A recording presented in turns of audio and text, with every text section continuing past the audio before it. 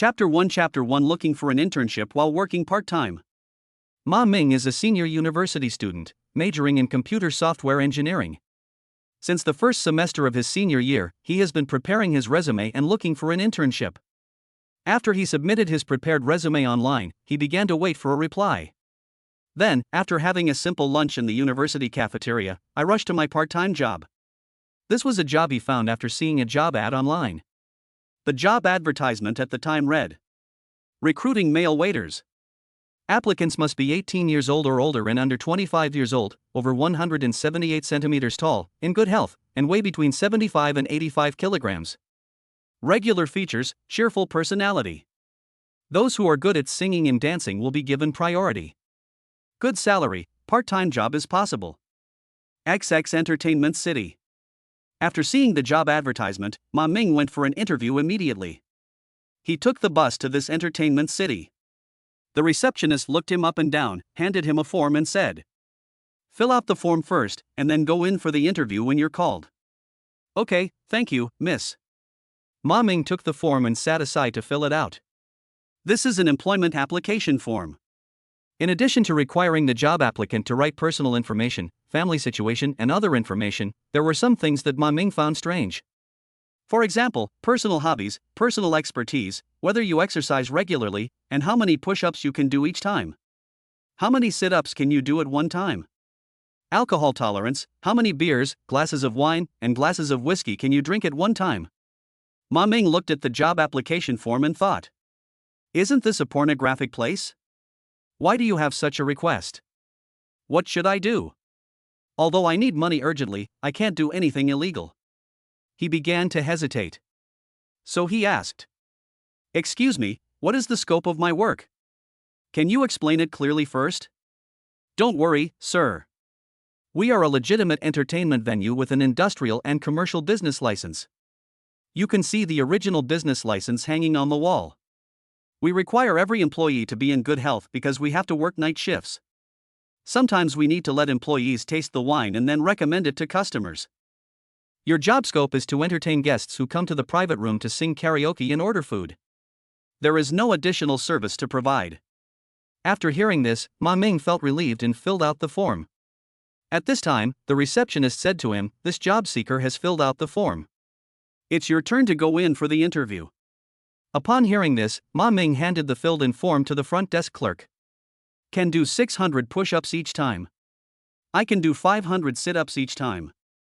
I run and exercise every day, and I am good at singing and dancing. I can drink 5 large glasses of beer, 8 glasses of red wine, and 3 glasses of whiskey at a time. Ever since my father, the breadwinner of the family, was diagnosed with cancer, the family's financial situation has plummeted. After the resection surgery, he has to go to the outpatient clinic and take medicine regularly, and he has to recuperate at home and cannot go out to work. Now the family relies on my mother's work as a sanitation worker in town to support them, and our life is very difficult. My sister is in high school and will take the college entrance examination soon. Once she is admitted to university, the burden will be even heavier." Ever since his father fell ill, Ma Ming has been looking for a job to earn money. Not only does he have to cover his own tuition and living expenses, he also has to save money and send it back home to help his mother. "I usually earn little by doing homework and tutoring for others, and I work part-time as a waiter in a restaurant, but the salary is not high either." So, he posted on social media that he could be a temporary boyfriend and provide driving services. Go to art college and work as a part-time nude sketch model. Ma Ming's classmate and roommate Mark is his best friend. After learning about his friend's situation, he half-jokingly said, "I say, Tygo has a charmingly handsome face, wouldn't it be a waste if we don't make good use of it? You are seriously short of money anyway, so just find a rich woman and all your problems will be solved." "Hey, where can I find a rich woman? I've been here for almost 4 years, and I haven't even seen the shadow of a rich woman." "Oh, you're busy doing part-time jobs all day long, so of course you can't meet rich women. You have to find a place. Go to the entertainment city. I heard that's where the rich hang out. Where there are rich men, there must be rich women. You might bump into them. What's more, the salary there is high and can help you solve your current predicament." After hearing this, Ma Ming started to pay attention to the recruitment advertisements of the entertainment city. Sure enough, he saw it and decided to give it a try. The lady at the front desk took his application form, looked at it, and said, "Your name is Ma Ming? Come with me." The young lady led him to the door of an office. Boom, boom, boom. The lady at the front desk knocked on the door and a voice came from inside, "Come in." The young lady opened the door and said to Ma Ming, "Come in." She led Ma Ming to a large office desk and said to a woman sitting in a large chair, "Manager Zhang, this job applicant is Ma Ming. Here is his completed job application form." The young lady put the job application form on the table, turned around and left, closing the office door. Ma Ming stood there a little nervously, and only heard Manager Zhang say, "Your name is Ma Ming?" "Yes, Manager Zhang, hello." Manager Zhang looked Ma Ming up and down before saying, "Yes, you have good appearance. Have you ever worked in this field before?"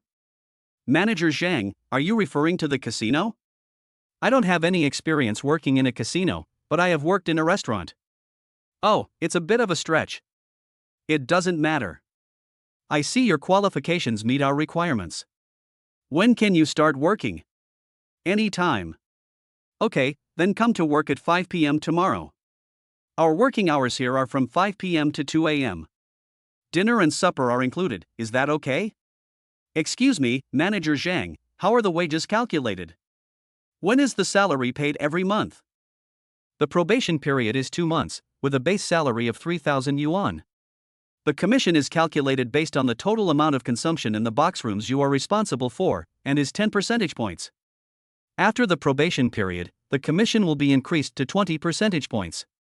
Salaries are paid on the 15th of each month, and you can collect tips from customers yourself, and you don't have to hand them in."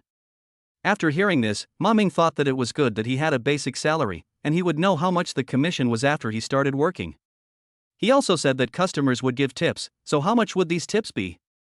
He didn't dare to ask more questions, for fear of being disliked by Manager Zhang, so he decided to give it a try. "Manager Zhang, I can come to work tomorrow." "I will come to work on time tomorrow." "Okay, when you arrive tomorrow, go to the front desk to complete the onboarding procedures. After completing the procedures, you can follow the experienced staff to manage the private rooms. Someone will come to guide you, and after a month, you will be familiar with the working environment." "Okay, thank you, Manager Zhang." Ma Ming was glad to have found a job. At least there was a basic salary and 2 meals were provided, which was not bad. The next day, Ma Ming arrived at the entertainment city on time to report for work. The girl at the front desk helped him complete the entry procedures, gave him 2 sets of work clothes, and let him work with a senior employee. The entertainment city stipulates that dinner time is half an hour and midnight snack time is half an hour. Ma Ming came to the cafeteria, had a quick dinner and then went to find the senior employee who brought him to work. The senior employee was Supervisor Guo Rong. When he saw Ma Ming, he said, "New Ma, come with me." Ma Ming followed him to a private room upstairs, which was equipped with all the necessary karaoke facilities. Guo Rong said to him, "You will be in charge of this private room from now on. You will be responsible for following up on the drinks and meals ordered by the guests. You should first familiarize yourself with the services provided in the private room." Guo Rong handed him an LPAD. "You need to read the service items and fee schedule carefully and memorize them so that you can recommend them to your guests when the time comes." Ma Ming opened the service project. 1. Singing performance service, calculated by the hour, 200 yuan per hour. 2. For the promotion of famous wines, a 10% increase will be added to the wine price. 3. Provide designated driver service, the price is negotiated by both parties. 4. Provide pick-up and drop-off service, the price is negotiated by both parties. After Ma Ming saw it, he had a vague idea of what kind of services they would be. Guo Rong told him that the prices of the 3rd and 4th services were agreed upon between himself and the customer, and he would collect them himself and did not need to hand them over. On Ma Ming's first day at work, he followed Guo Rong and watched how he entertained guests. The entertainment city is divided into men's and women's sections, and Ma Ming works in a private room in the women's section. The people who came into the ladies' department were all older aunts, there were also some younger ones, but not many. On the 3rd day of Ma Ming's work, a rare guest came to his private room. She was a very beautiful auntie. Chapter 2 Is the beautiful aunt the female president? Ma Ming said to the beautiful aunt very politely, "Miss, do you need to order? This is the menu of our service items. Can I open it for you to see? Get me some delicious snacks and a bottle of red wine from the Bordeaux wineries in France." Yes, young lady, I have written it down for you. Please wait a moment and I will have someone bring it over. Ma Ming quickly ordered food for the beautiful aunt on LPAD and immediately served her hot tea. Ma Ming courteously invited the beautiful aunt to drink tea. Miss, what kind of tea do you like? This is Long Jing, would you like to try it and see if it suits your taste? Yeah, it's okay. The beautiful aunt responded lazily and sat down to drink tea by herself. After waiting for a while, Ma Ming didn't see any other guests coming in, and thought, could this aunt come alone? After waiting for a while, the waiter brought snacks and red wine. Ma Ming quickly stepped forward to help open the red wine, allowing it to breathe so that it would taste smoother. Ma Ming also prepared some snacks for the beautiful aunt. Young man, please sit aside or eat with me. Don't stand and watch me eat. I'm not used to it. The beautiful aunt started to speak, and her voice sounded like a very pleasant mezzo-soprano. Excuse me, miss, our boss has a rule that we cannot eat during working hours. I'm standing at the door. Please call me if you need anything. The aunt did not answer Ma Ming, but drank the red wine by herself. Ma Ming stood at the door waiting for her to call him. He stood there for almost an hour, but he didn't hear his aunt calling him, so Ma Ming walked in to see what was going on. I saw that the beautiful aunt's cheeks were red from drinking, and the bottle of red wine had already been turned upside down. She lay on the sofa with her body tilted on her side, and looked like she was almost drunk. Ma Ming looked at the snacks on the table again. He had only eaten a small portion. This beautiful aunt was just drinking. She must be trying to drown her sorrows in alcohol, right? After waiting for a while, the aunt still didn't get up to pay the bill and leave. Ma Ming became a little panicked. After all, he had only been on the job for 3 days and had never encountered such a situation. So he called his supervisor Guo Ming for advice. Hey, Manager Xiaogua, I have a female guest who seems to be drunk and has been sleeping. She hasn't paid the bill yet. What should I do? Oh, she must have had a big fight with her husband and came here to drink to drown her sorrows. It doesn't matter, try to wake her up. Oh. Ma Ming called softly, Miss, wake up, this is the entertainment city, do you want me to take you home? He called several times, but his aunt didn't respond. Manager Xiaogua, we can't wake up the guest, what should we do? Well, let her wake up and then ask her to pay the bill. You have to stay with her and don't let her go out by herself. Otherwise, if something goes wrong, we will be in trouble. When she wakes up, call the valet parking department and ask them to ask the valet parking guy to come up and help take her home. You should also go with them to make sure that the guest is safely taken home. Oh, I see. After listening to the instructions from his supervisor Xiaogua, Ma Ming had no choice but to sit in the private room and wait for the beautiful aunt to wake up before making any calculations. After waiting for more than an hour, the aunt seemed to wake up, and the low sound she made startled Ma Ming. Ma Ming came over and whispered, Miss, are you awake? I only heard my aunt let out a long breath, turned over, and almost fell to the ground. Ma Ming quickly stepped forward to hold her up so that she would not fall. Miss, it's time to wake up. Have you drunk too much? Ma Ming shouted again. Auntie rubbed her eyes and sat up straight. She was dazed for a while, then she realized she was not at home and woke up all of a sudden. Brother, I fell asleep, why didn't you wake me up? Auntie said a little angrily. Oh, little sister, you blamed me wrongly. I called you many times, but you were sleeping so deeply that you didn't hear me. Do you have a driver's license? Can you drive? Can you take me home? I'll give you a tip. Well, it's like this, young lady, you haven't paid yet, why don't you pay the bill here first, and then I'll ask my colleagues from the parking department to take you home? Okay, calculate the amount and help me swipe the card. Okay, miss, please wait a moment. Ma Ming quickly clicked the checkout button on the iPad and asked the aunt to look at the amount on the screen. Miss, if you think it's okay, you can scan the QR code or swipe the card. Not a lot, scan the code. After saying that, the aunt picked up her phone and opened the payment code. Ma Ming thought that it was several $1,000s, and he said it was not much. The consumption for one person could be considered generous. Okay, thank you, miss. Seeing that the bill had been paid, Ma Ming said, Miss, please wait a moment. I'll ask a colleague from the parking department to drive over. Ma Ming called and asked someone to drive to the gate and wait. He then said, Miss, can you please go out? The aunt ignored him, picked up her handbag and went out. But after taking a few steps, she stumbled and almost fell. Ma Mingfei rushed over and supported her. Ma Ming helped the aunt to the gate, then helped her into the back seat of the car. He sat in the passenger seat and sent the aunt off with his colleagues. "Miss, where is your home?" The aunt tapped a few times on her phone and said, "Just follow this address to navigate." As soon as Ma Ming saw it, he took out his mobile phone and navigated to the address the aunt gave. When we arrived at the designated address, the aunt said, "Drive into the underground garage." So the car was driven into the underground garage, and the aunt asked Ma Ming to park the car diagonally opposite the elevator entrance. Ma Ming hurriedly got out of the car, went to the back seat, opened the door, helped the aunt out of the car, and sent her into the elevator. He watched the elevator door close before leaving. Ma Ming came out of the underground garage and went up to the ground. He looked up and saw a high-end and luxurious office building. Could it be that this beautiful aunt worked here? Maybe she was the female president of the company here. Ma Ming guessed, walked to the bus stop opposite, and took the bus back to the university dormitory. Because the beautiful aunt opened a bottle of expensive red wine, he should have earned several hundred yuan in commission today. He thought the salary for this job was not bad, so he planned to continue doing it. When he just returned to the dormitory, his old best friend and roommate Mark said to him, "Brother, you are back from get off work. I have good news for you. I have found an internship and will report for internship tomorrow. How about you? How are things going? I'll know when I turn on my computer to see if there's any reply." Ma Ming turned on his computer to see if he had received any new emails. He clicked on a few new emails and found one email that was a reply asking him to go for an interview.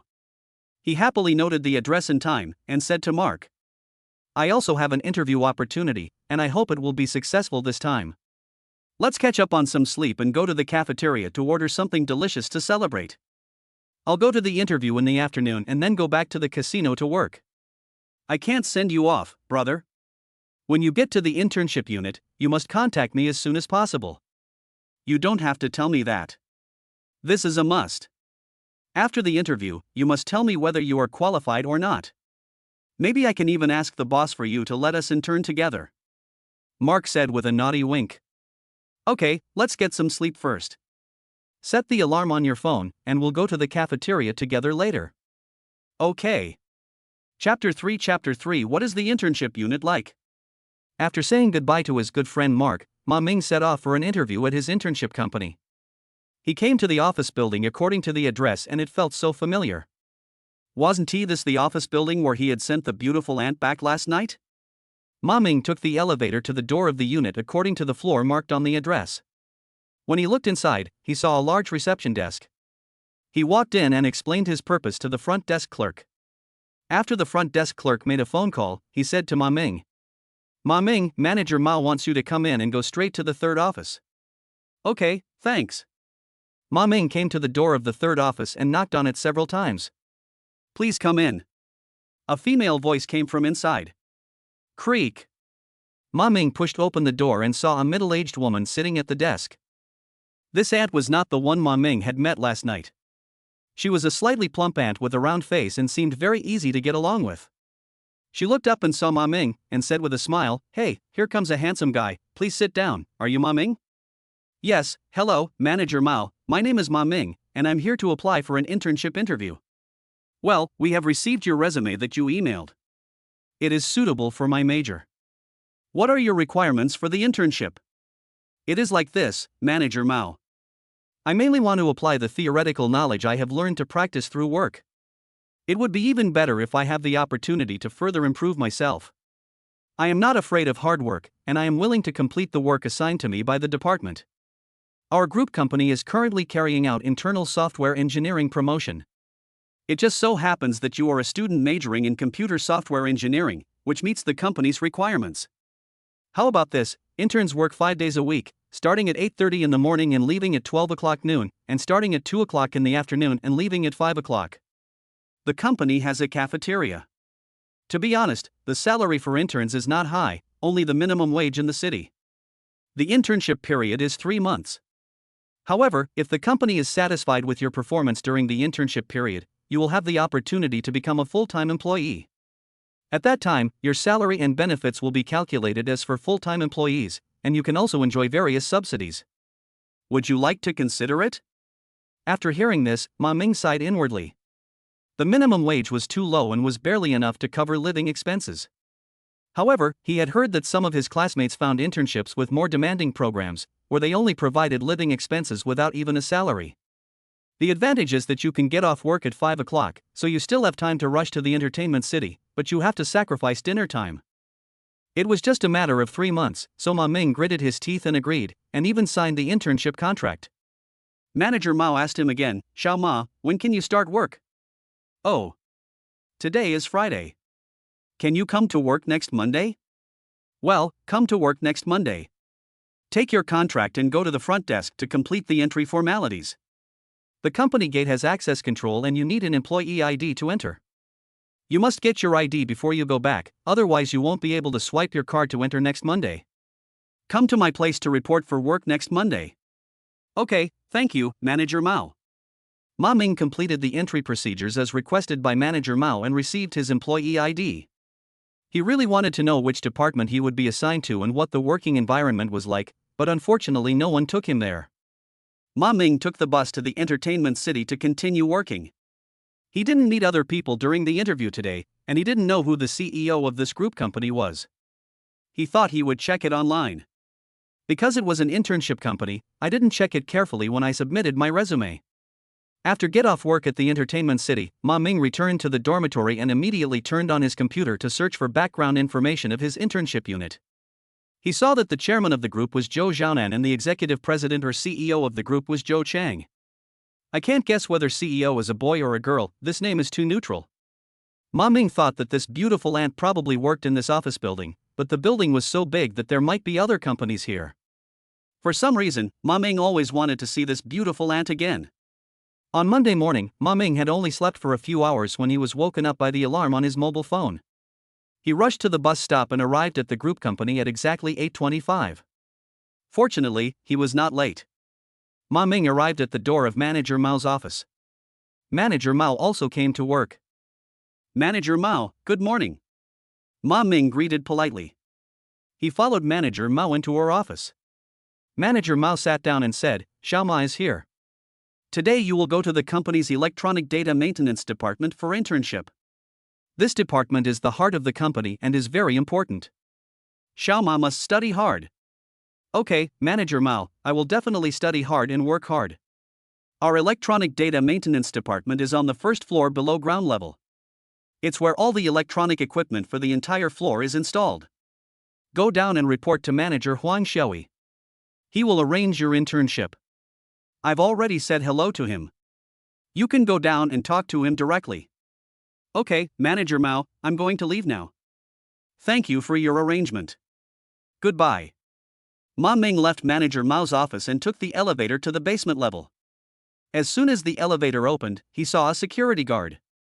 A security guard saw him and said, "Comrade, who are you looking for?" "Hello, I'm looking for Manager Huang Xiaoyi. What do you want to see him about?" "I'll notify him for you. I'm a new intern, and Manager Mao asked me to report to him." "Oh, so that's how it is. Wait a moment, I'll call him." After a while, the security personnel received a reply and conducted a security check on Ma Ming. They allowed him to enter only after the check. Ma Ming walked in and saw a row of offices. He looked up at the names of each office, and when he saw the office labeled Manager Huang Xiaoyi's office, he knocked on the door a few times. "Please come in." A male voice came from inside. Ma Ming pushed the door open and saw a middle-aged man with sparse hair. "Hello, Manager Huang. My name is Ma Ming. I'm an intern and I'm here to report today." "Well, sit down first. I'll let Squad Leader Jiang take you to familiarize yourself with the environment. From now on, Squad Leader Jiang will guide you to work." "Yes, thank you, Manager Huang." After a while, Squad Leader Jiang arrived. He was a young man, about 25 or 26 years old. Ma Ming followed Team Leader Jiang to a large office with more than a dozen workstations. Team Leader Jiang took him to a workstation and said, "You can sit here from now on. Computers and office supplies are all here. If you need anything, you can come to me." "Okay, thank you, Captain Jiang." "You're welcome. We'll be colleagues from now on. Come with me and I'll take you to inspect the company's data center." It was only when Ma Ming followed Team Leader Jiang to the computer room that he understood what large scale meant. Rows of data equipment were neatly arranged in the large computer room, with dozens of rows in total. As they walked, team leader Jiang said, "This is the heart of our company. It is very important. You cannot enter this computer room without me. You must remember this unless you get my approval." "Okay, I'll remember it." Ma Ming agreed readily. "Your job is mainly to help me monitor the data operation. It's not difficult. There are work rules and precautions on the computer at your workstation. Go back and read them carefully and follow the instructions. If you don't understand something, come and ask me." "Okay, Captain Jiang." After inspecting the computer room, the two returned to their workstations. Ma Ming turned on the computer and looked at the work rules and guidelines. Wow, there were dozens of pages in total.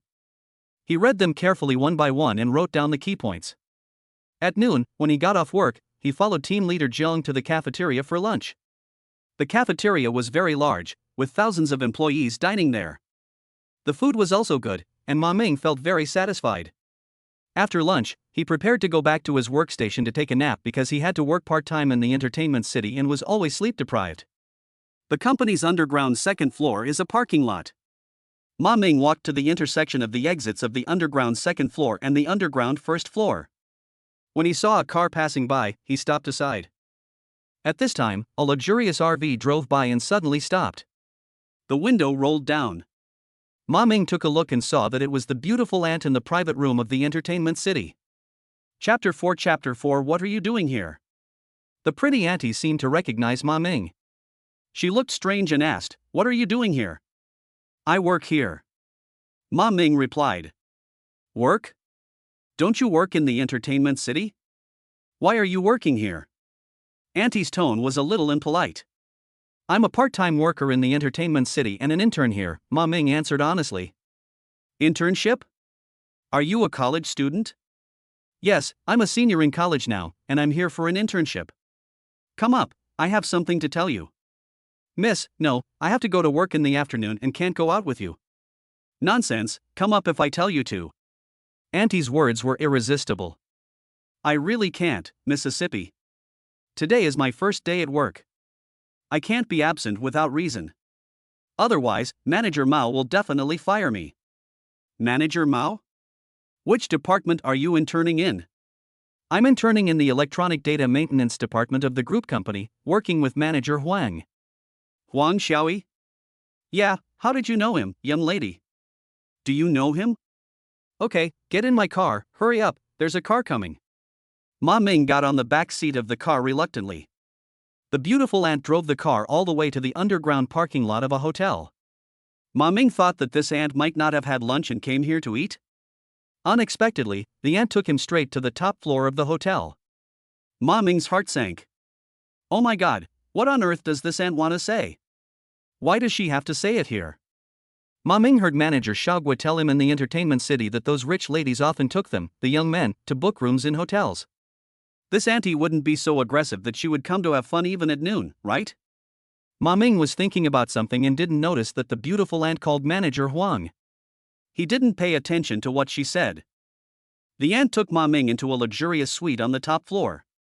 The decoration inside was very exquisite and tasteful. It was the first time that Ma Ming saw such a luxurious hotel suite. Auntie pointed to the sofa and asked him to sit down. She made another phone call outside, then came in and said, "May I have your name?" "My name is Ma Ming." "Ma Ming, my assistant has resigned and the position is vacant. You can take over. You don't have to go back for internship." "This is not good. This is my first day of internship and I have signed an internship contract. If I do this, the company will definitely fire me. I won't be able to graduate without an internship certificate. I appreciate the young lady's kindness, but if that's all for this, I'm sorry, I have to go back to work, or I'll be late." "Don't worry, I'll be responsible for issuing your internship certificate." "Is that okay?" "But, little sister, what is your job? Where is your company located? Aren't you an intern at my company? Don't you know who I am?" "Oh shit," Ma Ming's heart trembled, he really didn't know. He said a little embarrassedly, "Miss, I don't even know your name, how can I know who you are?" "Oh, I'm the CEO of the company, my name is Joe Chang." "What? Ma Ming's mouth opened unconsciously and he quickly covered it with his hands. Do you have a driver's license? Can you drive? Ma Ming worked as a night shift taxi driver to make money. Of course he had a driver's license and could drive. So he said, I have a license and can drive. No way, let's just decide. After lunch, you will report back to the company's top floor office. I will let manager Huang handle your internship transfer. After Zhou Cheng finished speaking, he walked out without listening to Ma Ming's opinion. Ma Ming sat alone on a very comfortable leather sofa in a daze. At this time, the doorbell rang. Ma Ming went to open the door and saw a hotel waiter politely said to him, Sir, your lunch order has arrived. When Ma Ming saw these exquisite dishes in the luxurious hotel, he was afraid that all the money he had was not enough to pay the bill, so he said, Waiter, I guess you sent it to the wrong room. I didn't order any food. You can't be wrong, sir. This is the top floor and you are the only suite in the house. Don't worry about eating. Someone has already paid for this. The waiter showed a somewhat ambiguous and knowing smile on his face. When Ma Ming saw him like this, he thought that this kid must have had some wrong ideas, but he didn't know how to explain it. The waiter put down the dining cart and he bowed politely and left. Ma Ming thought that since he had already paid for it, it would be a waste not to eat it. So he ate to his heart's content. The dishes were truly delicious, the best he had ever tasted since he was born. After eating, Ma Ming was worried about being late, so he went downstairs immediately to find a car to go back to the company. When he arrived at the top floor of the group company's headquarters, as soon as he entered, a female employee came up to him and asked, Hello. Are you Ma Ming? Oh my god, am I really that famous? Ma Ming scratched his head, smiled and nodded, Yes, my name is Ma Ming. Assistant Ma, please follow me. The staff took him to an office and opened the door. Inside was an office of about 20 to 30 square meters, fully equipped with office equipment. Ma Ming thought, being an assistant and having his own office is an extremely good treatment. The female employee handed Ma Ming a pair of car keys and a newest model iPhone and said, Assistant Ma, this is the car key your company gave you, and this is the office phone number the company gave you. The assigned car is parked in the garage diagonally opposite the elevator entrance of the parking lot on the second floor below ground. My name is Yang Xin, and I am the secretary of the top floor administrative manager. If you have any questions, please contact me. Yang Xin handed his business card to Ma Ming. Ma Ming took the business card and thanked him repeatedly. Chapter 5 I actually became the president's assistant? Ma Ming sat in the office and felt like he was dreaming for a moment. What happened today was too bizarre, wasn't it? It was a bit like riding a roller coaster, making people dizzy. Ma Ming collected his thoughts and turned on the computer on his desk. He saw several emails in the company mailbox, so he clicked on them to read. It turned out that Zhou Cheng had sent it to him, and the content was about his work and daily schedule. Ma Ming quickly concentrated and read every email carefully.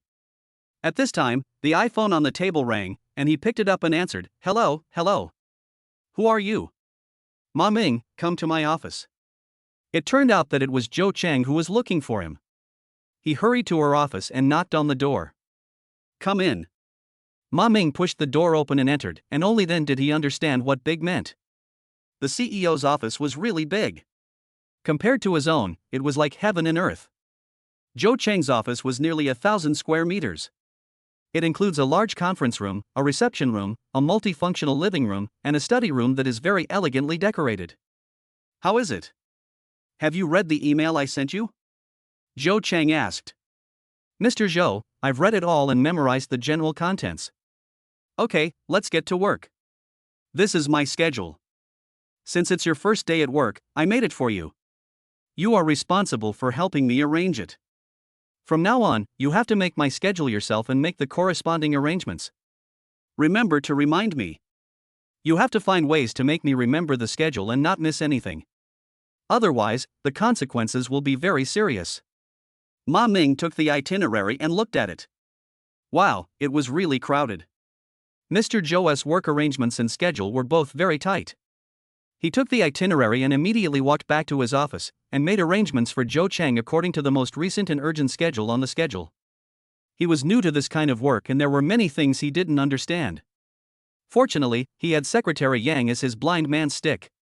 In order to remind Zhou Cheng and not miss any item, he set an alarm on his iPhone so that he could report to Zhou Cheng on time. In the blink of an eye, it was 5 o'clock in the afternoon. Ma Ming remembered that he still had to go to the entertainment city to work part-time. He quickly packed up the things on the table and quickly went to the underground parking lot to find his company's car. As soon as he pressed the key, a sound told him where the car was. He looked and saw that it was a top-of-the-line imported Lexus with a market value of about 800,000 yuan.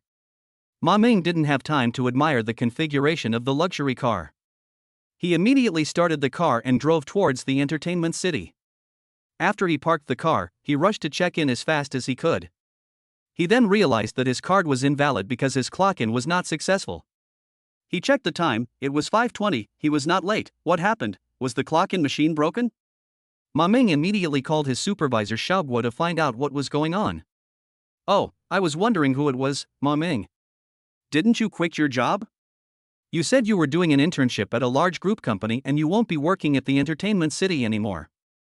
No, I didn't resign. Who said that? I can't clock in now. What should I do? Manager Guo, please help me and be a witness that I am not late. What kind of proof do you need? Your salary has been paid. Check your bank card to see if your salary has been deposited. Ma Ming immediately logged into the mobile banking app and saw that, as expected, the salary and commission for the past few days of work had been deposited into his card. He was confused for a moment. Who helped him quit his job? He even arranged for his salary.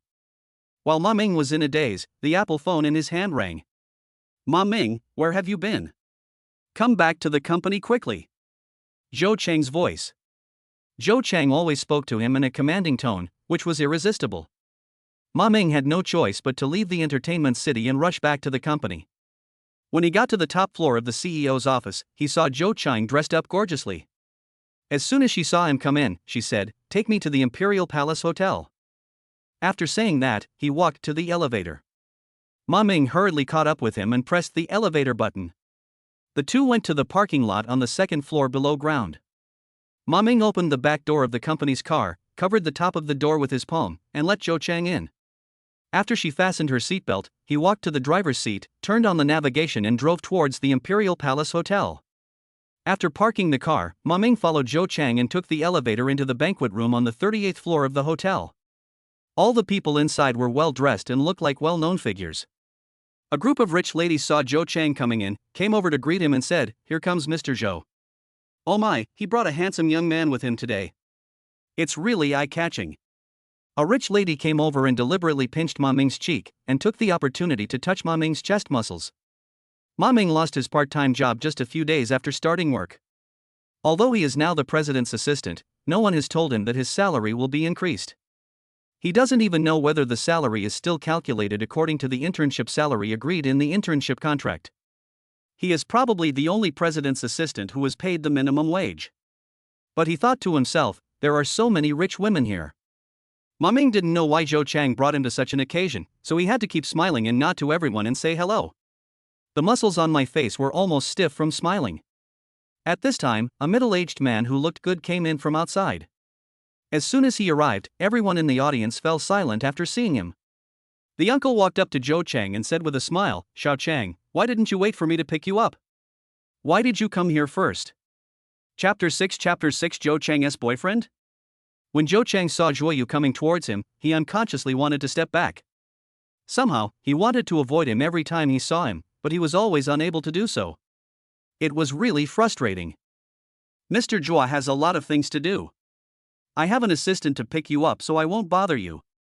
Zhuoyu glanced at Ma Ming and said, "Is he the assistant you are talking about?" "Yes, what is the problem? He's just a kid, how can he be an assistant? I think he hasn't even graduated from college yet, how can he be Xiao Cheng's assistant? I'll help you find a capable one later." "No need, I think he's pretty good." Ma Ming listened to the two people's banter and guessed that they must be at odds with each other. Zhou Cheng must hate this uncle. So Ma Ming stepped forward, stretched out his right hand and said, "Hello, Mr. Zhuo, my name is Ma Ming, and I'm Mr. Zhou's assistant. This is our first meeting, so please give me your guidance." Zhuoyu shook Ma Ming's hand briefly and then let go immediately, as if Ma Ming's hands were dirty. This action clearly showed that he looked down on Ma Ming. Zhou Cheng saw this, the corner of his mouth twitched slightly, and he said with a smile, "Excuse me, Mr. Zhuo, there's someone I know over there. I'm going to go over and say hello. Excuse me. After Zhou Chang finished speaking, he glanced at Ma Ming and turned to walk to the other side. Ma Ming nodded to Zhuoyu wisely, then strode beside Zhou Chang. Zhuoyu snorted coldly and went to greet other people. Zhou Chang walked to a lounge in the banquet hall, found a seat in a corner, sat down, and took a glass of champagne and drank it slowly. Ma Ming guessed that Zhou Chang wanted to avoid Zhuoyu, so he didn't talk to her. He sat down next to her and drank a glass of juice slowly. After sitting for about 15 minutes, the banquet outside began. Zhou Chang glanced at Ma Ming, stood up and walked out to find his own seat. Of course Ma Ming followed her. When everyone was seated, Zhuoyu walked towards Zhou Chang and sat down next to her. Zhou Chang couldn't help but glance at his seat nameplate, which indeed had the word Zhuoyu written on it. Zhou Chang really wanted to stand up and walk away, but her mind told her not to do that. So she turned around and looked at Ma Ming. Ma Ming didn't understand what she meant at first, but when he saw Zhuoyu next to her, he immediately understood. While Zhuoyu was not paying attention, Ma Ming quickly swapped his seat signs with Zhou Chang's.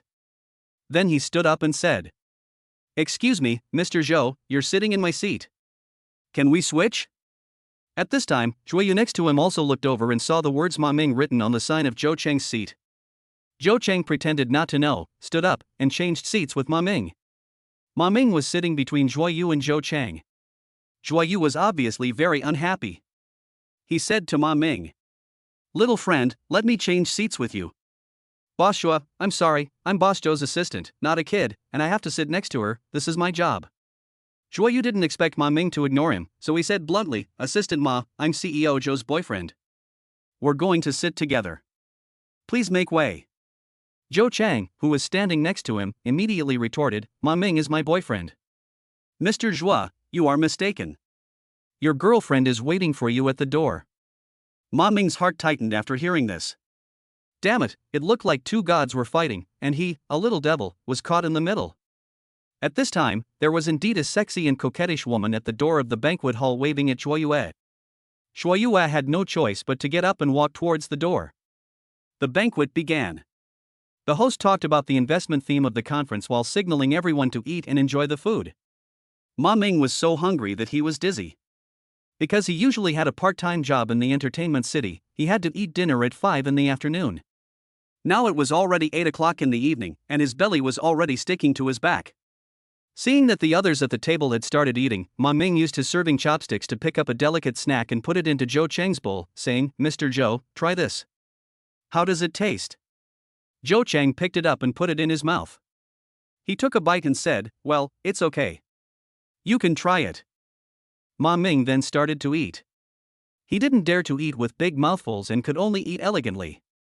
However, the dishes were really good, so he ate slowly and chewed carefully. Until the end of the party, Zhuoyu did not come back.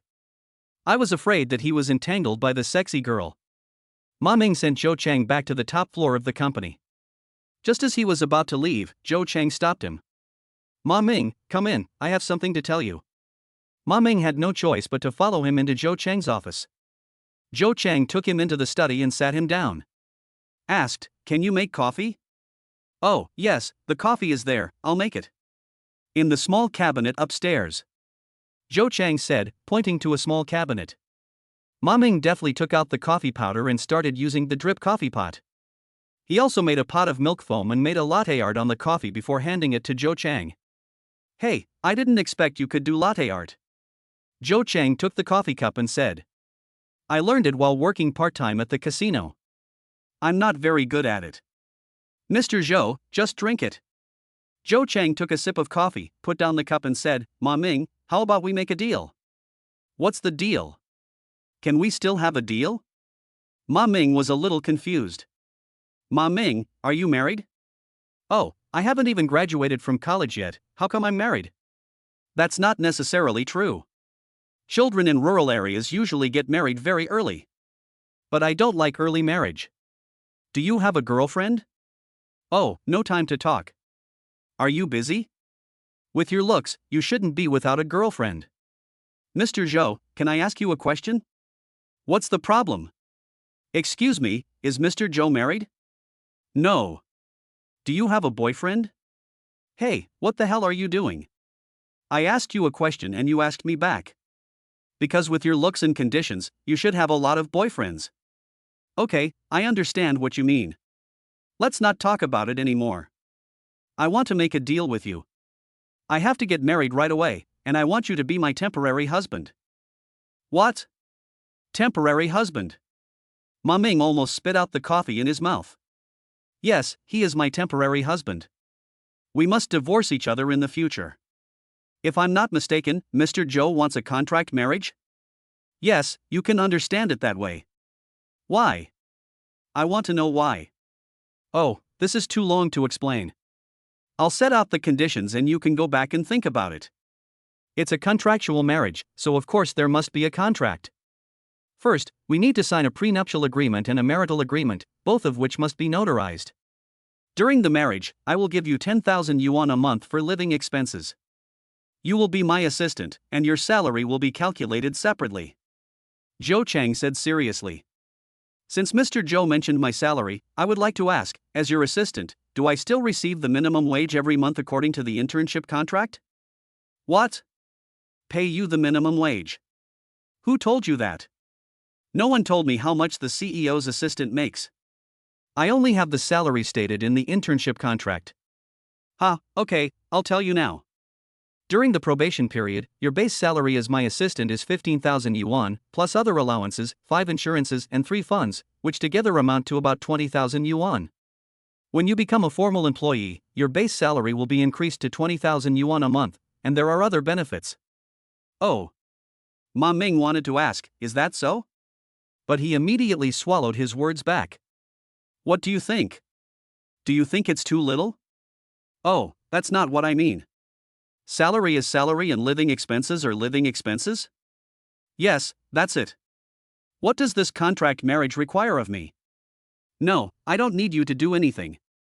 We are just a boss and subordinate relationship, nothing more. I see. Is there a time limit? Well, the longest time is about 3 years, and the fastest may be only 1 year. When you sign the divorce agreement and complete the divorce, if you divorce after 1 year, I will give you an additional 2 million. If you have to wait 3 years to get a divorce, I will pay you an additional 5 million. Ma Ming wondered if he had heard it wrong. If he married Zhou Chang, he wouldn't have to do anything and would have 10,000 yuan a month for living expenses. He would also get a salary as an assistant. If he divorced after a year, he would get another 2 million yuan, which would make 5 million yuan in 3 years. Is this something that needs to be considered? Ma Ming wanted to agree right away, but that would make him seem too impatient. So I said, okay, I'll go back and think about it and get back to you. Don't think about it for too long. I'll give you a week to think about it. Tell me whether it's okay or not after a week. Yeah, okay. After the discussion, Ma Ming went home from get off work. Because there was no parking space at the university, Ma Ming had to park his car in the company's garage and then take the bus back to the university dormitory. Chapter 7 Do you want to get married?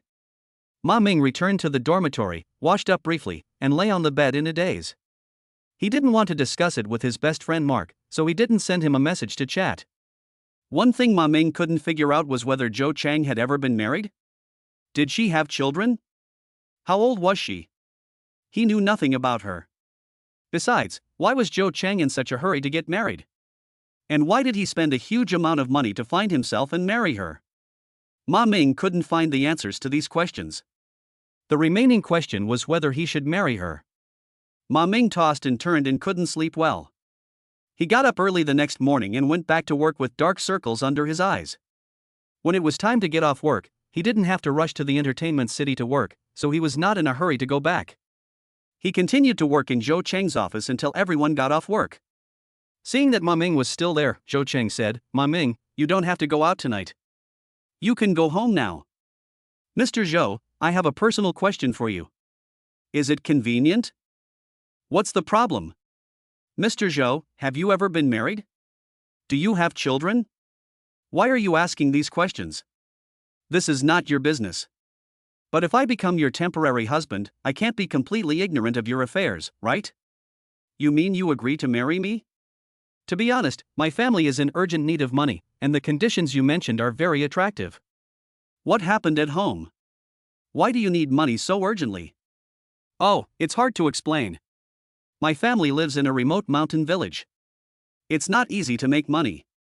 Usually, my father works in the big city to make money. My mother grows crops and raises poultry to help us make ends meet. We could have made ends meet before, but 2 years ago, my father went to the hospital for cancer surgery and all our savings were gone. Now my dad can't go out to work, he has to recuperate at home, continue taking medicine, and also has to support my sister and I in school. Doesn't he urgently need money? Otherwise, I wouldn't have to work part-time in the casino. If you're waiting for money to save your life, then what else are you considering? Wouldn't marrying me solve all your problems? I was thinking, even though I'm your temporary husband, he's still your husband after all. I can't be completely ignorant of your affairs, right? Miss, can you just pick out the key points and tell me? If you agree to register your marriage with me, I'll tell you. How about that? At least you're old enough to tell, right? Don't mind this, it's not true. I don't care how old I am, it doesn't matter to you. You're young, what are you afraid of? Miss, even if you don't tell me now, I will still know when we go to register. It doesn't matter a moment or two. You promised? If you can sign the employment contract for the CEO's assistant with me first, I will agree. I didn't expect you to be so smart and clever at such a young age. Okay, I like this. Go find Secretary Yang. She's in charge of signing labor contracts. Okay, I'll go find her tomorrow, little sister. I'm off work. Don't tell anyone about your marriage to me. I can tell you, but I guess you don't want anyone to know, right? Zhou Chang suddenly said mischievously. Well, in this case, why don't we cultivate our relationship first, so that others won't get suspicious when we go to register? How to cultivate the Dharma? Let's go on a date, hold hands, kiss, that kind of thing. Go to hell. You're still trying to take advantage of me. You're dreaming. Miss, I'm a handsome guy, you can take advantage of me, so that you can feel balanced. That's it, I promise not to resist. If you don't leave right away, I'll regret it and go to the casino to find someone to replace you. It's hard to find someone like me, but I won't give you this chance. Let's go, blow me a kiss first. After Ma Ming finished speaking, he put his hand to his lips and blew a kiss to her. Then he ran away quickly. 2 days later, Zhou Chang said to Ma Ming, tomorrow, dress neatly and let's go to the Civil Affairs Bureau to register for marriage. Oh, I can finally call you wife, old lady, call me husband for me to hear. Go to hell, go back and get ready, get a haircut, and bring your ID and household registration book. If you continue to bully me, I'm afraid the registration clerk will snatch me from you. What are you afraid of? No one can steal from me. That's true. They don't have as much money as you. How long are you going to shiver like an old woman? Bye, old lady. After saying this, Ma Ming hurried out of the office door. He went back to the area near the university campus to get a haircut because most of the business here is students and the prices are relatively cheap.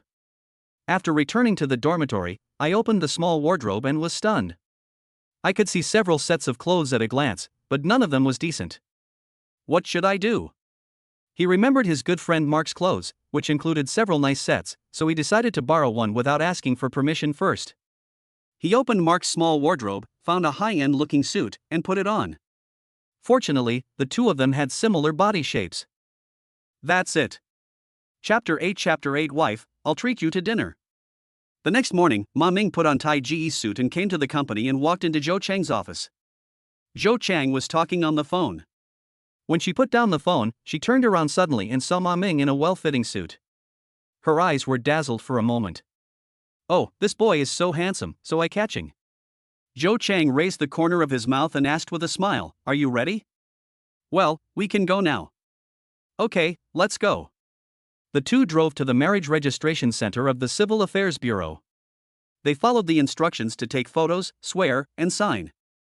After all the formalities were completed, they received 2 red books, one for each person. Ma Ming opened the red book and saw that the age of the beautiful aunt was revealed. It turned out that Zhou Chang was already 38 years old, 17 years older than Ma Ming. He was only a few years younger than his mother. He couldn't believe it, because Zhou Chang looked much younger than his mother. If you didn't know her, you would think she was no more than 30 years old. Oh, he looks so young. No matter what, the matter is now a done deal.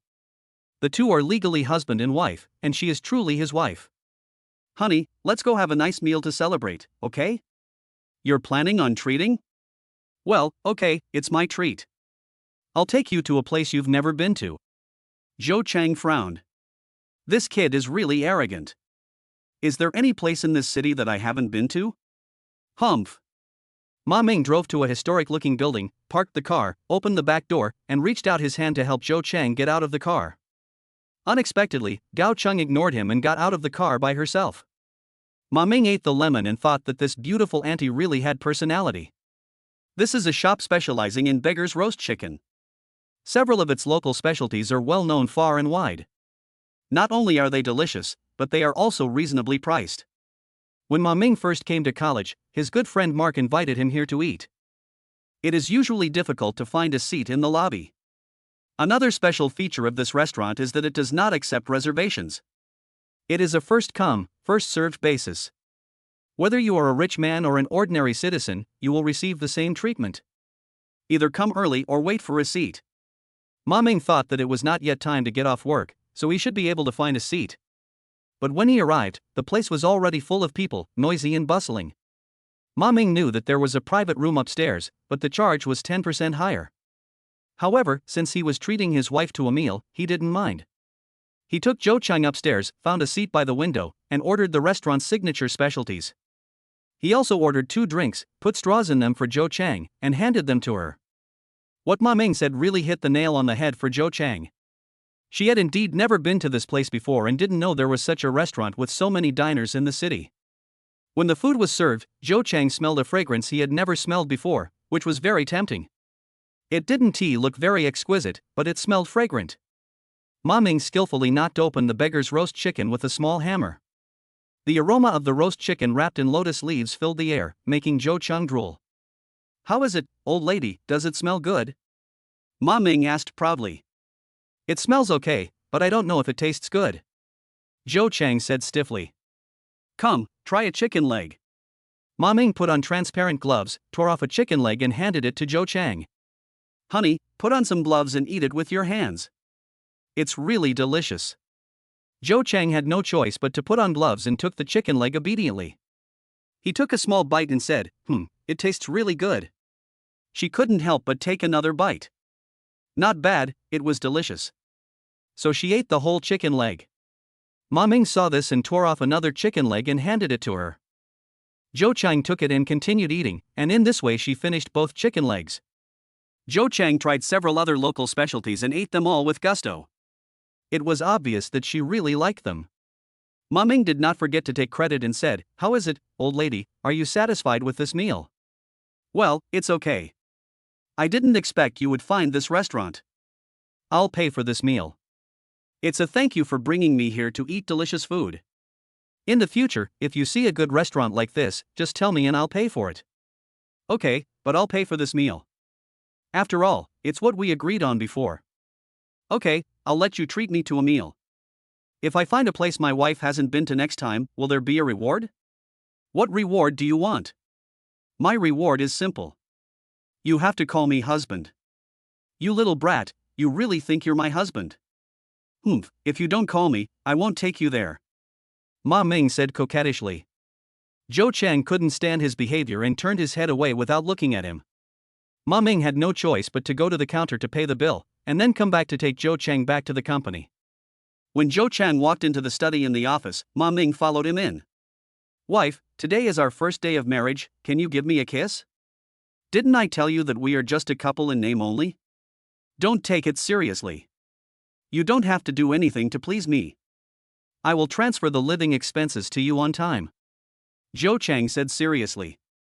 Hey, even though we are a fake couple, we are also a couple recognized by the law. I just want to try getting along with you. I am a handsome guy, and my wife has paid for it anyway. Wouldn't it be a big loss if I don't try it out? I didn't expect you to want to make it real. Shouldn't I have the final say on whether to try you out? When did you ever want me to try you out? As Zhou Chang spoke, 2 red clouds flew up on his face. Oh, an old lady would actually be shy. It's so tempting. Ma Ming also felt that he was too shameless. Did this beautiful aunt really just pay but not use the service? It seems that the waist strength I gained through hard work in the gym is of no use. Before leaving, Zhou Chang said, Ma Ming, as my assistant, you must be familiar with the company's various businesses and deal with the leaders of various departments. So, while I am away on a business trip, you should first familiarize yourself with the company's business and learn about the information of the leaders of various departments to facilitate future communication. Don't let people say that you are a person who relies on your face and figure to make a living. Okay, honey, how many days are you going to be away on business? Also, don't call me wife or wife in the company. Just follow the rules and call me CEO Zhou. If you keep calling me that, I'll deduct your living expenses. Got it, honey? Yes, Mr. Zhou, I got it. Chapter 9 You should first get familiar with the company's business. Ma Ming came to Zhou Cheng's office early the next morning and sent her to the airport to catch a plane. Then he returned to his office and called Secretary Yang, asking her to come over and explain the company's business status in detail. Yang Xin received a call from the president's assistant and did not dare to delay. She brought a small card of information to Ma Ming's office. Oh my God! Ma Ming exclaimed. Do I need to read so much information? When Yang Xin arrived, he took out a thick folder from the cart and handed it to Ma Ming, saying, Assistant Ma, this is the automotive parts manufacturing industry, which is the core business of our group company. Here is the relevant business information. Please take some time to read it. Secretary Xiaoyang, can you introduce me to the leaders of each department of the company? Okay, first of all, let's talk about the auto parts manufacturing company. The general manager of the company is Zhang Wenkai, and there are 5 deputy general managers. The folder in your hand contains the information of the heads of the various departments of the company. Okay, I think it's enough for me to visit one company a day, right? It's amazing that Assistant Ma can learn about the auto parts company in one day. It is the most important company in our group and one of our main businesses. Is there anything else you need to know? Yang Xin looked to be about 25 or 26 years old. When she introduced the company information to Ma Ming in a serious manner, her mature look made Ma Ming think that she was a nice young lady. Yang Xin was introducing herself seriously when she suddenly saw Ma Ming's half-smile. She was stunned and subconsciously wondered if her makeup was smudged or her clothes were dirty. She came to this group company as a secretary right after graduating from college and has been working here for almost 3 years. She had a boyfriend in college, but because of work, they were separated and became in a long-distance relationship. She was always worried that the relationship would become unstable and they would break up at any time. In front of her now was a charming younger colleague who was also her superior. Her heart skipped a beat when Ma Ming looked at her like this. Assistant Ma, I'll put the information about this card in your office. Please take a look at it when you have time. If you have any questions, you can always ask me. Okay, I'll take a look at the information first and contact you if I have anything else. Then I'll go back to work. Assistant Ma, please take your time to look at it. After Yang Xin finished speaking, she turned around and walked out. Ma Ming looked at her from behind and thought that Secretary Yang had a nice figure, and wondered if she had a boyfriend. When Yang Xin walked out, she always felt a pair of eyes looking at her from behind. Her heart skipped a beat and she secretly thought, this Assistant Ma is really handsome like a star. He was promoted to the president's assistant right after he started working. Could it be that he was noticed by the president? It turns out that he must have been noticed to receive such treatment. I have been working in the company for almost 3 years, and I have never seen anyone get promoted like a helicopter. Except for Ma Ming. Yang Xin was guessing when the phone in her pocket rang. She quickly took it out to check the message. It was from her boyfriend. Xiao Xinxin, what are you busy with? Yang Xin collected her thoughts and replied, I've been so busy. The new assistant to the president asked me to introduce the information of the group company. I spent the whole morning looking for it. I'm so tired that my waist and legs are sore. Is this CEO's assistant a man or a woman? How old is she? The boyfriend asked again. Oh, every time I talk to you, you always ask these boring questions. I don't even know if the person next to you is a man or a woman, or how old he is. Yang Xin felt that her boyfriend was very suspicious. He would ask about everything, such as whether the girl was a man or a woman, her age, etc. She didn't want to talk to him anymore. Ma Ming was looking at documents alone in the office. He took out a thick notebook and wrote down the key information. After a morning, he had already written dozens of pages. At this moment, the cell phone on the desk rang and vibrated. He picked up the phone and saw that it was a message from his good friend Mark. "Brother, how are you doing with your internship at the new company? I haven't seen you send me any messages in the past 2 days. Are you being bullied?" he said with a funny expression. There are so many things to do that I can't react all at once. I will chat with you after I sort out the company's affairs." "What kind of company is it? Do you have to do a lot of things?" "It's a group company with several core businesses. It's very large. I can't understand it all just by looking at the information." "Then what are you going to do? You have to work part-time in the entertainment city again. Can you handle it?" "I didn't go to the entertainment city. I quit. The company I was interning at raised my salary, but I was too busy to handle it, so I stopped working." "Oh, it seems that the internship salary has increased a lot, otherwise you would not be willing to work part-time?" "Well, it's okay. How's the situation over there?" "Alas, I am not as lucky as you. My salary remains the same. My internship salary is only enough to support the dining hall. My family members found out and sent me money to help me. I really envy my brother for having a good father. He doesn't have to worry about anything." "Brother, everything has two sides. If you spend your father's money, you have to accept his control. It's not easy." "Well, I'd rather be like you." "Don't sigh, my friend. For someone like you who has a good figure, 8-pack abs, and a face prettier than a woman's, there must be rich women in the big companies. If you are spotted by someone, you won't have to worry." "Go to hell, you keep talking about rich women. Do you really want to get one?" "To be honest, I do want to, but the conditions are not right. I'd better just rely on my father." "Oh, it's already past the end of the workday, why are you still chatting with me?" "I did get off work early. I was talking to you while eating in the cafeteria." "Brother, are you still off work?" "I'm also getting ready to get off work. I won't say any more. When will you come back to the university so we can have a good reunion?" "I guess he won't be back until the National Day. We'll meet and talk then." "Okay, let's go." Ma Ming put down his phone, organized the documents on his desk, closed the office door, and went to the cafeteria for lunch. Speaking of the group company cafeteria, it was his first time to eat there. As soon as he appeared, the crowd made a lot of S sounds. Ma Ming walked to the ordering machine and stood there to watch how it was operated. The aunt at the counter quickly came over and said, "Young man, what do you want to eat? Is this your first time here? Auntie will teach you how to order." "Well, this is not difficult. I can do it too." Before Ma Ming could finish, the aunt grabbed his hand and started to operate the ordering machine. After a few random orders, lunch was ready. Ma Ming quickly broke free, scanned the code with his mobile phone to pay, took the order paper and went to the window to get his meal. Auntie watched him walk away with a dreamy smile.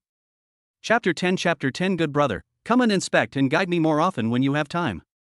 After lunch, Ma Ming returned to the office to continue looking at the information.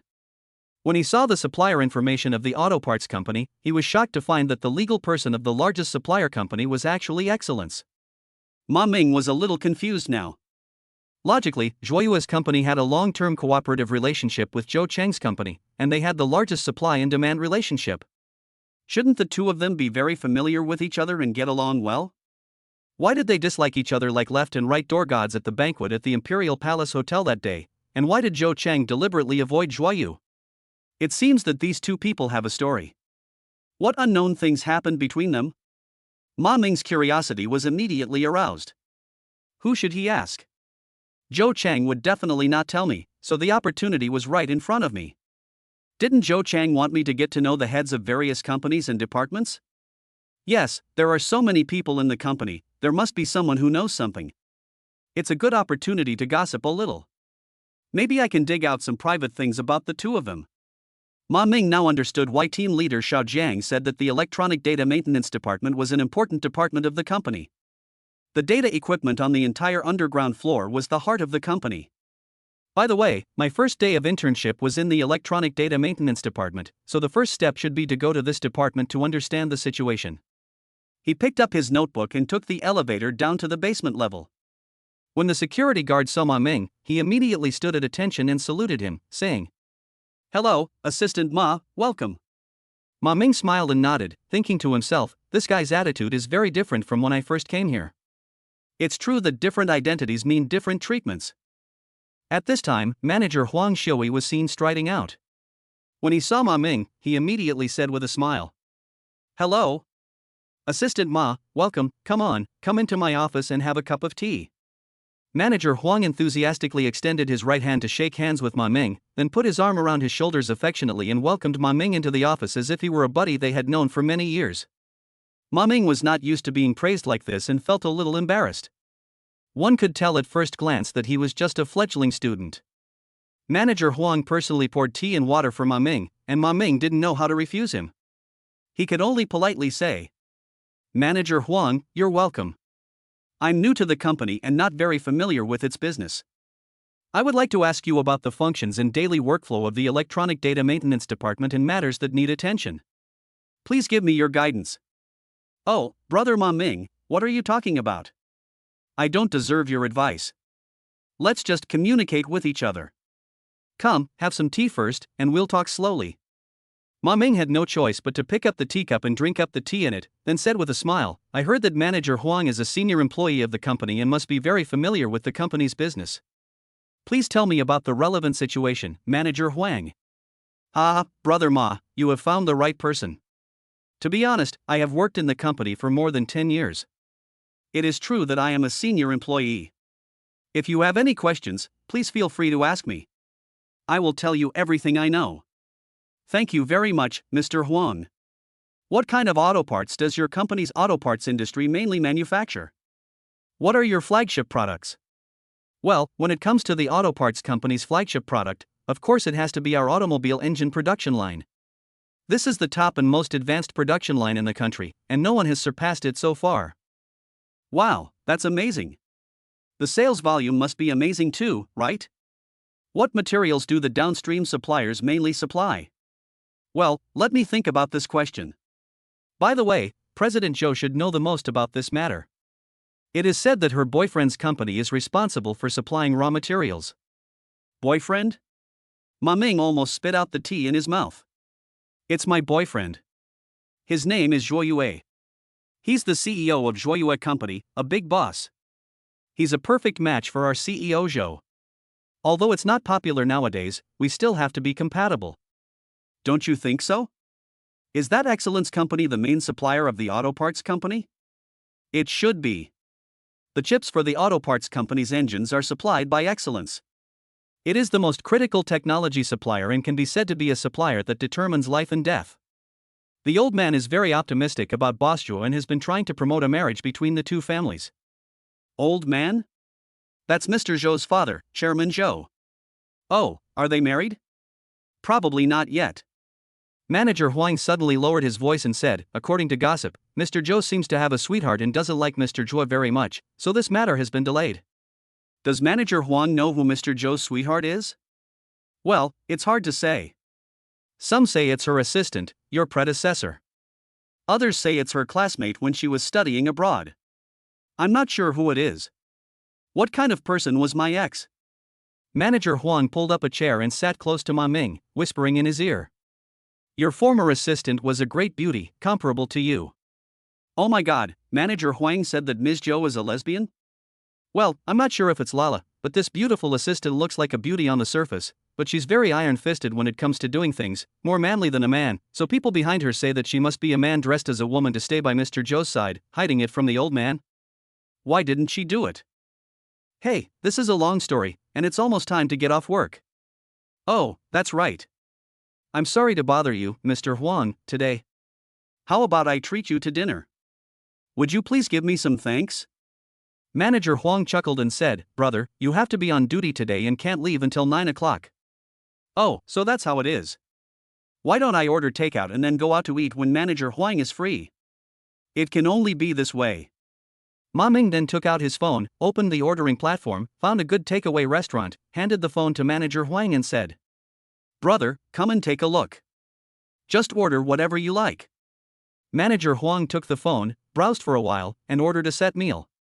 Seeing that he ordered a set meal that was not the most expensive, Ma Ming smiled slightly, ordered another one for himself, and added 2 drinks. The two chatted while waiting for the takeaway. He told me that Excellence Company is also a group company, a very powerful one. Chairman Zhou knew Zhuoyue's father in his early years and they became business partners. Later, Zhuoyue took over the company's business. 2 years ago, Chairman Zhou passed away, and now Zhuoyue is the one who makes the decisions in the company. Manager Huang also said, Boss Zhou is a returned overseas student, just like Mr. Zhou. Since he took over the family business, he has developed advanced automotive chip technology. His business has gradually grown and has become a leading enterprise in this industry in China. Chairman Zhou admires him very much and has always hoped that President Zhou and him could form a pair. This Mr. Zhou should be quite old, right? Has he never been married? No, it should be someone who has been married before.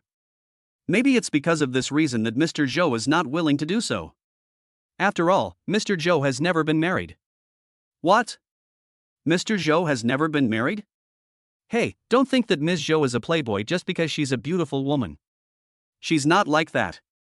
She's very stubborn. It's said that she didn't agree with Dad's arrangement because of her lover, and she hasn't gotten married yet. Then why did my predecessor resign? Well, this is all hearsay, so it can't be taken as the truth. I'll tell you when I have time.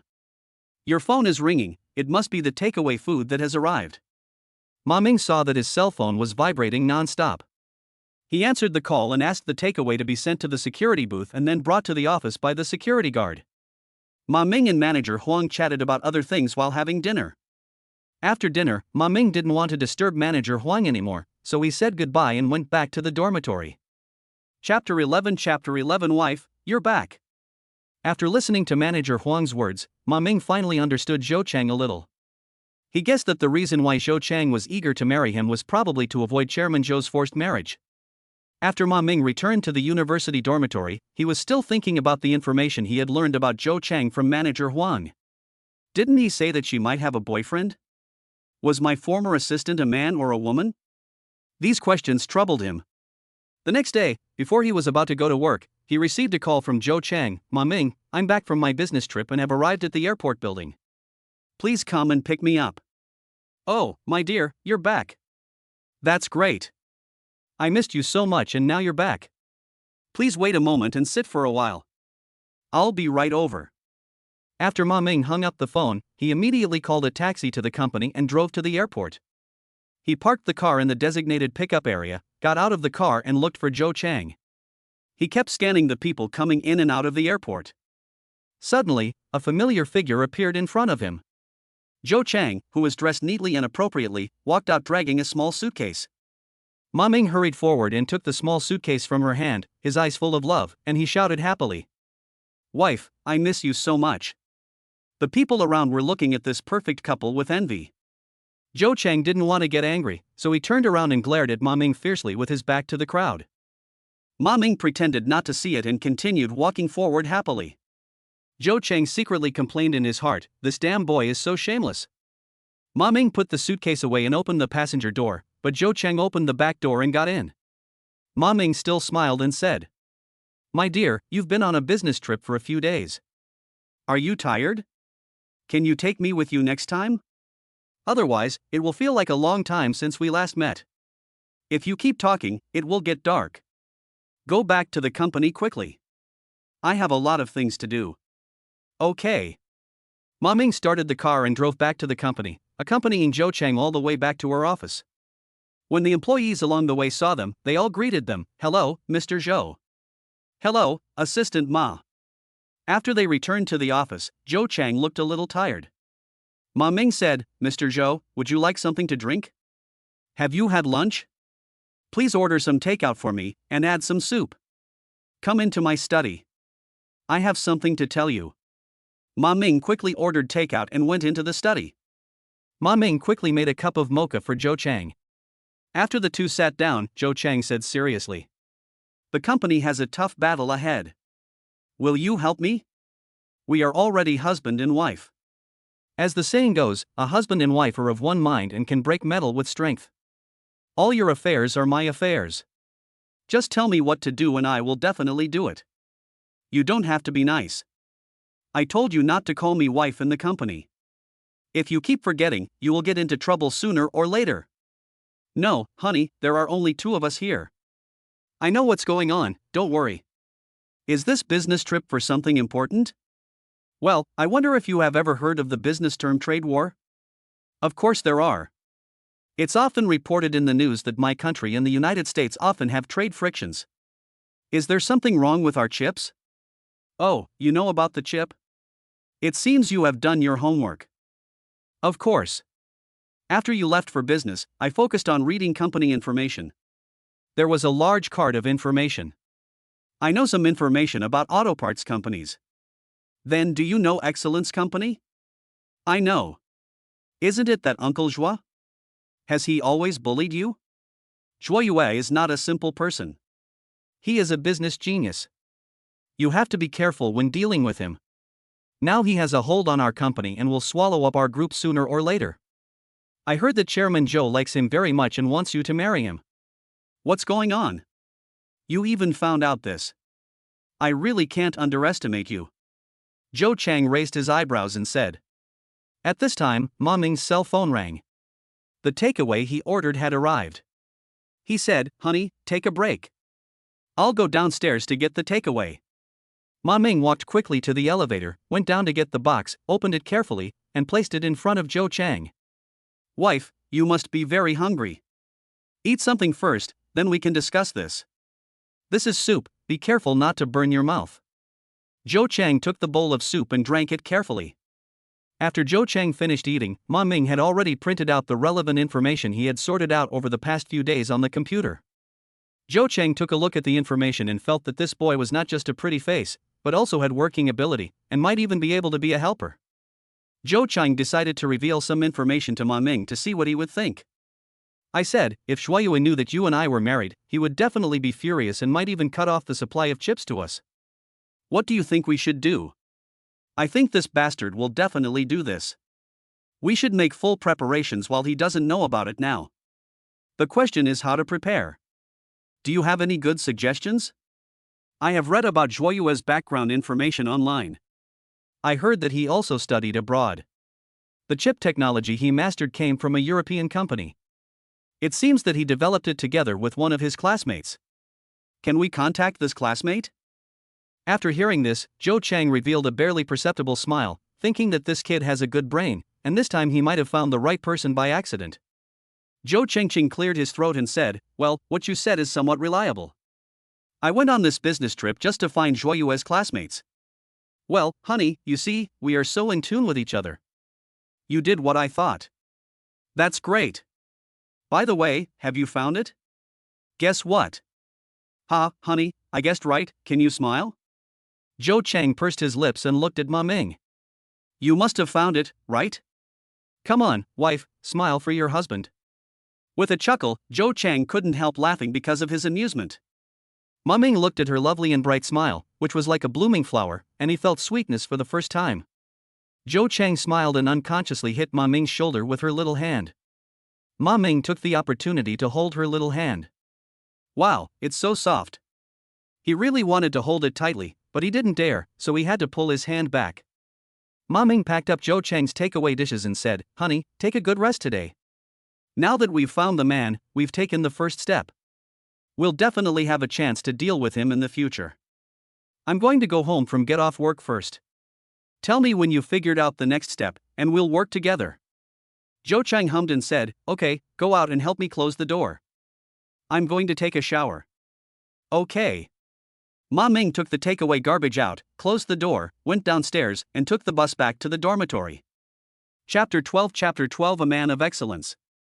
Ma Ming returned to the dormitory, turned on his computer, searched for the official website of Excellence Company, and logged in to view personal information about Excellence. Excellence, male, 42 years old, is the chairman of Excellence Group. Excellence Group was listed among the top 500 Chinese companies last year. The engine chip technology of its subsidiaries has reached world-class levels, making it a leading company in the auto parts industry and is constantly expanding and developing. The information Ma Ming obtained from the official website was fragmentary, not detailed or specific enough. Judging from the impression I had when I first met him, this man has great ambitions. Since he and Joe Chang are old friends and are valued by Chairman Zhou Jianan, and he also wants to use the name of marriage to swallow up the Jianan Group, why can't Chairman Zhou see it, but Zhou Cheng sees through his motives? Ma Ming couldn't think of the reason for a moment. So he thought of manager Huang Xiaoyi, the head of the electronic data maintenance department.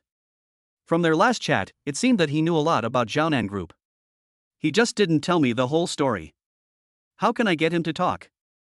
Ma Ming began to think of a solution. Shortly after he returned to work the next day, Zhuoyu came to see Zhou Chang.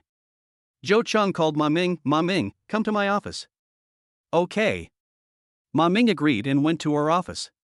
When he entered, he realized that it was Zhuoyu who came. If you really think of Cao Cao will appear. Ma Ming wisely poured tea for Zhuoyu to entertain him. When Zhuoyu saw Ma Ming, he just nodded as a greeting. He sat in front of Zhou Cheng's desk, drinking tea and saying, "What did Xiao Cheng gain from this trip to Europe? Boss Zhuo's nose is so sharp that he can even sniff out my whereabouts. I admire you. I admire you. Xiao Cheng, you don't have to joke with me. I know why you went to Europe. I just can't understand why you always look at me with a hostile attitude. Oh, I don't understand what Mr. Zhuo means by this. What do you mean by a hostile attitude? Don't forget that our two companies are the most important partners. If this is called a hostile attitude, then you really don't understand what a friendly relationship is. Xiao Cheng, we grew up together and can be called childhood sweethearts. Do we need to be so formal when talking to each other? Hey, Mr. Zhuo, let's not beat around the bush. What advice do you have for us, Mr. Zhuo? I came here just to tell you not to look for that guy anymore. He's unreliable. I came back to China to develop because I had a falling out with him. I hope you can recognize his true nature and don't be deceived by him. In addition, there is one thing I want to ask you. Since we started cooperating, I have always given priority to Jiaonan Company in supplying goods, and the supply price has been stable. What are you worried about, Xiao Cheng? You've already said it, so why should I worry about it? Are you being too sensitive, Mr. Zhuo? You know very well whether I am sensitive or not. There is one more thing. Chairman Zhou asked me to persuade you to go home more often when you have time and not to stay in the company all the time. Is there any father in this world who doesn't care about his children? He misses you very much in his heart. Don't be angry with him. If you don't trust your own father, you would rather trust some irrelevant people. Xiao Cheng, think about what I said carefully. After Zhuoyu finished speaking, he stood up and prepared to leave. At this moment, he realized that Ma Ming had been standing behind him, listening to his conversation with Zhou Chang. Zhuoyu felt a little jealous, so he said to Ma Ming bluntly, "You are here to help Mr. Zhou, not to be a vase. What are you doing standing here? Don't you have anything to do?" "Oh, Mr. Zhuo, don't worry. I can be a vase, but I can also do things. Now that you're gone, it's my turn to do things." After hearing this, Zhou Chang bit his lip to hold back his laughter, cursing in his heart, "This damn boy, it turns out he has a sharp tongue." Zhuoyu was politely retorted by Ma Ming, so he gritted his teeth and walked out. Ma Ming heard some information that others didn't know from the conversation between Zhuoyu and Zhou Chang. It turned out that the two were childhood sweethearts who grew up together. They were probably a pair of childhood friends. What exactly caused the current hostile situation? You need to understand this. Another question is, why did Zhou Chang live in the company instead of at home? We should also understand this question clearly. Just when Ma Ming was thinking about something, Zhou Chang spoke. "Ma Ming, go back and sort out the chip order data of the auto parts company in the past 10 years and give it to me. It's not urgent, but you have to do it quickly." "Oh, okay, I'll get back to it." Ma Ming returned to the office and called Yang Xian, "Miss, I have something to trouble you with. Do you have the chip procurement information for our auto parts company?"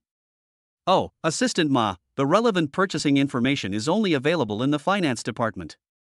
I'll go get it for you right away. Please wait a moment, I'll send it to you once I get it. It has to be from the last 10 years. Is that so? Okay, I get it. Thank you, miss. Goodbye.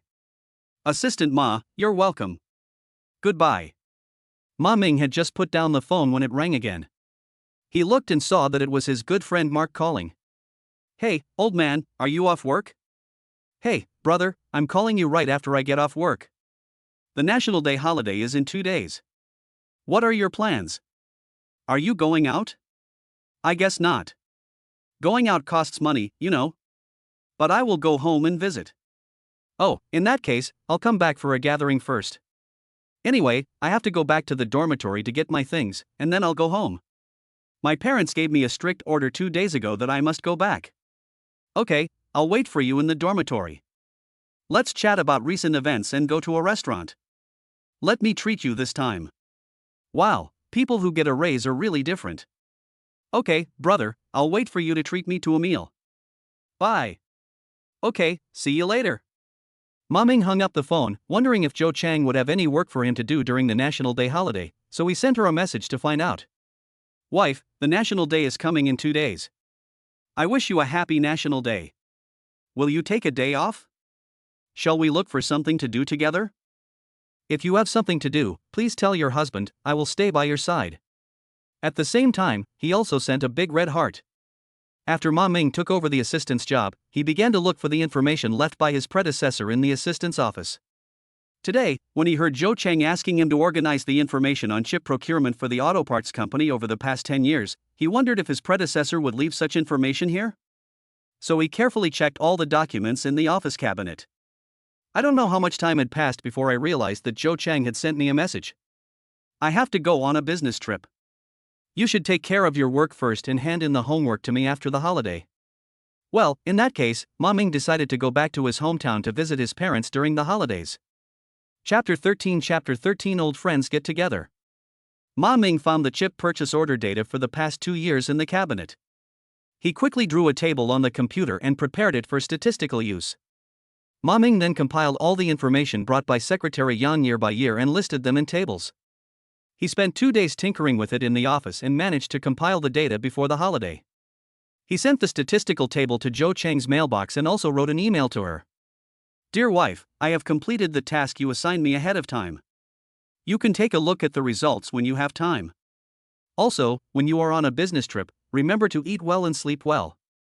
There is one more thing you must remember, which is to think of me every day and call me husband 3 times before going to bed every night. Love, your husband.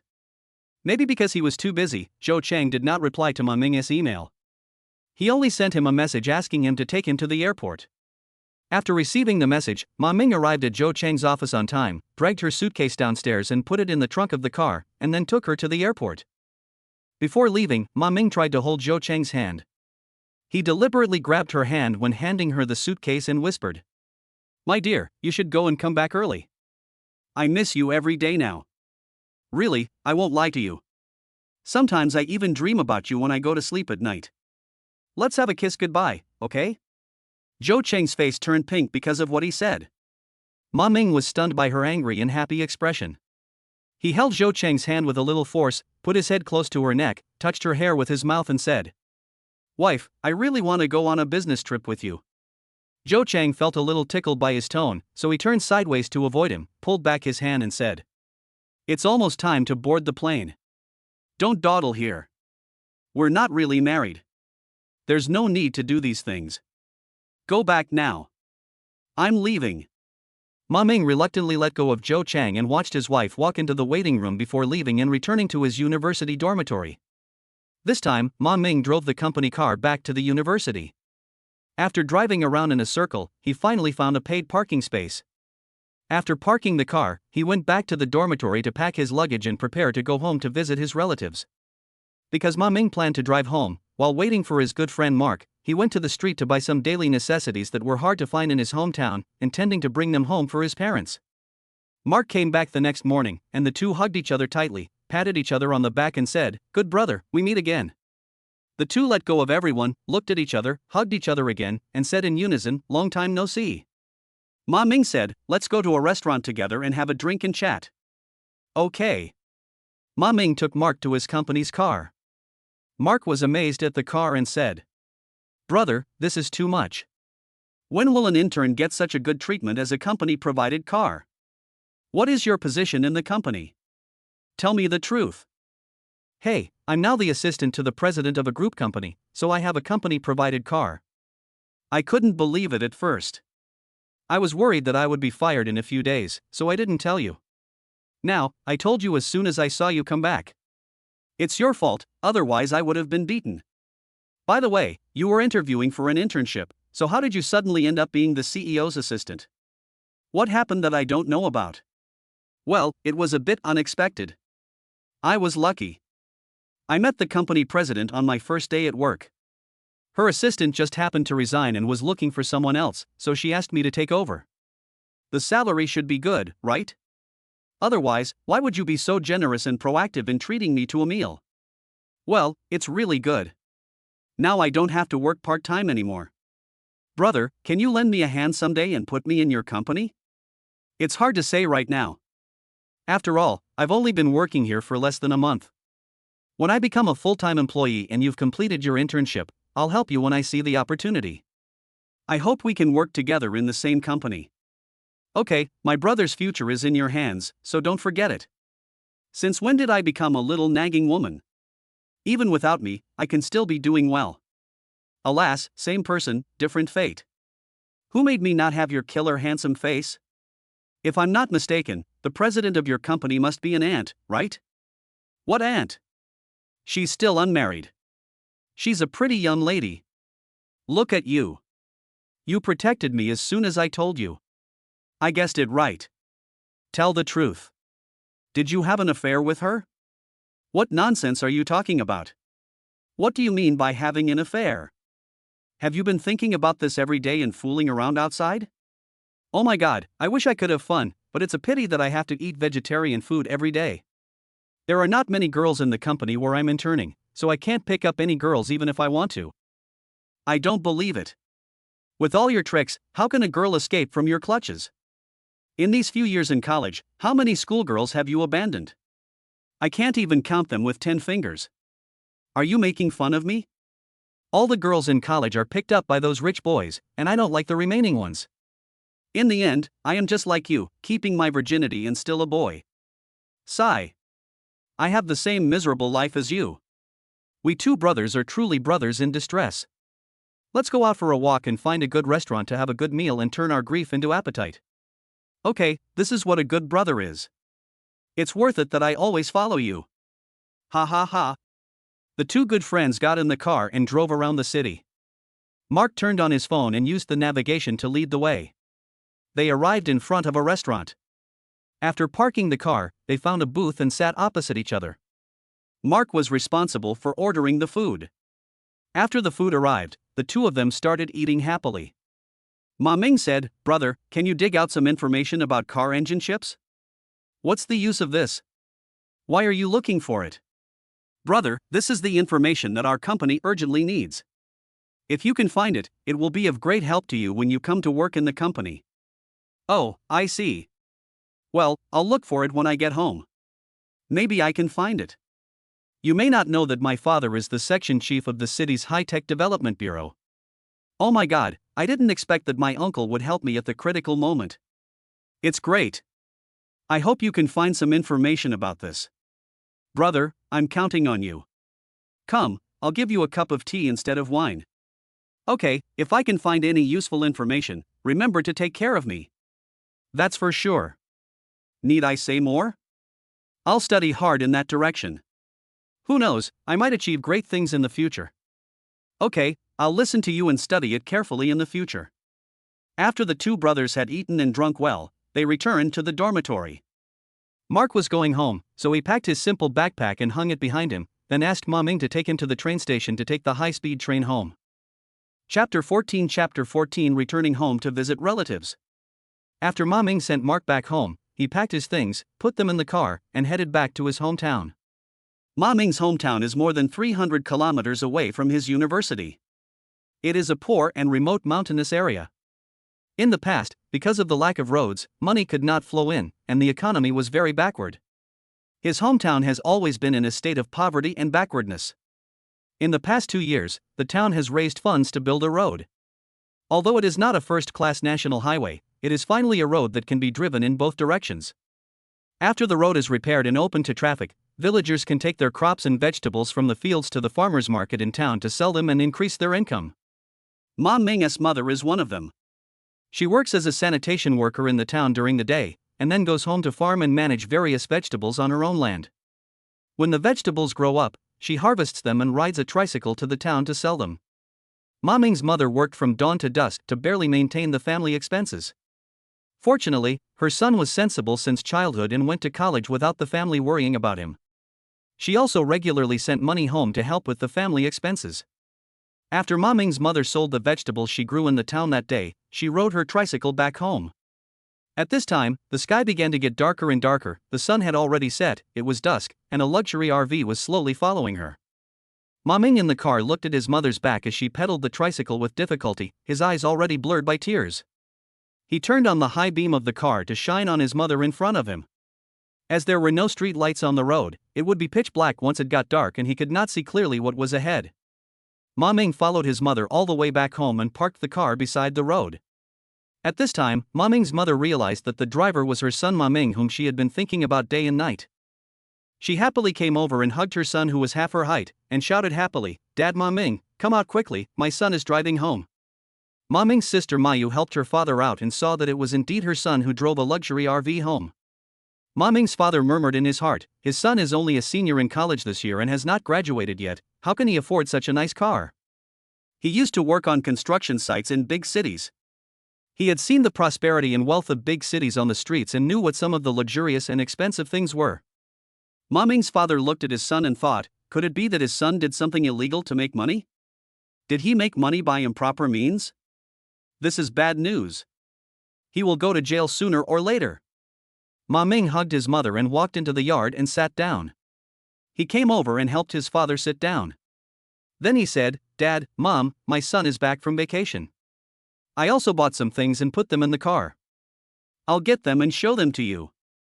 Mayu heard this and said, "Brother, I'll help you." "Okay, let us go together." The brother and sister moved all the things from the car into the house and piled them up. Ma Ming's mother was so happy that she couldn't stop smiling and opened the things one by one.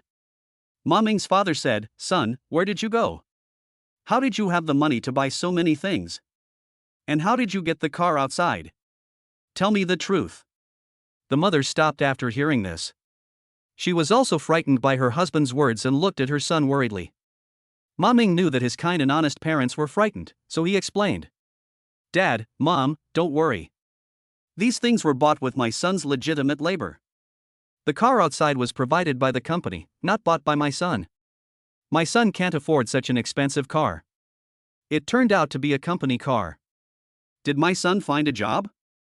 Doesn't he still have a year before graduation?" Ma Ming's mother asked. "Yes, Mom, my son was originally an intern in the company, and was later promoted to assistant to the president of the company. This car was allocated to him by the company." "Son's father, is the president's assistant a very senior position?" The mother asked again. "I don't know about this either."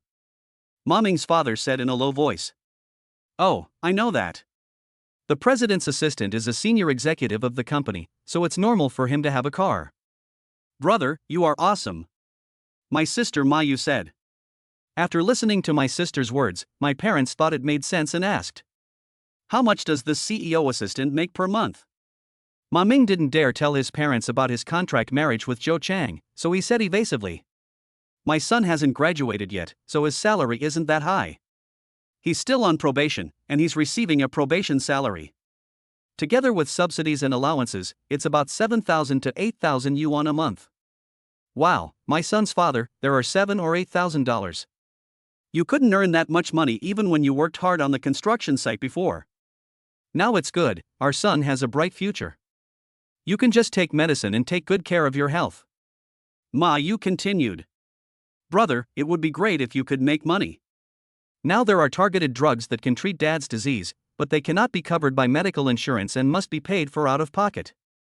Dad is reluctant to take the drugs because he can't bear to spend money." "Really? There are targeted drugs that can cure it. That's great. Dad, you must take it. My son has a cafeteria at work and lives in school. It doesn't cost much. All the money can be used to buy medicine. Dad, you must take it on time and cure the disease." Yes, my son is right. His father, you have to listen to your son and don't worry about money. Now that your son can earn money, you can buy medicine. Your sister still has to go to college, how can the money be enough for her?" Dad still shook his head. Ma Ming hurriedly said, "Dad, you don't have to worry about money. My son is on probation now. Once he becomes a full-time employee, his salary will be higher. His monthly salary will be more than 10,000 yuan. I can support my sister's tuition. Mayu also helped, saying, "Yes, Dad, don't worry about buying the medicine. I'm grown up now. I'll find a part-time job while I'm in college and won't spend the family's money. With my brother here, we'll definitely be able to get through this. Yes, my son is home today, so let's have a good reunion dinner. Come on, son, help mom and cook together. Okay, my son will prepare this meal. You two just sit back and wait for the meal." Ma Ming did what he said and immediately went to the kitchen to get busy. Sister Mayu also came to help, and the brother and sister worked together. Soon the steaming hot meal was ready, and the family sat together and ate happily. "Dad, shall I take you to the hospital for a detailed checkup tomorrow?" Ma Ming said. "Yes, Dad must go. It's convenient for him to go back and forth since he has a car. He doesn't have to catch the bus and go around." Sister Mayu also echoed.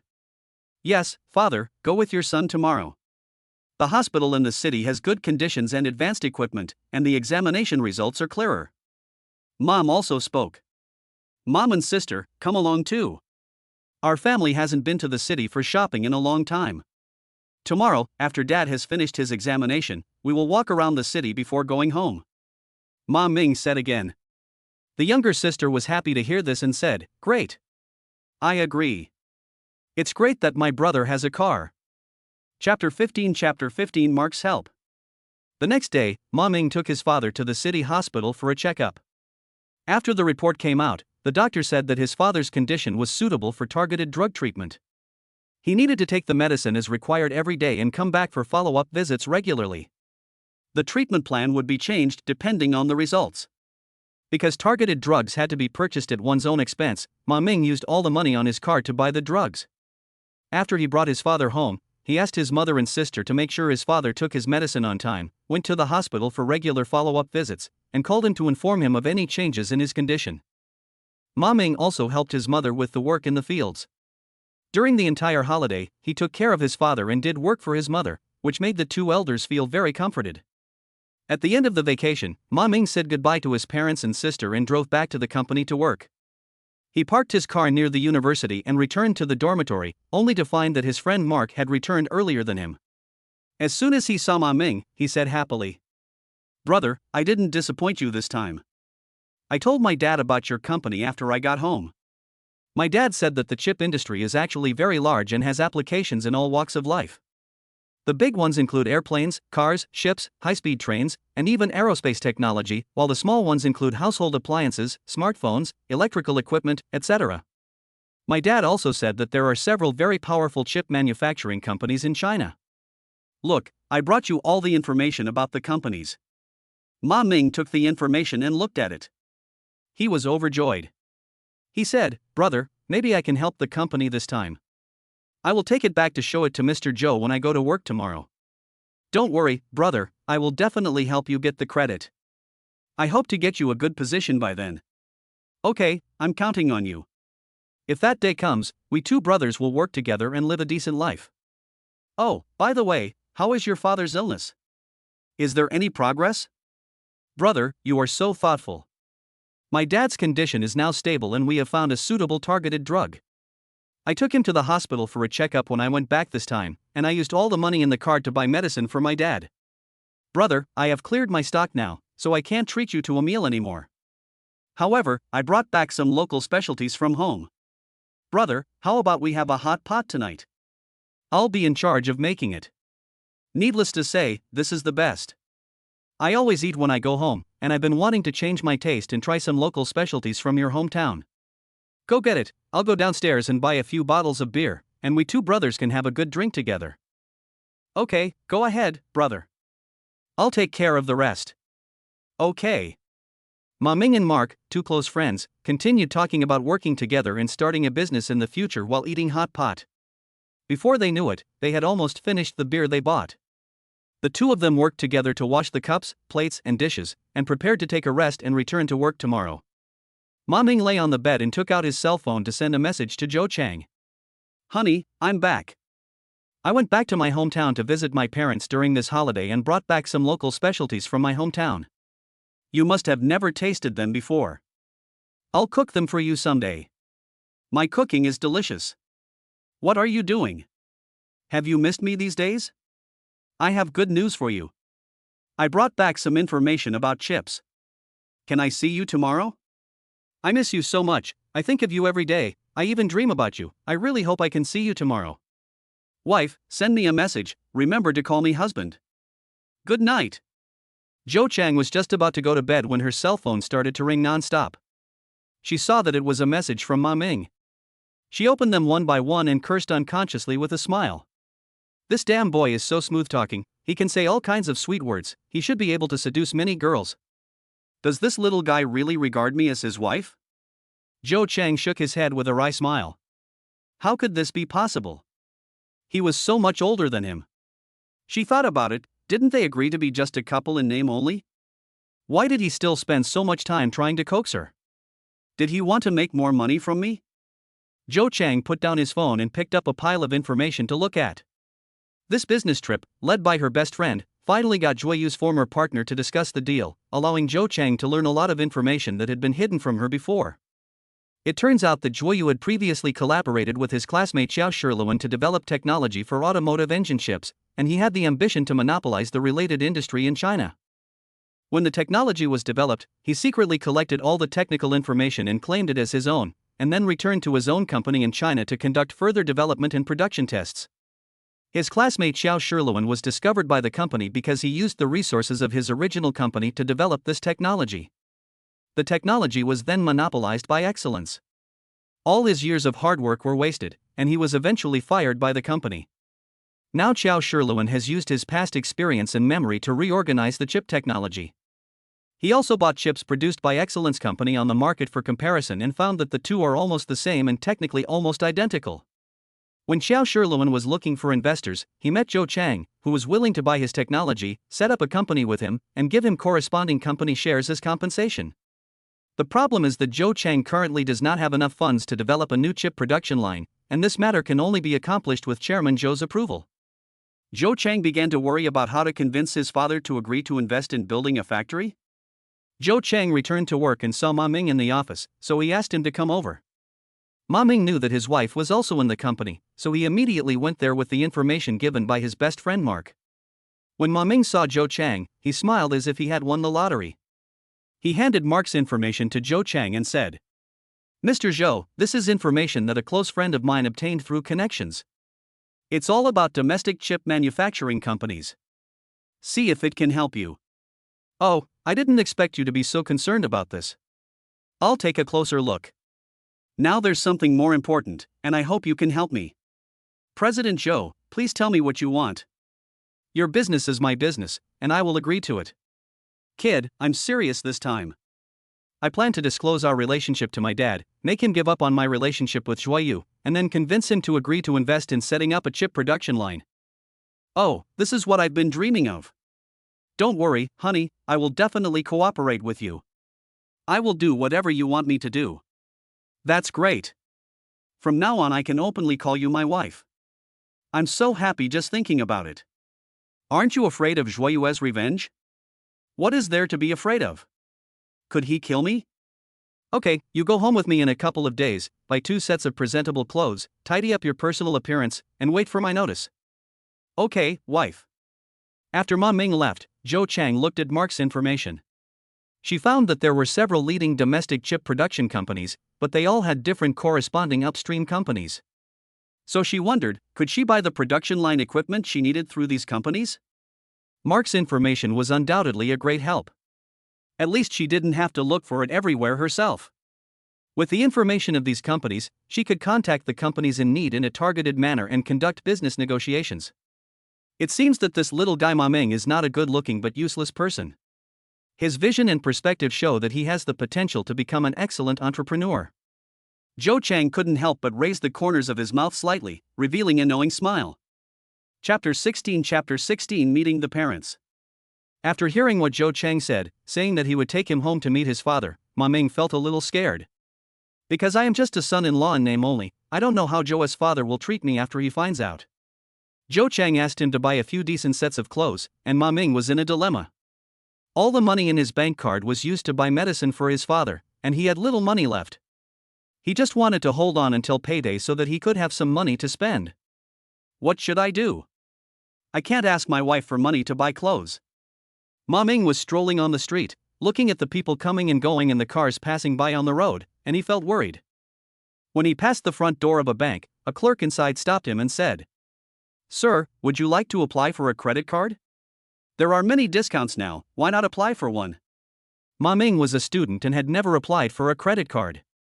He was worried that the bank would not allow him to do so as he had not graduated yet. Now is an emergency. If I had a credit card, I could buy clothes and pay it back when I get my salary.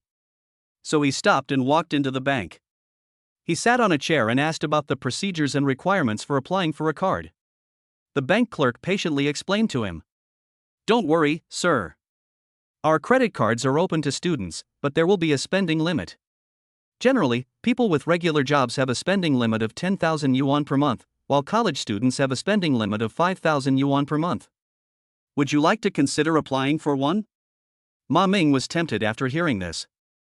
The monthly spending limit of 5,000 yuan was enough for him to buy 2 sets of clothes, so he decided to apply for one. Ma Ming has applied for a credit card and can come to pick up the card for spending tomorrow on an expedited basis. With a credit card, he browsed the shopping platform for men's clothing that suited his taste, and finally placed an order after making his selection. 2 days later, the express was delivered to the company. He opened the package, took out the clothes and tried them on, and found that they were good. He put on new clothes and went to Zhou Cheng's office. Knock, knock, knock. Ma Ming knocked on Zhou Cheng's office door, and Zhou Cheng's voice came from inside. "Come in." Ma Ming pushed the door open and walked in. He deliberately turned around twice in front of Zhou Cheng, and even posed and stood there and asked, "Honey, does it look good?" Zhou Cheng burst into laughter at his childish behavior. She stood up and walked to Ma Ming, looked from left to right, and then said, "It's okay, the color is nice, but the material is just average." Ma Ming said helplessly, "Wife, this dress costs more than $1,000. It's the most expensive dress I've ever bought since I was born. And you still say the material is ordinary? Oh, it's $1,000 piece. No wonder.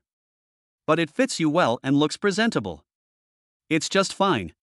Wife, do you think Dad would like me?" Of course he doesn't like it. He only cares about excellence. How about we rehearse it first? How to rehearse? Wife, come here. Zhou Cheng walked up to Ma Ming and looked at him in confusion. Ma Ming stretched out his arms and wrapped them around her waist, looking down at Zhou Cheng's eyes. Zhou Cheng was a little uncomfortable being stared at by him, so she lowered her head. Ma Ming lifted Zhou Cheng's chin with his fingers and quickly pressed his mouth against her lips. Zhou Cheng was unexpectedly kissed by Ma Ming. He was startled, but closed his eyes unconsciously. Ma Ming hugged her waist tightly and wanted to put his tongue into her mouth. At this time, Zhou Cheng reacted. She pushed Ma Ming away, her face flushed. She turned around and said to Ma Ming with her back, "Go back to work, and remember to wait for me when you get off work and go home with me." Okay, I get it." Ma Ming walked back to his office and wondered why his wife was so shy. It said that women in their 30s and 40s are as vigorous as wolves and tigers? I heard that women of this age have special physiological needs, and I have been worried about whether I can meet her needs when the time comes. Did Zhou Cheng never have a boyfriend? That's not right. Manager Huang said she had a boyfriend. The last time Zhuo Yue came, didn't he say that they were childhood sweethearts? They haven't even tried kissing, have they? Ma Ming had a lot of questions in his mind, but no one answered them. He had no choice but to continue working in a depressed mood. When it was time to get off work, he tidied his appearance again and walked to Zhou Cheng's office. When Zhou Cheng saw him coming, he said, "Ma Ming, come here and pick up these gifts and put them in the car. When we get to my house later, give these gifts to my dad." I went to meet my father-in-law, but I didn't even buy a gift. I still asked my wife to pay for a gift for me. It was so embarrassing. Ma Ming felt very embarrassed. He lowered his head and said nothing. He silently picked up the gift bags and went downstairs. Zhou Cheng used the navigation on his mobile phone and asked Ma Ming to follow the navigation and drive to his garage.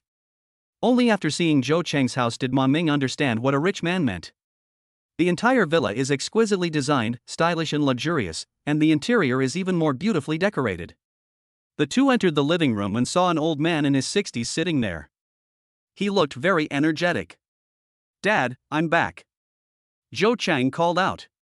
Ma Ming immediately followed up, "Hello, Dad. My name is Ma Ming, and I'm Zhou Chang's husband." "What?" When the old man heard this, he stood up and looked at Ma Ming with wide eyes. He said loudly to Zhou Chang, "Xiao Chang, what are you doing? Why did you bring a little boy back and say he's your husband? What on earth are you playing at?" Zhou Chang looked at his father's angry expression and said coldly, "No tricks, he is my husband and we have registered our marriage." After saying that, she quickly took out the marriage certificate from her handbag. Zhou Xiaonan never dreamed that his daughter would register for marriage with this little boy whose hair had not yet grown out in order to rebel against him. He was so angry that he couldn't speak for a moment. He pointed at Ma Ming and then shouted, "Get out of here!" Ma Ming stood there, not knowing whether to leave or not, and didn't know what to do. Zhou Chang came over, took his hand, and asked him to sit down. Then he said to his father, "Whether he leaves or not, he is already your son-in-law. It won't change anything if you drive him away." Ma Ming didn't expect that the father and daughter would be so angry when they met. He said to Zhou Xiaonan with a smile, "Dad, don't be angry. Don't make yourself sick. Sit down first. I'll make you some tea to calm you down. What kind of son-in-law is he? I don't recognize him. Even if we have registered our marriage, you must divorce immediately." No matter what Ma Ming said, Zhou Xiaonan gave orders to his daughter. "We are fine, why do we want to get divorced? Is there any father who would ask his daughter to divorce? Whether you admit it or not, we are already a legal couple. I have the final say in my marriage, and it is not your turn to dictate what happens." Zhou Chang refused to give in to his father. Zhou Xiaonan was so angry that his chest heaved violently. He pointed at Zhou Chang and started to curse. "Are you crazy? You don't want Zhuoyue, but you want to find this unknown little boy. He's so young, he could be your son. How dare you do that? Dad, could you please be more respectful? Since you don't like Ma Ming and don't acknowledge him, there's no need for him to be here and suffer your anger. If you like Zhuoyue so much, then find another daughter to marry Zhuoyue. There's no way you can find me." Zhou Chang and her father had a falling out as soon as they entered the door. Ma Ming was a little surprised. He was about to persuade the father and daughter, but Zhou Chang ignored her father and walked out holding Ma Ming's hand. She pulled Ma Ming all the way to the car before letting him go and saying, "Drive, let's go back to the company." Ma Ming had no choice but to start the car and drive back to the company. He looked at the angry Zhou Chang and didn't know what to say to comfort her. Ma Ming returned to the company garage, parked the car, and followed Zhou Chang to the office on the top floor. Chapter 17 The grudge between Zhou Chang and Zhuoyu. After Zhou Chang entered the office, he sat down and sulked. Suddenly, his stomach growled because of hunger. Ma Ming knew that she must be hungry, so he said, "Honey, shall we go out to eat or order takeout?" "Order takeout, I don't want to go out." "Okay." Ma Ming immediately opened his phone, ordered takeout, and went to make coffee. After he finished making the coffee, his cell phone rang. It was the delivery man who had arrived. Ma Ming took the elevator downstairs to pick up a takeaway and returned to the top floor. Zhou Chang had already taken out some fruits from the refrigerator and was washing them. Ma Ming put the takeaway on the dining table and said, "Come over for dinner, honey. We have your favorite soup." After Zhou Chang put the fruit on the fruit plate, she came over to the table and sat down to drink her soup. Ma Ming sat opposite her, and the two of them ate takeout dinner together. Zhou Chang didn't know whether he was too hungry or angry, he just focused on eating and didn't say anything. Ma Ming looked at her while eating. When he saw that she had almost finished eating, he said, "Wife, why don't you talk nicely today? Have you forgotten that our mission when we get home is to convince Dad to agree to invest in self-produced chips?" "Ah, I got so angry when I heard him mention Zhuoyue that I couldn't stop myself. Now that it's like this, what should I do?" Zhou Chang sounded like she was talking to herself when she said this, and Ma Ming knew she regretted it after hearing it. "I said, how about we go home and apologize to Dad tomorrow? It's useless. He doesn't accept you at all. I don't know what nasty things he will say when he sees you. Wife, why is Dad so insistent that you marry someone outstanding? This story starts from when we were kids. My dad and Joyeu's dad met because of business and became good friends. When we were kids, our two families had very close contacts. My dad has watched Joyeu grow up, and he has great trust in him. Joyeu is also very good at pleasing my dad, and my dad treats him no differently than his own son. My father met some socializing women while doing business, and my mother found out about it. She was very angry and refused to forgive him. She insisted on divorcing him. When they divorced, my brother was taken away with him, so I lived with my father. I don't know if it's for this reason, but my dad likes Joyeu even more and he plans to hand over the business to him. But Joyeu took advantage of my father's trust in him and used the funds from our group company to expand his own business, and even wanted to swallow us up. Not only is he ungrateful, he is also a hypocrite who repays kindness with enmity. How could I possibly marry such a man? But my father insisted that I marry him, and even said that he wouldn't mind even if I gave him the company, as long as we could live a good life together. My dad had no idea that Joyeu didn't care about me at all, but only about our group company. I wanted to make my dad give up, so I asked you to be my temporary husband. Zhou Cheng told Ma Ming the whole story in one breath, and Ma Ming immediately cleared up all his doubts. He held Zhou Cheng's hand and said, "Don't be afraid, honey. I'm here. I'm your husband. Even if it's temporary, I have the responsibility to protect you from being bullied by Joyeu. Alas, now that our relationship is public, I don't know what Joyeu will do to us. He is such a good actor that he fooled everyone. Wife, how much money do we need to invest in a chip production line? Do you have a budget?" The investment amount is staggering, in the hundreds of millions, and we also have to find a suitable location, which is not easy. In fact, can we first invest a small amount for our own company and invest in stages? This way, the risk will be less. I also plan to do so, but the production of chips requires very high requirements for factories. We need to have our own factories because the risks of renting factories are higher. Our main investment is to strictly design the decoration of the factories, which requires a lot of investment. The property rights of the factories do not belong to us, and there are too many uncertainties. This will easily turn the invested funds into water. The loss will be even greater at that time. Wife, in this case, can we reduce the scale of production and keep the funds within a controllable range? I've also been considering this plan. I never thought that a college student like you would have such a business mind. I really can't underestimate you. I will try to ask Xiaomei for help and hope to solve this problem as soon as possible. Wife, who is Xiaomei? She is your ex. Oh, why did she quit? Alas, it's all because of Joyeu. In order to achieve his goal of annexing our group company, he used all means to borrow my father's hand to force Xiaomei away. He just wanted to place someone around me so that he could monitor my every move. So that's what happened. Was it because of this incident that my wife came to the casino to drink alone that day? How do you know that? I was just guessing. It's unusual for a beauty like my wife to drink alone. At first I thought you had a fight with your husband. Your head is full of filthy things. Can't you be unhappy for your friends? Why do you have to be unhappy for a stinky man? Really? Wife, I'm not a stinky man. Come and smell me. I smell really good. After Ma Ming finished speaking, he deliberately rubbed his body against Zhou Cheng. Zhou Cheng wanted to push him away with her hand, but then she realized that Ma Ming had been holding her hand and talking, and her face turned red instantly. Zhou Cheng tried to free his hands, but Ma Ming held them tightly and refused to let go. Wife, we've told Dad. If you don't pretend to be sincere, he won't believe it when he finds out. He will still force you to marry Joyeu. What are you afraid of? Anyway, we have already registered our marriage. Even if Dad knows that our marriage is fake, Joyeu still can't marry me. Now I know why you insist on me registering for marriage with you.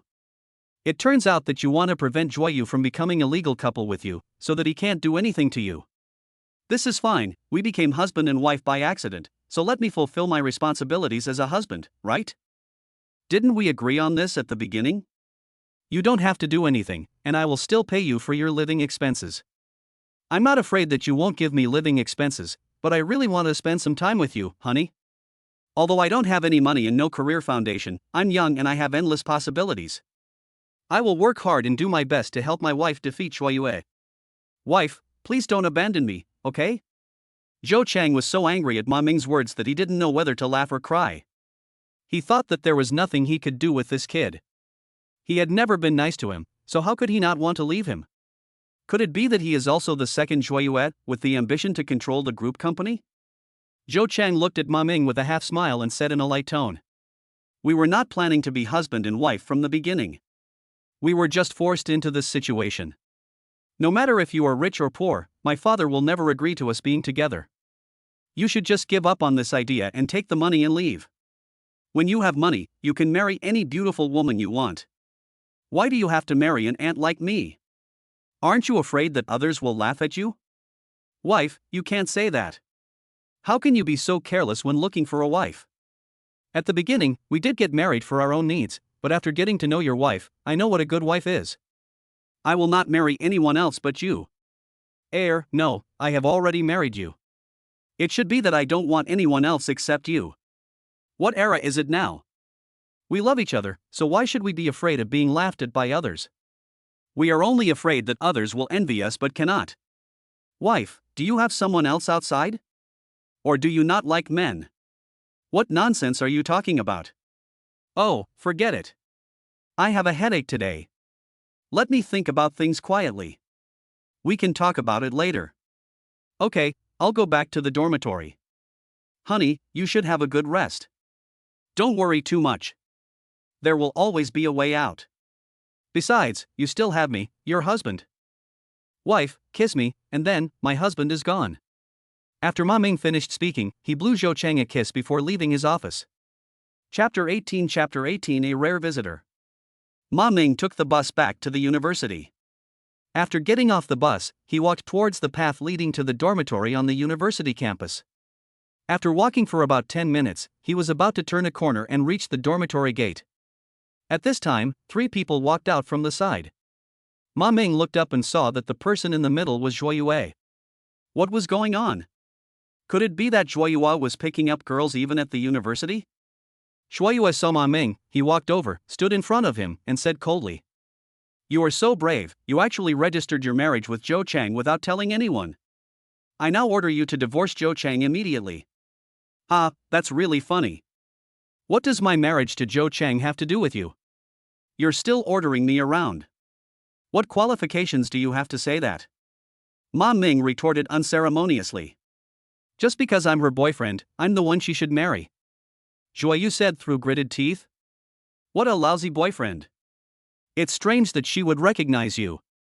I didn't expect President Zhuo to be so shameless, humph. Don't be so cocky, kid. You are just Zhou Chang's temporary husband. As far as I know, before you registered your marriage, both parties signed a prenuptial agreement and a marriage agreement. It is clearly written in black and white that all property under your respective names belongs to you too. After marriage, you will each be in charge of your own income and property. Even debts must be signed by both parties to be considered joint debts of the couple. In Zhou Chang's eyes, you are nothing but a tool for her to make me angry. If I'm not mistaken, you married Zhou Chang for her money so that you could help your father get medical treatment. Boy, if you are sensible, I will give you some money and you and Zhou Chang can part ways amicably. After you get the money, you should immediately divorce Zhou Chang and leave Jianan Group. Oh my, you want to bribe me? Don't dream, I will not divorce Zhou Chang. Boy, don't be so stubborn. You will get nothing if you don't divorce Zhou Chang. If you can make a deal with Zhou Chang, why not with me? As long as you agree to my conditions, I will guarantee you money and a good future. After you divorce Zhou Chang, I will appoint you as the department manager of my branch company, and you will have plenty of promotion opportunities in the future. Think about it carefully. As far as I know, you are not a good person either. Didn't you marry Zhou Chang in order to take over Jianan Group? Why are you yelling at me here? Boy, what nonsense are you talking about? Zhou Chang and I grew up together. We are childhood sweethearts and a recognized marriage that has lasted for generations. I have been assisting in the management of Jianan Group. This is well known. Moreover, Chairman Zhou strongly supports this matter. On the contrary, weren't you kicked out of the house by Chairman Zhou today? Can you still win against me? A man of insight is a wise man. I am in a good mood now. If you agree, we will be good colleagues in the future. Otherwise, you will suffer a lot. I can suppress you with just a flick of my finger. If you go against me, you might not even graduate from university and your future will be ruined. After Zhuo Yue finished speaking, he turned around and prepared to leave. As he walked, he said, "Boy, I know you are a smart person. I will give you 3 days. Come to my office and report. I will not treat you unfairly." Shuoyue walked away. Ma Ming stood there, looking at his back, and then he understood why Zhou Chang said that Shuoyue was not a simple person. It seemed that this Shuoyue was indeed a person who would do anything to achieve his goals. Could he really interfere with the university's administrative work and even decide on the graduation of university students? Ma Ming couldn't help but frown. After returning to the dormitory, he sent a message to his best friend Mark. "Brother, I'm in trouble. I want to know, who can interfere with our graduation?" Mark was taking a shower at this time and didn't hear the phone ring. Ma Ming waited for a while but didn't see Mark's reply, so he went to wash up. After he was done, he lay on the bed. At this time, the cell phone rang. It was Mark calling. "Hey, bro, you okay?" Mark's tone on the phone sounded a little anxious. "Hey, bro, I'm here, are you busy now?" "Oh, what are you busy with?" "When you sent me a message, I was taking a shower and didn't see it. I replied to your message but you didn't reply. I called you but you didn't answer. What on earth were you doing? Did something happen to you?" "Oh, I see. I thought you were busy and went to take a shower, so I didn't hear the call. I'm fine. I just wanted to ask for your opinion. Did someone tell you something? Don't hide it from me." "Hey, brother, I didn't intend to hide it from you. This is a bit unexpected. Didn't I tell you about the company's chip technology last time? It turns out that the chip supply of our group company is monopolized by a company called Excellence Group.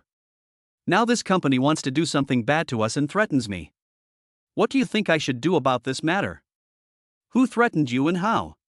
"He asked me not to be the company's president's assistant, asked me not to help the company, and asked me to be a department manager in his company.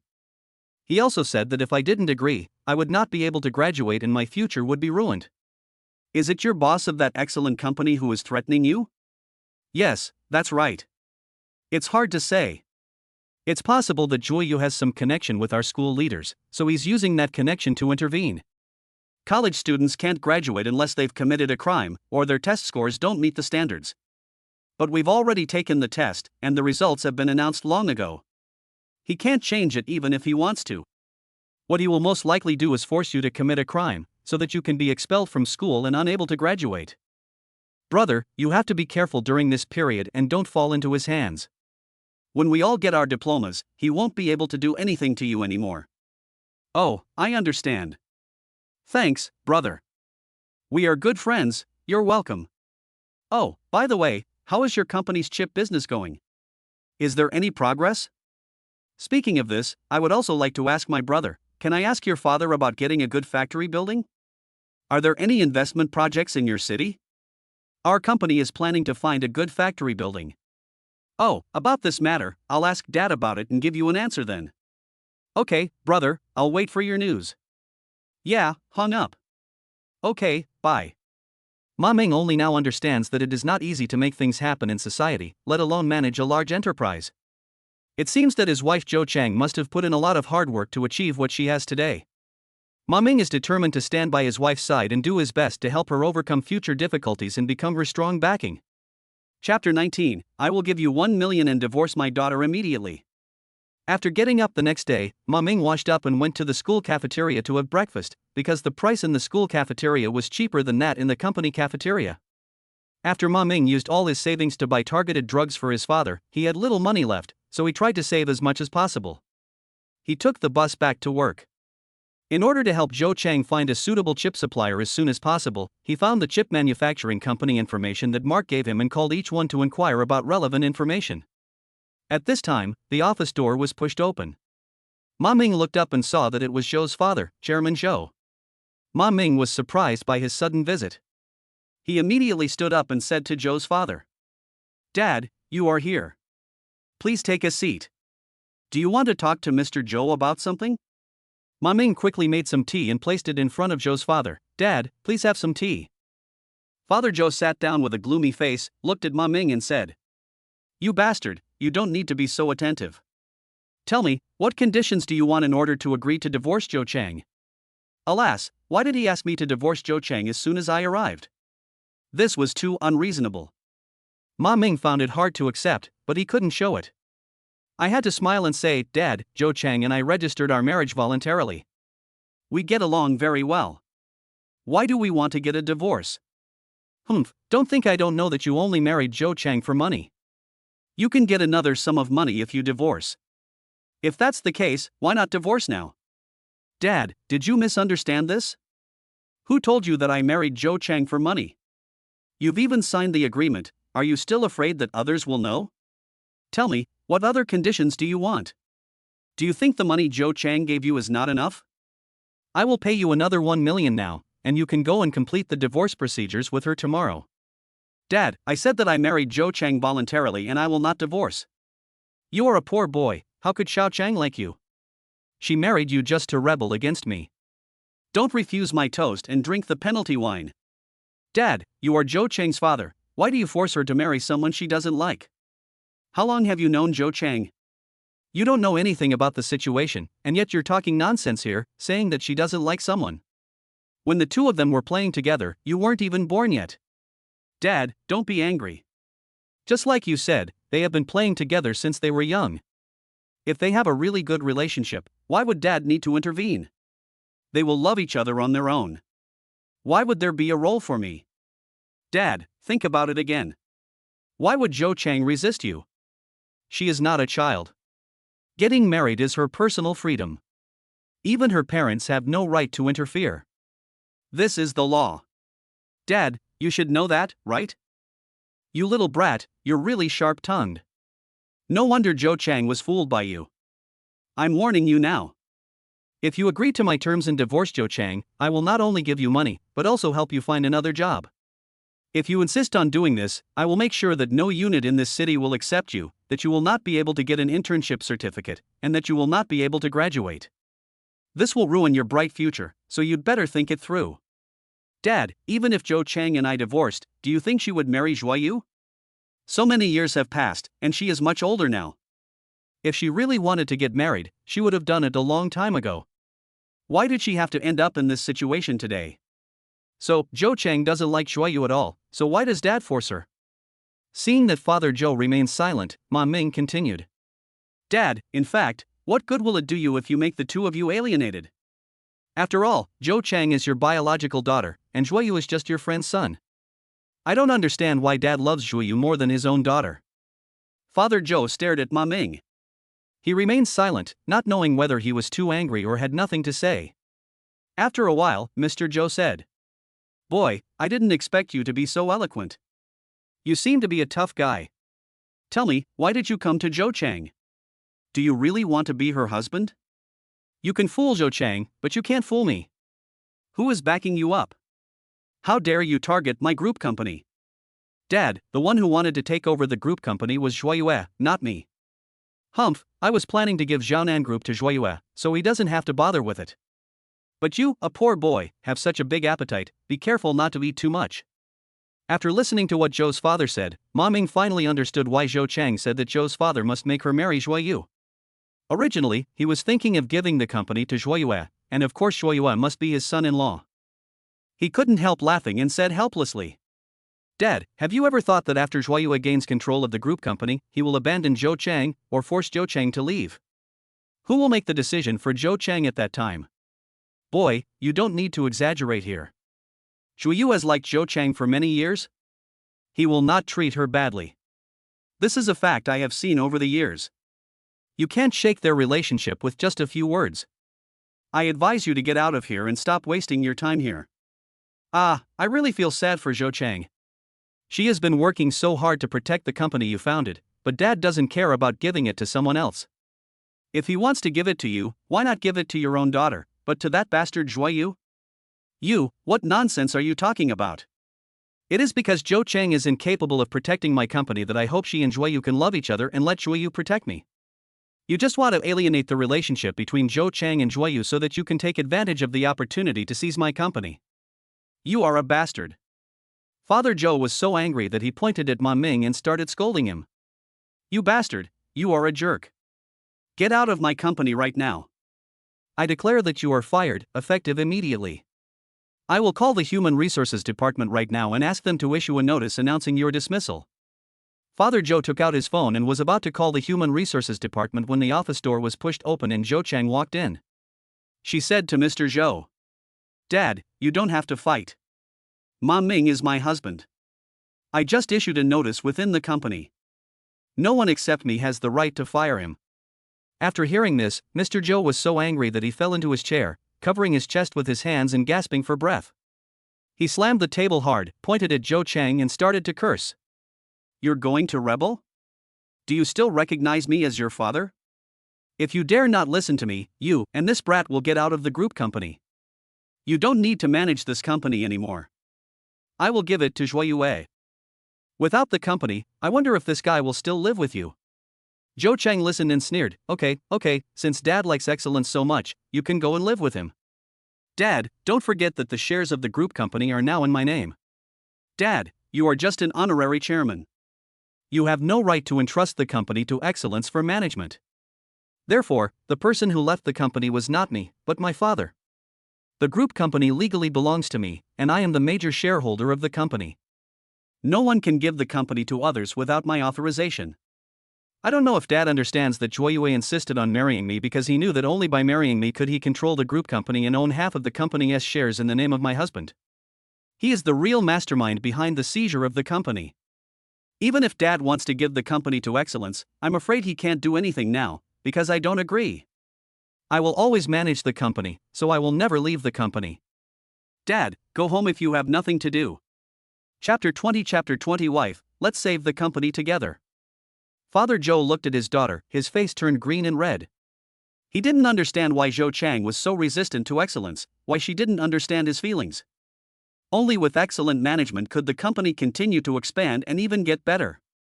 He was very worried that his daughter would be incompetent and would harm the company. That was why he hoped to promote a marriage between the two families to achieve a strong alliance.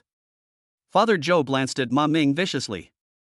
He could never have imagined that this poor boy, who hadn't even graduated from college, could make his daughter protect him so much.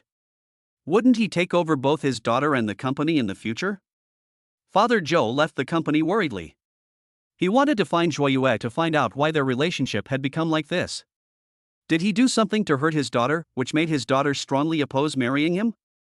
After Zhou's father left, Zhou Chang looked at Ma Ming and asked with a half-smile, "I heard that my father offered you money to divorce me, why didn't you agree?" "You didn't tell me, why should I listen? In less than a month, you can earn 1 million. Isn't this number attractive enough?" "Of course. How can 1 million compare to the attraction of my wife? I still like my wife more." Zhou Chang felt a little embarrassed by what Ma Ming said. She really couldn't have imagined that this little boy could say such sweet words so eloquently. Even at her age, she could still be teased by him and her heart would beat fast. So she changed the subject and asked, "Ma Ming, how did your classmate get the chip company information?" "Oh, he got this information from his father, because his father is the section chief of the local city's high-tech development bureau." "Oh, so that's how it is. Can you help me make an appointment with your classmate's father? I want to get some information from him. I can let Mark help take the lead on this." "Honey, wait for my good news." "Wife." Zhou Chang unconsciously responded because Ma Ming called him wife all day long. When Ma Ming heard that Zhou Chang actually agreed to his request, he jumped up with joy, picked up Zhou Chang and spun him around a few times. Zhou Chang didn't let her go until he punched his chest a few times. Zhou Chang's cheeks were pink, looking so tempting that Ma Ming couldn't help but kiss her cheek with a bow. Zhou Chang was hugged by Ma Ming, and was kissed unexpectedly by him. He tilted his head and fell on Ma Ming's shoulder. Ma Ming reached out and stroked her hair, then reached in and stroked the back of her neck. Zhou Chang trembled a little, obviously responding to the man's touch. She gently pushed Ma Ming away, looked up at him and said, "Ma Ming, I can't tell whether you are sincere or not. I also can't figure out whether you really don't mind the age gap between us. I still can't get used to it. Wife, I will understand you and give you time to accept me. Whether I am sincere or not, you have to slowly feel it yourself. But it does not affect our emotional exchange. If it is for money, I do not deny it at the beginning. But after getting to know you, I gradually understand your temperament, your goodness, and your beauty. I've been busy working part-time to make money since I went to college, and I've never been in a relationship. You're the first woman I've fallen in love with, and I really want to live with you. Can you think about it carefully?" Ma Ming, the company is facing a life and death situation right now, and I can't relax for a moment. I'll have to think about the emotional issues between you and me later. What I need to do now is to defeat excellence and save the company. I hope you can help me sincerely. Honey, don't worry, I will do my best to be your assistant, to keep the company, and to keep our love. Well, I'm listening. Go back and ask your classmate Mark for help. Meet his father as soon as possible. Okay, wife. Ma Ming said, and then kissed her other cheek. Only then did Ma Ming walk back to his office contentedly. He called Mark and said, "Brother, the president of our company wants to meet with your father to discuss investment matters. Is it convenient?" "Oh, I'll call my dad first to ask about the situation and get back to you." "Okay, wait for good news from brother."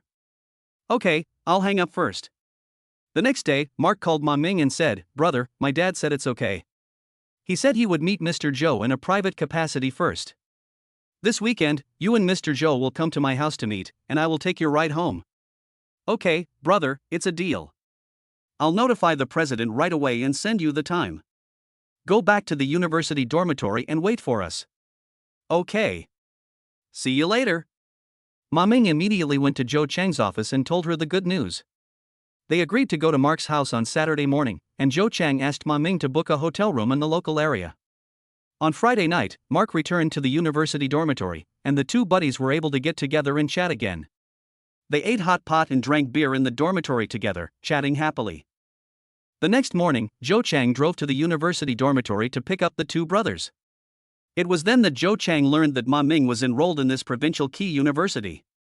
It seems that this boy is also a hard-working student, because it is not easy to get into this prestigious school. It was the first time that Mark met Zhou Chang. Ma Ming introduced him to him. "Brother, this is Mr. Zhou from our group company." "Mr. Zhou, this is my classmate Mark." Zhou Chang generously extended his right hand, shook hands with Mark and said, "Hello, Mark, I'm Zhou Chang, nice to meet you." "Oh, hello. President Zhou, I've heard of your name for a long time. It's a pleasure to meet you. I never thought you would be the president of a group company at such a young age. You are also so beautiful. It's really surprising. From what you said, does Ma Ming often mention me in front of you?" "This kid always mentions you, sister, please have pity on him and accept him as your Guanyin soldier." "Ha ha. Brother, why do you start insulting me like this as soon as we meet?" Ma Ming on the side pushed Mark lightly and said shyly, "Sister, we will take turns driving this time. You can sit in the back seat and have a good rest. It will take about 5 or 6 hours to get there." "Okay, I'll trouble you too then." Zhou Chang handed the car keys to Ma Ming, then went to the back seat, sat down, and fastened his seatbelt. "Sister, you are not only beautiful, but also have such a pleasant voice. No wonder my brother is fascinated by you. Even I am fascinated by you," Mark said jokingly from the front passenger seat. "Sister, my brother is not bad at all. He has a good figure, 8-pack abs, and is a handsome guy. The most important thing is that he has never been in a relationship. Sister, please appreciate him. He will definitely catch your eye." Mark was pushing Ma Ming as his good brother, which made Ma Ming and Zhou Chang feel embarrassed. They both blushed. Zhou Chang had no choice but to say, "Brother Mark, don't say anything that will distract Ma Ming. Let him concentrate on driving." "Sister, how can you call me little brother? It's not nice to address me like that. You should just call me by my name." "Okay, Mark, you all need to focus on driving and drive carefully." "Okay," they both answered in unison. Chapter 21 Meet Mark's Dad. The three of them drove along the highway, passing several scenic dam lakes along the way, but unfortunately Zhou Chang had no time to appreciate them. Ma Ming and Mark took a short rest at the service area, bought some food, took turns driving, and arrived at Mark's home at around 3 in the afternoon. Mark parked his car in the parking lot of his community and took Ma Ming and Zhou Chang to his home in the elevator. Mark's parents had known about their son's return for a long time and had prepared afternoon tea at home waiting for their arrival. As soon as Mark arrived at the door, he shouted, "Dad, Mom, I'm back." Mark's parents heard the noise and quickly opened the door to greet them. Mark introduced them one by one. "Mom and Dad, this is my classmate Ma Ming, and this is President Zhou Changzhou of Jianan Group." "Hello. Nice to meet you." The two sides shook hands and greeted each other, then went into the house and sat down. Zhou Chang brought gifts for Mark's parents. Mark's mother warmly invited them to have afternoon tea together. After everyone exchanged greetings, Zhou Cheng politely asked Mark's father, "Chief Ma, I heard from Mark that your city is attracting investment for the high-tech development zone. I wonder if I can get some information from you." "Don't be too polite, Mr. Zhou. I'm happy to do it." This investment promotion is mainly a large-scale investment promotion project organized by our city to revitalize the high-tech development zone. The factory area involved is more than 100,000 square meters, of which about 50,000 square meters are factories specially designed for the production and manufacturing of relatively advanced precision scientific and technological instruments. If Mr. Zhou has time tomorrow, Lama, can take you to have a tour. That would be great, but would it be too much trouble, Chief Ma? No trouble. I am one of the staff members in charge of this investment project. If these factories can meet Mr. Zhou's requirements, it will be a good thing. I have something I want to ask Chief Ma. Is it allowed to buy factories in your city? Oh, these land resources are scarce and generally not allowed to be purchased. Our city only provides the right to use the factory building, but the term of use can be negotiated with each other. The longest can be up to 20 years, and it can continue to be rented after the expiration. Mr. Zhou, please come and have a look. I have brought back a floor plan for you to see. You see, this is the precision instrument and equipment factory area. It is independently divided and managed independently from other factory buildings. The factory buildings are designed and laid out in accordance with the requirements of high-tech equipment. Mr. Zhou will know when he goes to the site tomorrow. Chief Ma, what are the specific requirements for leasing the right of use in your city? Oh, these details can be negotiated. Rent and management fees are generally paid annually. After both parties reach an agreement, a lease contract can be signed. After the expiration of the lease, the original tenant will be given priority to renew the lease. These terms will be clearly stated. Okay, thank you, Chief Ma. It's worth the trip to be received by Chief Ma today. Fortunately, Mark introduced me. Our group company plans to invest in a production line for automotive engine chips, which requires a relatively high-quality production plant.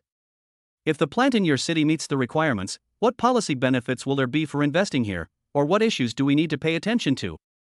Oh, our development zone will provide rental discounts for the first 3 years to manufacturers willing to invest. If they belong to high-tech industries, the discount will be even greater. In addition, we will provide one-stop services such as factory establishment and registration for businesses that want to set up factories, and we will also introduce corresponding preferential measures in terms of taxation, so please feel free to invest boldly and contribute to the construction of our development zone and the creation of employment opportunities. Okay, I hope so. I hope we can have a pleasant cooperation. Zhou Cheng extended his right hand and shook hands with Section Chief Ma to express his gratitude. Zhou Cheng suggested going out for dinner with everyone. After she returned to the hotel and checked in, she asked Mark to find a good restaurant that would suit her parents' tastes and make reservations. Mark quickly booked a restaurant and sent the address to Ma Ming, asking Ma Ming to pick up Zhou Cheng and meet him at the restaurant. Ma Ming knocked on the door and entered Zhou Cheng's hotel room. Seeing that she had packed her luggage, he asked, "Wife, are we ready to leave?" "Don't scream later. It would be so embarrassing if the Mark family heard it." "My wife, let me kiss you first, and then I won't scream." "Are you still making trouble?" "No, I haven't kissed you all day, and I'm thinking about it, so let me give you a kiss." Ma Ming walked forward, hugged Zhou Cheng's small waist and kissed her lips hard. Because Zhou Cheng had just put on lipstick, the color of the lipstick was also imprinted on Ma Ming's lips. Zhou Cheng looked at it, grabbed a tissue and handed it to him. When Ma Ming took the banknotes, he took the opportunity to hold her little hand and pulled it. Zhou Cheng lost her balance and fell into Ma Ming's arms. Ma Ming was not willing to miss this opportunity. He held the back of her neck with one hand and kissed her. Zhou Cheng wanted to resist at first, but he didn't have enough strength, and Ma Ming's tongue entered his mouth and explored it wildly. She couldn't help but let out a moan, and this sound made Ma Ming want to go deeper into her mouth and kiss her madly. Zhou Cheng couldn't resist Ma Ming's enthusiasm, and his whole body became soft and was tightly hugged by Ma Ming. He kissed Zhou Cheng until he was almost suffocated, and then he let her go. Both of their faces turned red, and there was a large patch of lipstick on Ma Ming's lips. Zhou Cheng wiped his mouth with a tissue and said angrily, "Look at you, you are a bad guy.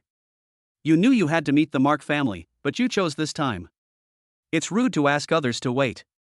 This is an important juncture, and you come to ruin things." Honey, hurry up and pack your things, or you'll be late. Zhou Chang had to simply touch up her makeup and went down to the parking lot to meet the agreed restaurant. When the two arrived at the restaurant, Mark and his parents happened to arrive as well. After everyone ordered their favorite dishes, they started chatting. Dad, Mark said, "If Mr. Zhou really invests in setting up a factory in our city, how big will the budget be?" "It's a trial run for now, so the estimated cost is around 100 million yuan, and the number of employees to be hired is estimated to be around 200. Oh, my kid graduated from college this year and is currently in the internship period. He will be finished in 2 months. I shamelessly ask you to reserve a position for him so that he can work in your new factory and stay at home. His mother doesn't want him to go out." "You're welcome, Chief Ma. This is the good employee I've been looking for." If the factory is completed, Mark can choose a position based on his expertise and qualifications and let me know. "Thank you, Mr. Zhou. I will work hard and learn skills seriously. I want to work hard for the company with brother Ma Ming, right?" "Brother?" Ma Ming raised his glass to toast everyone and said, "I hope that our cooperation will be successful this time. My brother and I can work together in the new factory and contribute to its takeoff.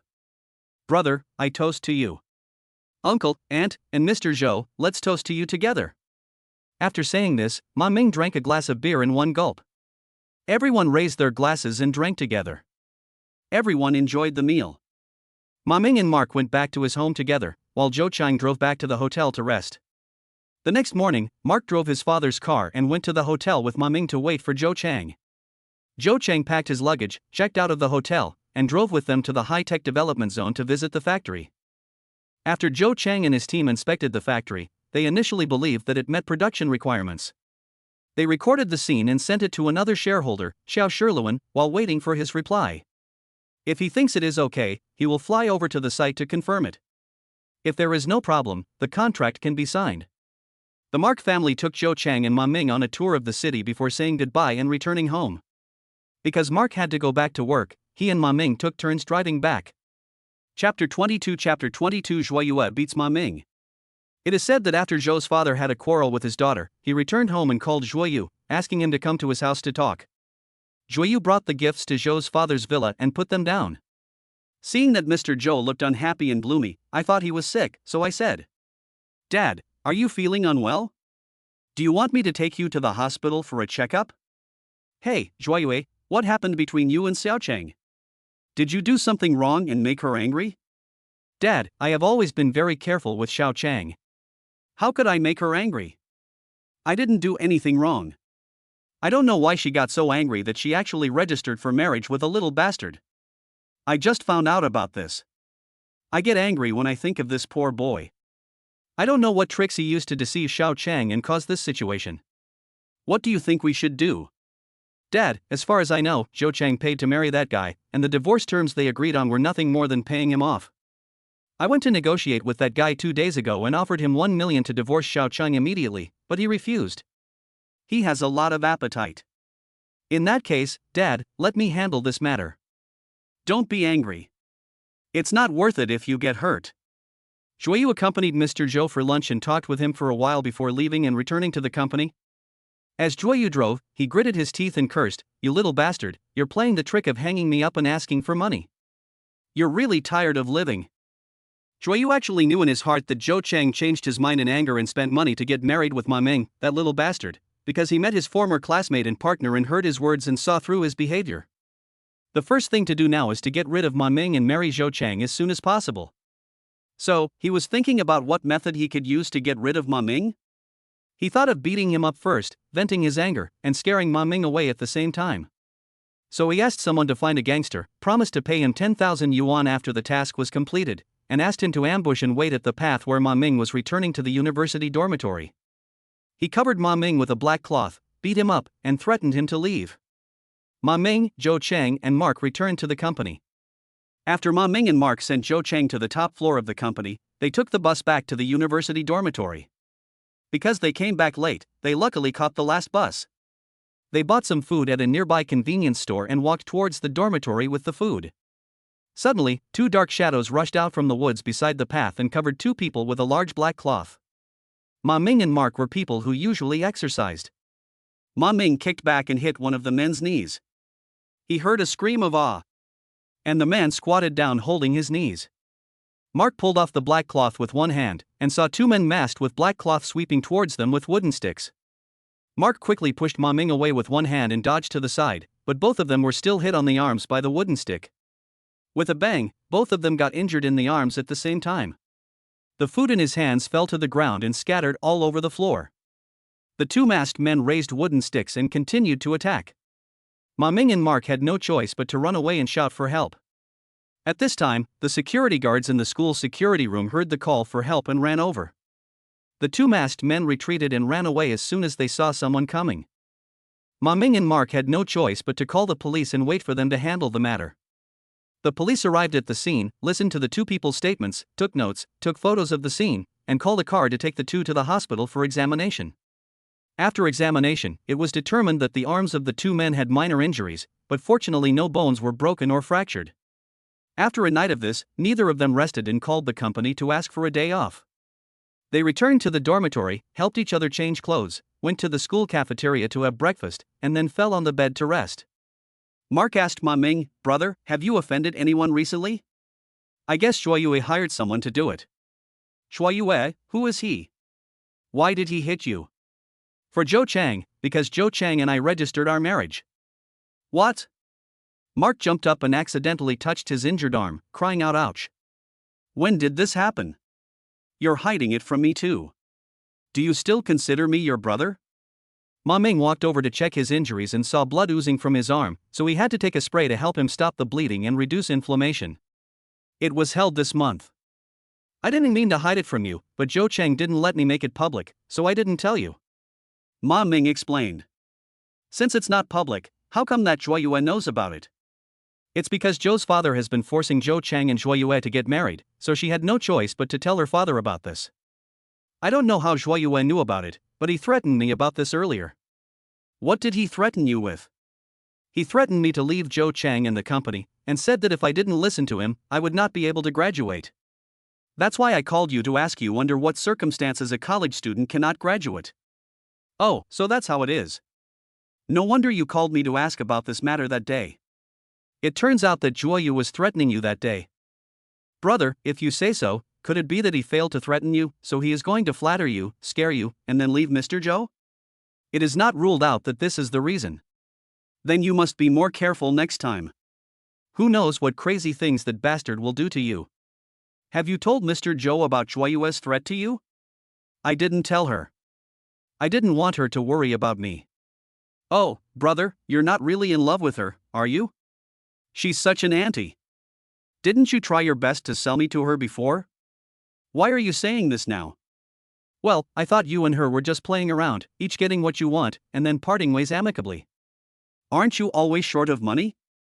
I'm only doing this because I'm worried about you. Now that we've called the police, he'll more or less behave himself, right? That being said, good brother, I am worried that he will use more sinister means to deal with you. What will you do then?" "Alas, it's a blessing in disguise, but it's a disaster that can't be avoided. Anyway, I have to be careful in the future. I feel bad that I got hurt because of you, brother, you won't blame me, right? Would we brothers still care about these things? If you have any problems in the future, remember to tell me, don't bear it alone." "Okay, brother, let's take a rest. We've been busy all night and I'm very sleepy." The two buddies fell asleep while talking. Zhou Chang was surprised when he heard Ma Ming's phone call saying he had to take a day off for something. Later, he read the news report and found out that Ma Ming was attacked and injured the night before. She guessed that Ma Ming must be hiding something from her and didn't even tell her that he was injured. So after get off work, she went to Ma Ming's university dormitory to find him. Ma Ming heard someone knocking on the door and was surprised to see Zhou Chang when he opened the door. "Wife, why are you here? You're not going to let me in?" "No, wife, come in and tell me." Zhou Chang entered the dormitory and saw that Ma Ming and Mark were both injured, so he asked, "How are you injured? Are your bones hurt? Do you know who did it?" "I don't know. They are all masked. Let the police investigate."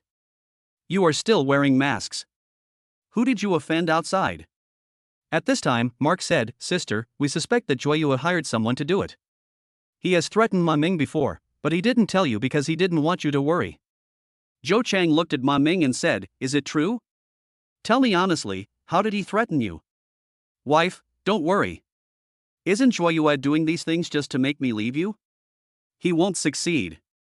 I will never leave you. I can't believe Zhuoyue could do such a thing. He is absolutely lawless." "Did you tell the police about his threats against you?" "No. You are such a fool. You should have told the police and let them find out if he sent someone here. Now, have a good rest and don't wander around. I will take care of this matter." After Zhou Chang understood the situation, she returned to the company and prepared to confront Zhuoyue. Chapter 23 Falling Out. Zhou Chang returned to the company's top floor office, walked into his living room, and called Zhuoyue. "Zhuoyue, come to my house tomorrow. I have something to tell you." "Oh, Xiao Chang, you finally found me. I was waiting." "Okay, no problem. See you tomorrow. Dad will be so happy to see us going home together," Zhuoyue said with a smile. Zhou Chang didn't respond and hung up the phone. Zhou Chang worked until the end of the workday, then drove back home. By then, Zhuoyue had already arrived. When Mr. Zhou heard him say that it was Xiao Chang who asked him to come, he was very happy and thought that his daughter had finally figured it out this time. Zhou Chang came in, put down his handbag, and called out, "Dad, I'm back." "Well, I'm glad you're back. Xiao Chang, you should have gone home a long time ago," Father Zhou said earnestly. "Look, Zhuoyue is here too. You two can have a good talk. Dad will go see if Auntie Zhong has prepared the meal." After Zhou Xiaonan finished speaking, he went to the kitchen. Zhou Chang and Zhuoyue were the only two people sitting in the living room. Zhou Chang looked at Zhuoyue coldly and asked, "Did Mr. Zhuo go to see Ma Ming?" After hearing this, Zhuoyue thought that it must be that brat Ma Ming who complained to Zhou Chang, and Zhou Chang asked him to come today to stand up for Ma Ming. When Zhuoyue thought of this, he became angry. He couldn't understand how such a smart female CEO like Zhou Chang could be taken advantage of by a little boy. He said calmly, "I just met him once, what happened? Boss Zhuo must have done something to him, right? How dare he not admit it? Xiao Chang, you are not bewitched by this little boy, are you? He is just a little kid, how can you really entrust your life to him? Mr. Zhuo, don't change the subject. When you met Ma Ming, what did you say to him? What else can I say? Isn't it just for him to study hard and find a decent job after graduation? What else can I say? A respectable job. It seems that Mr. Zhuo is trying to lure him to switch jobs and work in your company? How can I control him when he finds a job and where he works? Really, he is a college student and a smart person. He knows how to make his own choices. Why should I bribe him? As the saying goes, people go to high places, water flows to low places. This is the most natural thing. If he really treats you, no one can pull him away. Mr. Zhuo is right. Although Ma Ming is young, he is still a college student. He is an educated and intelligent person. How could he be easily tempted by others? Xiao Chang, it's rare for us to get together, so let's not talk about irrelevant people and things, but talk about our marriage, right? Xiao Chang, we are both quite old now, why should we waste precious time just to get angry? Think carefully about whether what I said makes sense or not. At this time, Zhou's father came back from the kitchen. Seeing that the two people looked unhappy, he guessed that they had quarreled again, so he smiled and said, "Xiao Chang, Zhuoyue knows you're going home today, so I brought your favorite Yangcheng Lake herring crabs. They're already steamed and ready to eat. Come on, both of you come over and sit at the dining table. I'll ask Auntie to bring out the steamed herring crabs." As Mr. Zhou said this, he came over, holding his daughter in one hand and Zhuoyue in the other, and came to the dining table. After the three of them sat down, Father Zhou called to the kitchen, "Auntie, the food is ready." "Hey, okay, here come the hairy crabs." The hourly worker came out holding a large plate of hairy crabs, freshly steamed, fresh, fragrant, rosy, and steaming hot, so tempting. The aunt then took out a few small plates filled with ginger, onion, garlic paste and other condiments and placed them on the dining table. She said, "Chairman Zhou, General Manager Zhou, and General Manager Zhua, everything is ready, please enjoy. Please enjoy your meal." "Okay, thank you Auntie, you've worked hard. Let us sit down and eat together," Zhou Chang said. "Oh, no, thank you. There are still some dishes that are not ready. I have to continue." After saying that, Auntie went back to the kitchen. Father Joe said, Auntie has something to do, let's eat first. Joyeux picked up a hairy crab and put it in Joe's father's bowl, saying, Dad eats crabs. Okay. Xiao Joy is sensible, I'll do it myself. Father Joe said happily. Joyeux picked up another hairy crab and was about to put it in Zhou Cheng's bowl, but Zhou Cheng had already picked up one and put it in. Joyeux had no choice but to put the hairy crab into his own bowl. While disassembling the crab, Mr. Zhou praised. The crabs Xiaozhua bought are delicious, fragrant and sweet, with lots of roe. They are really delicious. Xiao Cheng, come, eat 2 more. Father Zhou placed 2 hairy crabs on the small plate in front of Zhou Cheng. At this time, Zhou Cheng became impatient and simply broke up with Joyeux and said, Dad, Mr. Zhua, you should all give up. I will not get a divorce, nor will I agree to marry Mr. Zhua. I will make my own decisions about my marriage, so you'd better not do anything unnecessary. Joyeux could no longer hold back his anger. He said angrily, Xiao Cheng, I have been waiting for you for so many years, and I have never done anything to make you unhappy. Why did you change your mind? Joyeux, what's in your heart is Jiaonan Group, not me. You're just using me as a pawn when you marry me. Don't pretend to be affectionate in front of my father. Xiao Cheng, you are really wronging me by saying that. It was my father's idea to manage Jiaonan Group from the beginning. It was my father who took the initiative to ask me to help manage it. My father can testify to this. After listening to the argument between the two, Mr. Zhou nodded and said, Yes, Xiao Cheng, at that time, because you were not experienced enough in business management, Dad was afraid that you could not take charge of the family, so he invited Xiaozhua to help manage the business. On the one hand, he wanted to help you and let you get started as soon as possible. On the other hand, Dad had selfish motives and wanted to promote good things for the two of you. But, Dad knows that Joyeux is married with children, but he still wants me to marry him? Hey, didn't Xiaozhua explain it clearly a long time ago? He was drunk at university and got the woman pregnant. He was forced to marry that woman, and they divorced after they had the child. Why are you still brooding over it? Dad, Joyeux has always been involved with other women. Don't be fooled by him. Dad, Xiao Cheng, I'm the president of the company. Socializing and entertaining are inevitable. Dad also encountered such things in the past. These are all very common things. Xiao Cheng, are you doubting me and distrusting me because of this? Yes, Xiao Cheng, there are still necessary social interactions between men. This will not hinder your relationship. Don't let these little things create rifts between you. Don't learn from your mother. What's wrong with copying my mother? I was born by her, so what's wrong with me copying her? Oh, Xiao Cheng, how can you be so ignorant? How can I trust you to manage the company if you are like this? Whether Dad is relieved or not, I will be the one managing the company now. Outsiders had better not interfere. Facing Zhou Cheng's firm and cold tone, Joyeux knew that Zhou Cheng would not come back to find him.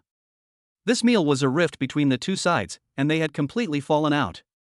He stood up and said, Dad, Xiao Cheng, enjoy your meal. I remember I have something else to do at the company, so I'll excuse myself. After Joyeux finished speaking, he turned around and walked out without looking back, then drove away. Chapter 24 Don't supply chips to Zhou Cheng's company anymore. Joyeux drove back to his company and sat in his office, remaining silent because of his anger. He did not calm down until his cell phone rang. The call was from the sales manager. Hello, is Mr. Joy here? Yeah, I am. What's up? Boss Shua, I'm Manager Li from the sales department. I recently discovered that there is something unusual about Jiaonan Group's chip purchases. Would it be convenient for me to report this to you? What's the situation? Tell me. Boss Shua, in the past month, the number of chips ordered by Jiaonan Group from our company is 10 times more than before. I feel that this is a bit unusual, so I report this to you. Do you want to know what happened? Have you arranged the shipment? Most of them have been shipped, and the rest will be shipped in the next 2 days. The reason is that they keep calling to urge us to ship, so we have to arrange overtime production and ship as soon as possible. Don't ship the parts that haven't been shipped yet. Have you received the payment for the goods that have been shipped? This time they were very proactive in paying, and basically paid immediately after receiving the goods. Okay, I got it. If they place another order, just hold it. Don't worry about them. Report to me as soon as possible about Jiaonan Group. Okay, I understand. Goodbye, Mr. Joie. As soon as Joyu hung up the phone, he understood that Zhou Chang had actually been making arrangements long ago. She ordered such a large number of chips to stock up because she was worried that he would interrupt the supply at any time, catching her off guard. Well, Zhou Chang, it turns out that you have always been on guard against me, and now you are planning to burn your bridges after crossing them. You want to get rid of my excellent control, but I will never let you do as you wish. Joyu became angrier the more he thought about it. He gritted his teeth and his face looked as ugly as if he was constipated. He estimated that the chips Zhou Chang had stockpiled could only last for half a year or 10 months at most. If he could completely block her ordering channels, then in the end, Zhou Chang would still come back to him for help. At that time, all the say would be in his hands. When Joyu thought of this, he viciously crumpled the paper cup in his hand, shook his head and began to search in his mind for which companies to unite with to cut off the supply of chips to Zhou Chang. He drew up a list of companies and prepared to take action. After Zhou Chang was scolded by his father at home, he finished dinner with him and then drove back to the office. Zhou Chang returned to his living room, took a large bath towel, and went into the bathroom to take a bath. She turned on the water heater, filled the large bathtub with hot water, and thought as she soaked in the water. Now that Joyui has fallen out with me, it will definitely cut off the supply of chips to my company to threaten me into submission. It can also take the opportunity to attack Xiaonan Group's core business and then make an acquisition at a very low price. Fortunately, I started increasing the chip order quantity month by month half a year ago. Now the company's chip supply is sufficient to meet the company's production needs in the next 2 years. As long as the new chip factory can be put into production smoothly, the company's business prospects will be bright in the future and it will no longer have to rely on the supply of Excellence Group. After Zhou Chang finished his shower, he wrapped himself in a large bath towel and cleansed his face in the bathroom. It is said that after Ma Ming rested for a day and regained his energy, he planned to go talk to his wife Zhou Chang.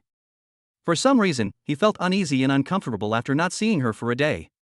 He came to Zhou Chang's office on the top floor of the company, pushed the door, and found that it was not locked, so he went straight in. The lights in the office were turned off, indicating that Zhou Chang had returned to the living room to rest. Ma Ming knocked on the door a few times, dong dong, dong dong. No one answered the door, but there was a light inside. He pushed the door gently, and it was not locked, so he pushed it open and went in. I didn't hear any sound from inside. Where is Zhou Chang? He saw the light in the bathroom and guessed that she must be taking a shower, so he was too embarrassed to call her and sat quietly on the sofa in the living room reading a book while waiting for Zhou Chang to come out. After Zhou Chang finished cleaning his face in the bathroom, he walked out and prepared to change into his pajamas and go to bed. After she came out, she didn't notice Ma Ming in the living room, so she went back to her room to find her pajamas. Ma Ming heard the noise and stood up and went to the room to see if Zhou Chang had come out. When he entered the room, Zhou Chang was just about to take off his big bath towel and change into pajamas. Zhou Chang was facing away from the door and didn't see Ma Ming standing at the door. When the big bath towel was removed, Zhou Chang's beautiful back was exposed. The snow-white back, the perky buttocks, the exquisite curves, and the faintly visible breasts made Ma Ming stunned. After Zhou Chang put on her pajamas and turned around, she saw Ma Ming standing at the door. She screamed in fear. Ah! Then he walked over, pushed Ma Ming out and closed the door. She asked in the room. When did you come in, and what did you see? Wife, you must remember to lock the door next time. Fortunately, it was me, your husband, who came in. If it was another man, you would be left with nothing. How dare you say that even if the door was unlocked, you wouldn't have knocked? It's obvious that you wanted to peek, and you're pretending to be reasonable. Zhou Chang cursed angrily. It's unfair, old lady. I just came in and thought you were in your room, so I wanted to come in and say hello to you and give you a surprise. I didn't expect you to be changing clothes. I really didn't mean to do it. Can you open the door and come out to talk? Also, my wife should have closed the door when she changed clothes. I only dared to walk in because I saw that the door was not closed. Seriously, I swear. Zhou Chang was so angry that he was speechless. Honey, open the door, please. If you don't say anything, I'll push it open. Ma Ming said again. Zhou Chang opened the door and said angrily. What time is it now? Why are you coming to the company to see me so late? I haven't seen you all day today. I was worried about you, so I came to see you. You are fooling around. You knew that Joyua had someone to deal with you, but you were still walking outside so late. Aren't you asking for trouble? I can't sleep because I can't see you, so I came here. Okay, if you're unhappy, I'll just go back. Ma Ming whispered. Stop right there. Zhou Chang shouted angrily. Ma Ming had no choice but to stand still. Don't go back to the dormitory today, in case there is another attack. You can't get hurt again. I have a lot of things for you to do. For safety reasons, you can sleep in your office for one night. I have a folding bed with pillows and blankets. Come and get it. All right, old lady. Wife. What happened? I want to hug you. You always push your luck. Stop messing around and go to bed early. Zhou Chang ignored Ma Ming's request. Chapter 25 Wife, I want to sleep with you. Wife, come here and let your husband hug you. Just let me hug you and I'll go back to sleep. Ma Ming said again. Zhou Chang looked at the big boy. She herself didn't know why she always tolerated his unreasonable requests. There is no doubt that he is really handsome. If I were a young girl, I would have fallen for him long ago. At this time, Ma Ming's body no longer obeyed the command of his brain because he saw his wife's beautiful body. The blood was surging upwards and the temperature inside was rising rapidly. His eyes were bloodshot, his mind was out of control, his breathing became rapid, and he just wanted to hug Zhou Chang. Zhou Chang noticed his reaction and guessed that he must have seen him changing clothes. She was both ashamed and angry. She picked up her pillow and blanket and walked towards the door. When she passed by Ma Ming hugged her from behind. Ma Ming, let go. Now is not the right time, and I am not in the mood to mess around with you. Zhou Chang scolded in a low voice. My dear, I just want to hold you for a while, just for a while. Ma Ming still wanted to struggle. Okay, I'll count 10 times, and then you'll let go. 1, 2, 3, 4, 5. Before she could utter the 6 words, Ma Ming had already kissed her. The hot and crazy kiss lingered in Zhou Chang's mouth, making her feel dizzy and her whole body softened. I don't know when those pillows and blankets fell to the ground. Ma Ming hugged her tightly, their bodies pressed against each other, and their body temperatures continued to rise. Ma Ming could no longer control himself. He picked up Zhou Chang and walked into the room. Zhou Chang knew that something bad was going to happen, so she struggled hard to break free from Ma Ming, pulled him into the bathroom, turned on the shower and sprayed cold water on Ma Ming to cool him down. A stream of cold water poured down his head, and Ma Ming woke up from the cold. His whole body was soaked. He could only say, Honey, go get me some towels and robes. I want to take a shower. Zhou Chang handed the shower head to Ma Ming and walked out.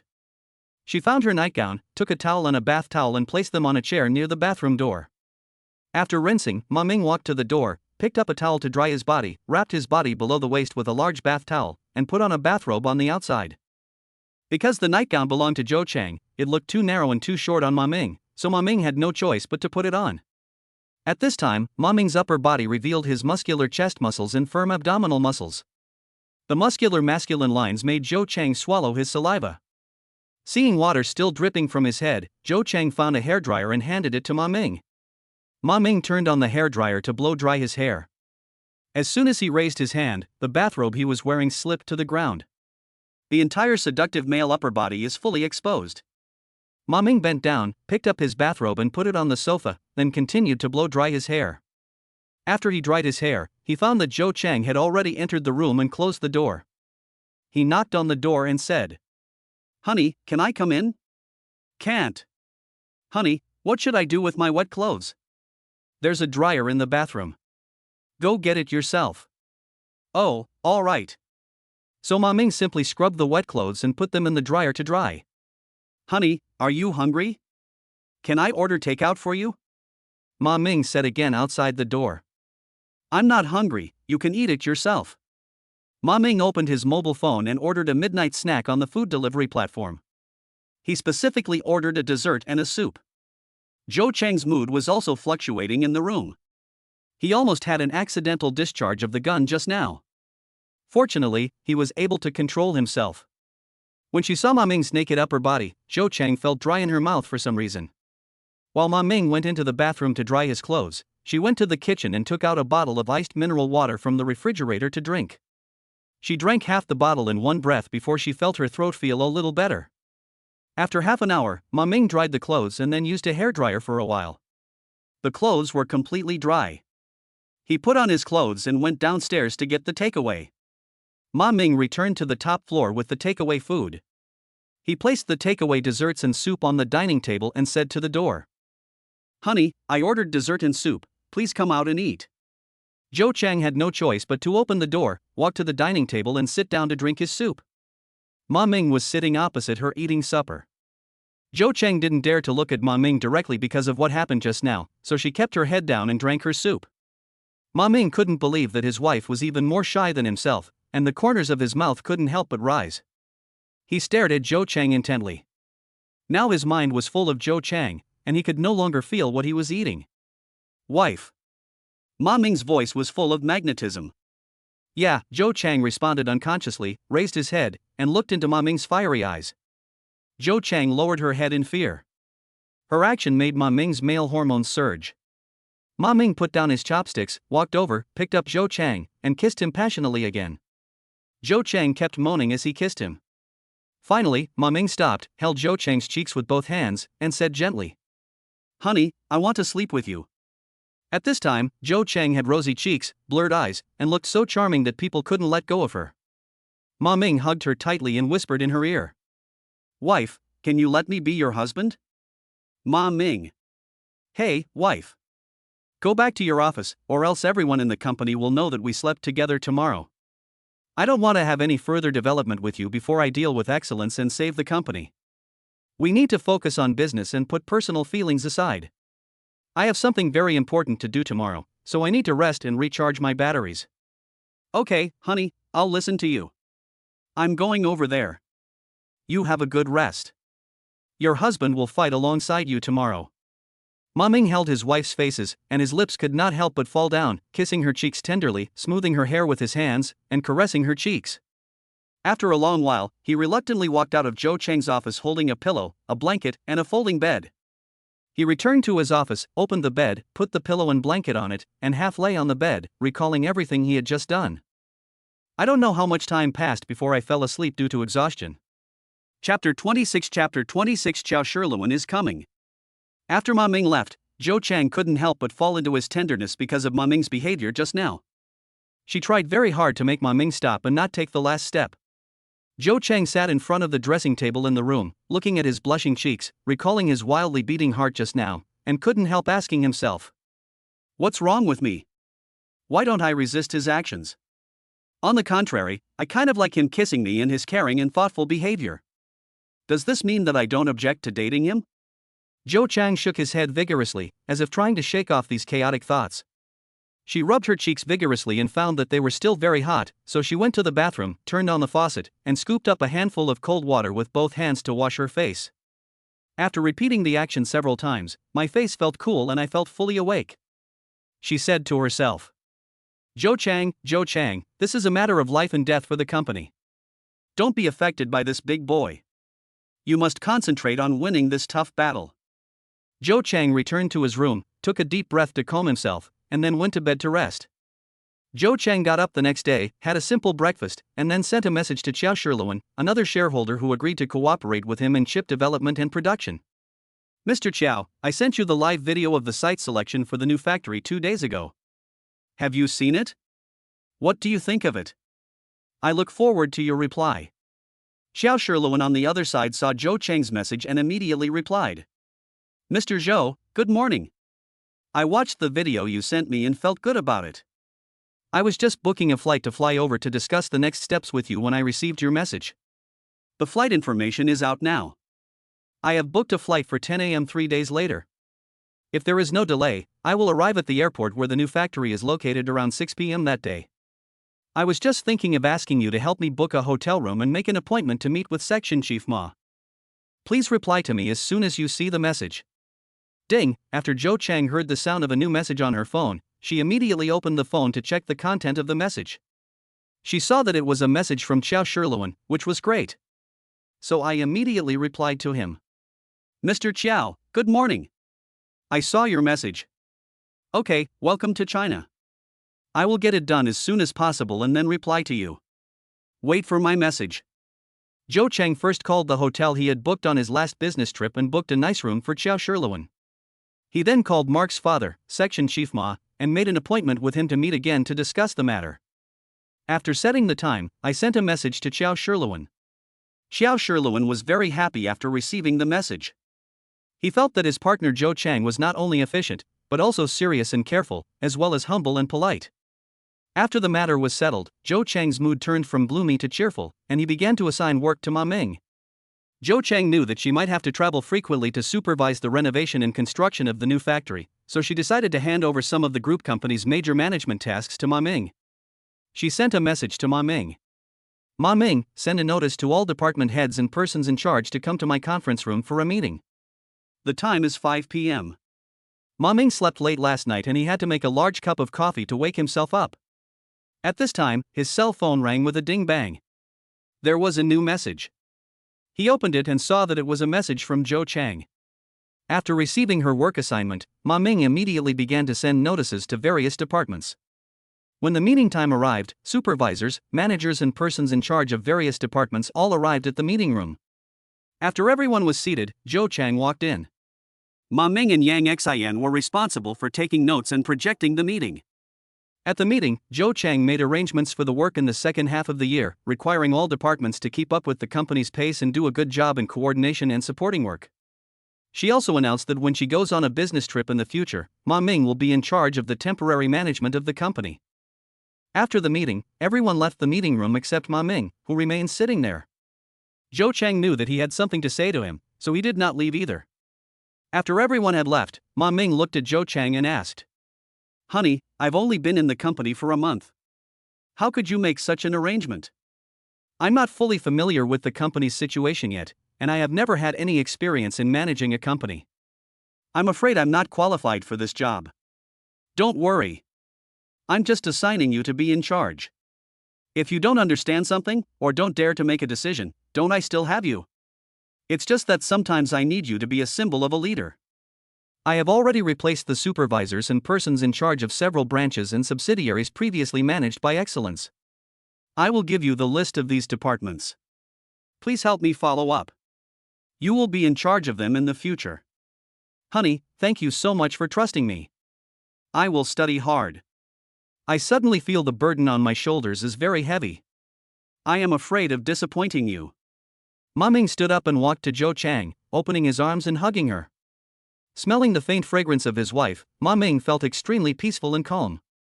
"Honey, did I scare you last night? I always wanted to see you and didn't want to leave for a moment. I think I'm in love with you.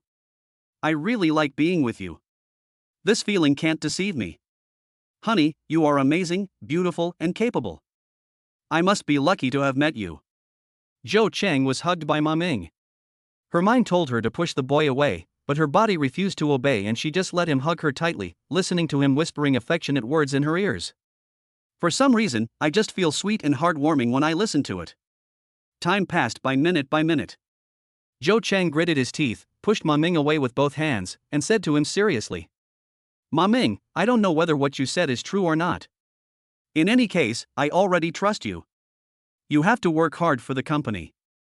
I may need to go to the new factory frequently. You have to be alert and observe the people and things in the company carefully. It is best to grasp any situation and report it to me as soon as possible. This is the work requirement for me to let you take over the management temporarily. Joyu is a person who will not give up. He will definitely find a way to sabotage, so we must prepare a contingency plan as soon as possible. You must always follow up on the work of each department, walk around more, and observe the site more often, so as not to be deceived by the superiors and bullied by the subordinates, or be blindly commanded." Ma Ming held his wife's hands and nodded solemnly. "Well, I understand, honey, don't work too hard, I'm worried about you. Can I go with you to drink some nourishing soup? Okay, come back to the office with me." Zhou Chang took out a thick stack of notebooks from the filing cabinet in his office and said to Ma Ming, "Ma Ming, this is the record book I kept of the company's affairs over the years. You should read it carefully when you have time. You should grasp some important matters of the company over the years as soon as possible. This will be of great help to you in managing the company." Ma Ming took the notebook, took Zhou Chang's hand and walked back to his office, locked her notebook in the drawer, and then went downstairs to have dinner together. Chapter 27 New shareholders enter the market. After Zhou Chang arranged the affairs of the group company, on the day when Xiao Shiluan flew to China, she drove to the airport to pick him up. After she took Xiao Shiluan back to the hotel and checked him in, she went to the city with him to see the city and have dinner together. Xiao Shiluan is the second generation of overseas Chinese immigrants. His father went abroad to study in his early years, and stayed there to work and live after graduation. He married and had children, and the family has since settled abroad. When Xiao Shiluan was in college, he and Zhuo Yue were classmates, and they became good friends. After graduation, Zhuo Yue stayed to work and worked with Xiao Shiluan to research new application technologies for automotive engine chips. Later, Zhuo Yue secretly kept the technical data and brought it back to China for production and application. Xiao Shiluan alone bore the worst consequences of this incident. His wife had a quarrel with him because of this, which led to a divorce, and their daughter also lived with his ex-wife. It can be said that it was Zhuo Yue who caused him to lose his job and his family. One of the reasons why he returned to China to develop his career this time was to avenge the harm done to him by excellence. During dinner, Zhou Chang and Xiao Shiluan reached a general agreement on the renovation and construction of the new factory. The next morning, after breakfast, the two drove to the city's high-tech development zone to visit the new factory. Xiao Shiluan was a professional after all. After visiting the site, he thought this location was very suitable. He said to Zhou Chang, "Mr. Zhou, the new factory building in the development zone is very suitable for us to start production of chips. The location and environment meet the relevant requirements. I just don't know whether the policies and measures here will support it? Mr. Qiao, I have consulted with the relevant leaders of the local municipal bureau on this issue. They have proposed relevant preferential policies for us to choose from. I think it is still worth considering investing. In addition, I have already made an appointment with Section Chief Ma, and we can discuss it in detail after we meet." "Okay, Mr. Zhou, I trust you to do your job. So, let's go to Chief Ma's office together, shall we?" "Yes, Mr. Zhou, please." "Hey, Mr. Zhou, please don't be so polite to me. We have already met several times and have become partners. From now on, we will be shareholders of the same company and become good friends. From now on I will call you Xiao Chang. I am a few years older than you. Can you call me Brother Qiao? Is that so? Great. Thank you, Brother Qiao, for coming all the way to China to work with me. We will be friends from now on," Zhou Chang said happily. "Brother Qiao, I have a personal question for you, do you mind?" "I don't mind. I'm so happy that Xiao Chang is willing to ask. Brother Qiao, you will be managing the company's business in China for a long time in the future. Have you ever thought about living in China?" "Yes, I am thinking about buying a property in China, but I don't know if it is difficult to do so. If Brother Qiao has this plan, you can ask Chief Ma about it when you meet him later." "Well, Xiao Chang is right. I'll ask him later." The two chatted as they drove, and after more than half an hour they arrived at the office of Chief Ma of the Municipal High-Tech Development Bureau. When Section Chief Ma saw Zhou Chang bringing another shareholder to the site to inspect the factory, he also wanted to know whether they had any intention of implementing the investment. Section Chief Ma enthusiastically invited the two of them to the conference room for discussions. Both sides raised issues for discussion. The atmosphere was good and the interactive communication was very sincere. When Section Chief Ma learned that Xiao Shiluan was interested in buying property here, he enthusiastically introduced the local real estate development situation and some issues that need to be paid attention to when buying a property. Section Chief Ma recommended several high-quality real estate projects to Xiao Shiluan and asked him to check them out when he had time. The next day, after Zhou Chang and Xiao Shiluan signed the relevant factory rental contract with Section Chief Ma and the Municipal High-Tech Development Bureau, Xiao Shiluan asked Zhou Chang to accompany him to visit the real estate project recommended by Section Chief Ma to see the community. The two finally chose a residential complex that was relatively close to the new factory and had good greening. With the help of Section Chief Ma, Xiao Shiluan decided to choose a house in this community as his future residence in China. After seeing it, Zhou Chang also liked the layout design of this property very much. Moreover, according to Section Chief Ma, the construction quality of this property is excellent, so she was also tempted to buy one here. Xiao Shiluan had a very good impression of Zhou Chang during this trip. He had known that Zhou Chang was still an unmarried girl, and he had a good impression of her. However, because she was Zhuo Yu's fiancée, he had never asked about her personal love life.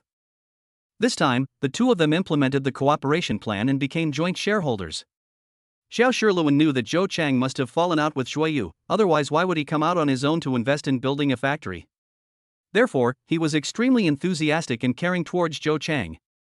When he learned that Zhou Chang also wanted to buy a house here, he felt a little strange, so he asked, "Xiao Chang, if you don't mind, it's no problem for you to stay at my house temporarily. I'm alone in the country. The house I chose has 4 bedrooms and 2 living rooms, which is enough for us to live in. I don't think you need to buy another one." "Oh, thank you for your kindness, Brother Qiao. I am not only buying this for my personal residence, but also for the dormitory of the company's executives. So it is necessary to buy one." "Oh, so that's how it is." "That's right. When the company goes into production in the future, it will indeed need a place for senior executives to live. It's reasonable to buy an extra house." So after comparison, the two of them each bought a house on adjacent floors in the same community. After everything was done, Zhou Chang invited Xiao Shiluan to visit Jiaonan Company together and learn about the current production situation of the auto parts factory. Xiao Shiluan readily agreed, and the two took turns driving back to Zhou Chang's office. Zhou Chang accompanied him to walk around the group company first to get a preliminary understanding of the general outline of the group company. Before that, Zhou Chang called back and asked Ma Ming to book a hotel room for Xiao Shiluan in advance. After visiting the company's auto parts factory, Zhou Chang accompanied Xiao Shiluan to the hotel to put their luggage. At the same time, Ma Ming had already booked a restaurant to hold a welcome banquet for Xiao Shiluan. Zhou Chang brought Xiao Shiluan to the restaurant, only to see Ma Ming and several key managers from the auto parts factory waiting there. When Ma Ming saw Xiao Shiluan and Zhou Chang walking in side by side for the first time, he immediately felt that it was his love rival who had arrived. Xiao Shiluan was dressed appropriately and neatly. He was about 180 centimeters tall, neither fat nor thin, with a fair face with distinct features, and looked very suave. He and Zhou Chang looked very good together. Ma Ming felt mixed emotions. But now they were in public, and he tried his best to smile and walk towards them politely. Chapter 28 Jealous Ma Ming. When Xiao Shiluan and Zhou Chang came into the private room together, Ma Ming stepped forward and said to Zhou Chang with a smile, "Old." Before he could even utter the word "pa," Zhou Chang had already glared at him fiercely, so Ma Ming had no choice but to swallow the word "pa" back. Zhou Chang greeted everyone and said, "Hello everyone, let me introduce you. This is Xiao Shiluan, President Xiao, an investor in our new company. He will be responsible for connecting with auto parts companies in the future, so he is also one of your bosses. Today he came back from abroad to participate in the production and construction of the new company. Please warmly welcome President Xiao to visit and give us your guidance." When everyone heard this, they all applauded enthusiastically and said, "Welcome Mr. Xiao to guide our work." Xiao Shiluan smiled and said, "Thank you for your warm hospitality. This is the first time I meet you all. Please give me your guidance in the future. Okay, everyone, please don't be polite. Please sit down. Today is the welcome banquet for you, Mr. Qiao. Don't be restrained. Just have fun." Zhou Chang gestured to everyone to sit down and talk. Ma Ming wanted to sit next to Zhou Chang, but Xiao Shiluan had already sat down with Zhou Chang. Then the boss of the auto parts company also sat next to Zhou Chang. Ma Ming had no choice but to find another seat. Ma Ming was the youngest among all the people present, so Xiao Shiluan thought he was a young man in the company, who was responsible for reception work. Seeing that everyone was present, Ma Ming signaled to the waiter to serve the dishes. As the dishes were served one by one, Zhou Chang told everyone not to be polite and to just enjoy the meal. During the dinner, Zhou Chang and Xiao Shiluan briefly introduced the investment and construction ideas of the new factory. Zhou Chang also added, "From today on, all branches and auto parts industries that were originally managed by Excellence have been replaced, and Excellence will no longer hold any position in Jiaonan Group. In other words, our company will no longer purchase finished chips from Excellence. We will produce the relevant chips ourselves and supply them to auto parts companies. Everyone should be on guard against the secret mischief of the Excellence Company in the future, and ensure that the auto parts company can operate normally. Another point is that the company's production of chips is currently a trade secret, and everyone present is obliged to keep it confidential for the company." Everyone nodded in agreement. After the banquet, Zhou Chang was about to send Xiao Shiluan back to the hotel, but Ma Ming said, "Let me take him there, and Mr. Zhou should come along. After I take Mr. Qiao back to the hotel, I'll take Mr. Zhou back to the company." After hearing this, everyone went home. Ma Ming drove the car to the front door of the restaurant, got out and opened the passenger door, and asked Zhou Chang to get in. After Zhou Chang got in and sat down, he said Xiao Shiluan said, Please get in the car, Mr. Chow. Xiao Shirluan got into the back seat and closed the door, then Ma Ming started the car and drove towards the hotel. After sending Xiao Shirluan back to the hotel, Ma Ming drove back to the company and went to the top floor office with Zhou Chang. After reaching the door, Zhou Chang said, "Okay, send me to the door, you can drive back to the university dormitory, don't take the bus, it's not safe. Also, you can rent a parking space at the university, so that it will be convenient for your car to go in and out. Honey, I haven't been with you for a few days. I want to talk to you before I go back." "Okay, come in then." The two of them entered the office together, and Ma Ming and Zhou Chang went into the study and sat down. Zhou Chang asked, "Is there something urgent that needs to be said now? Wife, is this Xiao Shirluan your boyfriend when you were studying abroad? Look at you, is this urgent? Do you have to ask now? Of course it's an urgent matter. If I don't get it clear, I won't be able to sleep tonight. I think you are just fooling around, so childish. I told you that you have nothing to do with my personal affairs. We are just a couple in name only. A couple in name only is still a couple. I should have the right to know. Honey, you don't allow me to call you wife in front of him. Are you feeling guilty? Or are you thinking about renewing your relationship with him? I haven't mentioned my affairs with you to Mr. Chiao, so I don't allow you to call me that in public. Besides, you shouldn't call me that in the company. Didn't I say that before? In public, you should call me Mr. Zhou, because you are my assistant. Don't forget this. Wife, you haven't answered my question yet, don't avoid it.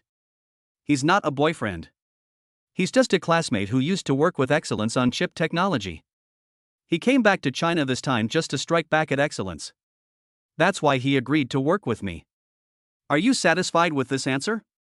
Oh, so that's how it is. Okay, I support him in defeating Joyu, but I can see from his eyes today that he has bad intentions towards you. Wife, you have to be careful and guard against him. What ill intentions? What kind of person did you describe Mr. Chow as? You have a childish temper. He is a mature adult and would not have such wild thoughts as you do. Wife, is he married? Does he have any children? Alas, it was Excellence that ruined him. Excellence secretly developed the technology and brought it back to China for production, which caused Mr. Chow to be fired from his original company and unemployed for a long time. This led to conflicts in the family and eventually ended in divorce. His daughter lives with his ex-wife. Currently, he is single, so he came to China to invest. Isn't that right? He's single now, and he's seeing you, his beautiful wife, all day long. How can he not be tempted? Look, I've only worked with you for a month, and I've been conquered by you. If he worked with you for a few days, I dare say he would never be able to escape from your 5 Fingers Mountain. No, today I see he is already attracted to you, so what should I do? Honey, you can't be fickle-minded, you have to remember that you are married. Okay. Ma Ming, are you done yet? You've been talking for so long, and it's just useless nonsense. You might as well focus on your work. This is an extraordinary period, and everyone will be very busy. Who has time to think about these romantic things? Honey, can I sleep with you today? You are simply being unreasonable. Why don't you go back to the dormitory quickly? It's already late. I need to take a shower and rest. I'll go back if you don't give me a kiss. Are you done yet? You are just a child, just thinking about nonsense. Zhou Chang stood up and pulled Ma Ming out, but Ma Ming was so strong that she couldn't pull him away and was pulled back by Ma Ming and fell into his arms. Ma Ming hugged her and lowered his head to cover her lips. After kissing Zhou Chang several times, Ma Ming was already very familiar with holding her mouth tightly and putting his tongue into her mouth. After a round of wet kisses, both of them were breathing rapidly. Ma Ming's big hand began to caress Zhou Chang's back and then reached her buttocks. Chapter 29 I want to go on a business trip with you. At this time, ding-ling-ling, ding-ling-ling. The passionate kiss between Ma Ming and Zhou Chang was interrupted by the ringing of a cell phone. It was Zhou Chang's phone that rang, so Ma Ming had to let her go. Zhou Chang took a deep breath to calm herself down and answered the phone. It was Xiao Shirluan who called her. Xiao Chang, are you still busy? I heard you say that you found a powerful chip manufacturer in China. I want to visit these companies with you to see their production line machinery and equipment and find out where to purchase them. Are you free tomorrow? Oh, Brother Xiao, I agree with your proposal. I will arrange my work tomorrow and may not leave until the day after tomorrow. After all, we also need to contact the person in charge of the relevant manufacturers before we can visit them.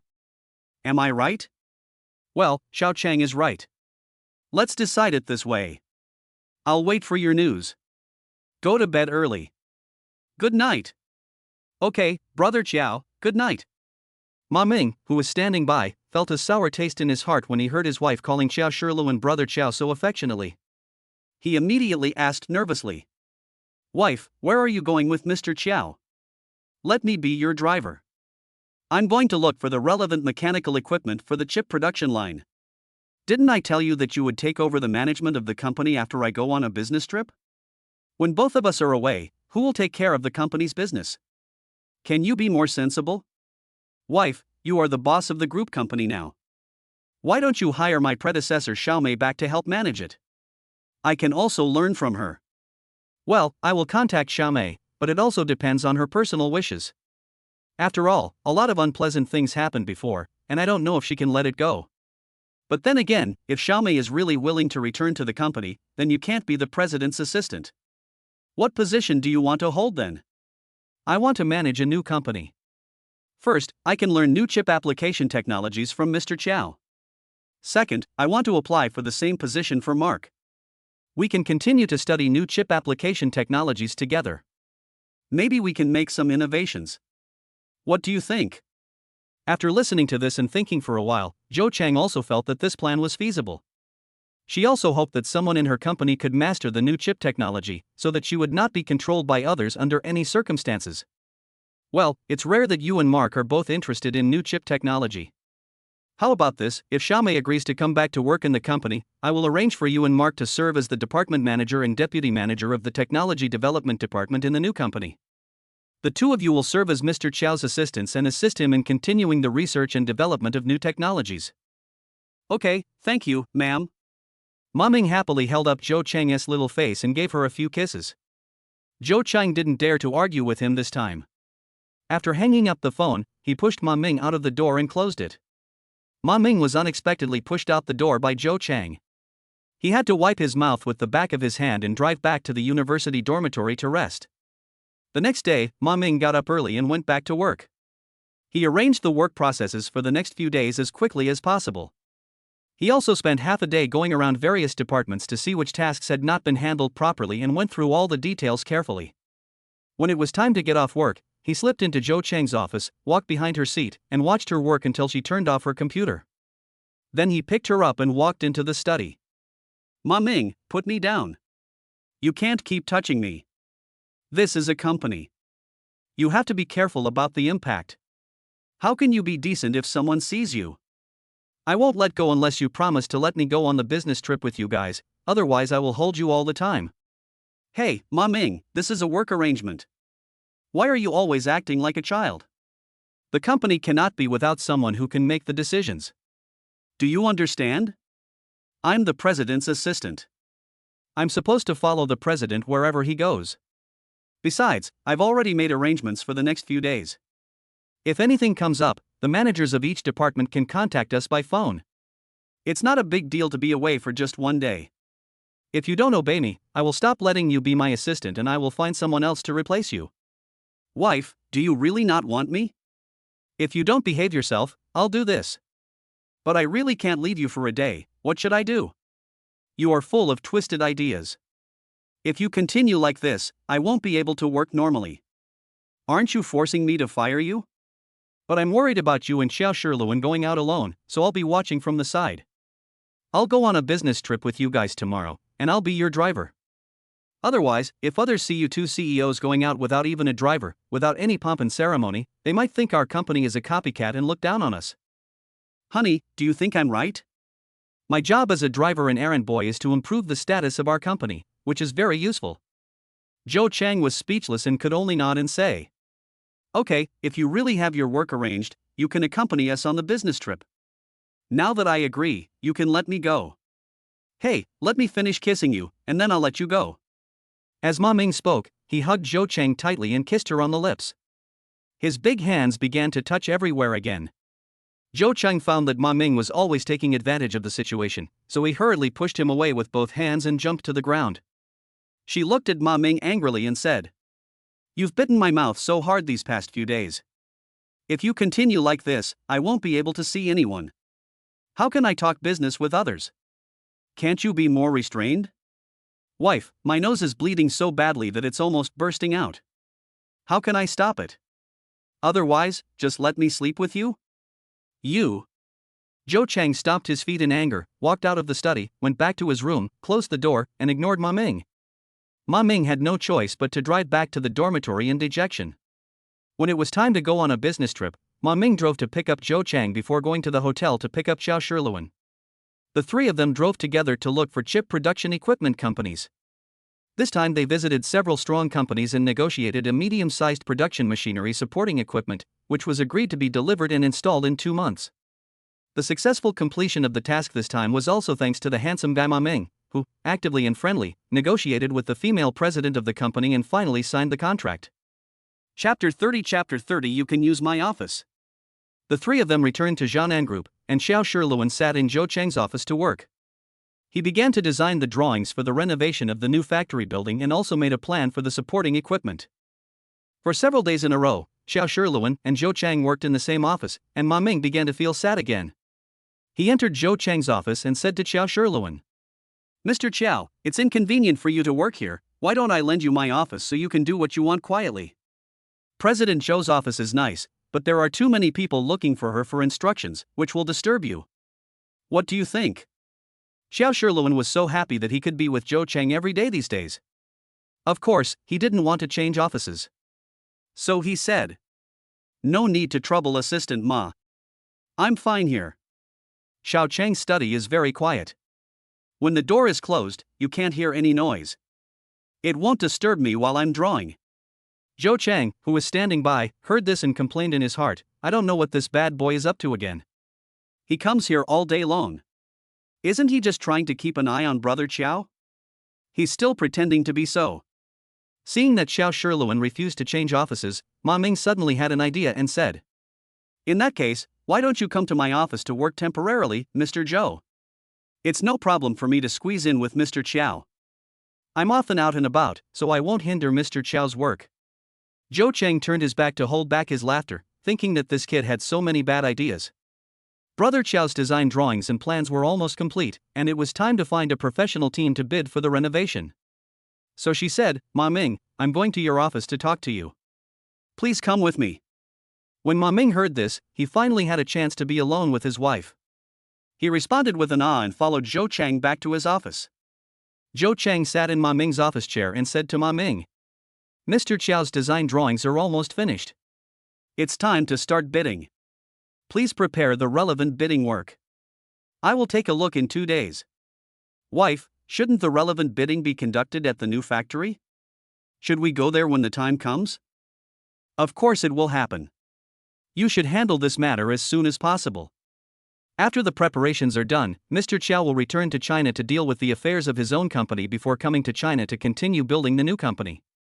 In the future, Zhou will always work in the new company, and no one will exchange offices with you, so you don't have to worry about it." "Of course I know this, honey. Have you made any progress in finding Xiaomei and getting her to come back to the company? I talked to her over the phone. Her initial idea was to wait until our new factory was completed before returning to work, because her labor contract with the company had not yet expired and it would be difficult to break the contract midway. Also, Ma Ming, I have to remind you that you and Mark will both be working under President Xiao in the future. How can you live in peace with him with such a narrow mind? I don't want to hire a man who is as petty as a woman to work in the company, and I don't want a department manager who is narrow-minded and has no courage.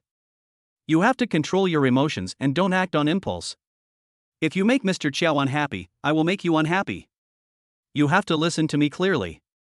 After Zhou Cheng finished speaking, she walked back to her office, leaving Ma Ming alone to think about what she had just said. Ma Ming had never been in a relationship before. He didn't know that he was too nervous about Zhou Cheng and did some things that she didn't understand, which caused Zhou Cheng to have a dislike for him. In fact, Zhou Cheng has never had a serious relationship, because she has been regarded as Zhuo Yue's fiancée since she was a child. Zhuo Yue has always claimed to others that Zhou Cheng will be his future marriage partner, and Zhou's father also strongly supports them being together. Zhou Chang and Zhuo Yu have been getting along like a young couple since they were old enough to understand. It seems natural that they like each other. Later, they went abroad to study separately. Since they were not attending university in the same city, they did not spend much time together. Later, Zhuo Yu got drunk and had sex with a woman during college. This was what Zhuo Yu said himself, and no one could confirm that what he said was true. Just like that, a few months later, the woman claimed that she was pregnant with Zhuo Yu's child and asked Zhuo Yu to take responsibility for her, so Zhuo Yu had to register for marriage with her. Zhou Chang and Zhuo Yu, who were considered a couple since childhood, became a joke, which surprised many people. Although Zhuo Yu tried desperately to explain to Zhou Chang and tried hard to please her afterwards, Zhou Chang was disgusted. She had no feelings for this man a long time ago. It was just Zhou's father's wishful thinking for a long time. Zhou Chang feels that Ma Ming's recent actions are a bit too emotional. She keeps reminding herself not to let emotions ruin things. She wants to prove to her father that the company will still operate without excellence and will become bigger and stronger. She, Zhou Chang, is also capable of leading the company to become one of the top 100 companies. What Zhou Chang could not have imagined was that in order to acquire Jianan Group, Zhuo Yu betrayed his good friend Xiao Shiluan and took the chip or D technology for himself. After returning to China, he took advantage of Zhou's father's trust in him and embezzled a large amount of the company's resources and funds to set up his own company to invest in chip production. Later, he even attempted to control the core industries of the Jianan Group by controlling the chip supply of the company, and step by step turned the group company into his own money-making tool. Zhuo Yu not only controls the company in terms of supply, he also uses his power as the manager of the company to hire a large number of people he likes and cultivate his own power. He even drives away Zhou Chang's assistant and tries to place his own people to monitor Zhou Chang's actions. Fortunately, Zhou Chang did not fall for his trick and saw through his sinister intentions a year ago. He made arrangements early and regained the company's voice. Facing the powerful opponent Zhuo Yu, Zhou Chang knew how to find a stronger opponent to become her partner, so she tried every means to find Xiao Shiluan and join forces with him to deal with Zhuo Yu.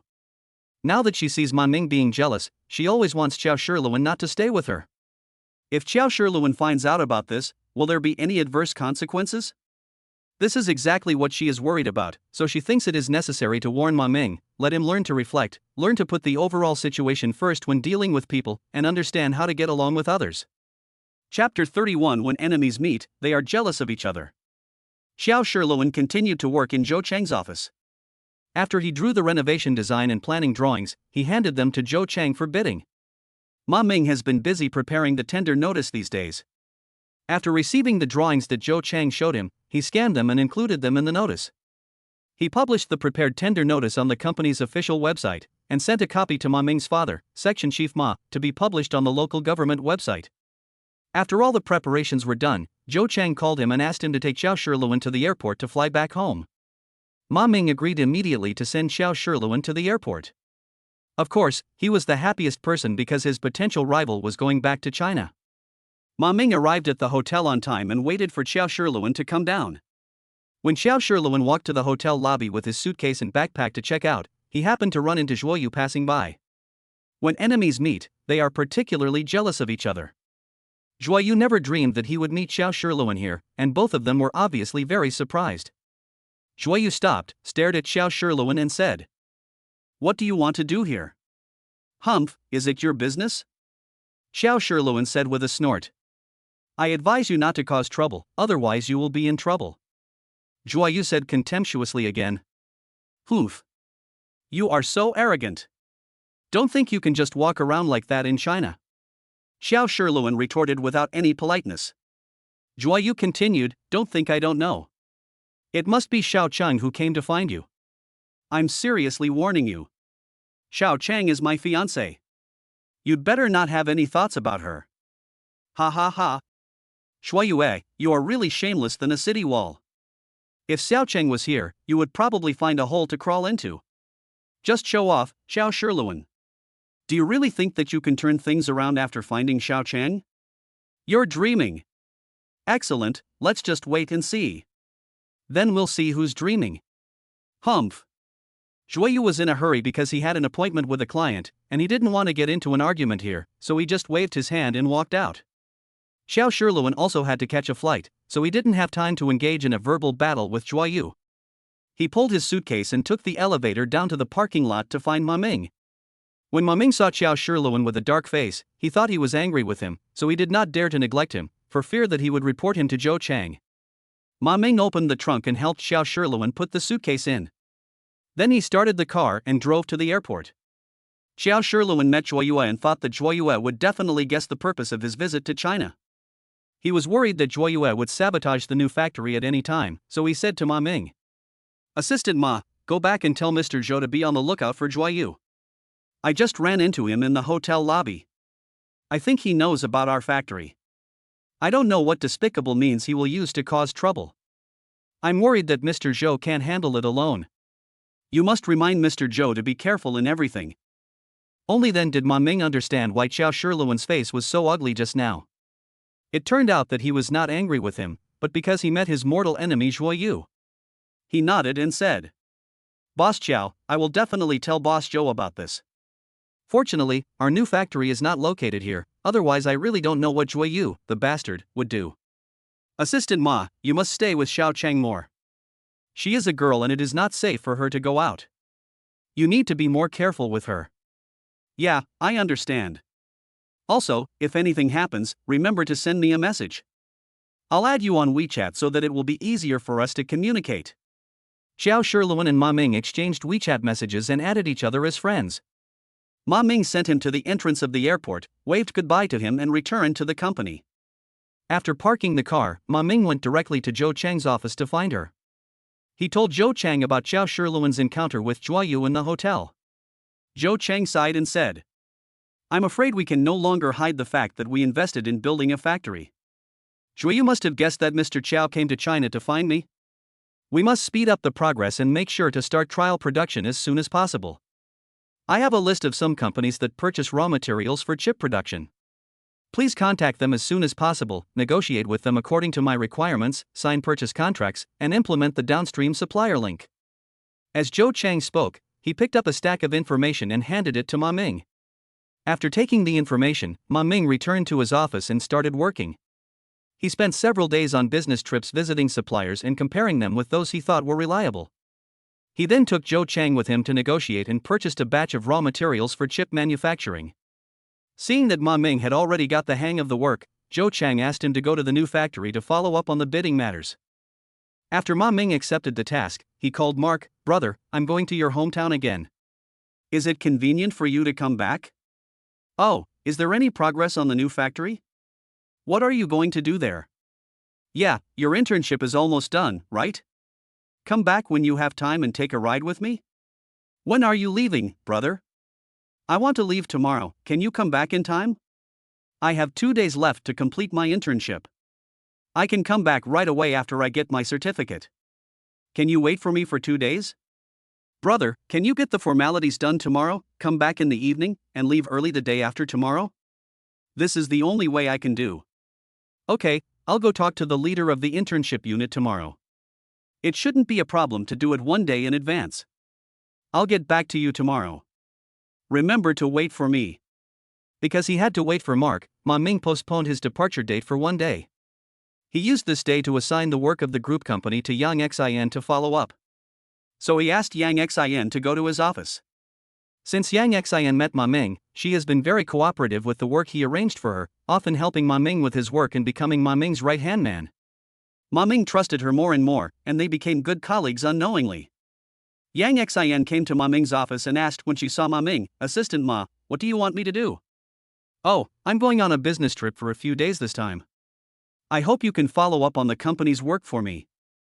I have some purchase orders here, and the quantity may be finalized in the next few days. Please help communicate with the supplier and order according to the quantity agreed in the purchase contract.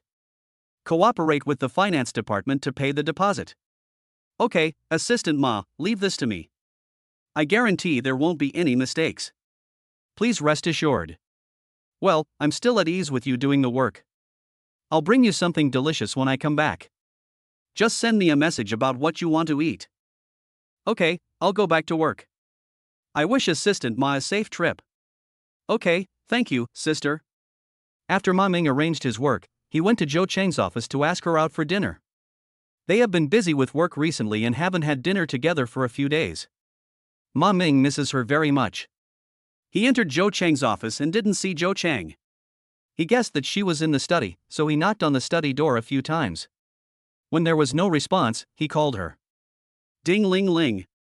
It turns out that Zhou Chang's cell phone is on the desk. Where did Zhou Chang go? Chapter 32 Riverside Chat. Ma Ming didn't see Zhou Chang in her office, and he knocked on the door of her study but received no response. He then walked into the room and found the door was open. He went in and saw no one there either. At this moment, there was a sound of water splashing in the bathroom. Oh, it turned out that she was in the bathroom. Ma Ming guessed that his wife must be inside, so he went back to the sofa in the living room and waited for her to come out. Zhou Chang was washing her hair and taking a shower in the bathroom. After she was done, she put on a bathrobe and walked out with a large towel wrapped on her head. When she came out, she saw someone sitting on the sofa, so she walked over and found it was Ma Ming. Ma Ming smelled the fresh fragrance of his wife who had just come out of the bath. The loose bathrobe could not hide her beautiful curves. He couldn't help but swallow his saliva as his throat moved. Wife, you washed your hair. Come here and let your husband blow dry your hair for you.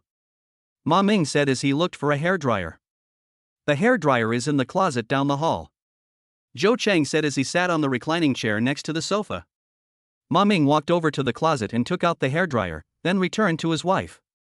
Except for the big towel on her head, her beautiful black hair cascaded down, accompanied by an intoxicating fragrance. Ma Ming couldn't help but take a deep breath. He first combed his wife's hair, then picked up the hairdryer and started to blow her hair. Honey, your hair is so smooth and feels so good. Is there something you need from coming to see me? Zhou Chang asked. I was planning to go out for dinner with my wife. We haven't had dinner together for several days. I missed you so much that I have no appetite. Wife. Can you call me husband? I can't say it.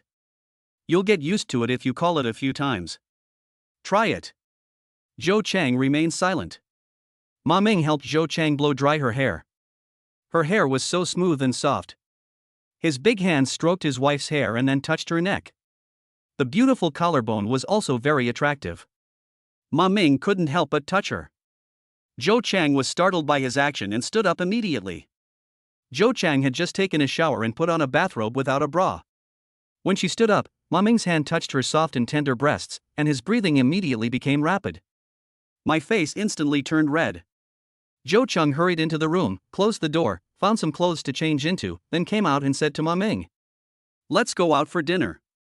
Zhou Chang knew that if he didn't leave now, something bad would happen, so he quickly walked out of the office door and turned around and said, "Remember to lock the door for me. I'll wait for you in the parking lot." Ma Ming had no choice but to close the door, walk out of the office door, lock it, and then take the elevator to the parking lot on the second floor below ground. At this time, Zhou Chang was already standing next to the car waiting for him. Ma Ming opened the passenger door and asked Zhou Chang to get in. He then returned to the driver's seat, started the car, and drove to a restaurant in the city. The two sat at a seat by the window and ordered the dishes. Zhou Chang said to Ma Ming, "I bought a house near the new factory so that you will have a place to live when you go to work there in the future. Please take some time to decorate the new house with me." "Really? Thank you so much, wife." Ma Ming said, opened his mouth and blew a kiss over with a bow sound. "This is a restaurant, a public place, so you should be careful." Zhou Chang said half angrily. "What are you afraid of? I kiss my own wife, and no one can say anything." "The food is here, honey, this is your favorite health-preserving soup, come and try it." Ma Ming used a small spoon to help Zhou Chang serve a bowl of soup and placed it in front of her. "Wife, I plan to go to the new factory tomorrow to deal with the bidding. My good classmate Mark has finished his internship and will come to help me. Are you free to go with me tomorrow? You go with Mark first. I'll drive over here myself on the weekend." "Okay, I'll go shopping with my wife and watch a movie this weekend, okay?" Zhou Chang smiled and did not object. Ma Ming knew that she agreed and was very happy. "Wife, after dinner, shall we go for a walk by the river?" After they finished their dinner, Ma Ming drove the car to the river bank and parked it. He took Zhou Chang's hand and walked slowly along the river bank. There were couples walking and chatting together in groups of 3 or 4 on the river bank, and Ma Ming and Zhou Chang were one of them. The river breeze was blowing, the river water was rippling, couples were walking side by side, there was a little mist around, and when the afterglow faded, there was still a little red light shining. The scenery was very charming. The cool breeze lifted Zhou Cheng's hair, revealing her slender swan neck, which was white and delicate. Ma Ming was stunned when he saw it. He said in his heart, "My wife is so beautiful, I have found a great treasure." He couldn't help but hold his wife's hand tightly, with his fingers clasped together. The two walked forward silently, breathing the fresh air by the river and intoxicated by the charming scenery. After walking for a while, Ma Ming was afraid that his wife would be tired, so he carefully found a chair on the river bank and pulled Zhou Cheng over. He took out a tissue to wipe the dust off the chair and said, "Honey, come sit down and take a rest." After Zhou Cheng sat down, Ma Ming hugged her waist from behind, put her head on his shoulder, stroked her face with his other hand and said, "Honey, let's be a real couple from now on, okay? I will always be by your side, and we can have a baby, and live happily as a family, making that bad guy Zhuyu jealous to death. What do you say?" "I don't know if what you said is true or not. We have known each other for such a short time. Let's get to know each other first and see if we can get along well before we talk about other things," Zhou Cheng said worriedly. "Wife, I know you mind our age difference and are troubled by the prejudices of secular people.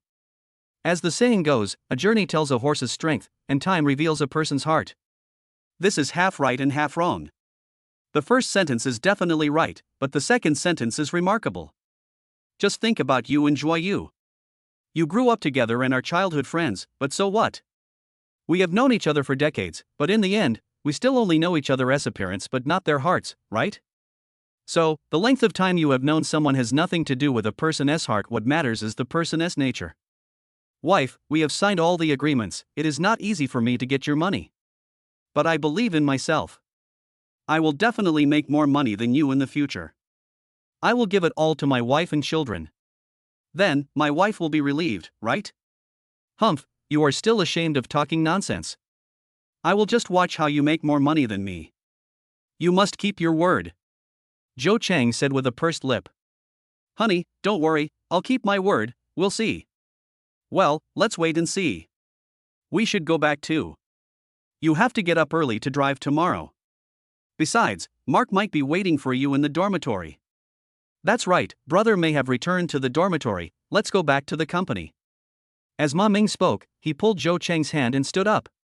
Before leaving, he gave his wife a big kiss and dragged her towards the parking lot. Chapter 33 Brothers of one mind are stronger than any other. After sending his wife back to the company, Ma Ming drove back to the university dormitory. He parked the car, bought some drinks and snacks at a convenience store, and walked towards the dormitory. Sure enough, there was a light in the dormitory, and my good friend Mark had arrived.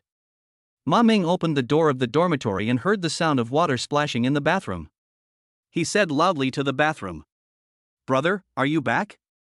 "Hey, yes, I'm back. Wait for me outside. I'll be done with my shower soon." "Brother, have you had dinner yet?" "I ate in the company cafeteria before I came back." "If you haven't eaten yet, I'll go with you for a midnight snack." "Brother, I've eaten too, but I bought some drinks and snacks. Come out and eat together after you're done washing up." "All right, brother." When Mark came out after showering, the two brothers hugged each other warmly and said happily, "We meet again. We can work side by side in the future. I am so happy just thinking about it. Yes, we will set off for the new factory tomorrow. This time we are responsible for the bidding for the renovation of the new factory. We have no experience in this area. Do you want to ask your father for help?" "Okay, I'll tell my dad about this, and I'll definitely be able to complete the task." The two brothers chatted while eating snacks and drinking. Before they knew it, it was almost midnight. After a simple wash, the brothers went to bed to rest. The next day, after getting up and having breakfast, the two drove towards Mark's hometown. After more than 5 hours' drive, the two returned to Mark's home. Mark's mother prepared a lot of delicious food for them when they came back. The two brothers did not hesitate to have a big meal and waited for Mark's father to come home from get off work. When Section Chief Ma returned home and saw his son, he asked, "Son, did you complete your internship? Did it go well?" "Well, of course. I have obtained the internship certificate now, so I will graduate smoothly. Dad, I have officially joined Mr. Zhou's company and will be responsible for the bidding for the renovation of the new factory. I don't have much work experience in this area, so can you help your son?" "Okay, after dinner, the three of us will discuss this." "Okay, All of you come over here and help with the dinner. Mark's mother called from the kitchen. The two brothers immediately went into the kitchen and helped carry the bowls and dishes to the dining room and placed them on the dining table. The four of them then happily started eating together. After dinner, Ma Ming helped his mother wash dishes and bowls and cleaned the kitchen. Ma's mother praised him and said, "Ma Ming is much more sensible than my son Mark. He can do any job and will definitely be a promising child in the future. Mom, my brother doesn't need to be successful in the future. He is successful now.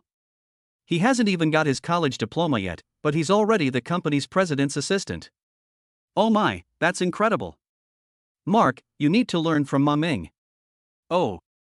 Mom, I can't learn this. Who told you not to make me a handsome guy?" "Humph, you little brat, you're complaining about your parents. Can someone who has nothing to do but a handsome face become the CEO's assistant? You're dreaming." "Ha, this time Mom is right. Both of you come to my study and let's have a good chat." Papa Ma laughed and waved to the two of them. With the guidance and help of Section Chief Ma, the two brothers Ma Ming and Mark worked together to complete the bidding work and received more than a dozen bids. Ma Ming called Zhou Chang and said, "Wife, I have good news for you. We have received more than a dozen bids. When can you come over here to take a look and pick out a suitable one? We have to wait until President Xiao comes to make a decision. I'll notify him right away. Let's see when he comes to China. You guys wait for my notification." "Okay, honey, I miss you so much. Come over here soon. Didn't we agree to decorate the new house? I suddenly have something important to deal with here. I should be able to come over in 2 days. This weekend, please help me book a hotel room." "Okay, honey, I'll wait for you. I love you, boo." After Ma Ming hung up the phone, he went back to the hotel that Zhou Chang had booked last time and booked a suite for her. The next day, Zhou Chang called Ma Ming and told him that Xiao Shiluan would come to China next Monday and asked Ma Ming to pick him up at the airport. Ma Ming and Mark are in the new company's office. After a few days of preparation, it is ready for use. Now both of them are working in the new office. Zhou Chang also prepared a list of job positions and types of work for recruits and sent it to Ma Ming, asking him and Mark to be responsible for recruiting personnel for the new company. So the two of them have been very busy these days, posting recruitment information on major talent networks, answering consultation calls, and answering various consulting questions. After two people's audition, they initially selected suitable candidates and waited for Zhou Chang and Xiao Shiluan to arrive for interviews and admission. Ma Ming said to Mark, "Brother, we must learn from President Xiao about the research and development of new chip application technologies. We must master this technology and ensure that the company's core technology does not leak out. This is the task given to us by President Zhou. In addition, the company will set up a department dedicated to the development of new chip technologies. The two of us will be the heads of this department. This is what Mr. Zhou told me. Brother, are you interested in doing this job? Really? That's great. I'm going to go back and tell my parents and make them happy. I can be the head of a department as soon as I start working. This is something I never dared to think about. In the future, I will study hard with you, my brother, master real skills, become the backbone of the company, carry forward the company's business, and make the company bigger and stronger. Good brother, I also want to thank you for speaking for me. We will definitely become the leaders of this industry in the future. Speaking of working on new technology research and development, this is the job I dream of doing. Brother, I really thank you very much."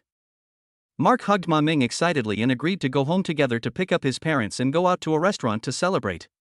When it was time to get off work, Ma Ming and Mark went home and told Section Chief Ma and Ma's mother the news. Mark's parents were very happy to hear this and expressed their gratitude to Ma Ming.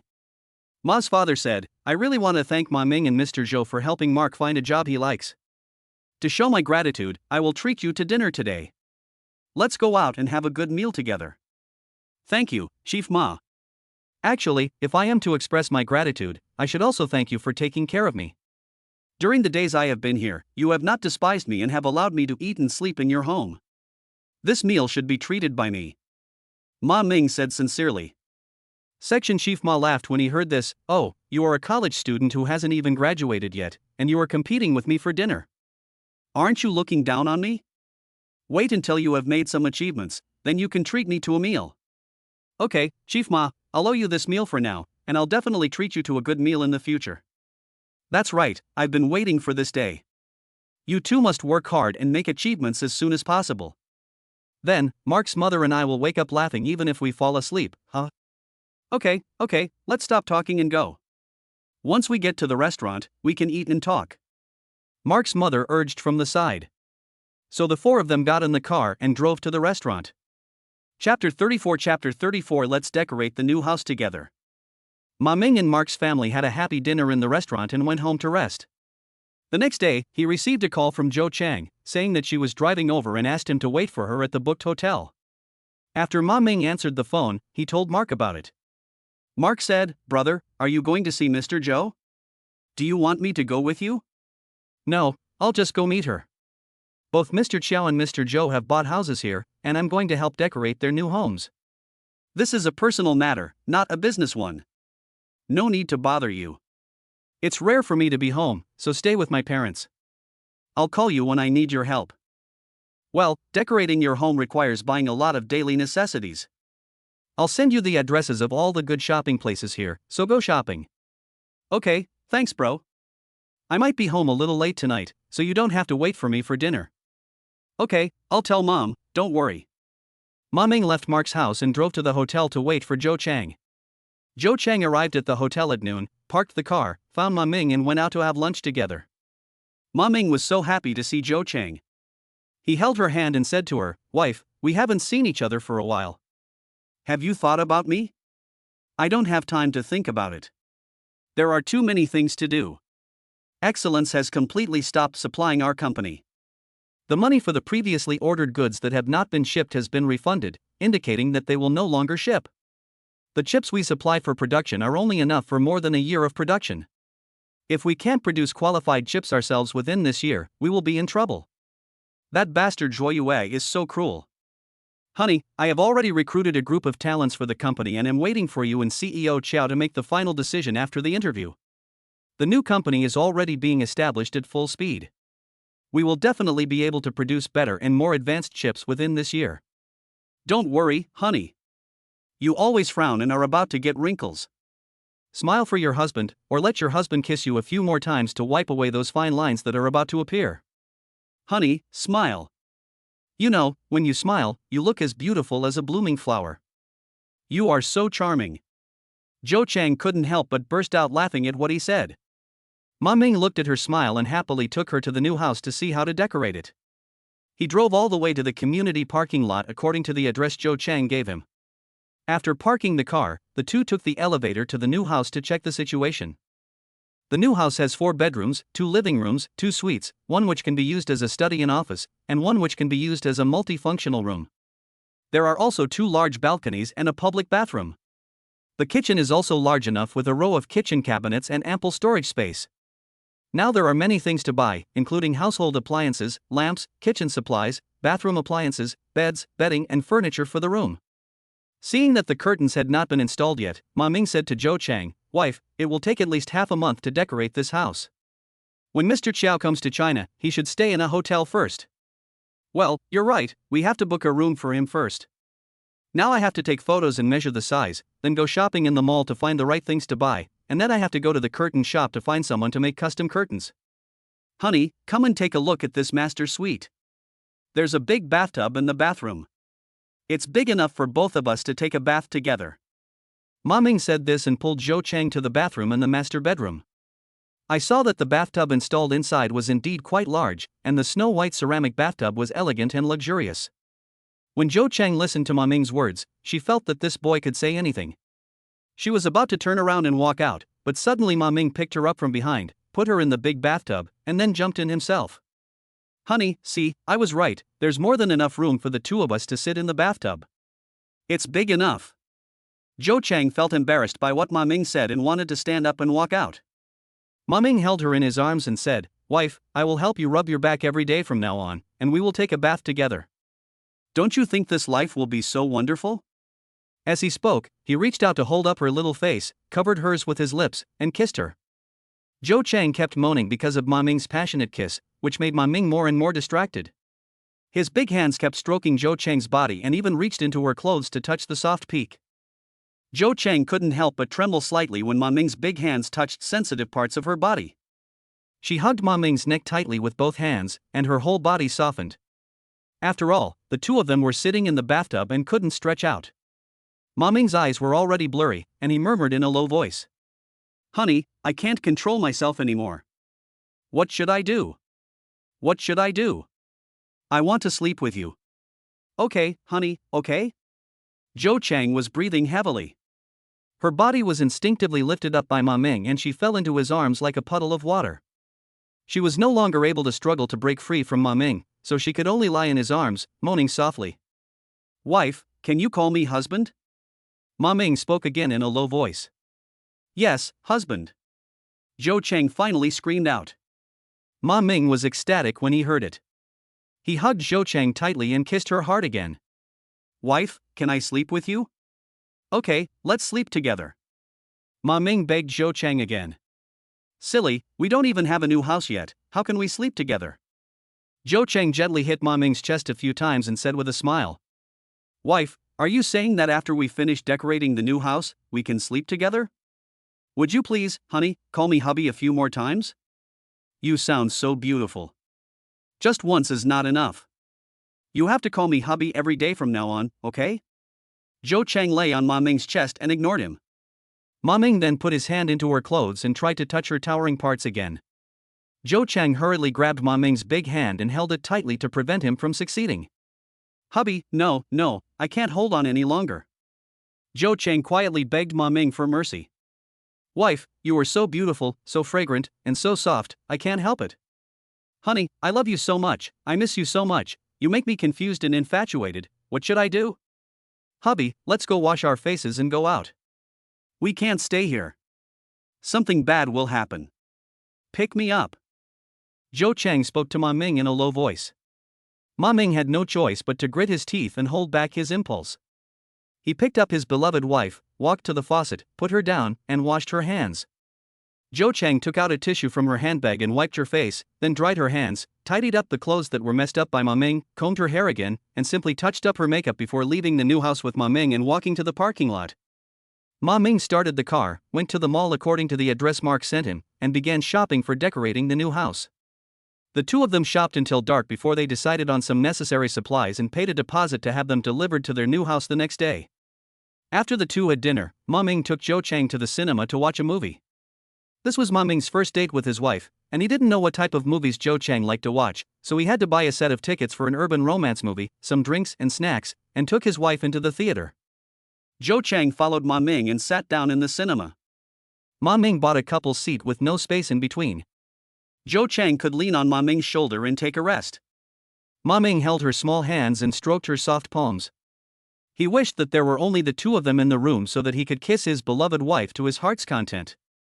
When he thought of the wonderful situation of living with her under the same roof in the future, his heart was like 1,000 horses galloping, and he was full of energy. Today, his wife finally called him husband. The thought of it made him crazy with joy. Since he came out of the new house, the corners of his mouth have been raised, unable to hide the happiness in his heart. The sales ladies in the mall all gave him a warm welcome. Who could resist a handsome man who was as dazzling as a star and always smiling? Chapter 35 The former president's assistant appears. In the next few days, Ma Ming and Zhou Chang were busy decorating their new home. During this time, Zhou Chang increasingly felt Ma Ming's hot gaze and longing desire. She didn't dare stay in the new house with him for a long time, for fear that Ma Ming would lose control of his emotions. She was also worried that she would not be able to resist the passion and enthusiasm of this big boy and would fall into his hands sooner or later. There is no doubt that Ma Ming's handsomeness is dazzling, his body is attractive, and his love is passionate, but are you ready to accept him? Zhou Chang fell into distress of fear of losing everything. She was psychologically traumatized by the injury caused by Zhuo Yu, and was afraid that Ma Ming's enthusiasm was just a flash in the pan and that his underlying purpose was still for money and the company. Therefore, she never dared to go beyond the line. Zhou Chang's hesitation also made Ma Ming feel uneasy. He guessed that his wife must be a newbie with little experience in love, not much different from himself. But precisely because of this, Ma Ming felt that Zhou Chang was a rare and unique candidate for a wife in the world. He was so lucky that he had stumbled upon her by accident and would never let her go. After missing her, he was afraid that he would never meet anyone better than her in this life. Ma Ming warned himself that he must use the utmost patience and try his best to make his wife believe in him. He is willing to love her forever and never let her down. Ma Ming and Zhou Chang were chasing and escaping respectively, and the days passed in silence. Although there has not been a final breakthrough in their relationship, they have never stopped working. After Qiao Shilun came to China, he and Zhou Chang determined the winning bidder for the renovation of the new factory and quickly launched the standard renovation project of the production workshop. In addition, the two shareholder presidents will conduct a round of interviews to initially determine the candidates, and then conduct a re-interview before making the final decision. When the construction of the new factory was in full swing, Zhou Chang received a call from her former assistant to the president, Xiaomei. "Sister, my labor contract expires today, and I will officially leave my current company tomorrow. What are you going to do with me?" "Oh, really? Xiaomei, that's great. I'm looking forward to your return. When you return to the company, your original position and benefits will remain unchanged. Just let go and do your work. When can I see you?" "Sister, I heard that the position of the president's assistant is already taken by someone else. You won't drive that person away because of me, right?" "Oh, don't worry about that. My new company has been established and there are many job vacancies. Are you still worried that you can't assign him a position? Just come back and tell me when you plan to report. I'm anxious for you to come back and help me." "Sister, I'll come to see you tomorrow, okay?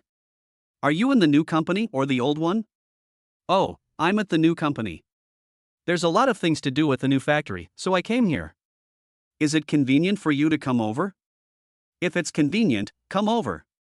"Okay, sister, I'll go to your new company to find you, and by the way, I'll also take a look at your new site." "Sister, see you tomorrow." "Okay, see you tomorrow. I've sent the address to your phone, so you can find me when you navigate here tomorrow." "Okay, thanks sis." Xiaomei arrived around noon the next day.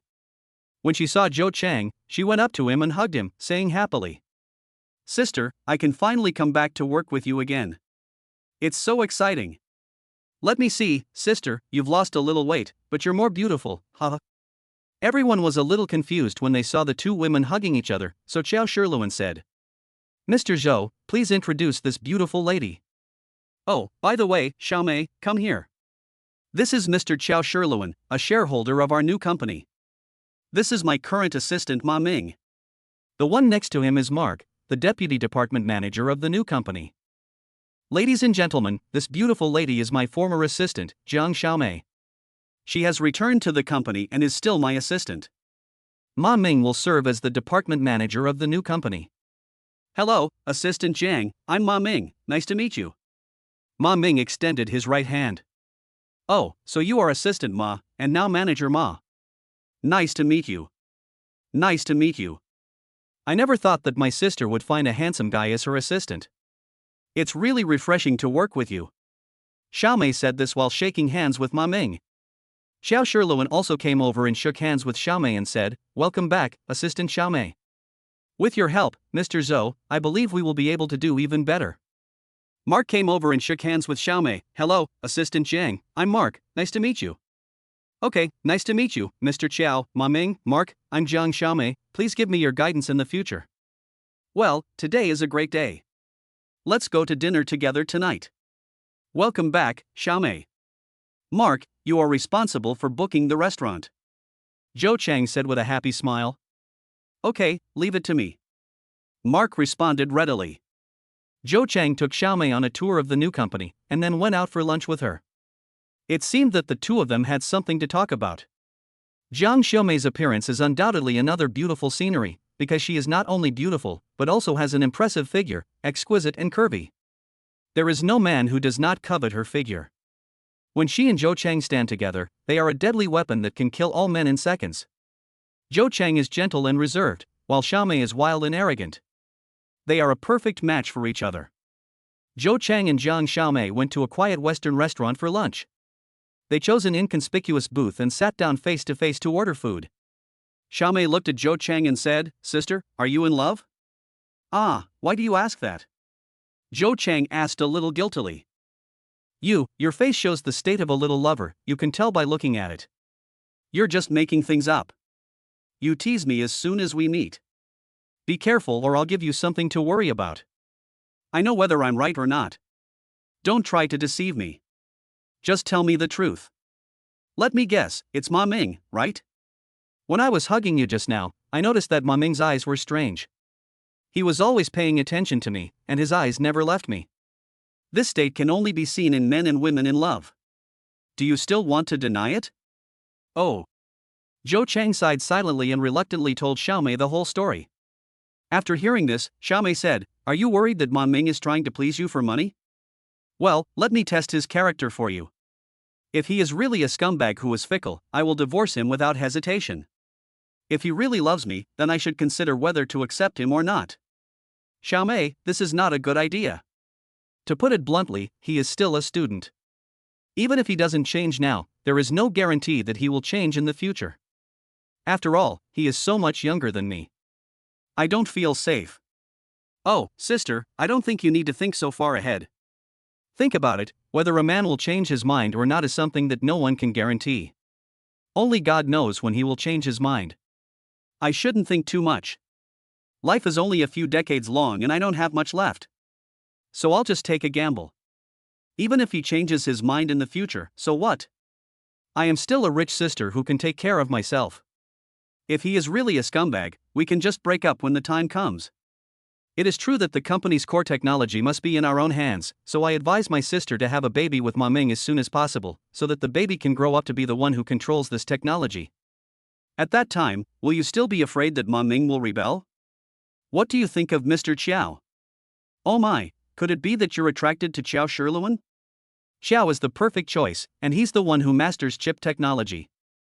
If you and him become a couple, it will be more in line with economic benefits and the company's future development than becoming a couple with Ma Ming.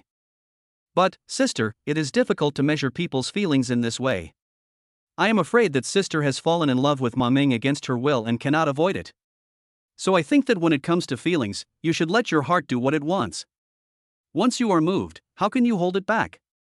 After listening to Xiaomei's words, Zhou Chang remained silent. Chapter 36 Qiao Shirluan's test. Zhou Chang and Xiaomei, two good friends, drove back to the company together and continued to complete the list of necessary office supplies for the new company, and then handed it over to Xiaomei, Ma Ming, and Mark to be responsible for the procurement. Qiao Shirluan and Zhou Chang were responsible for purchasing raw materials for chip production, so the two would often work together and travel to negotiate with suppliers. The more they spent time together, the more Qiao Shirluan felt that Zhou Chang was a rare good woman. Not only was she extremely beautiful, but most importantly, she was kind-hearted, compassionate, and loving. When she was doing business and managing the company, she showed an ability to manage personnel that was not available to ordinary women, making her subordinates willing to listen to her commands and obey her leadership. She was a rare entrepreneur. Qiao Shirluan admired Zhou Chang's good qualities and beauty more and more, and he began to want to test what Zhou Chang thought of him. On this day, Qiao Shirluan and Zhou Chang drove to the store because they had to finalize the purchase contract with the supplier. After the contract was signed, it was already past 5 in the afternoon. Qiao Shirluan said to Zhou Chang, "Xiao Chang, can we have dinner before going back to the company?" "Okay, it's already this late. It will probably be past 9 when we get back to the company. Let's eat first and then drive back." So the two of them found a restaurant with a nice-looking environment and took a private seat upstairs. They sat down face to face and began to look at the menu and order food. After ordering the dishes, Xiao Shirluan said, "Xiao Chang, I'm glad you helped me decorate the new house during this period, otherwise I don't know when I can move in.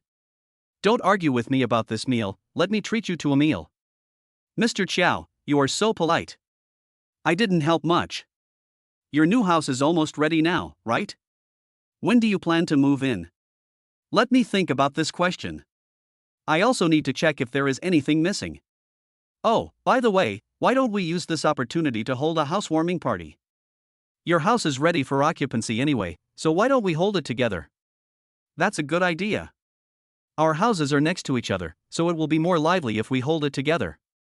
"That's it. Mr. Qiao, which day do you think is more suitable?" "The date depends on Xiao Chang's opinion. You can make the decision. I have no problem with it. Just let me know when you have decided on the date. I will be responsible for preparing everything for the banquet. Also, I have a personal question to ask. Does Xiao Chang mind?" "What personal question? You look a little serious." "Xiao Chang, don't blame me for being nosy. I want to know what's going on between you and Joy Yu now." Do you still plan to get married? Oh, Xiao said that he and I broke up a long time ago, but Shuiyue himself never agreed and kept telling lies to the outside world that he and I were a couple. In fact, I haven't had any private contact with him since he got married. After so many years, I no longer have any feelings for him. Oh, so that's how it is. Then why haven't you had a boyfriend in all these years, Xiao Chang? Alas, my father has been speaking for Shuiyue in this matter. He always believed that Shuiyue liked me and that his marriage to someone else was just an accident. We can get married after the divorce. I have been busy with company affairs these years and haven't met a suitable partner, so how can I talk? This guy Shuiyue is really a piece of shit. He has been dragging you along like this, wasting your best years. It's really hateful. Xiao Chang, I believe Xiaomei has also told you about my situation, right? I am now a single man. My daughter has lived with her mother since my divorce. I can only visit her when I go back. She has grown up, but she is becoming more and more unfamiliar with me. The relationship between father and daughter is also becoming weaker and weaker. I think it would be nice to have the opportunity to start a family in China. What is Xiao Chang's impression of me? What do you think of me as a person? After hearing what Xiao Shirluan said, Zhou Cheng understood what he meant. He was testing him. She smiled and said, "What Mr. Qiao said today made me feel like two single men and women were going on a blind date. We are all adults, so there is really no need to hide it. But I think my father would definitely not agree with this. He still dreams of me and Zhuoyu getting back together. Your father is indeed a strange person. What father would not stand on the side of his daughter, but instead help outsiders to force his daughter to submit? It's really hard for you, Xiao Chang. I understand that your father disagrees with this, but whoever you marry is your personal freedom, and you can't let your father lead you by the nose.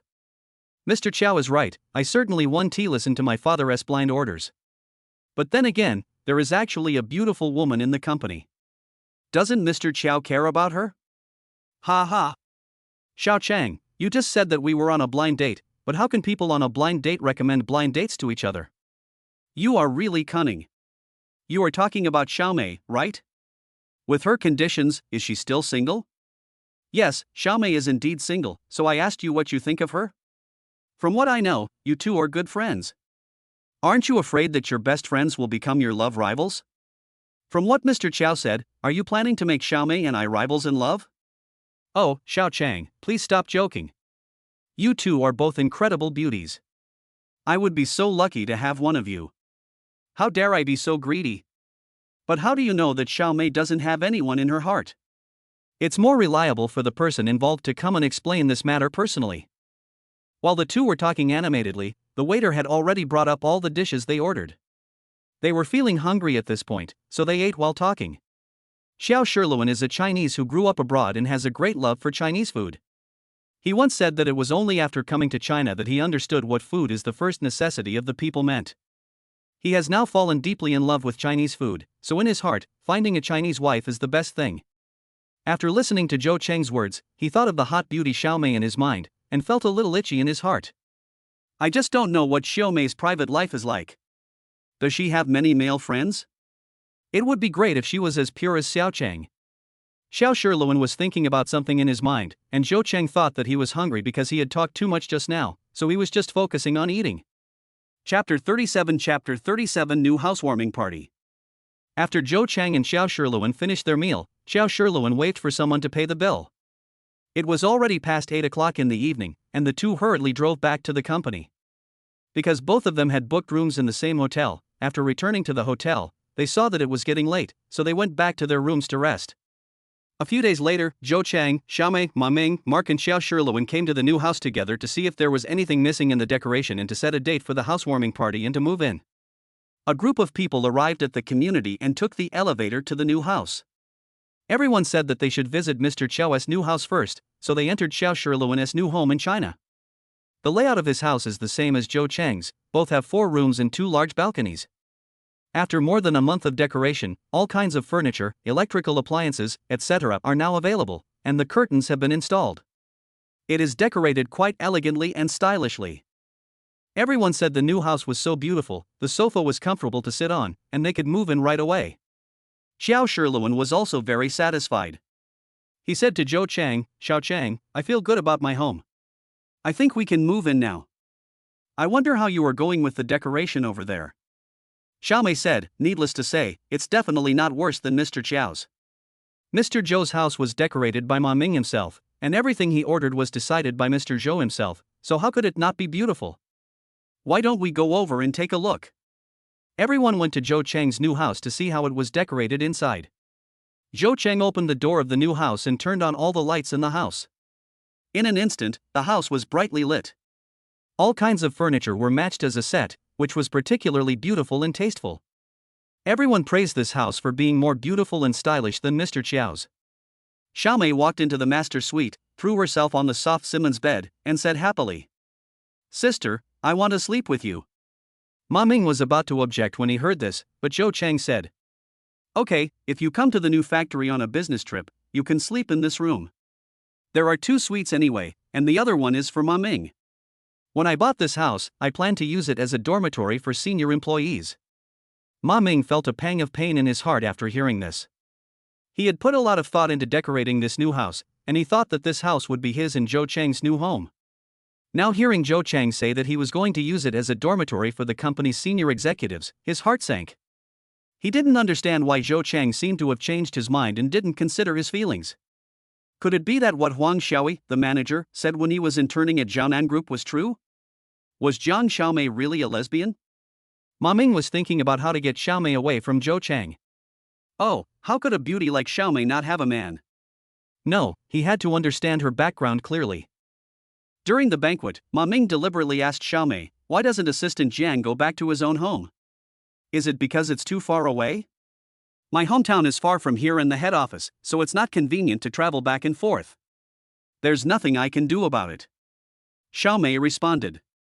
"How did Assistant Jiang and Mr. Zhou meet? Have you been working together for a long time?" Ma Ming asked again.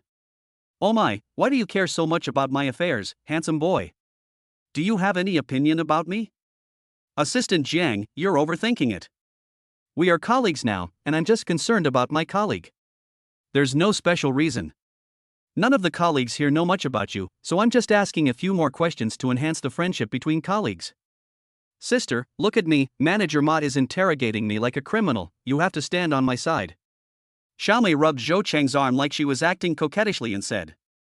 Zhou Cheng smiled and said, "Manager Ma was just asking about the situation, how did it become an interrogation of a criminal? Don't worry, Xiaomei. In fact, Xiaomei and I were classmates in college.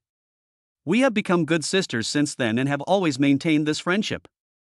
Later, after Xiaomei resigned from her original company, I invited her to be my assistant, and we have been working together ever since.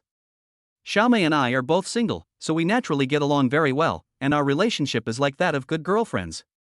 Xiaomei is a very good girl, but it's just that fate has not yet arrived. I don't know which man will be so lucky to marry her in the future." Zhou Cheng took the initiative to explain for Xiaomei. Xiao Shiluan, who was standing by, interrupted and asked, "With Assistant Zhang's good conditions, I wonder what requirements he has for a spouse. Maybe I can give you some advice?" Looking for a partner is not like going to a mall. You can't find one by just looking at the price, right? This kind of thing still depends on mutual attraction and love. I can only say that I haven't found the man I love yet," Xiaomei said with a big laugh. Mark heard this and said, "With Sister Xiaomei's appearance, I believe there must be a lot of men who are attracted to you. I also fell in love with Sister Xiaomei at first sight. Listen, how enterprising the young men nowadays are. They dare to express their feelings publicly when they meet for the first time. It's incredible. I'm drunk. It's a pity, little brother Mark, you are not my cup of tea, huh?" After hearing this, Xiao Shiluan felt that Xiaomei was not a bad person. She must be a good girl, as she had known Xiaocheng for so long and had worked with him for many years. His heart was moved. He stood up, raised his glass and said to the people present, "I would like to express my deep gratitude to all of you for coming to attend this housewarming party today. The renovation of the new factory is progressing smoothly. It is also thanks to your collective efforts. On behalf of the new company, I would like to raise a toast to you all. I hope that the new company will achieve great success in the future, with prosperous business and rapid development. Come, let's drink together. I'll drink first as a sign of respect." Everyone stood up and clinked their glasses to wish the new company a smooth production and a more prosperous business. After the banquet, Zhou Chang, Xiaomei and Ma Ming went back to the new house to rest, while Mark went home alone. Xiao Shiluan now has a new house to live in China and has begun to focus more on the production and development of the new company. He had a very good impression of both Zhou Chang and Xiaomei. Deep down in his heart, he hoped to have a good start with them, hoping that one of them would fall in love with him and that the relationship could blossom and bear fruit. After Xiaomei and Zhou Chang returned to their new house, the two of them chatted in the master suite. They closed the door, and Ma Ming was too embarrassed to disturb the best friends, so he could only stay in his room and make random guesses. Deep down, Ma Ming hopes that Xiaomei, the big light bulb, can go back to the head office to work as soon as possible, leaving some space for himself and his wife Zhou Chang. But as soon as Xiaomei arrived, she stuck to Zhou Chang and wouldn't let go, whether they were at work or eating and resting together after get off work. Ma Ming was treated like a transparent person, and he felt very jealous. He kept an eye on Xiaomei's actions intentionally or unintentionally, and often hinted that she should have her own social circle, find a partner, start a new family, etc. How could Xiaomei, a very smart girl, not understand Ma Ming's little thoughts? So she wanted to play a trick on Ma Ming and at the same time test the bottom line of his private life and conduct. One day, Zhou Chang and Xiao Shiluan went out to discuss business together. Xiaomei returned to this executive dormitory and took a shower in the room. After that, she wrapped herself in a large bath towel and sat in the living room, watching TV and eating, waiting for Ma Ming to come back from get off work. This day, Ma Ming found out that Zhou Chang was going out with Xiao Shiluan again. He was already unhappy because he hadn't hugged his wife for many days. Although they worked together, he could always feel distant from her. He felt so itchy inside that he even dreamed about her at night. Chapter 38 Ma Ming and Xiaomei fight. Ever since Ma Ming discovered at the housewarming party that Jiang Xiaomei always liked to be intimate with Zhou Chang, he began to pay attention to Xiaomei's every move, worried that she might steal his wife. Following his wife Zhou Chang's wishes, Ma Ming moved into one of the suites in the new house as a company executive. Because Xiaomei's position is assistant to the president of Jiangnan Group, her responsibilities include administrative coordination and other aspects of the group's work. She could not stay in the new company for a long time. She would only stay in another suite in the new house when she needed to travel to the new company. Zhou Chang also had to manage both houses, so he would occasionally live in the new house. In this way, Ma Ming actually became the sole owner of the new house. Ma Ming had always dreamed of having a large bathtub in the bathroom of the master suite, and he always hoped that one day he could bathe in the bathtub with his beloved wife. After Xiaomei learned about her best friend Zhou Chang's hesitation about Ma Ming, she also wanted to give Ma Ming a warning on her behalf. When Ma Ming returned to his new home and pushed the door open, he saw Xiaomei sitting in the living room, revealing her beautiful snow-white back. Because of the large leather sofa blocking his view, Ma Ming couldn't see clearly whether Xiaomei was wearing any clothes or not. He shuddered in his heart, thinking, could this sister Xiaomei be so open-minded? You don't wear clothes at home. Don't you know that there is someone else living in this house? So Ma Ming deliberately knocked on the door and coughed a few times, hoping to wake Xiaomei up and ask her to go back to her room. Who would have thought that after hearing the noise, Xiaomei turned around, stood up, and greeted Ma Ming with a smile. Hello, Manager Ma, are you back from get off work? Have you had dinner? I have some fruits and snacks here, come and eat together. Ma Ming then saw that Xiaomei was only wrapped in a large bath towel. She was too sexy. He felt a little embarrassed to be alone with her, so he blushed and said, No, thank you Sister Xiaomei, I've already had dinner, I'll go back to my room first. Ma Ming returned to his room, took a simple shower, and called Mark, brother, are you home? I haven't been to your house to visit uncle and aunt for a while. I want to come over now. Is it convenient? Oh, okay, my parents are also talking about you, so just come over. Okay, I'll come over in a moment. After Ma Ming hung up the phone, he quickly got dressed and prepared to go out. When he opened the door, he was startled to find Xiaomei standing in front of his door. Sister Xiaomei, do you have something to talk to me about? Ma Ming asked anxiously. Yeah. It's after get off work now. I don't have any official business to talk to you about, but I do have something personal to ask you. What private matter? Did you register your marriage with my sister? Yes, didn't my wife tell you about this? I didn't ask her, and she didn't say anything. You're married, why don't you sleep together? And why do you live in separate rooms? What happened? Ma Ming was stumped by Xiaomei's straightforward question. His face turned red and he didn't know how to answer her. Xiaomei blushed instantly when she looked at Ma Ming. She thought to herself, it was so rare that this handsome boy was so easily shy, so she decided to tease him. So he asked again, "Handsome boy, you haven't been with my sister yet, right? Then is your marriage fake? If it is fake, I will help my sister find a partner, and you will divorce her after she finds a good partner. In this way, my sister can marry her partner as soon as possible." Ma Ming was furious when he heard this, so he said confidently, "Don't misunderstand, Sister Xiaomei. My wife and I got married voluntarily. This is not a fake marriage. We will live a good life in the future. Sister Xiaomei, don't worry about it. If you really want to live together, why don't you live in the same room with me? It's because my wife misses you and wants to be closer to you that she lets me live in a room by myself. After you go back to work at the headquarters, won't this be our home?" Ma Ming tried his best to defend it. "Ha? Is that true? Then will you have a baby soon? I'm waiting to be an aunt," Xiaomei said with a smile. Ma Ming's face flushed at her words. He tried to remain calm and said, "This is something that will happen in the future. Who can predict it? Is Sister Xiaomei too concerned? Honestly, a handsome guy like you is hard to find and is very much my type. If you don't really want to be with me, could you please consider me? What do you think of me? Even though Sister Xiaomei is good in 1,000 ways, I still prefer my wife. I will not divorce her, nor will I have any other thoughts about you. Sister Xiaomei, please give way. I have something to do and need to go out." Seeing that Ma Ming was not fooled, Xiaomei had to move aside and walked back to the sofa in the living room. Ma Ming walked out of the room, went to the parking lot, drove to a nearby store, bought a basket of fruit, and drove towards Mark's house. Xiaomei failed to test Ma Ming, so she called Zhou Chang and chatted.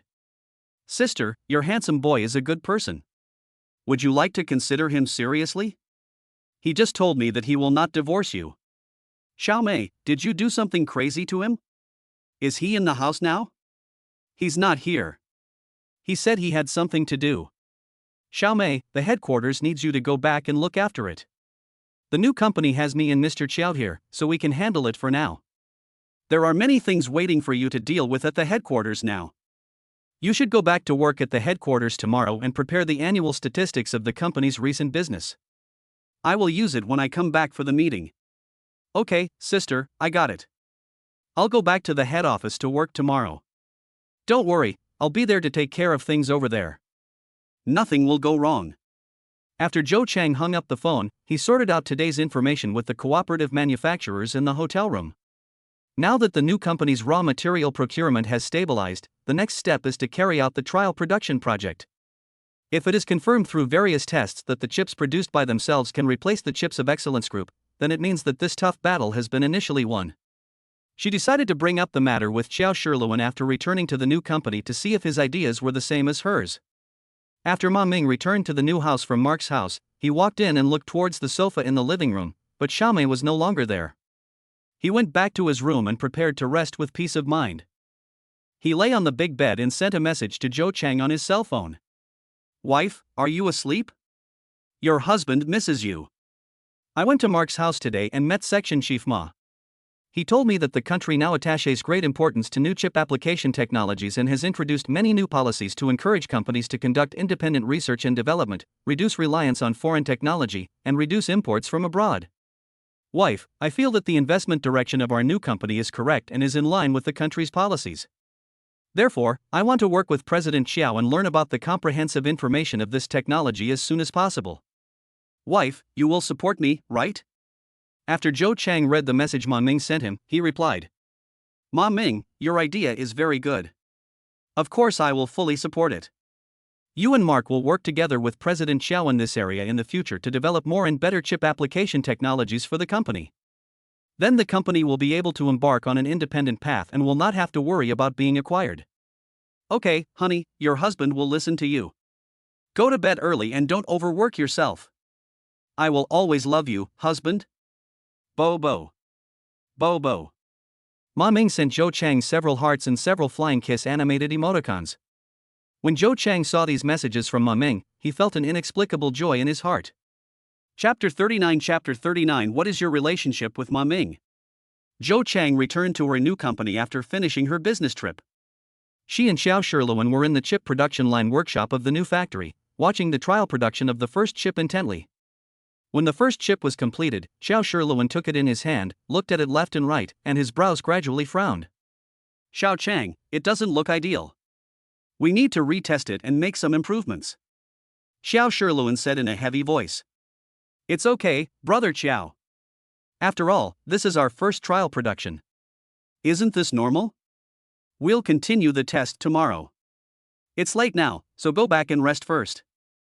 Zhou Chang comforted Xiao Shiluan. Well, let's continue tomorrow. The difference isn't that big. We should be able to do better. Xiao Shiluan said confidently. Brother Xiao, why don't we go have a midnight snack together? Okay, Xiao Chang, you are familiar with the road, you can drive. Xiao Shiluan got into Zhou Chang's car, and Zhou Chang took him to the night market near the port. There was a row of illuminated night markets along the main road of the port, most of which were late-night snack shops. As soon as night falls, many diners come here for supper. The two of them each found a small shop specializing in grilled oysters, sat down at a small table in the shop, ordered grilled oysters and seafood porridge, and a plate of vegetable condiments, and started eating. The sea breeze blows in from the distant port, accompanied by the aroma of food along the entire night snack street, making people want to eat just by smelling it. Zhou Chang said, Brother Xiao, can the new application technology of this chip be improved along with the development of the automobile industry? Because the current automobile industry is highly competitive, it is difficult to continue to occupy the market and innovate without leading technology. Don't worry about this, Xiao Chang. The chip technology one developed can be improved according to the engine changes of the ordering party. It's just that the production supporting machinery and equipment purchased now need to be improved before they can adapt. It will take time. Please wait for a week. Within a week, I can guarantee that the improvement will be successful. By then, there should be no problem with the trial production of the chip. Hearing what Brother Xiao said, I will just wait patiently. I really want to see the moment when our self-produced chips are released. It must be very exciting. Brother Xiao, I know you have worked hard during this period, I toast to you. Zhou Chang raised his beer and clinked glasses with Xiao Shiluan, who happily drank it all in one gulp. Wow! This beer tasted so good. He put down his beer glass with a smile. Xiao Chang, the two department heads of the company's technology development department now come to my office to work all day. Do you plan to let them participate in the chip technology improvement project? Yes, these two colleagues are very interested in chip technology. They also have a good basic knowledge of computers. I plan to let them follow you as apprentices or assistants, so that they can become your right-hand men and work hard together. This way you will have free time to research new technologies. If the company relies on you alone to develop this technology, it will be too hard for you, and it will take up all your time, which is not conducive to your thinking. Then I won't be polite. Having two assistants can indeed reduce a lot of my workload. Data testing alone is exhausting enough, and now I can assign it to the two of them. In the future, we should just connect the offices of the technical development department to make it easier for them to do their work. Okay, I'll have someone connect the two offices and have Brother Xiao lead this department. They are all fresh graduates who are not afraid of hard work. Try to assign your work to them. This way you can free yourself to work on more projects that are conducive to technological transformation. Well, let's decide it this way. The people our company needs are gradually arriving. After the successful trial production of the chip, the work will become increasingly busy. Since there is no one to be my assistant, I am also going to find someone to do it. It's rare that there are two ready-made people now, so let them take over. Okay, I'll notify them tomorrow and ask them to report to your office. Brother Xiao will be responsible for assigning them work tasks from now on. Ha, I won't be polite in this case. Zhou Chang and Xiao Shiluan ate and talked about work. Before they knew it, they had finished all the dishes they ordered. They felt that they had eaten enough, so they drove back to their new home to rest. After Zhou Chang parked the car in the underground parking lot, Xiao Shiluan asked, Xiao Chang, how about going to my house for a cup of tea? It's good to relieve your greasy feeling. No, Brother Xiao, you still have a lot of work to do tomorrow, so I won't disturb your rest. It's okay, I actually have something to tell you. Well, let's have a cup of tea together. The two of them entered Xiao Shiluan's house together. Zhou Chang sat down on the sofa in the living room, and Xiao Shiluan was busy taking out tea sets from the kitchen cupboard in boiling water to make tea. He skillfully boiled the water, washed the tea set, brewed a pot of tea, and took out some chocolates, small sugar cookies, etc. that he brought back from abroad to accompany the tea. This tea is English black tea with cheese in it, and it tastes especially delicious. Zhou Chang couldn't help but smell the tea and drink it with relish. Xiao Shiluan sat opposite Zhou Chang, watching him drink tea with a smile on his face, and asked, Xiao Chang also likes to drink tea like this? I think this tea is very good. It's the flavor I like. Ha, what a coincidence.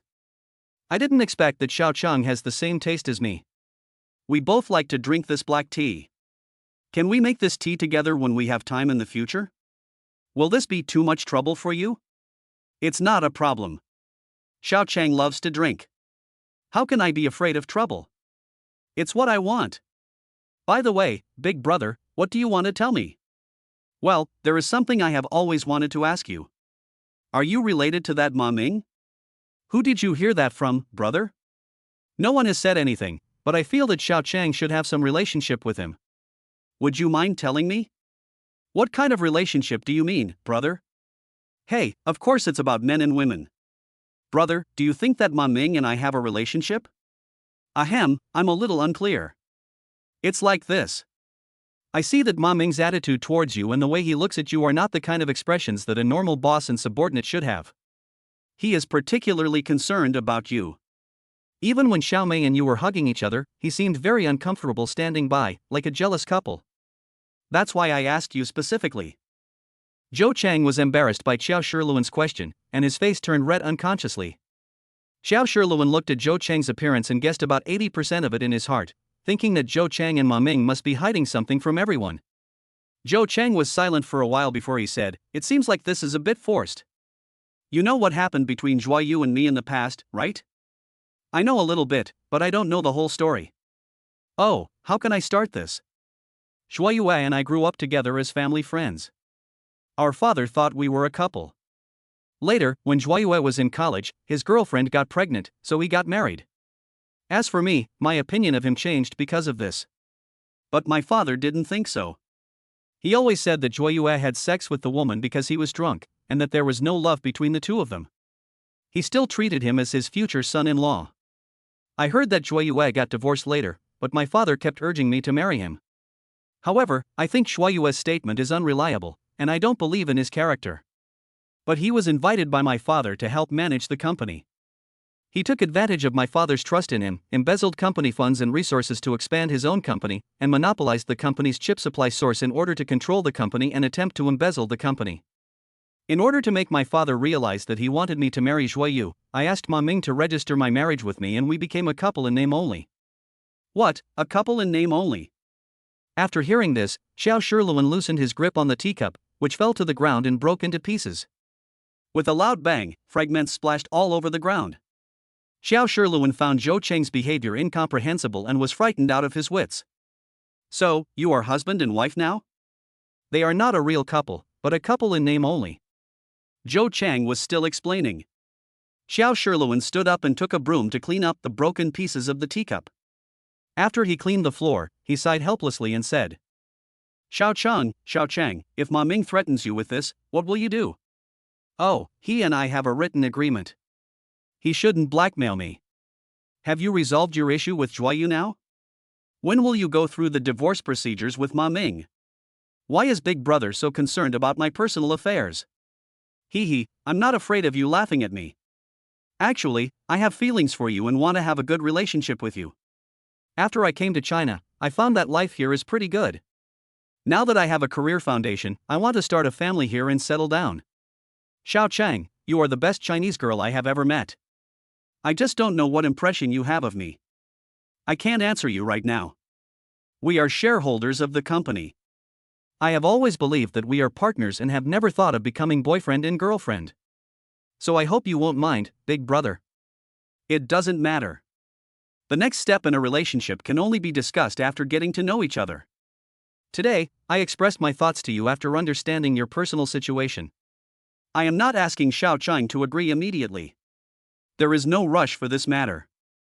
Xiao Chang, think it through slowly. It's night, I'll take you back to rest.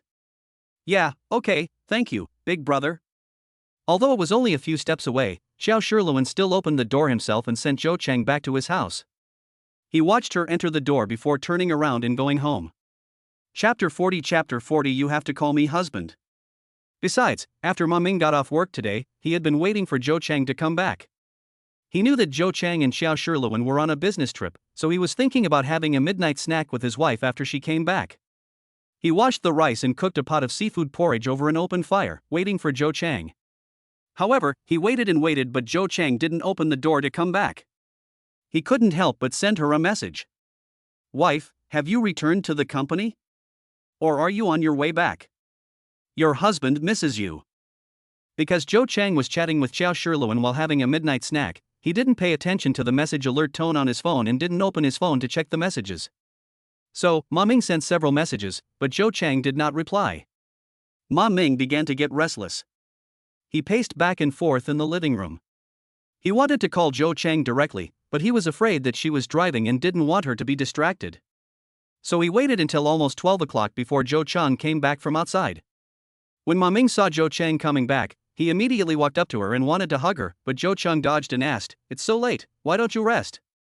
"Honey, I'm waiting for you to come back. I made seafood porridge. Do you want to have some?" "Hey, I just had a midnight snack outside with Mr. Chow, and now I can't eat anymore. Why don't you ask me if I'll be home before you cook? Isn't that a waste?" "Honey, I sent you several messages, but you didn't reply to me. I thought you were busy, so I didn't call you." Zhou Chang took out his cell phone and checked the messages, only to find that Ma Ming had indeed sent him several messages without him noticing. "I was discussing business with Mr. Chow and didn't pay attention to the message. I'm sorry to have kept you waiting. Let me put it this way. You must have nothing to eat, right? Eat as much as you can, otherwise it will go bad by tomorrow. Wife, why don't you try one bowl too?" "Okay, I'll just have one bowl." Ma Ming served the porridge, took Zhou Chang's hand and walked to the dining table, sitting next to her to eat the porridge together. Zhou Chang tried it and felt that it tasted better than the porridge sold at the night snack stalls.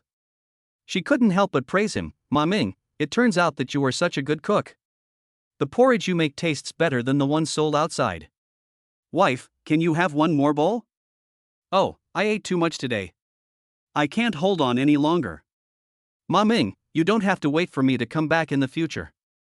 Just take a rest.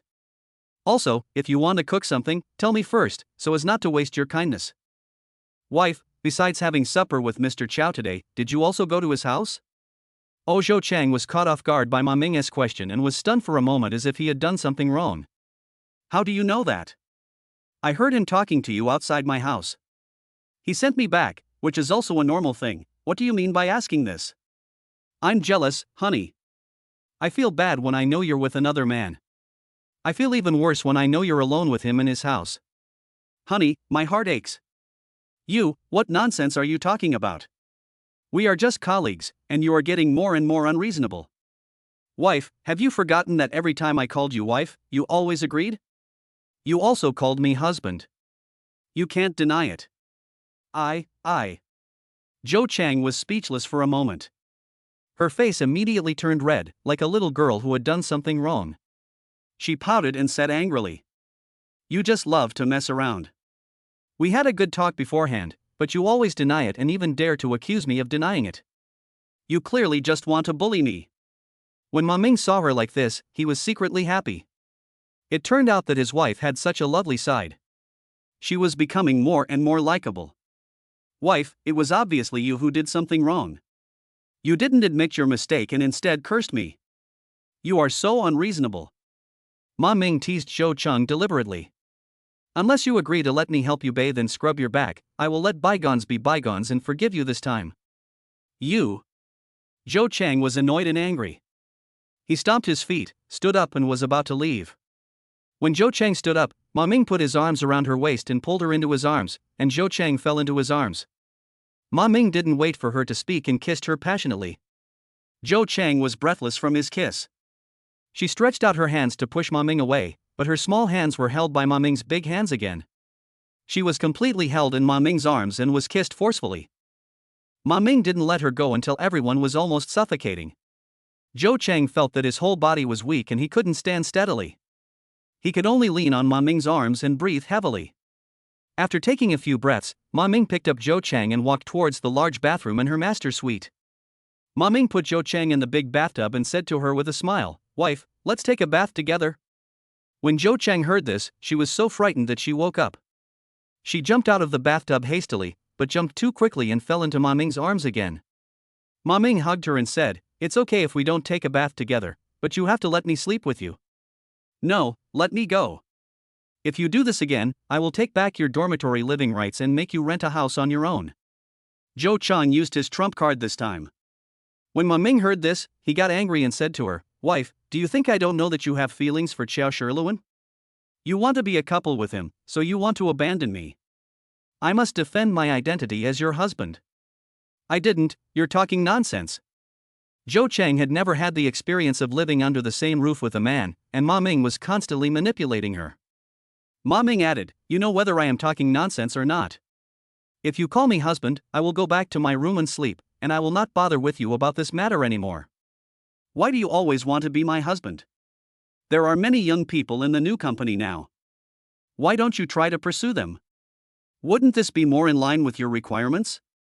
How many times have I said that I only like you and will only spend the rest of my life with you? I only recognize you as my wife, and other people have nothing to do with me.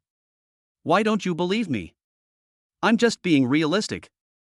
After all, society always accepts couples of the same age more. Ma Ming, you should try dating young people first. Maybe then you will change your mind about me." "Wife, is it because I'm dating a young girl that you're dating Mr. Qiao, a man who conforms to society's views? I don't have such an idea at the moment. I still put the company first. I don't have the mind to fall in love until the company is stable. It's okay if we don't sleep together, but you must call me hubby before I can let go of what happened today. Hurry up and call me 3 times. From now on, when it's just the two of us, you should call me hubby." "Husband."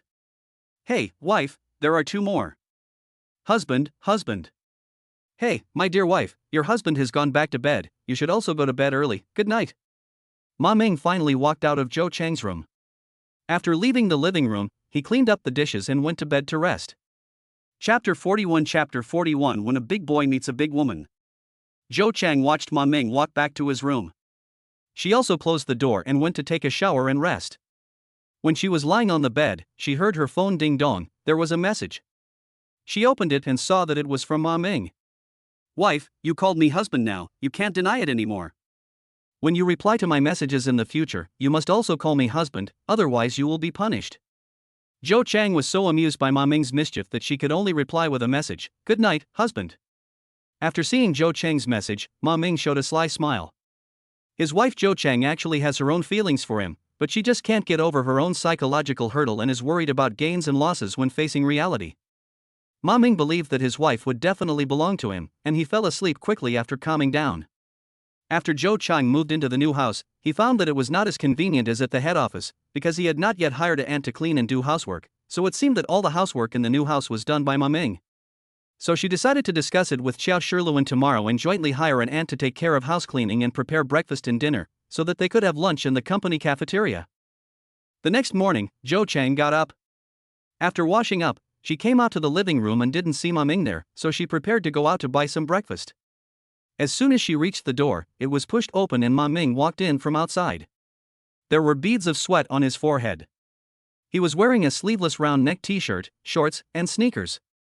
You can tell at a glance that he is back from exercising. Zhou Chang looked at his energetic appearance, the solid muscles on his exposed arms, the dazzling long legs, and the full masculine aura. Zhou Chang was distracted for a moment. "Honey, you're up. I bought breakfast and it's back. Come over and eat with me?" Ma Ming's gentle and sexy voice interrupted Zhou Chang's reverie. She came back to her senses and said, "Oh, you bought it and brought it back. I was just thinking about going out to buy some more. Okay, let's eat together." Ma Ming put down his breakfast. He really wanted to hug his wife and kiss her, but he was afraid that his sweat would stink her, so he just gently pinched her little hand and went to the bathroom to take a shower. After Ma Ming finished washing, he realized that he had not taken any clothes. He shouted to the door, "Wife, I forgot to take clothes. Please go into my room and get me a set of clothes. I want underwear too." Zhou Chang found that this boy was really full of tricks, so he had to go into his room to help him get his clothes. She pushed the door open and saw that this didn't look like a boy's room at all. It was so tidy and clean that even grown girls couldn't compare to it. Zhou Chang opened Ma Ming's closet and saw that there were not many clothes in it, just a few sets of clothes that he often changed. She thought to herself, this husband is too frugal and thrifty. She decided to go buy some clothes with him some other day. She took out a set of clothes, opened the drawer, and saw several neatly folded men's underwear. She took out a pair of underwear. To be honest, it was the first time Jo Chang helped a man with such a private thing. 2 red clouds flew on her cheeks. Jo Chang took the clothes and came to the bathroom door, knocked on the door, and the door opened immediately. Ma Ming stood in front of Jo Chang. The water droplets on his body had not been wiped clean yet. A few drops of water flowed down his strong chest muscles and flowed down to below his navel. The bath towel was tied loosely under his waist. The masculine scent after the bath made Jo Chang's breathing a little heavy. She stared at Ma Ming blankly. Ma Ming noticed that his wife was looking at his body. He raised the corner of his mouth and looked down at her. At this time, Jo Chang realized that he had lost his composure and quickly lowered his head. Her shy behavior made Ma Ming's heart flutter, and he opened his arms and hugged Jo Chang in his arms. Jo Chang's face was pressed against Ma Ming's chest muscles, and the warm temperature immediately made Jo Chang shiver all over. She smelled the scent of male hormones on Ma Ming's body, and her lips touched his chest muscles because of Ma Ming's hug. Ma Ming felt his wife's change in reaction, and his heart had already softened. He was about to pick up Jo Chang, but when he bent over and exerted force, the loose bath towel fell off. Ma Ming's entire body was exposed in front of Jo Chang. Jo Chang was so frightened that he immediately closed his eyes, not daring to look anymore. His shy expression was just like that of a middle school girl. Wife, Ma Ming called in Jo Chang's ear. I've seen the back of your body, and now you've seen the front of my body, so we're even. You're not at a disadvantage. Is your husband handsome? Jo Chang covered her face with her hands and ran back to her room like a frightened little white rabbit, closing the door and not daring to come out. All the clothes she had picked up for Ma Ming fell to the ground and got dirty. Ma Ming had no choice but to wrap himself in a towel and go back to his room to change clothes. Ma Ming came out to eat breakfast at the dining table, then went back to work at the company, because he knew that if he didn't leave, Jo Chang would not leave the room again. So before he left, he said to Jo Chang in the room, Wife, I'm going to work. Jo Chang stayed in the room until Ma Ming opened the door and went out before he dared to come out. He packed up the garbage bag of his unfinished breakfast, went to the parking lot and drove back to the company to work. Jo Chang returned to her office and found that her face was still a little hot. She didn't know why, but Ma Ming's body always stayed in her mind and couldn't be shaken off. She had always believed that her feelings for Ma Ming were only tied together by a contract, and that once the divorce procedures were completed and the money was paid, the two would have nothing to do with each other anymore. But I've only been with him for a few months, and now for some reason, I actually have a reaction to his body. What's going on? Oh. It's so annoying. I don't want to think about it anymore. Work is more important. Jo Chang parked the car and went to Xiao Shiluan's office, handing him the list of new recruits for final review. After looking at the list, Xiao Shiluan said, Xiao Chang, you just make the decisions on the company's personnel matters. There's no need to tell me everything. We are shareholders, but we still have to divide the work. I am responsible for product research and development and production. As for you, you will be responsible for the administrative management of the new company. If there are matters that need to be communicated, we can coordinate and discuss and then make a decision. This will effectively improve work efficiency and reduce unnecessary mutual suspicion. Only with mutual trust and mutual assistance can the company move forward. At present, the trial production has made good progress. The new chip has been manufactured and the engine supporting production test can be carried out immediately. In a couple of days, you and I will go back to the auto parts factory at the head office, and we will personally witness the day when our self-produced chips are officially applied to the engine manufacturing industry. Okay, that's great. Today is a good day. I will use these 2 days to gather all the staff who have arrived at the post for a brief training so that the work can be assigned. There is one more private thing I want to tell you. I plan to find a part-time aunt to help with housework, making breakfast, dinner, and cleaning. Can we share the burden together? Xiao Chang, I was just about to talk to you about this, and you just thought of it. Let's do it this way, so that I, a grown man, don't have to worry about doing housework. Ha ha. Chapter 42 Ma Ming's marriage was made public. Jo Chang started to devote herself to her work again. She asked the administrative secretary who was on duty today to come to the office. After explaining the various work requirements and tasks to her, the work officially began. The new administrative secretary is a girl. She graduated from university and worked in a Chinese and foreign company for 2 years before transferring here to work. She has some work experience, so she was able to start work quickly. The new secretary was Lu Lifeng, only 23 years old, very young. On her first day at work, she received a work assignment from the president and then went to Ma Ming and Mark's offices to inform them that there would be a meeting in the afternoon. Ma Ming had been monitoring the data operation of the chip production, so he just nodded to her and continued working. When Mark saw this young lady for the first time, his eyebrows couldn't help but raise, because Lu Lifeng's appearance was not bad at all. She was tall, wearing a decent executive suit, light makeup, and looked energetic. She walked with a pair of high heels on her feet with a brisk pace. She lost the immaturity of a college student and gained the shrewdness of a white-collar lady. Mark raised the corners of his mouth and whispered to Ma Ming, "Brother, here comes a dish. I'm going to have good luck with love this year. You can't compete with me, I was the one who picked her first. Don't worry, brother. I have a wife. I won't compete with you for her. Go ahead and pursue her." When it was time for the meeting, all the staff in the company gathered in the meeting room. Zhou Chang and Xiao Shiluan walked in together. After everyone was seated, Administrative Secretary Lu Lifeng began to preside over the meeting. She said, "This is the first general staff meeting held since the establishment of the company. This meeting is mainly to make personnel planning and job division for the next work arrangements. Please welcome the two general managers of the company, Mr. Zhou and Mr. Qiao, with warm applause." Zhou Chang stood up and said, "Hello everyone." When the company was first established, it was divided into 4 major departments. The first department is the administrative department, the second is the production and procurement department, the third is the technical development department, and the fourth is the sales department. In the future, as the company develops, new departments will be needed. Currently, I am in charge of the 2 major departments of administration and sales, and I also oversee the production and procurement departments. The technical development department is headed by Mr. Qiao, who also oversees the production and procurement departments. Secretary Lu will be in charge of the next meeting process. Lu Lifeng continued. I will first introduce the heads of the company's major departments. Jiang Xiaomei is the head of the administrative department. She is also the assistant to the president of the head office. She is usually very busy, so if you have any questions, you can come to me first. I am Director Zhang's secretary. The production and purchasing department and the sales department are still in the process of being set up. We will notify you when they are officially established. Ma Ming will be the head of the technology development department, who is also the manager of this department. Mark will be the deputy manager. You can get to know these 2 colleagues. Ma Ming then stood up and greeted everyone. When he stood up, the employees below all made a wow sound because he was so dazzling. Only then did Lu Lifeng clearly see Ma Ming's true face, and she couldn't help but exclaimed, "Oh! Isn't this manager Ma so handsome?" The girl's unique emotions suddenly emerged, and her eyes lit up instantly. Seeing that Lu Lifeng forgot to introduce Mark, Ma Ming smiled and said to everyone, "Let me introduce you to Deputy Manager Mark.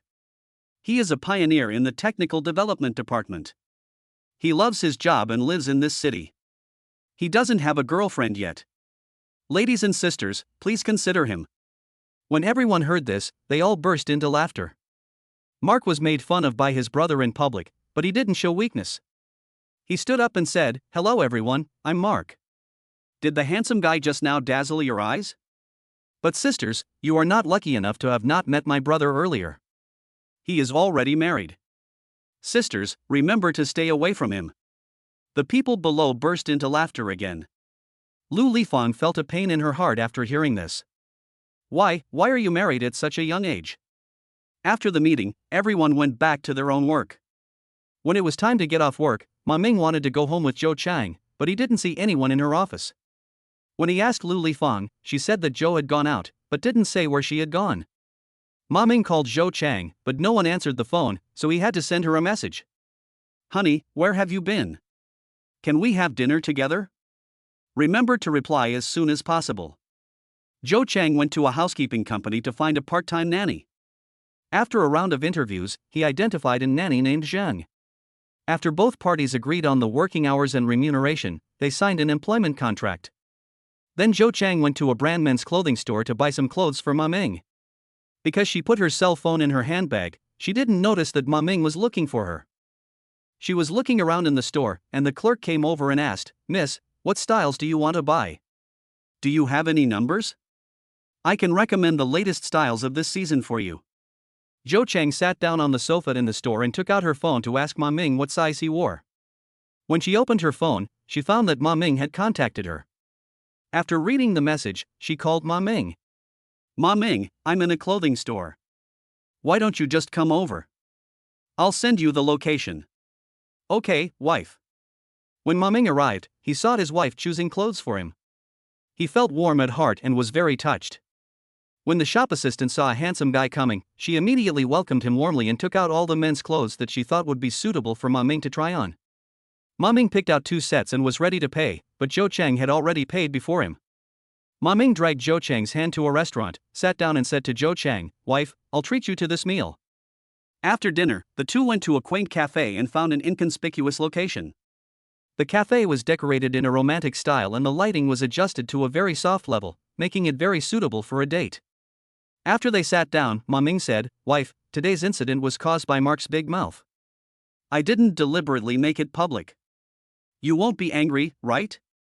Mark only said that you were married, but he didn't say you were married to me, and it didn't count as making our relationship public. But it's a bit unfair to you, because he blocked all the girls for you. Wife, why don't we just date first? I've never been in a relationship before, and I don't want to become a married man right from the start. I want to do everything that lovers should do with my wife, and then have a wedding to officially announce our relationship. Wife, I also want to buy a house, a new house that truly belongs to us, a home for the two of us. Wife, I want you to be my girlfriend, is that okay?" Ma Ming looked at Zhou Cheng lovingly and said. This was the first time Zhou Cheng was confessed to by Ma Ming. She was at a loss in the morning, but now, listening to Ma Ming's plan, she actually felt very sweet in her heart.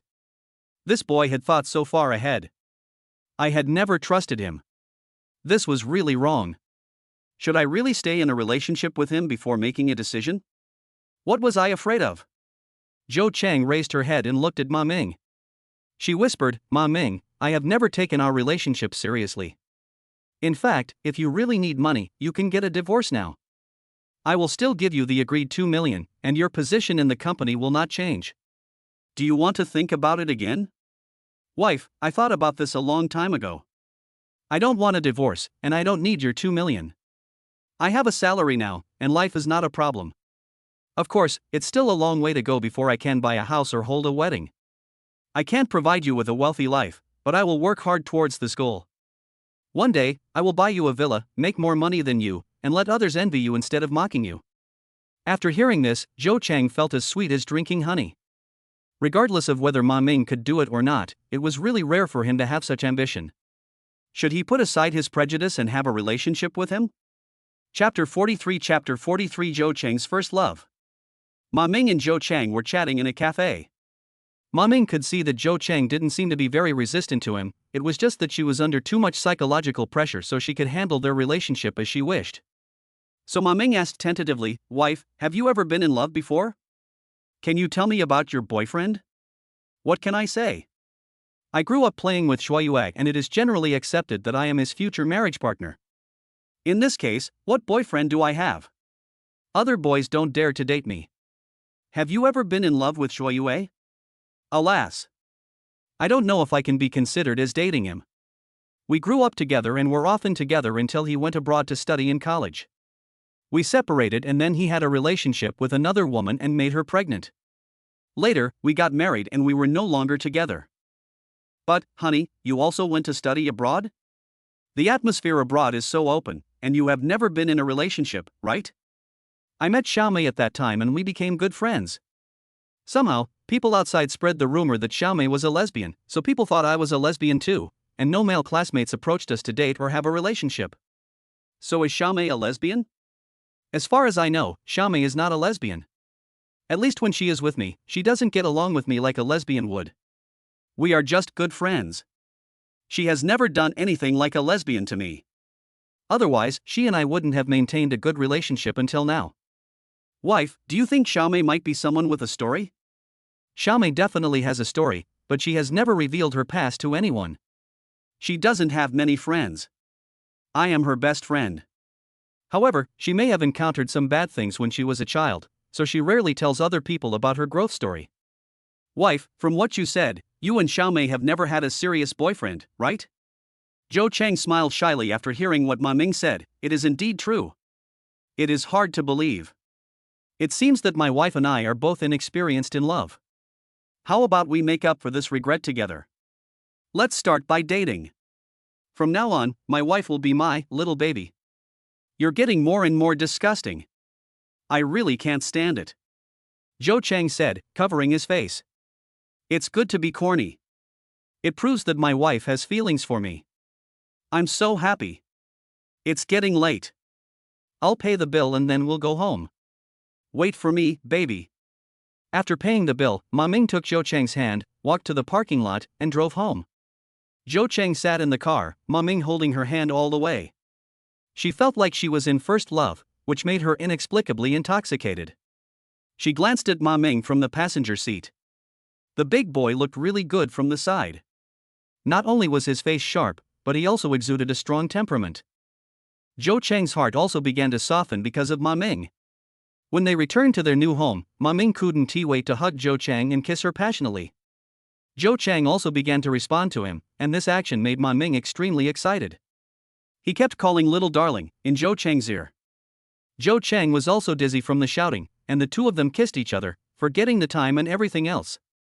Ma Ming's big hands also began to reach into Zhou Chang's clothes and caress him. The scorching heat made Zhou Chang moan in a dizzying way.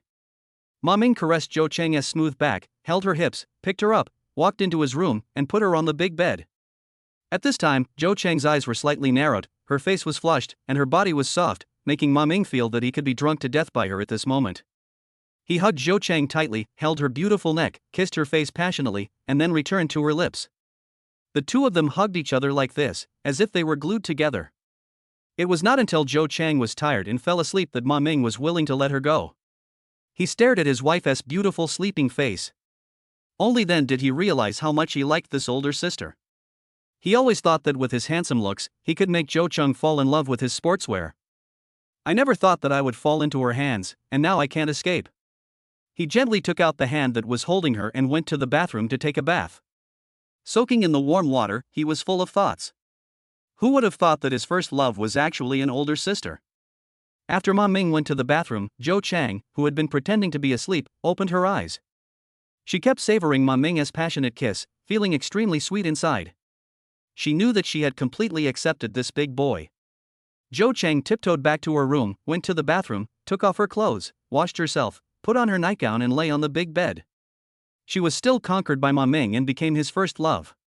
It was unbelievable to think about it.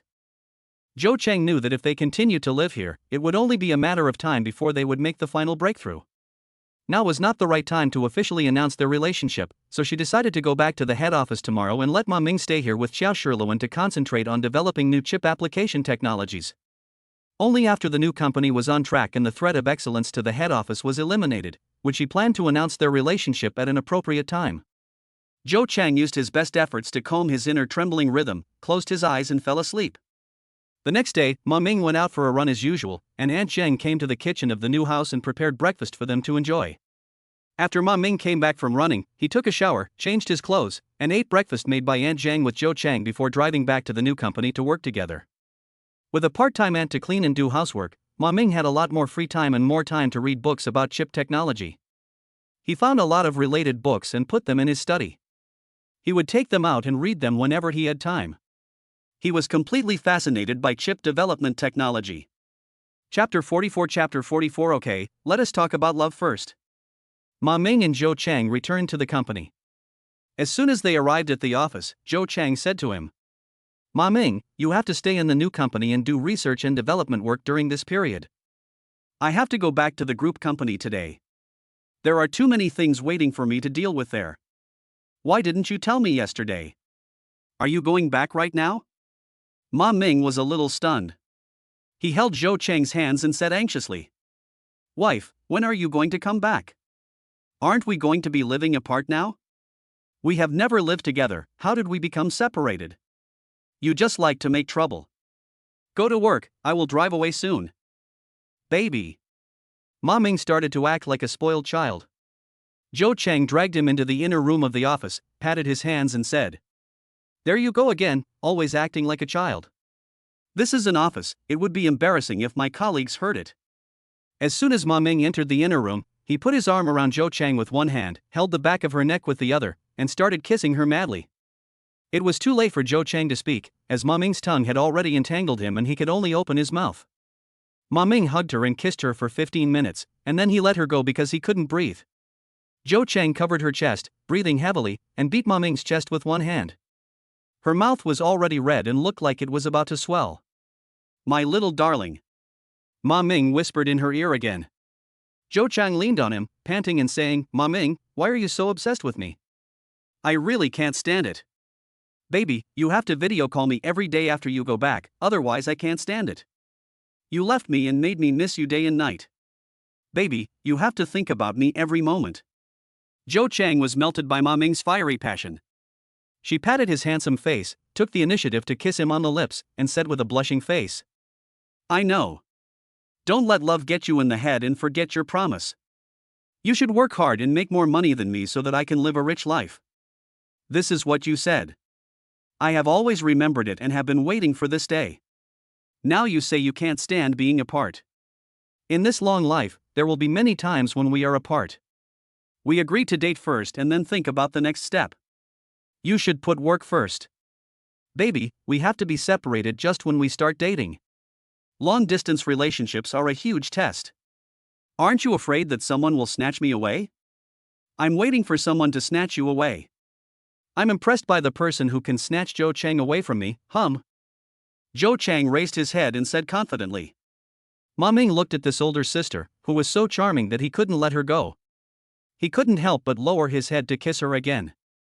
This time, Zhou Chang covered his lips with his palm and scolded him with a smile.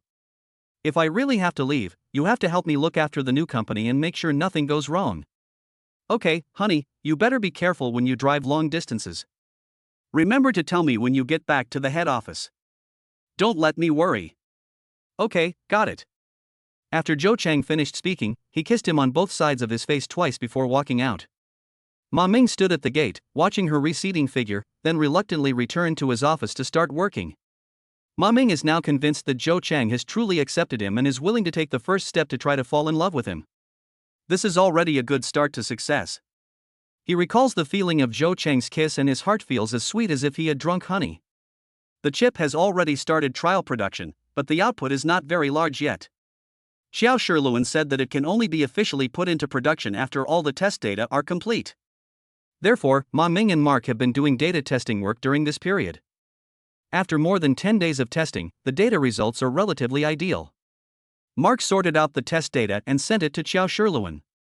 After reading the information, Xiao Shilun said happily, "In a few days, it will be a cycle. If the cycle data is ideal and meets the mass production standards, we can officially start production. This is a good start." Xiao Shilun said to Mark and Ma Ming, "You two should pay close attention to the data detection in the next few days to see if there are any abnormalities. If there are any abnormalities, you must inform me immediately." "Okay, Mr. Qiao." The two responded in unison. Ma Ming and Mark returned to the laboratory to continue monitoring the data. At noon, Ma Ming and Mark went to the cafeteria to eat. Mark said to Ma Ming, "Brother, you and Mr. Zhou have been together a lot recently. How is your situation going? Brother, why are you becoming so gossipy? This is our privacy, I can't tell you." Ma Ming smiled and shook his head. He lowered his head to eat, and the corners of his mouth couldn't hide the smile. Mark looked at his coquettish appearance and wondered if this guy had succeeded. But Mr. Zhou clearly went back to the group headquarters today, leaving him alone working here. Will he cry secretly at night? "Yu Ming," Mark said, "I heard that you have found a lot of books about new chip technologies recently. Since Mr. Zhou is not here, why don't you let me come over to accompany you and take a look at these books?" "Okay, that's the best. The hourly auntie will make dinner for 2 people anyway, so it's just right for me to come over and have dinner with me." Alas, it's true that people have different fates. My brother now has his aunt to take care of him. I can't envy her enough. Brother, stop playing miserable in front of your brothers. I heard that your relationship with Lu Lifang is developing rapidly. You are going to tease me, right? What do you mean by rapid progress? It's all my fault. After all, since Secretary Lu met you, her real purpose in asking me out on a date was to ask me about everything about you. I really have no words to express my pain. No way, I haven't talked to her about anything other than work. What's going on? Humph. Humph, with your charming face and body, what girl wouldn't fall for you? Even Ms. Zhou, who has been chaste for decades, has been conquered by you. Is there any room for me? Mark said through gritted teeth with a resentful tone. That shouldn't happen. Didn't you reveal my married status on the day of the first meeting? Why is she still asking about me? Not only Secretary Lu, but all the girls in the company have been asking me about this. It's really annoying me. It's all because of my big mouth. It's best if you understand. Let's see if you dare to talk nonsense again in the future. It depends on who it is. If it's me saying I'm married, I'm afraid no one would care. Mark said angrily. Okay, don't worry about it, brother. I'll help you get the upper hand from Secretary Lu some other day. Is that okay? That's good enough. I'll just wait for good news from my brother. Now that we've finished our meal, let's go back to the office. Yeah, okay. On the way back to their office, Ma Ming and Mark happened to run into Lu Lifang. As soon as she saw Ma Ming, she quickly came over to greet him and said, Manager Ma, Deputy Manager Ma, have you had lunch? CEO Zhou told me that she has returned to the head office and asked me to tell you to sort out the company information about the recent purchase of chip raw materials and send it to her. Oh, I see. Ma Ming replied. Secretary Lu, please wait a moment. Ma Ming called Lu Lifang and said, We have an important task to complete these days. How about this? I'll go back to the office and find all the information. Can you help organize it and send it to Mr. Zhou? Oh, okay, Manager Ma, let me sort it out. I'll send it to President Zhou when I'm done today. Okay, thank you, Secretary Lu. I'll bring it to you later. No need to bother, Manager Ma, just let me sort these things out. I'll go back to the office and wait for you. Lu Lifang said this with a smile on her face, then turned and left. Chapter 45 Encountering a high school classmate. Mark looked at Lu Lifang's back and said sourly, Brother, look at her attitude towards you and me. Obviously, there is a huge difference. She smiled at you with her teeth showing, but she just nodded to me perfunctorily. I am jealous.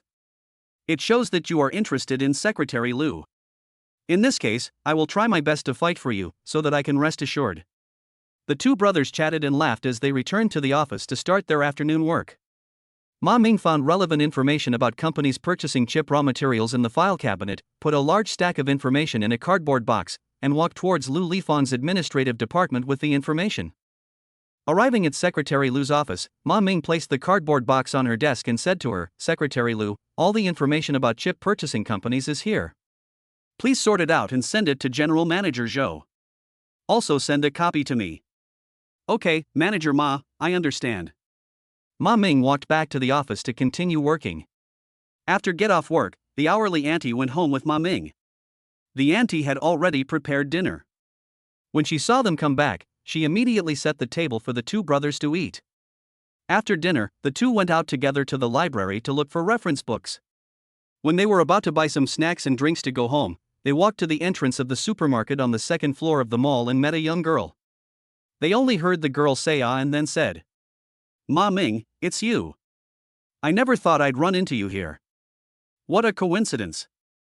Ma Ming heard her and looked at her, and also called out, Hey, Wang Yueling, it's you, why are you here? It turned out that this girl was Ma Ming's high school classmate Wang Yueling. They were also from the same hometown, but they rarely saw each other after entering university. Ma Ming introduced Mark, brother, this is my fellow countryman and high school classmate Wang Yueling. Mark smiled and said, Hello, Wang Yueling, my name is Mark, and I'm Ma Ming's college classmate. Nice to meet you. Hello, brother Mark, nice to meet you too. Wang Yueling said politely. Seeing that it was a rare chance to meet a fellow villager and classmate, Ma Ming invited Wang Yueling to go out for a drink and catch up. Wang Yueling also said happily, Okay, we haven't seen each other for a few years, it would be nice to talk about our recent situation together. Ma Ming and two other friends went to the outskirts of the mall and found a chain tea shop.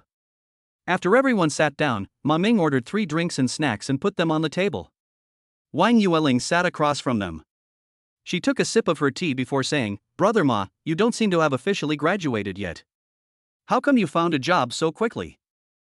"Oh, yes, I found my current company by chance." "What about you, Yueling? You haven't officially graduated yet. How did you end up here?" "I'm here for an internship. I came here with a classmate. She's from here. We're here for an internship together. We're staying at her house right now. I came out to buy some things today and ran into you guys. By the way, Brother Ma, have you got your internship certificate?" "I got it. I'm now a full-time employee, so I plan to stay here and work." "What about you? What are your plans?" "Wow, you are lucky. You are so lucky that you can get a full-time job." "I plan to go back to university to take the graduation exam after getting the internship certificate, and start looking for a job after graduation." "By the way, have you been home? When I went home some time ago, I heard that your father was sick. How is he doing now?" "Well, we've found a cure for my dad's illness. Now, apart from regular visits to the hospital for follow-up visits, he can just take the medicine at home. I also went back home once a few months ago." "Oh, Brother Ma, does your company have good benefits? Are you still hiring? Can you help me find out? It's really hard to find a good job nowadays." "Yueling, what major are you studying?" "I am studying administration and management." "I wonder if your company has any vacancies in this field?" "Our company is newly established and will continue to expand in the future. Currently, this position has not been established. We only have an administrative secretary. I suggest you find a job in other companies first to accumulate work experience. When our company expands in the future, we will definitely look for administrative personnel.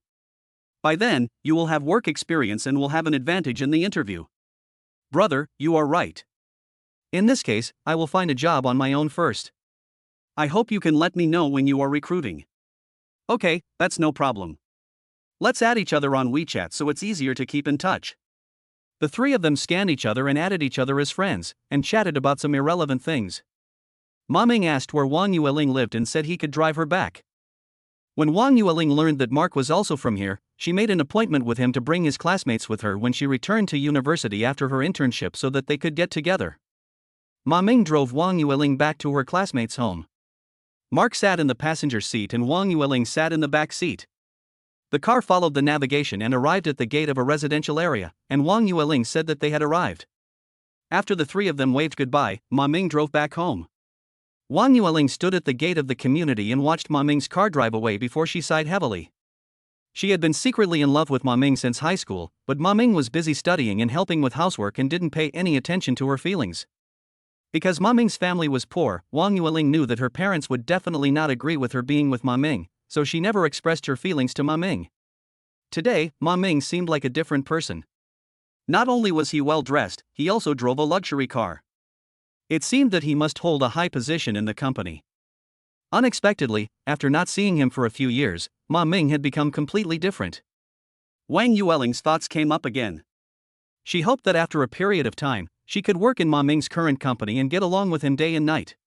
By then, when the relationship would be natural, she could start a family with him. When Mark was observing Ma Ming chatting with this fellow countryman and classmate, he found that Wang Yueling was always stealing glances at Ma Ming with eyes full of mischief. He knew that this girl must have different thoughts about Ma Ming. After returning home, he started chatting with Ma Ming. Mark said, "Brother, you are going to have a romantic encounter again." When Ma Ming heard this, he asked in astonishment, "Brother, are you kidding me? Where did this come from?" "Hey, brother, didn't you notice the way Wang Yueling looked at you?" "What look?" "If I wasn't the bright light bulb next to her, I guess she would have confessed to you a long time ago." "Didn't you notice it?" Ma Ming thought for a while before saying, "I don't have any feelings for her, and I don't find anything wrong. Maybe I'm too sensitive. You know, I always think that all women will fall in love with me." "Well, if you don't believe me, just wait and see. Didn't she say that she would ask us out for a party before she goes back to college? Then you can observe her actions carefully and see if what I said is right. I advise you not to recruit her to the company, so as not to cause trouble. Besides, you are already married, so don't attract bad luck in love." Ma Ming smiled bitterly and said, "We'll see when the time comes. Wang Yueling and I got along well when we were in high school, and I didn't notice anything wrong with her. How come she suddenly changed? If I'm not mistaken, she has had a crush on you for a long time.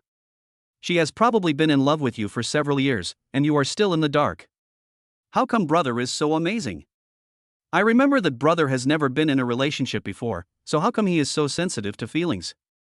Could it be that brother has been hiding this from me? Oh my God, I have been hiding this from you. Is it necessary for me to do this? You are now concentrating on Mr. Zhou. Do you still care about other women? You are such a fool. I won't say any more. I'm going to take a shower. By the way, where do you want me to sleep, or should we sleep together? I wonder if the hourly auntie will come tomorrow morning and mistake us for a lesbian couple? Ha ha. Screw you, this is a guest room with everything in it. I'll sleep in the guest room when I come here next time. There's a bathroom next to it, I can use it as I like. Okay, I won't hold it against you. Good night, brother. Mark said as he went to the guest room to take a shower and rest. Ma Ming also returned to his room and lay on the bed thinking about things. Chapter 46 Speak up baby, shut up baby. Ma Ming was a little conflicted because he met his fellow villager Wang Yueling and listened to his best friend Mark's words. He originally wanted to help Wang Yueling and give her a chance to find a job in the new company. But if what Mark said was true, then he was really asking for trouble. The most annoying thing was that he had promised Wang Yueling, and then he let her go, which didn't feel good. Ma Ming began to recall the little things that happened when he and Wang Yueling were classmates in high school. In my memory, Wang Yueling was petite and cute when I first met her, like a lively girl next door.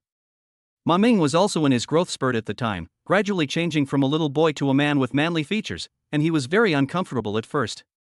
He was also very shy when meeting the opposite sex, so he didn't talk much to Wang Yueling.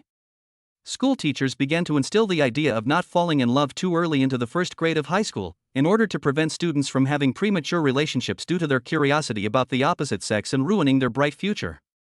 Ma Ming has always wanted to be admitted to a good university so that he can find a good job in the future and improve his family's financial situation. So he studied very hard and didn't think about those messy things. He tried hard to search his memory, but he didn't find any special behavior of his that could cause Wang Yueling to misunderstand. How could Mark know that she had always had a crush on him? Ma Ming thought about it, but couldn't figure it out. He shook his head and gave up thinking about it. He took out his phone and sent a message to his wife Zhou Chang. Wife, are you very busy now that you are back at the head office? Why didn't you send me a message to let me know you're safe? Ma Ming sent a message with a few big heart emojis, and then an emoji of someone looking aggrieved and crying. My dear, I am lying in bed alone, and I miss you so much, please send me a flying kiss to comfort me. After a while, Ma Ming heard a ding sound, and he quickly picked up his phone and saw that it was a message from his wife Zhou Chang. Ma Ming, I arrived at the head office around 1 p.m. today. I was in a hurry to attend a meeting, so I didn't send you a message. Don't be angry. I just came out of the shower and saw your message, so I replied to you right away. Is that okay? Ma Ming read the message and grinned. It was the first time his wife replied to such a gentle message. God must have opened his eyes. Ma Ming pounded the mattress with joy and replied. Wife, you forgot to do something again. Do it quickly, or you will have to make it up to me later. I didn't forget anything, why are you making a fuss? Zhou replied. Ma Ming immediately called with a video call. Zhou Chang answered the call, and the screen immediately showed Zhou Chang wearing pajamas after taking a shower. Wife. Ma Ming called out while pouting his lips in front of the camera. Wife, you forgot something. You didn't call me husband. You need to make it up to me. Kiss my husband. Didn't we agree to date first? Why would I call him husband when we're in love? Zhou Chang retorted. You don't have to call me hubby, you have to call me baby. I am your baby, and you are my little baby. You have to call me baby. Ma Ming began to talk relentlessly. Zhou Chang had no choice but to send a message with the word baby. No, you have to call me that, baby. Ma Ming continued to act coquettishly. Ma Ming, I have something serious to tell you, dear, be obedient. Zhou Chang finally cried out in compromise. Ma Ming, today I looked at the chip raw material company information that Secretary Liu sent me, and found that several of them have supply dealings with Excellence Group. I'm worried that there might be problems. Tomorrow, you should review the supply contracts and delivery times of these companies and find out if there are any problems. Tell me and President Xiao immediately. Okay, honey, I will find out the problem and report it to you tomorrow. Honey, if there is a problem, what should we do? Let's find out the cause of the problem first. The right medicine can always solve the problem. Ma Ming, go to bed early and work hard tomorrow. Zhou Cheng was about to hang up the phone when Ma Ming on the other side of the phone immediately said, "Baby, don't hang up." What happened again? Zhou Cheng asked. Ma Ming pouted and said, "Baby, do the same as me. In front of the camera, listen to your husband and give me 3 kisses." Zhou Cheng was really at a loss because of Ma Ming, so she had to pout and say boo, boo, boo 3 times. Ma Ming followed suit and kissed her 3 times. The two of them made the same movements at the same time, just like they were really kissing. Ma Mingkai looked at Zhou Cheng reluctantly and hung up the phone. He was so happy in his heart, because now his beloved wife could follow his steps, which meant that she was becoming more and more accepting of being in a relationship with him. Ha ha! The next day after work, Ma Ming found Lu Lifang and asked her to give him a copy of the chip raw material procurement company information she had sorted out. Lu Lifang quickly found the information and gave it to him. He also asked, "Manager Ma, was it because I wasn't careful enough and something went wrong?" "Oh, no, I need this information for something." "I see. Manager Ma, you and Deputy Manager Ma are good friends, right? Can I ask you a question? What's the problem? Is there any Deputy Manager Ma who is married?" He doesn't even have a girlfriend, how can he be married? He's so good, but he doesn't have a girlfriend? Alas, my brother is a very self-disciplined person. He won't just find a girlfriend casually. What's more, he is a local and lives with his parents, who keep a strict control over him. Secretary Lu, I think you are a good girl who works hard. Since my brother has no experience in love, it would be easy for him to succeed. I advise you to act quickly. Otherwise, if you are slow, my brother will become someone else's.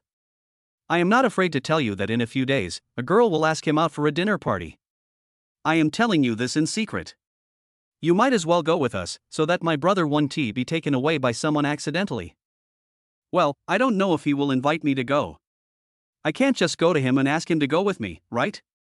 Hey, there is something I want to tell you in advance. Secretary Lu, when you see my brother in the future, you must be nicer and smile at him more often. I can guarantee that he will ask you to accompany him. Is Manager Ma teasing me? When I see Deputy Manager Ma, he always talks to me with a stern face. I'm sure he doesn't like me. Why would he ask me to accompany him to meet another girl? After hearing this, Ma Ming cursed Mark in his heart 1,000 times. What a fool! He even said that Secretary Lu had a bad attitude towards him. It turned out that he was the one who did the wrong thing. People were secretly asking about him, but he was still kept in the dark. Ma Ming smiled and said, "Secretary Lu, you can listen to me. I promise that he will ask you to accompany him. You must agree to it when the time comes. Do you understand?" Lu Lifang nodded half believingly. 2 red clouds appeared on her face. She lowered her head in embarrassment and dared not look at Ma Ming. Ma Ming was very happy after helping Taigu. He thought, let us see if he dares not to treat us this time. Chapter 47 Raw Materials Crisis. Ma Ming returned to the office with the documents, and when he saw Mark, he hit him hard on the head. Ouch! Mark cried out in pain.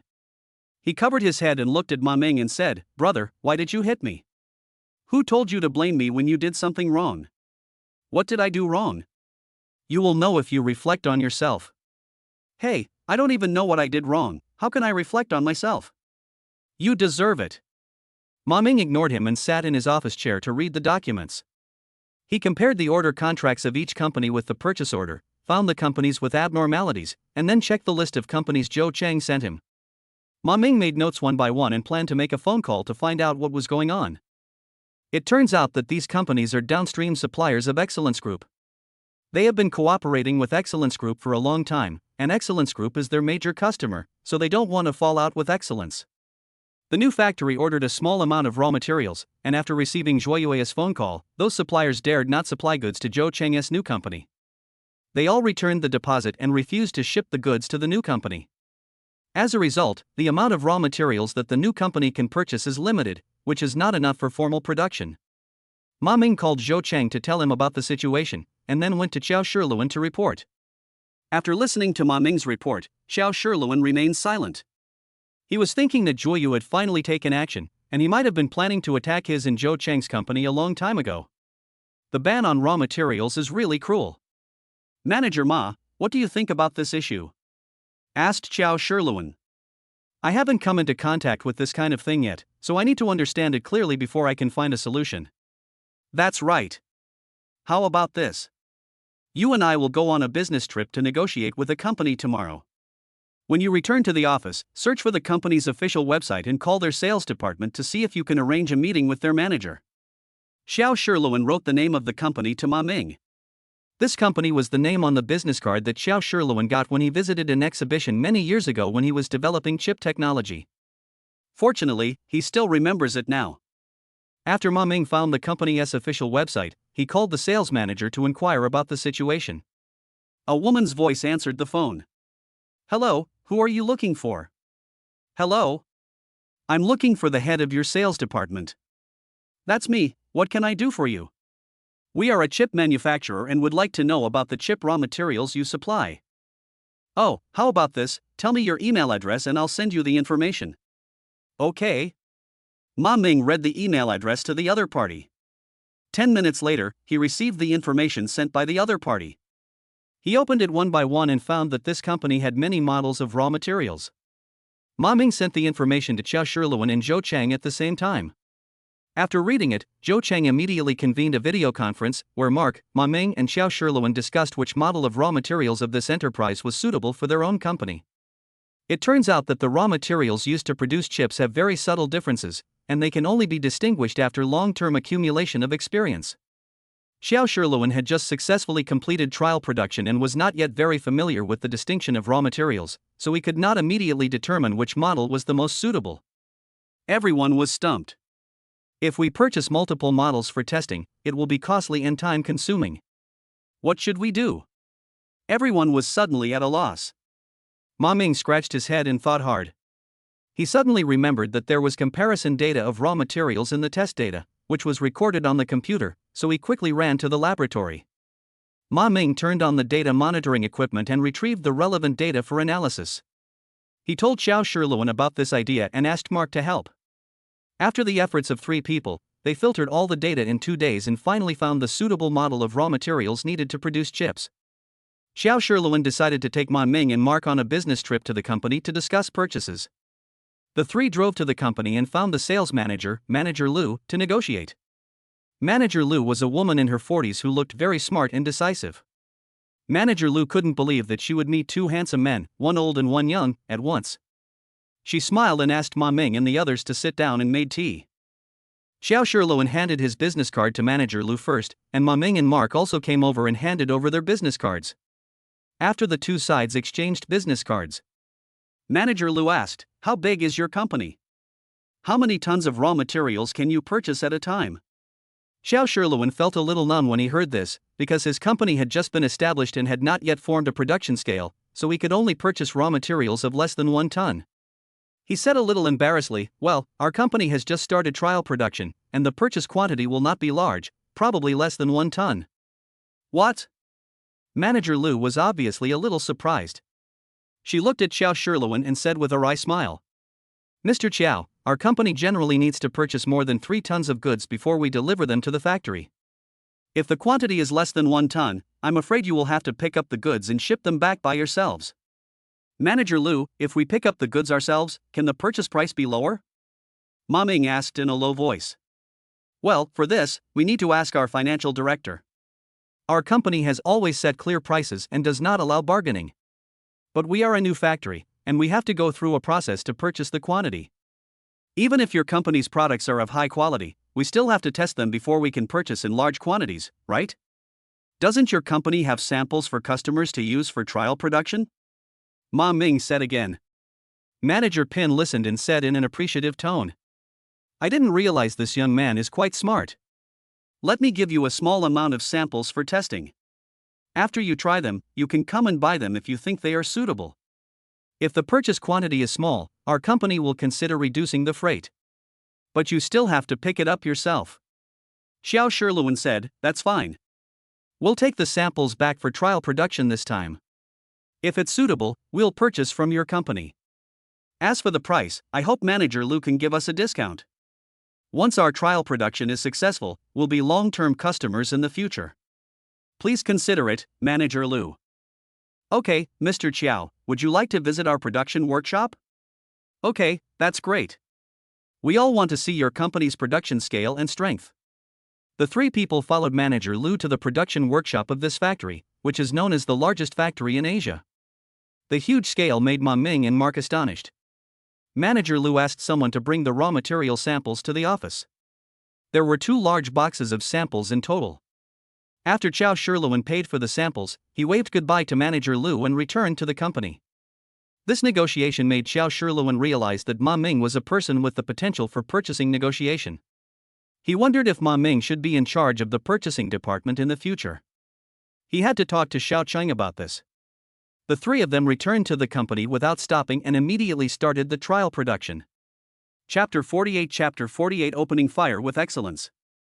After 2 days and 1 night of hard work, the first batch of chips was produced, proving that the raw material samples retrieved from Manager Lu's company were exactly the right type of raw materials for chip production. The three of them were very excited when they saw the freshly produced chips. Xiao Shirluan immediately called Manager Lu and confirmed the purchase order for the first batch of raw materials. The three of them had not rested for 2 days and 1 night, so they went home to rest. Xiao Shirluan sat in Ma Ming's car, and after eating breakfast prepared by Ma Ming's aunt at Ma Ming's home with Mark, they went back to their own homes to rest. Ma Ming and Mark also went to sleep to catch up on their sleep. It was not until after 4 in the afternoon that Ma Ming woke up. After getting up and washing up, he called Zhou Chang to report. "Baby, are you busy? Did Mr. Chiao call you?" At this time, Zhou Chang was worried about the complete ban on raw materials by Joyo. She talked to Xiao Shirluan on the phone and learned that he had found a source of samples and returned to the factory for trial production, but she didn't know what the result would be. As soon as I received Ma Ming's call, I asked anxiously, "Ma Ming, how is the trial production going? Is it successful?" "Baby, the trial production was successful this morning. The sample we retrieved is the appropriate raw material model. President Xiao has already placed an order. You don't have to worry. This time, our raw material crisis has been resolved." "Really, that's great. Oh, we can finally start the official trial production." Zhou Cheng breathed a sigh of relief, smiled happily at the camera, and said, "My little darlings, I'm so lucky to have you." Ma Ming was stunned by Zhou Cheng's sudden affectionate behavior. He was so happy that he could not react. He held the phone and responded to his wife Zhou Cheng with several babobo sounds. "Baby, I want to hold you right now. When will you come over to see the first batch of chips being produced? You can't leave the head office yet. I have something to deal with here. Ma Ming, you guys ship the first batch of produced chips over here. If they can match the engines of the auto parts factory, it will be considered a final success. So you can't take it lightly now. You have to conduct a trial production immediately and then ship the goods back to the head office. Got it? Okay, baby, I got it. Mr. Chiao, Ma Ming, and I will continue to work hard. After the chip trial production is successful, I will personally deliver it back to the head office. Then we can meet. Baby, wait for me." "Well, I'll wait for you to come back, keep going." Zhou Cheng hung up the phone and called Xiao Shirluan to confirm the matter before he was truly relieved. Ma Ming and Mark went back to work together. Xiao Shirluan got up and washed up after being woken up by Zhou Cheng's phone call. At this time, the hourly aunt came to cook dinner, so Xiao Shirluan asked her to pack the food and he took it back to the company to eat with Ma Ming and the others. Ma Ming and Mark have already started the preparations before the trial production. After dinner, the three of them began to work overtime to monitor the production situation of the trial production. This time, the three of them took turns working the night shift to carry out the trial production. After several days of sleepless work, the first batch of chips were successfully mass-produced. Xiao Shirluan immediately conducted data testing on this batch of chips with Mark and Ma Ming to ensure production quality. After testing, the first batch of chips can be shipped back to the head office and delivered to the auto parts factory for engine production. Ma Ming and Mark have been away from university for a few months, and it is time for them to go back to take their graduation exams. Therefore, the two decided to be responsible for the transportation of this batch of chips. Xiao Shirluan sent 2 transport vehicles, 2 drivers and Ma Ming to transport them together. They set out in the morning and returned to the Zhaonan Group headquarters around 1 p.m. Ma Ming and Mark first went to the company cafeteria to have lunch, and then went to the auto parts factory to witness with their own eyes the process of using these hard-earned chips to produce automobile engines. At this time, Zhou Chang and Xiao Mei also came over. After watching the engine and chip being successfully matched, everyone couldn't help but applaud and cheer loudly. Zhou Chang also took a video and sent it to Xiao Shiluan, telling him the good news as soon as possible. After watching the video, Xiao Shiluan said to Zhou Chang happily, "Xiao Chang, we finally have our own chips for production. This is really a cause for celebration. I am very happy today and I really want to have a drink with you to celebrate. Brother Qiao, we can't relax yet. We need to immediately stock up on raw materials for chips and start mass production. Of course I know this, but we don't have a large warehouse to store goods, and the investment required to do so is not a small amount. We are not allowed to do so at the moment. I think we should place orders continuously, so that we can ensure the stability of the supply. The company we are looking for is the largest manufacturer in Asia, and excellence should not be powerful enough to control this company. That would be great if that's the case. Let's do everything as Brother Qiao wishes. I'll be back in a few days to assist Brother Qiao and oversee the mass production. Ma Ming and Mark have to go back to university to take their graduation exams, so they can't go back to work at the company for the time being. Brother Qiao, thank you for your hard work. Is that so? When will they return to the company? This is an emergency and we really need their help. Oh, they said it won't take too long. You can be back to work in about a week. That's fine. I'll just work hard for a week. When will you be back, Xiao Chang? In 2 days, I'll be back after I arrange some work for Xiao Mei to follow up on. Okay, I'll wait for you. Xiao Shiluan hung up the phone. He knew that he would have no rest time this week, so he had to ask a few of his employees to take turns working overtime with them to replace Ma Ming and Mark. After several days of testing, Zhou Chang saw that the engines at the auto parts factory had no quality problems, proving that the chips he manufactured fully met production needs. She then found Xiao Mei and discussed launching a counterattack against Zhou Yue. After hearing Zhou Chang's idea, Xiao Mei walked around her desk. As she walked, she said, "Sister, we can produce chips ourselves now, and we will definitely mass produce them in the future. In this case, we will have to set up a sales department to sell chips to companies in the automotive industry. In this way, we will be competing with excellence. The chips they produce will compete with ours. First of all, we must ensure that they have advantages over excellence in terms of quality and price. In this way, we will take the initiative. The engines produced by our auto parts factory are the best in the country. We should use this advantage to promote it vigorously. Then the automotive industry will definitely purchase the chips we produce. We just need to make the price the same as that of Excellence Company, and we will win the game." Xiao Mei, you think things are too simple. As long as we promote it, Excellence will lower its price and start a price war with us. In this way, both sides will suffer. Is there any good way to defeat Excellence and increase the price of the chips we produce? Sister, your idea is good, but it's extremely difficult. Let me think about it again. What unknown shortcomings of Zhou Yue can we exploit? Xiao Mei, should we start with the quality of the chips produced by Joyo? Find out the chips they produce and compare them with ours, and use the data to see if there is any difference. This way, we may be able to find out the problem. Sister, you're right. I'll go to the auto parts factory to find some inventory and take it to the new factory for Xiao Shiluan to compare. Then, won't that help me find the cause? Well, let's do it this way. After Zhou Chang arranged the work for this period, he handed over the management of the head office to Xiao Mei. He took the chips that he had purchased from Excellence Group before, put them in the car, and took another assistant with him to drive to the new factory in turns. Chapter 49 Jedi Strikes Back. After Zhou Chang came to the new company, she met with Xiao Shiluan. She took out the chips produced by Excellence Company and gave them to Xiao Shiluan, asking him to analyze the differences between the two. After taking the chip, Xiao Shiluan went to the laboratory to conduct data testing and comparison. After a series of test data comparisons, he found that the chips produced by Excellence Company had application defects, and the degree of wear and tear of automobile engines during long-term operation was much more severe than that of chips produced by his own company. This major discovery made Zhou Chang very confident that he could launch a desperate counterattack against the chips produced by Excellence Company. Zhou Chang immediately discussed the matter with Xiao Shiluan and asked what the reason was.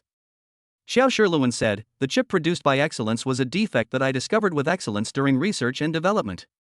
At that time, we were planning to make improvements before finalizing it. Unexpectedly, Excellence kept the technology to itself and put it into production without making any changes to the chip technology. This also shows that the chips produced by Excellence are still based on the technical data of previous research and development, and no improvements have been made so far. Oof. Zhou Chang snorted and said. This bastard Zhuo Yue is a typical opportunist. He has no time to spend on technical improvement. He just wants to make money as soon as possible, so he can't wait to put it into production as soon as he gets the chip application technology. It seems to be the case. What do you think, Xiao Chang? Brother Xiao, I want to strike back at Excellence.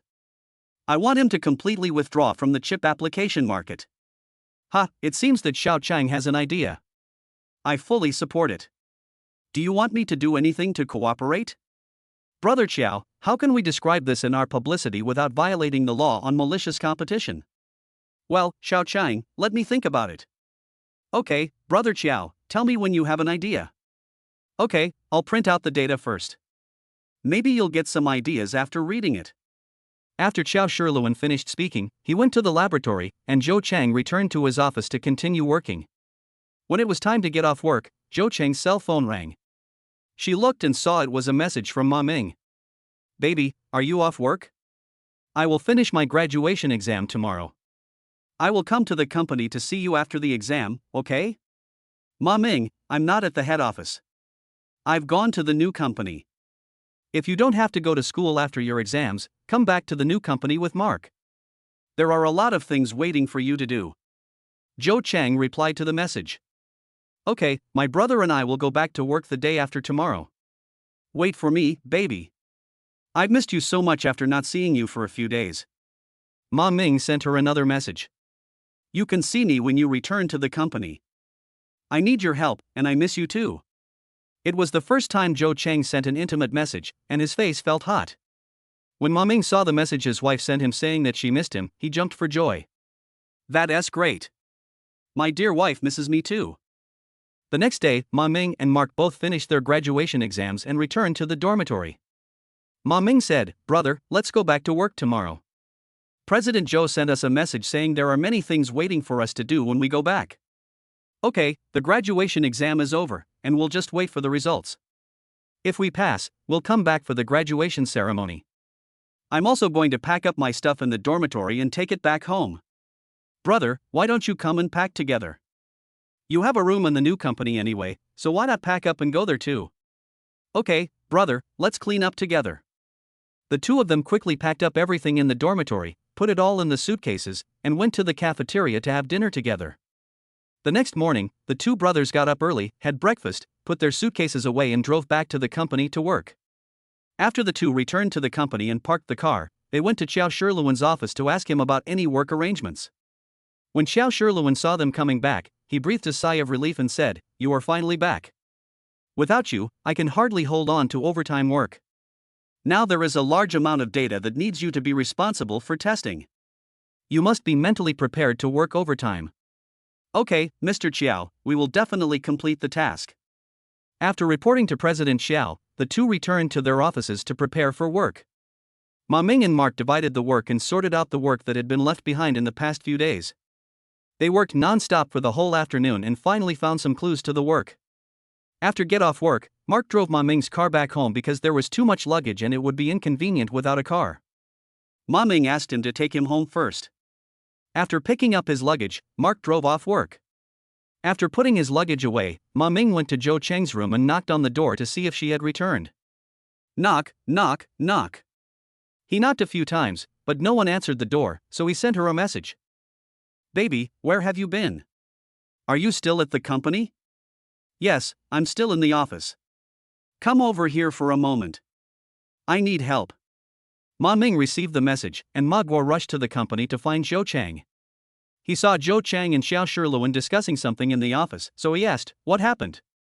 Why aren't you leaving get off work so late? Ma Ming, you've come just in time. We're discussing how to create a promotional message for the chip that can suppress the chips produced by Excellence without showing that we have malicious intentions. This is a bit difficult, and we can't think of the best way to express it at the moment. Zhou Chang handed the test data printed out by Qiao Shiluan to Ma Ming. After reading the information, Ma Ming thought for a while and said, Mr. Zhou, Mr. Qiao, let's speak according to the facts and state the differences and key points shown in the test data. This is the best way to reflect the inherent advantages of the chips we produce and the fact that excellence's chip quality is not up to standard. We all understand what you mean, but how to express it appropriately? Can you come up with a slogan that everyone can remember? Only in this way can the propaganda be known to every household. This is a matter for the professional field of advertising. Why should we bother ourselves with this? Tomorrow I will find a few advertising and media companies to consider and see which one can express it best, and then use that one to help us design the advertising video. Zhou Chang and Xiao Shiluan both laughed in silence after hearing this. Ma Ming's idea was to the point. We only need to do our own job, and things outside the industry should be done for us by people outside the industry. The three of them went home after get off work together. The aunt brought out the prepared dinner, and the three of them ate together at Xiao Shiluan's house. After dinner, Xiao Shiluan said to Zhou Chang, Xiao Chang, since we are going to start formal production in mass-produced chips, the sales and purchasing departments should also be separated. I personally suggest that Ma Ming be the head of the purchasing department. This guy is good at negotiation, so it is most appropriate for him to manage the purchase of raw materials. If Brother Qiao thinks he can do it, let him have a try. Ma Ming, you are in charge of 2 departments now. Are you afraid that it will be too much work? Zhou Chang looked at Ma Ming and said, Boss Zhou, Boss Qiao, thank you for thinking highly of me. I will take the responsibility and give it a try. Well, Mark will be in charge of the laboratory during this period. Ma Ming, you should take some time to set up a purchasing department. The sales department should also start recruiting some employees to cooperate with the advertising campaign. We are ready to go all out. Xiao Shiluan patted Ma Ming on the shoulder and said, Okay, Mr. Qiao, Mr. Zhou, let's work hard together. After Ma Ming and Zhou Chang returned to their house, Ma Ming put down the documents in his hand, picked up Zhou Chang and went straight into the large bathroom in the master suite. Ma Ming, what are you going to do? Didn't we agree that we would date first? Zhou Chang said hurriedly, shaking his arms. Baby, I want to help you rub your back. Come, sit down, and I'll fill the bathtub with water for you. Ma Ming put Zhou Chang down, walked over to turn on the hot water, and hot water bubbled up from the big bathtub. No need, Ma Ming, go back to your room and take a shower. I can clean myself. Zhou Chang shook his head. Is that so? Honey, why don't you come and help me wipe it? My back is itchy.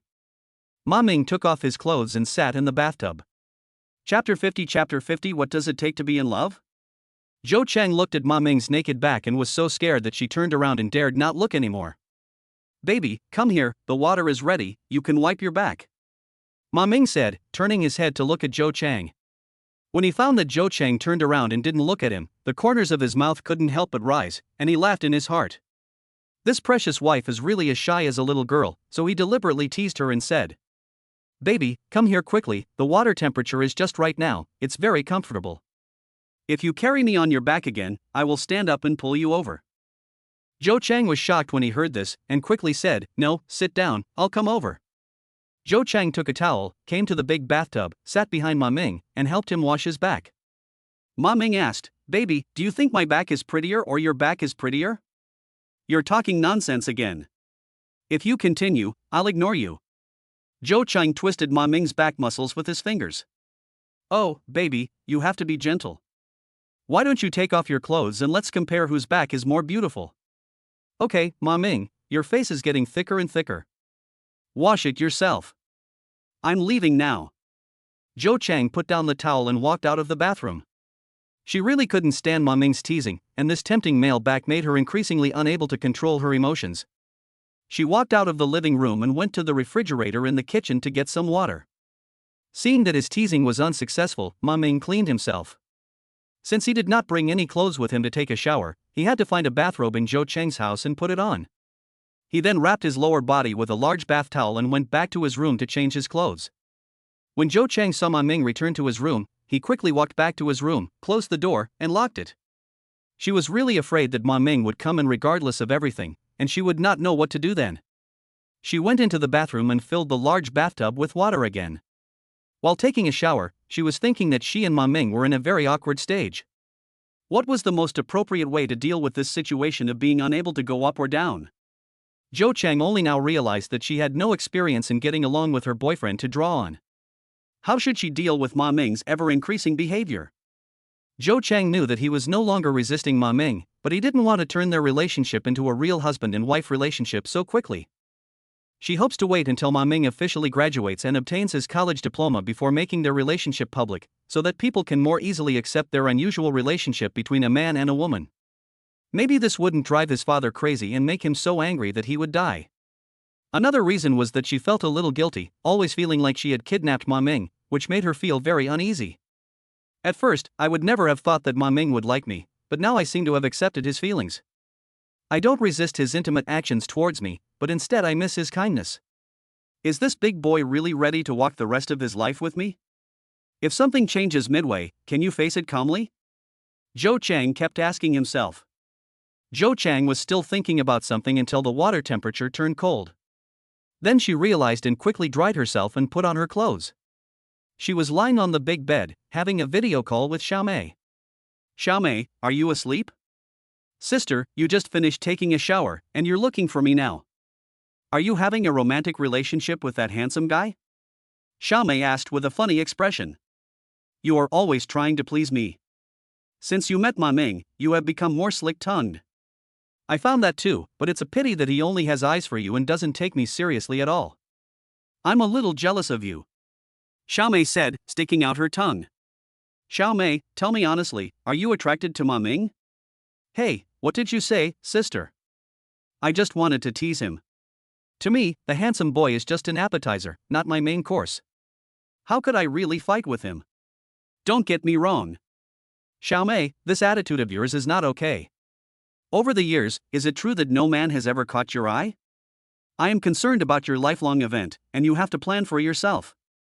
I am also very worried and don't know what to do. Can you help me come up with an idea? Sister, you just think too much. You're afraid of wolves in front and tigers behind. He's just a little brother, what's there to be afraid of? He's a handsome guy and he's not afraid of gossip, so what should I be afraid of? This world has never been fair to us women. Think about it, if an old man marries a young girl, people will think it is normal. But when we women marry a young man, we are criticized and gossiped about.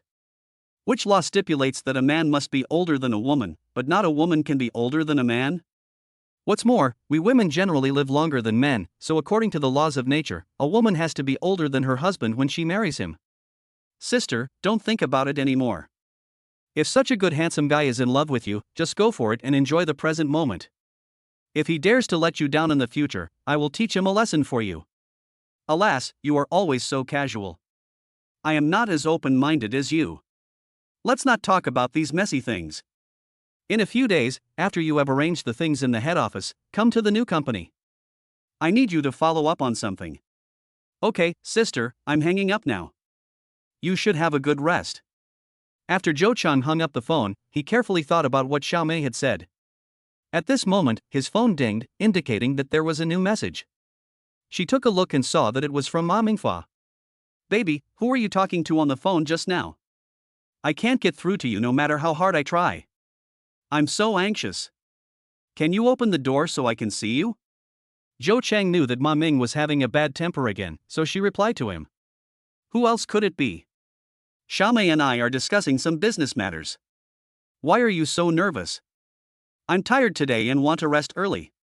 You too, there's so much work waiting for you tomorrow. Go to bed early. No, baby, you haven't called me baby all day today, you have to make it up to me otherwise I won't sleep until you call me. You are just naughty. Okay, I'm calling you, baby, is this okay? Good night. Ma Ming looked at the message Zhou Chang sent back, put the phone to his chest, and chuckled. That's great. My wife is becoming more and more obedient to me in her relationship with me, which means her guard is getting lower and lower, and things are going more smoothly. At this moment, Ma Ming really wanted to hug his wife and give her a good kiss, and let her sleep in his arms. Alas! When can I sleep with my wife? Ma Ming is looking forward to this day coming soon.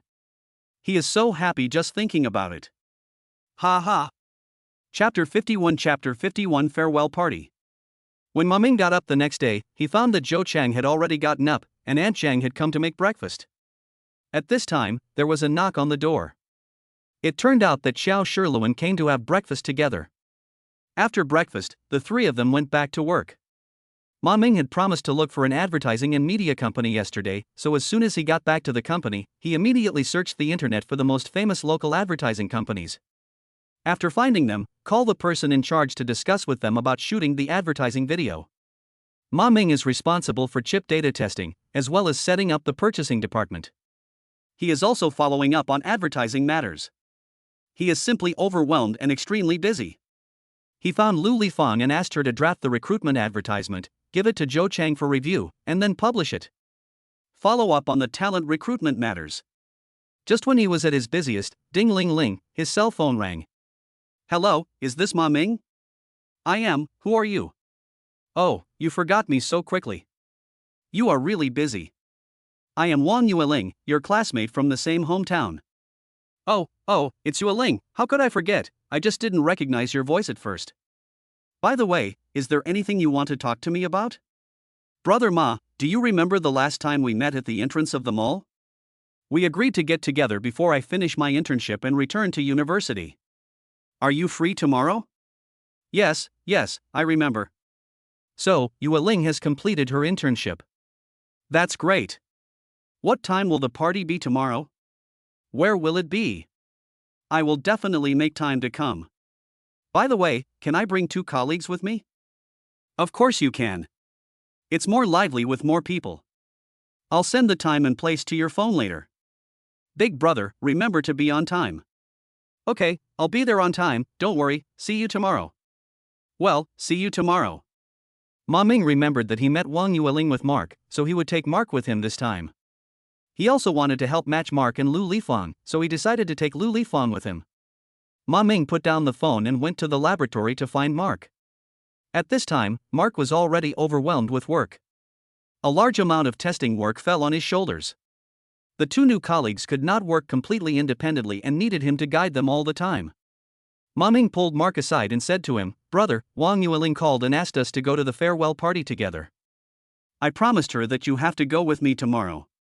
Okay, what time do you need to remind me? Okay, no problem. Go ahead and get busy. I'll bring Lu Lifang along with me. I'll have to behave well tomorrow. Well, I'm not mentally prepared. Mark scratched his head, grinned, and continued to work. The next day, Wang Yueling sent the time and place to Ma Ming. After get off work, Ma Ming drove to the location. He took Mark and Lu Lifang with him and let them sit in the back seat of the car. It was the first time that Mark sat so close to his beloved goddess, and his heart was already beating wildly. Because he was nervous, he didn't dare to look Lu Lifang in the eye. Lu Lifang thought that Mark disliked her, so she didn't even look at her, and was puzzled and didn't say anything. So, the 2 of them walked all the way to the party without saying a word. Ma Ming in front really wanted to knock Mark's head open to see what he was thinking. He was so angry. Arriving at the meeting place, Ma Ming parked the car and walked into the restaurant. Seeing Wang Yueling looking out the door, he hurried forward to greet her. Yueling, we are here, let's go in together. Wang Yueling led the way and came to a small private room where a pretty girl was already sitting. Wang Yueling said to everyone, "Let me introduce you. This is my college classmate Feng Yingying. Yingying, this is Ma Ming, my fellow countryman and high school classmate I told you about. This is his college classmate Ma Ko, and this is his colleague Lu Lifang."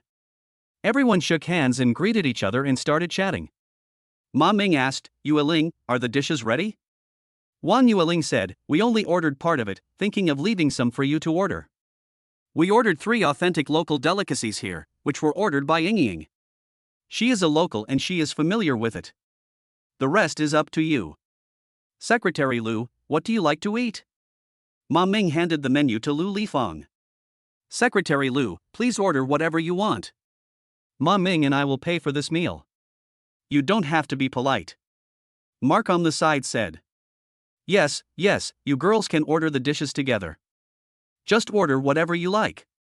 "You're welcome." Ma Ming also said. The 3 girls whispered for a while, then ordered a soup and 5 dishes. Everyone started chatting. Since Mark and Feng Yingying were both locals, they naturally had a lot of topics to talk about, and they soon became familiar with each other. Ma Ming and Wang Yueling are from the same hometown and classmates, and they speak very naturally. The only one was Lu Lifeng. It was her first time meeting them, and she didn't know what to say, so she seemed a little awkward. When Ma Ming saw him, he said to Mark, "Brother, sit next to me. I have something to say to Yu Ling." As he said that, he stood up and sat next to Wang Yueling, giving his seat to Mark so that he could sit with Lu Lifeng. At this time, the dishes they ordered were served one after another, and Ma Ming asked everyone to start eating. Wang Yueling asked a lot of questions about the current situation of Ma Ming's company, and Ma Ming told her briefly. Lu Lifeng listened to their conversation and guessed that Wang Yueling was interested in joining the company, but Ma Ming seemed to be perfunctory with her, so Lu Lifeng didn't dare to say anything more, for fear of saying something wrong and slapping Ma Ming in the face. When they had almost finished eating, Wang Yueling suddenly asked Ma Ming, "Brother, I heard you have a girlfriend. When are you going to bring her home for Aunt Ma to take a look?" Ma Ming almost choked when she asked him this. He swallowed the food in his mouth and said, "Yu Ling, who told you this?" "Oh, that's what I heard, isn't it?" Ma Ming could tell that Wang Yueling was testing him, so he said, "Not only do I have a girlfriend, I'm married." "What?" At this time, it was Wang Yueling's turn to almost spit out the food in her mouth. She covered her mouth and said in disbelief, "Brother, is this true or false? You are already married. Do Uncle Ma and Aunt Ma know about it?" "I haven't told them yet, and my family doesn't know," Ma Ming said again. Wang Yueling looked at Ma Ming with suspicion, and for a moment she didn't know whether to believe him or not. She looked at Mark and Lu Lifeng, wondering whether what Ma Ming said was true. She looked at Lu Lifeng again, smiled and said, "Could it be that this Secretary Lu is my sister-in-law?" Lu Lifeng quickly denied it and said, "What are you talking about, Miss Wang? How could I be Manager Ma's wife?" "Secretary Lu, I want to know if what Brother Ma said is true. I don't know about this either. Although we are colleagues, we haven't known each other for long. Since Manager Ma has admitted it himself, could it be false?" At this moment, Wang Yueling suddenly lost control of her emotions. She burst into tears and pointed at Ma Ming and said, "I have had a crush on you for more than 3 years. I have always thought that I would confess my love to you after we both graduated from college. I never thought that you would get married before you even graduated from college. What should I do?" Ma Ming was very impressed by Mark's sharp eyes. He could tell that Wang Yueling had a crush on him just by meeting her for the first time. Now that Wang Yueling has confessed herself, it is Ma Ming's turn and he doesn't know what to do. Ma Ming winked at Mark, hoping that he could help him out. Mark said, "Sister Wang, don't be sad. My brother is a joker. He just wanted to play a trick on you, but you fell for it." Wang Yueling blushed and stopped crying. She hit Ma Ming a few times and said with a mixture of laughter and tears, "Brother Ma, you really scared me to death. How can you make such a joke casually?" Ma Ming could only smile awkwardly and said, "With such good conditions as Yu Ling, are you still worried about not being able to find a boyfriend? You know the situation of my family. How could your parents agree to let you stay in the village? Once you find a good job, will you still worry about not being able to find a good man? Okay, don't be embarrassed.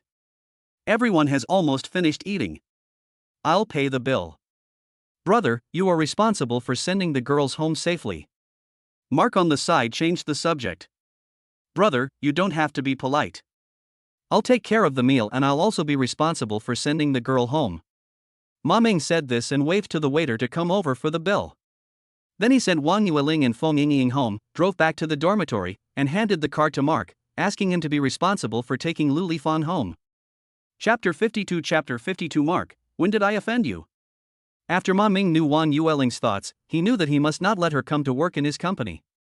Otherwise, if she knew about his marriage to Zhou Chang, who knows what kind of trouble would arise. Mark drove Lu Lifeng home. On the way, Lu Lifeng asked, "Deputy Manager Ma, why did you help Manager Ma hide this from Sister Wang?" "Ah, you heard it all. Wang Yueling has been secretly in love with Brother Ma for more than 3 years. If she suddenly knew that he was married, wouldn't she cry to death? We don't want to cause trouble. It's not good to deceive people. Don't worry, Brother Ma will tell her tactfully in another way later." "Well, that's fine. Deputy Manager Ma, have I offended you in any way? You might as well tell me frankly." Lu Lifeng had wanted to ask Mark about this for a long time, and today she took the opportunity to ask him. Why would Secretary Lu ask that? Nothing unpleasant has ever happened between us, so how can there be any such thing as an offense? Then why do you always look stern at me, as if I'd made you unhappy? Really? So that's how it is? So you're avoiding me and ignoring me? Aren't you avoiding me and ignoring me?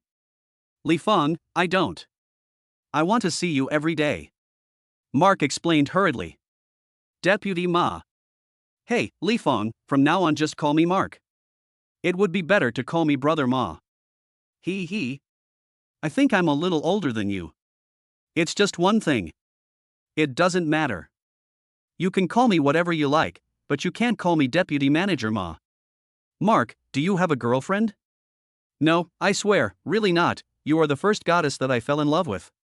Mark blurted out, only to realize that he was confessing his feelings, and his face instantly turned red. Lu Lifang only now understood the reason why Ma Ming had called her here today, and she blushed with embarrassment. Mark was driving and couldn't be distracted, so he immediately found a quiet place to park the car. As soon as he parked the car, he held Lu Lifang's hands, grinning foolishly and unable to speak. After a long while, Lu Lifang reminded Mark, "It seems someone is coming, let go quickly."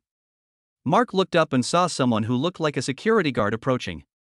He had no choice but to let go of his hands. Only then did he realize that parking was not allowed here, so he started the car and drove away quickly.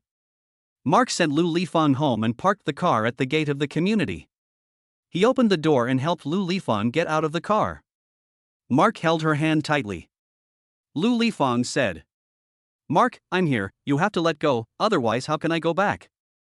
Hey, Lifang, let's walk for a while and then go back, okay? Mark held Lu Lifang's little hand and walked aimlessly around the community. He was so excited that he was about to explode, but he didn't know what to say. Lu Lifang finally couldn't help but said, "Mark, it's late, how about we meet up some other time? You should go home and rest." Mark looked at his watch. It was already past 11 o'clock. It was really late. He had no choice but to say, "Well, be careful when you go home. Can I take you in?" "Well, let's go in together." The two of them held hands all the way to the downstairs of Li Fang's house before reluctantly letting go. Ma Ming watched Li Fang enter the elevator before turning around, walking out of the community and driving home. Mark was so grateful to his brother Ma Ming for his deliberate arrangement. Today, he finally confessed his love to the goddess. What was even more exciting was that the confession was successful. Mark returned home, took a quick shower, went back to his room, and lay on the bed. He couldn't sleep at all. He wanted to send a message to Lu Lifang, but was afraid that he was too impatient and would scare her. After tossing and turning, he had no choice but to send a message to Ma Ming to chat. "Brother, thank you for today." Ma Ming was texting with Zhou Chang. With a ding, it was a message from Mark. He replied, "It's so late and you're still not asleep. You've been rejected. Brother, you just looked down on me? Hey, does this mean that I succeeded? Oh my god, what do you mean by success or failure? Why are you talking so vulgarly? Oh, you said I was vulgar. I wonder who usually speaks vulgarly. It's really different now that I have a goddess. Screw you. Brother, why are you still competing with me? Don't you think that without my help today, I don't know how I would deal with Wan Yueling? Are you going to destroy the bridge after crossing it? Let's call it even. I don't know who was saying thank you just now. Alright, I surrender. Let you show off for a while. But, brother, you have more experience in love than me. You need to give me more advice. Oh, brother, I'm still hanging in the air. I don't know when I can land on the ground. Sigh. I feel so frustrated. Good brother, we two are both worried about the goddess now, let's work hard together. Good night. Brother, go to bed early, good night. Ma Ming knew that it was already very late and he didn't want to disturb his beloved wife's rest, so he just lay on the bed and read for a while. He fell asleep only when he was tired.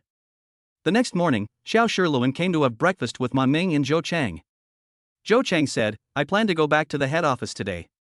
If you have any important matters, please tell me as soon as possible. I will leave after I have made all the arrangements. By the way, Xiao Chang, the purchasing department's fleet needs to add another transport truck, because now we need to go to the supplier to transport the raw materials for chips ourselves. You can discuss this with Manager Ma." Okay, Brother Qiao, is the mass production line going smoothly? There are no problems for now. The auto parts factory needs to cooperate with me in data testing and report any problems to me immediately. Okay, I understand, Brother Chow. I will talk to the person in charge of the auto parts factory about this when I get back.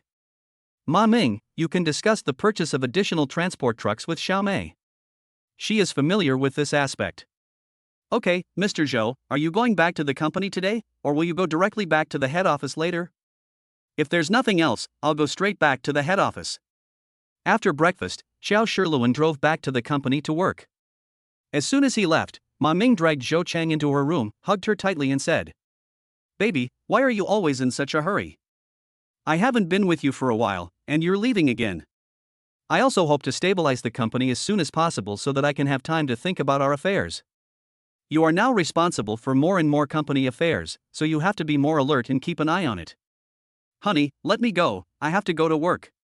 When Ma Ming heard Zhou Chang calling him baby in person, he was so excited that he couldn't let her go. He held Zhou Chang's little face and kissed her passionately. While they were kissing passionately, Xiao Mei called Zhou Chang. Zhou Chang's phone kept ringing, so Ma Ming had to let her go. Zhou Chang waved his hand to signal Ma Ming to go out. Ma Ming blew him a kiss, then reluctantly walked out of the room and drove back to the company to work. Chapter 53 Brother, let's study a new project together. When Ma Ming returned to the office, he saw his good friend Mark grinning from ear to ear.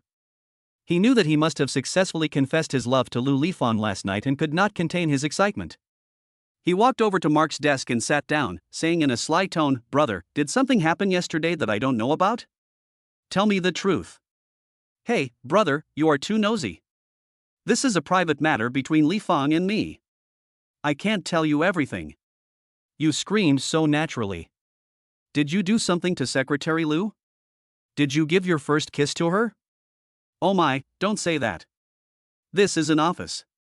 If other colleagues hear us and tell Li Fang, she will hate me to death.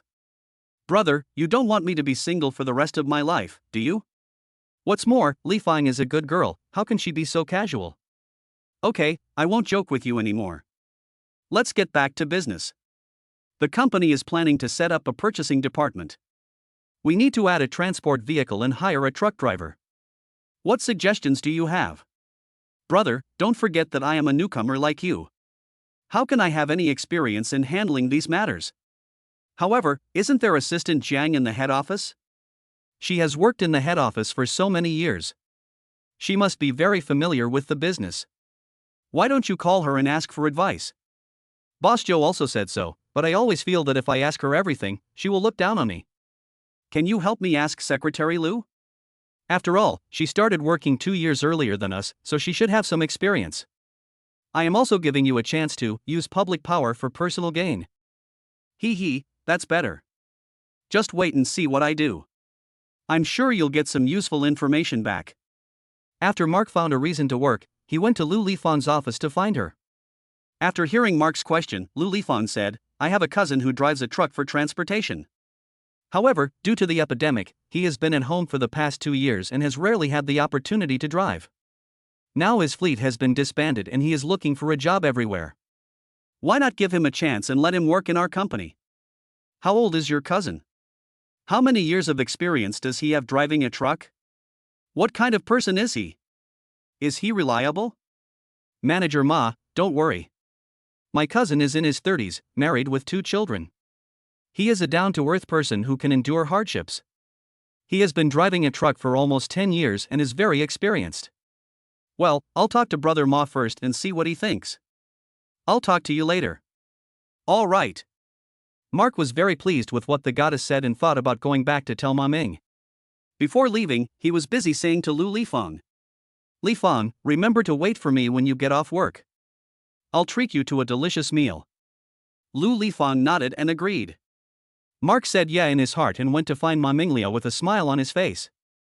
After listening to Mark's words, Ma Ming felt that he should let Xiao Mei come with him to interview Lu Lifang's cousin, so that he would not be accused of hiring employees indiscriminately for personal reasons. So, he said to Mark, "Brother, I can't make the decision on this matter alone. We still have to go through the company's recruitment process to hire employees, so let Lu Lifang's cousin come for the interview. This will be good for all of us." Yes, I think so too. Just follow the company's rules, Li Fang won't have any objections. Just let me know when you have confirmed the interview time. Okay, that's settled. After Mark finished speaking, he went back to the laboratory to continue his work. Ma Ming was also doing his work in the office.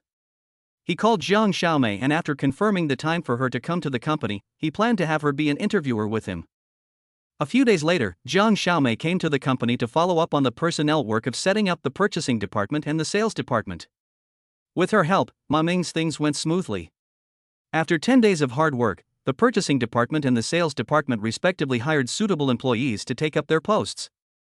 In addition, after an interview by Xiaomei, Lu Lifang's cousin was hired as the captain of the company's transportation team, responsible for the procurement and transportation of raw materials and the sales, delivery and transportation of finished ships. One day, Mark said to Ma Ming, "Brother, my dad told me something when he got home from get off work last night. I think it's good news for us. Do you want to listen to it? What's the good news? Tell me quickly." My dad said that the city is planning to convert all the original precision instrument factories into chip manufacturing factories, forming a city-wide high-tech professional factory area, and also preparing to build a nationally renowned chip centralized production base. If our company expands its scale and leases the entire factory area, isn't this a new opportunity? By then, our company will be the leading chip manufacturing company in the country. Can that Excellence company still compete with us? I dare say that we will definitely beat Excellence. My dad also said that the application range of chips is very wide, and if conditions permit, we should try many aspects so as to occupy the largest market share. Chief Ma is right. I have also read a lot of reference books in this area. Chips are indeed used in many aspects. For example, access control systems, the popular drone intelligent control systems, and the intelligent systems of electrical equipment all require chip technology. Brother, I plan to conduct research in these areas and master all these technologies. By then, the company will be able to become a full-scale chip manufacturing company and will definitely be ahead of the domestic market. I didn't expect you to have such big ambitions. How can I miss you in this field? I will definitely support you, let's work hard together. Okay, brother, we are united and can achieve great things. In the future, we will be the leaders in the chip manufacturing industry. Ma Ming said excitedly, shaking Mark's hand. The two brothers high-fived each other to show their unity and determination to work hard together towards this goal. After get off work that night, when he returned to the dormitory, Ma Ming called Zhou Chang and told her what Section Chief Ma had said. After hearing it, Zhou Chang said, "Ma Ming, this is really good news for our company. After I arrange the affairs of the head office, I will come over with President Xiao to have a meeting with Section Chief Ma. You and Mark are both willing to develop in this industry and are great resources for the company. The company will definitely fully support you in your technology development and research, so just go for it." Okay, thank you, my dear. I miss you so much. You must come over as soon as possible. Okay, baby, good night. Zhou Cheng suddenly said this before hanging up the phone, which made Ma Ming so happy that he couldn't fall asleep until most of the night. Chapter 54 Is Xiaomei a lesbian? After Xiaomei assisted Ma Ming in setting up the purchasing and sales departments, she continued to stay in the new company to carry out structural planning work because the new factory planned to expand. During this period, there were many matters that needed to be discussed with Xiao Shiluan, so she and Xiao Shiluan often worked in the same office. Xiaomei and Xiao Shiluan met each other through a friend's introduction when they were studying abroad. At that time, Xiao Shiluan had a family, so they were just ordinary friends. Jiang Xiaomei was born in a happy family, but her father died in an accident when she was 3 years old, so her mother remarried and took her with her. Her stepfather was also nice to her. Her mother and stepfather had 2 more children, a stepbrother and a stepsister. When Xiaomei was 15 years old, she had grown into a beautiful girl with a great figure. She was like an angel descended from heaven. Her stepfather treated her even better, often taking her out alone and teaching her how to drink. Once, her stepfather tried to violate Xiaomei when she was drunk, but she escaped. Since then, she has been avoiding her stepfather's harassment. In order to avoid her stepfather's evil intentions, Jiang Xiaomei applied for a boarding high school. She lived in the school for 3 years and rarely went home. When she turned 18, she said to her mother, "Mom, I am an adult now. It is time to transfer the pension compensation that Dad left me to me." Xiaomei's mother did not object and transferred all of Xiaomei's father's pension compensation to her bank account. Xiaomei used the money to study abroad, completely getting rid of her beastly stepfather and starting to live independently. She met Zhou Chang in college. They studied in the same department, lived in the same dormitory, and gradually became good friends. The two beauties, Zhou Chang and Jiang Xiaomei, often go out together and are very close to each other. In the eyes of foreigners, they are like a lesbian couple. Over time, rumors spread around the school that the two of them were a lesbian couple. As a result, all the male classmates kept their distance from them.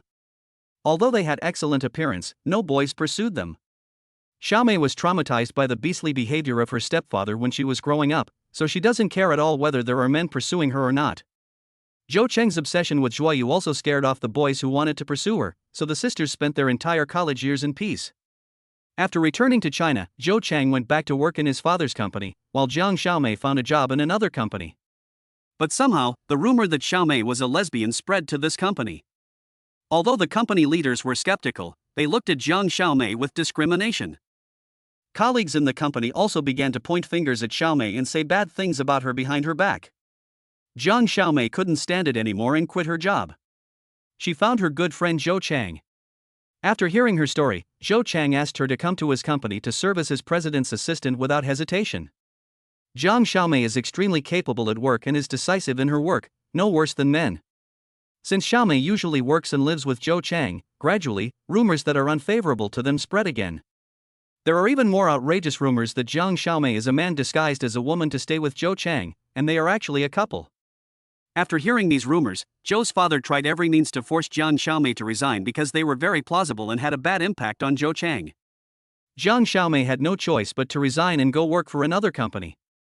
Unexpectedly, things took a turn for the worse. Zhou Chang took control of the company's financial power and became the major shareholder of Jianan Group. She and Zhuoyu also completely fell out. Jiang Xiaomei returned to work as Zhou Chang's assistant to the president, and the two best friends started working and living together again. Now, because Jiang Xiaomei and Xiao Shiluan often work together and have been together for a long time, she has some understanding of his personality and how he treats others. Xiao Shiluan is a handsome, well-mannered, mature man. He has always been very respectful and polite to Xiaomei. When he learned about Jiang Xiaomei's character from Zhou Chang, his liking for her grew day by day. Xiao Shiluan first met Jiang Xiaomei, and then met Zhou Chang through Jiang Xiaomei's introduction. Facing two beauties, Xiao Shiluan always hoped that one of them would favor him. As Zhou Chang gradually realized his feelings for Ma Ming and began to accept the fact that Ma Ming was pursuing him, his feelings for Xiao Shiluan always remained those of colleagues, partners, and good friends. Xiao Shiluan also felt this, so his mind fell on Jiang Xiaomei. This time, Jiang Xiaomei worked in the same office with Xiao Shiluan because of work. He was even more attentive to Xiaomei. He came every morning to have breakfast with Xiaomei and Ma Ming, and then drove back to the company to work with Jiang Xiaomei. He had more and more opportunities to interact with Jiang Xiaomei. He saw that Xiaomei was ambitious at work, had a unique personality in life, was beautiful, and had a hot body. Which man could resist such a beauty who was in front of him every day? Xiao Shiluan then said to Jiang Xiaomei, "Assistant Jiang, are you free after get off work?" "Mr. Qiao, do you have something to tell me?" Xiaomei asked. "Oh, it's like this. Assistant Jiang has helped the company a lot. On behalf of the company, I would like to treat you to a meal. Would you be so kind as to do me the honor?" "Ha, Mr. Qiao is treating us, so it would be disrespectful to refuse," Xiaomei said jokingly. "That's great. Assistant Jiang, remember to wait for me after get off work. I'll pick you up to go out for dinner together," Xiao Shiluan said happily. "Okay." After get off work, Xiao Shiluan packed up early, tidied his appearance, and came to Xiaomei's office to pick her up. The two of them got into Xiao Shiluan's company car and drove towards the city. Xiao Shiluan brought Jiang Xiaomei to a gorgeously decorated Western restaurant. This was the first French Michelin restaurant in the city. There were countless diners who came here for its reputation, and it was difficult to book a table. Xiao Shiluan wanted to invite Xiaomei to have dinner with him because he had reserved a table earlier. Today, Xiaomei agreed again, and he excitedly brought his goddess to visit him. In order to win Xiaomei's favor, Xiao Shiluan behaved very gentlemanly along the way, which Xiaomei, who had studied abroad, appreciated. After they sat down, Xiao Shiluan asked Xiaomei, "Assistant Jiang, what kind of French food do you like? Why don't you order the food?" Xiaomei responded without hesitation, opened the menu and started ordering. Xiaomei ordered the dishes familiarly, and the two sat opposite each other, drinking tea and eating appetizers while chatting casually. Chapter 55 Xiaomei is drunk. Xiao Shiluan watched Zhang Xiaomei eat elegantly and had already fallen in love with her in his heart. While serving the food to Xiaomei, he opened a bottle of red wine to sober her up so that it would taste better. The two talked about the daily details of life in a foreign country and had a great time. Xiao Shiluan asked, "Xiaomei, what do you think about the company's prospects? I want to hear your opinion." Mr. Qiao, when talking about the company's flagship product, we have to mention our automobile engines. Since the establishment of Jianan Company, we have been committed to making this product a first-class domestic product. The goal has been achieved, and Jianan Company has also become a group company. Now that we have our own chip supply, I believe the future prospects will be even brighter. A single product is often vulnerable to shocks, which is also a fatal weakness. Therefore, I personally think that we should develop a diversified product supply market to make the company bigger and stronger. After listening to Xiaomei's words, I finally understood why Xiaocheng always praised you.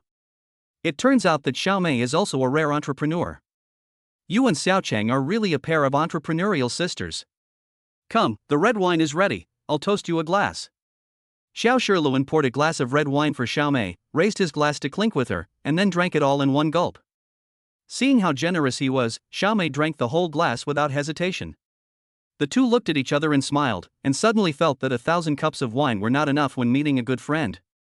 Xiaomei then talked about how she and Zhou Chang met. She said, "When I first arrived at the university to register, there was a very beautiful and quiet girl standing next to me. I didn't know her at the time, so I just nodded to her politely and said hi. She just smiled and nodded at me, and we didn't talk at the time. Later, to handle the admission procedures, we walked together to the school affairs office. At this time, the seniors from the university's Welcome Student Union came to guide us and took us to the department dormitory. We then realized that we were students who had enrolled in the same department and were assigned to the same dormitory. I was so happy to have such a young lady as my roommate, and she was a Chinese compatriot, so I started to get familiar with her. We go shopping together, eat in the cafeteria together, go to class together and go to the library to review our homework. We do everything together and are inseparable, just like real sisters. We have a great relationship. I am very grateful to my sister for her care and concern for me. Although she grew up in a wealthy family, she has a very independent personality.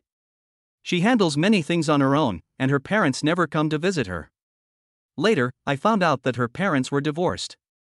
Her situation was similar to mine, so we became good friends, taking care of each other and supporting and encouraging each other. It can be said that my sister is the closest person to me in this world besides my mother." Xiaomei couldn't stop talking about Zhou Chang. Her eyes were filled with tears of excitement, which made Xiao Shiluan love and pity her. Xiaomei was talking as she drank the red wine, and before she knew it, she had drunk most of the bottle. Seeing that Xiaomei was a little drunk, Xiao Shiluan asked her to eat more and ordered a dessert for her. Seeing that Xiaomei had almost finished eating, he called a designated driver to take her back home. Xiao Shiluan helped Xiaomei into the house, sat her down on the big sofa in the living room, and went to squeeze some juice to help Xiaomei sober up. Xiaomei drank too much red wine and felt very sleepy, so she fell asleep on the big sofa. When Xiao Shiluan finished squeezing the juice, he found Xiaomei had fallen asleep. He smiled helplessly and shook his head, then took out a blanket from the room and covered her with it. Xiao Shiluan looked at the sleeping Xiaomei. Her beautiful sleeping face made Xiao Shiluan's heart beat fast. Xiao Shiluan had been divorced for several years and had no interest in meeting the opposite sex until he and Zhou Cheng came to China to start a company, and then he began to think about starting a family in China. Now he looked at Xiaomei's hot body, and to be honest, it was hard to say that he didn't have any male impulses. But if I do this, how is it different from violating her? This is taking advantage of someone's misfortune, which is not what a gentleman does. Xiao Shiluan sat in the living room for a while. He thought that if he let Xiaomei sleep on the sofa in the living room, it would not be a good way to entertain guests and it would be too impolite. So he thought of taking Xiaomei to another suite to sleep, which would be more comfortable. He walked into the suite, made the bed, came out, picked up Xiaomei and put her on the bed. Just as he was about to take his hands off Xiaomei and leave, Xiaomei turned over and hugged Xiao Shiluan. Xiao Shiluan lost his balance and fell on the bed.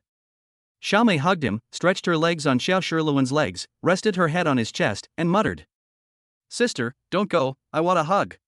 Xiao Shiluan found that Xiaomei mistook him for Zhou Chang, and he didn't know whether to laugh or cry.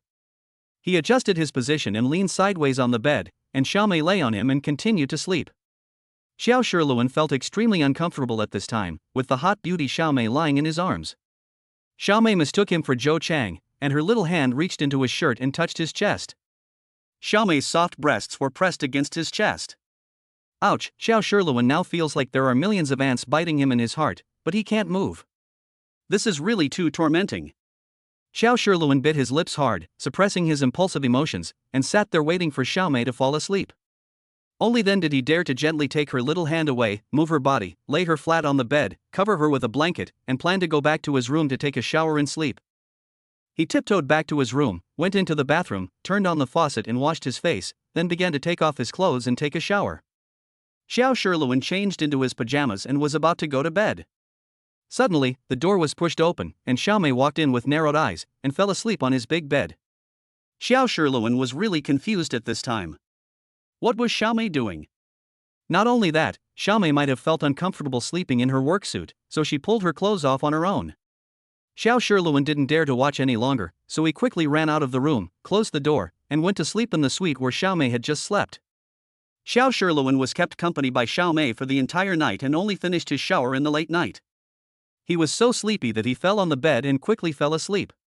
The next day, Xiao Shiluan was woken up by Xiaomei before he even woke up. He looked at the furious Xiaomei with a confused look on his face, not knowing what had happened. He said, "Xiaomei, good morning, are you awake?" "Xiao Shiluan, you bastard, get up." After being scolded by Xiaomei, Xiao Shiluan came to his senses. He asked, "Xiaomei, what happened?" "You still have the nerve to ask what happened? Let me ask you, what did you do to me last night?" "I didn't do anything to you," Xiao Shiluan said with a look of grievance on his face.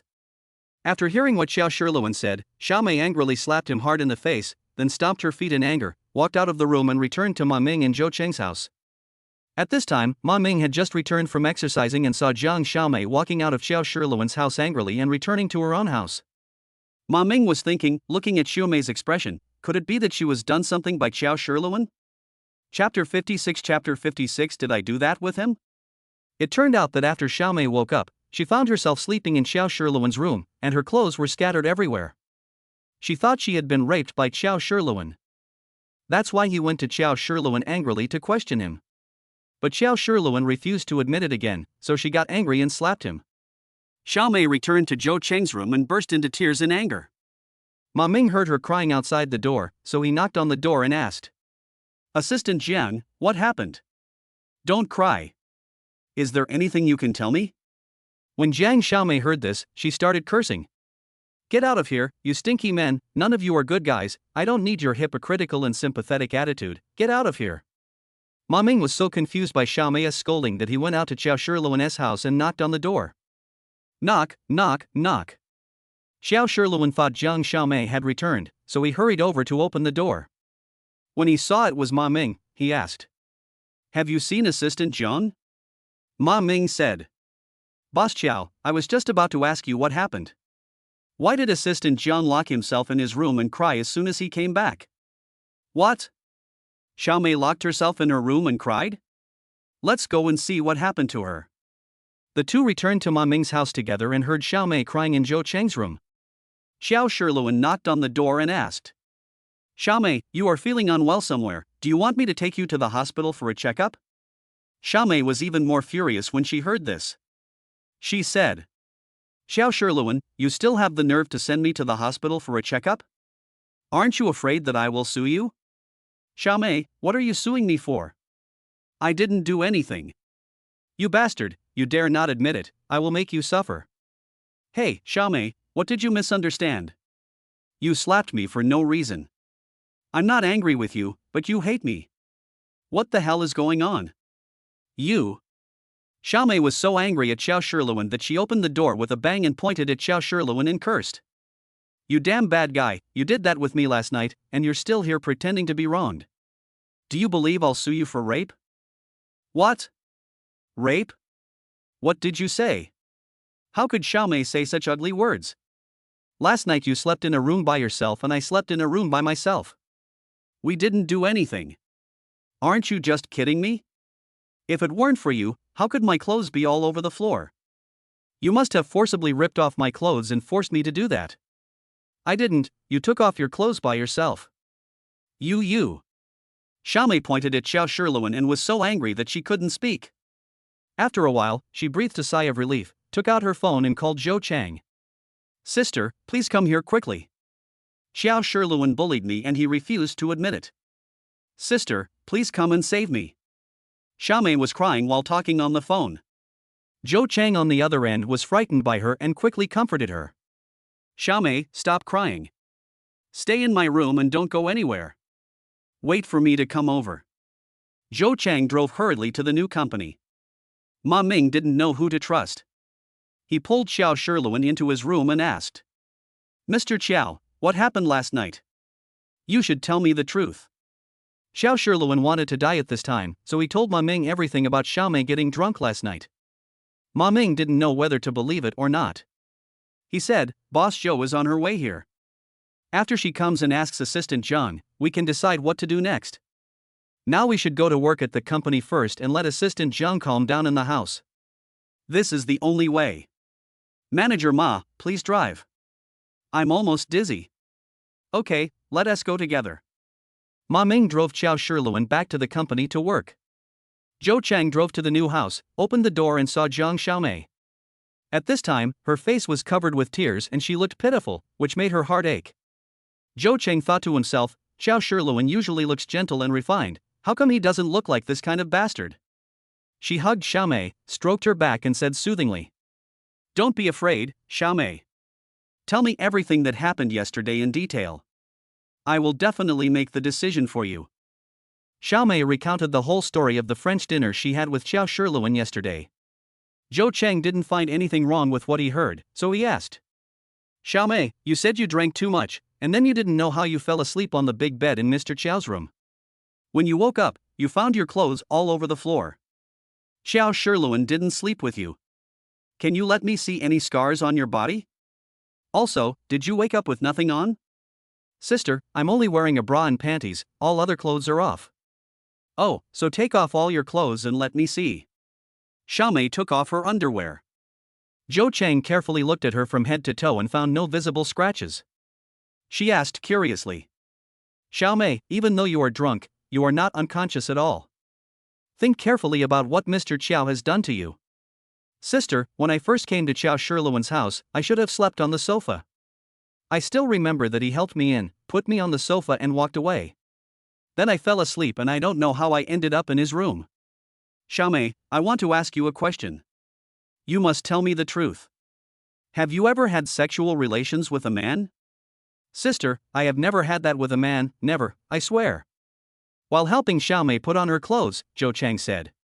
That's it, Xiaomei. We are all people with common sense. If you have never had sex with a man, it means you are still a virgin.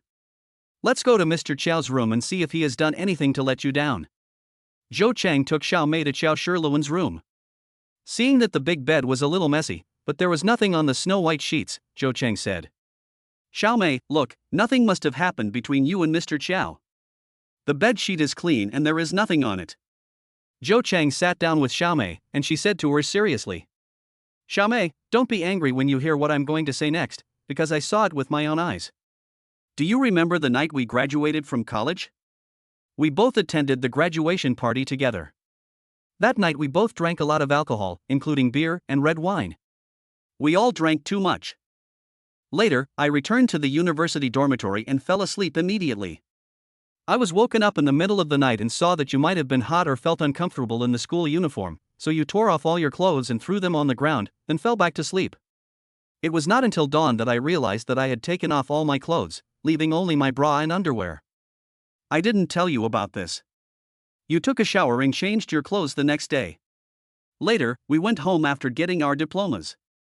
If it weren't for what happened now, I would have almost forgotten your actions back then. So, Xiaomei, it is very likely that you took off your clothes last night. Mr. Qiao was sleeping in another room. He did nothing to you. After hearing this, Xiaomei was stunned for a moment, then she hugged Zhou Chang and burst into laughter. Zhou Chang didn't understand why Xiaomei suddenly burst into laughter again and looked at her in a daze. Xiaomei kept laughing until tears came out, then she stopped laughing and said, Sister, I guess I made a big mistake and wrongly accused Xiao Shirluan. Ugh. I've really brought shame back to my hometown. Zhou Chang didn't know whether to laugh or cry after hearing this. He pointed his finger at Xiaomei's forehead and scolded her with a smile.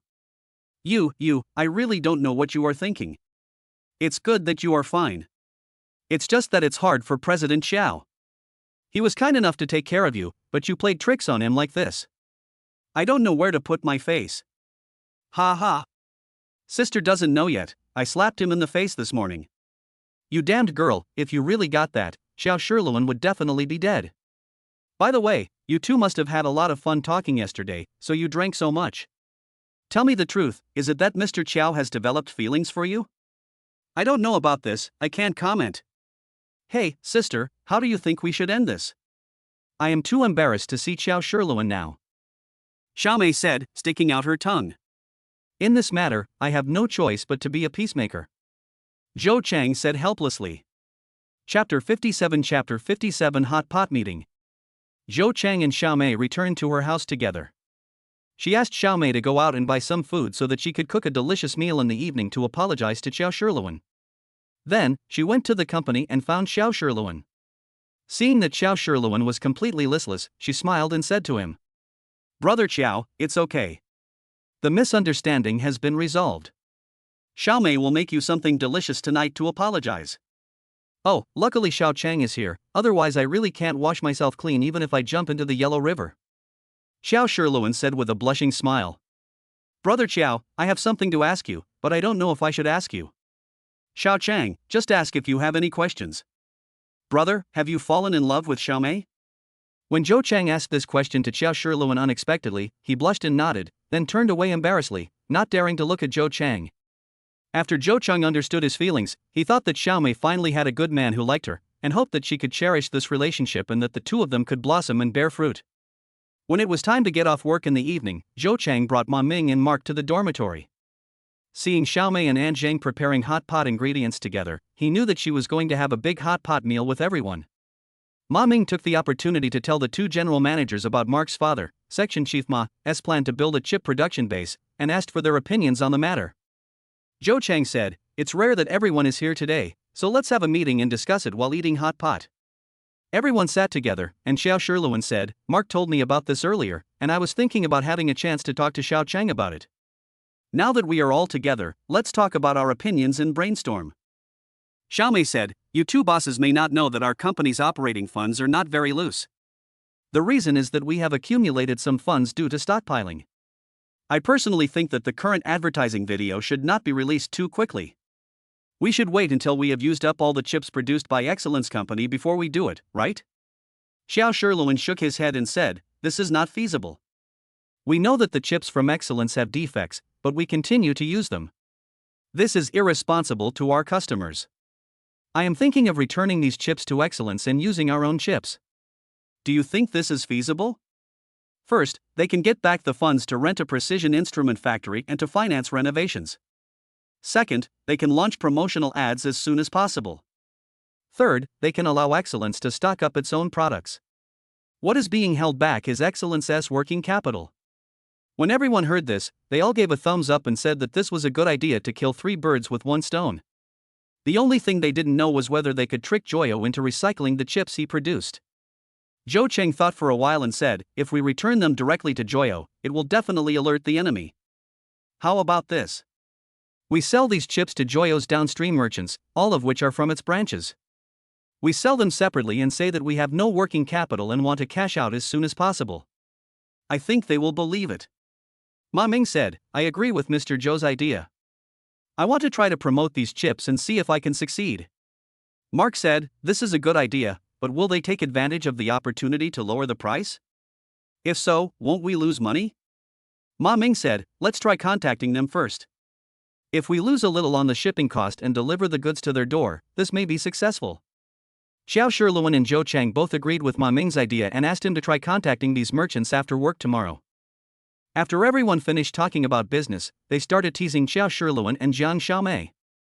Mark didn't know what was going on at first, but after listening to their conversations, he could tell what was going on. He covered his mouth and tried hard to hold back his laughter. Jiang Xiaomei slapped his head and scolded him with a smile, You just listen to it. If I find out that you go back to the company and tell everyone about this, you will be in trouble. I will make your death more ugly than that of Mr. Qiao. Everyone burst into laughter when they heard it. Mark said unyieldingly, Assistant Jiang, I see that you and CEO Chiao are both old, why are you still hiding it? Just go register for marriage tomorrow, have a wedding, and live together. Why worry about people gossiping about you? You kid, you deserve a beating, right? You are an old man, how can you talk like that? I am still young, do you really want to die?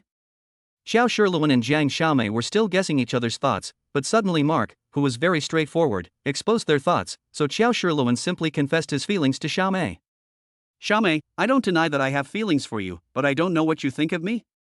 This question should not be discussed here. This is our privacy and they have no right to ask about it, so I will not answer your question at this moment. Ma Ming thought that if Xiaomei really fell in love with Xiao Shiluan, it would be a great thing. Firstly, he would have one less potential rival in love. Secondly, Xiaomei would no longer sleep in the same room with Zhou Chang. In the future, this house would truly become his and Zhou Chang's home, and no longer a so-called executive dormitory. So he agreed with both hands. So he said, Brother, your words are too indiscriminate. You don't even look at Sister Xiaomei's hot body.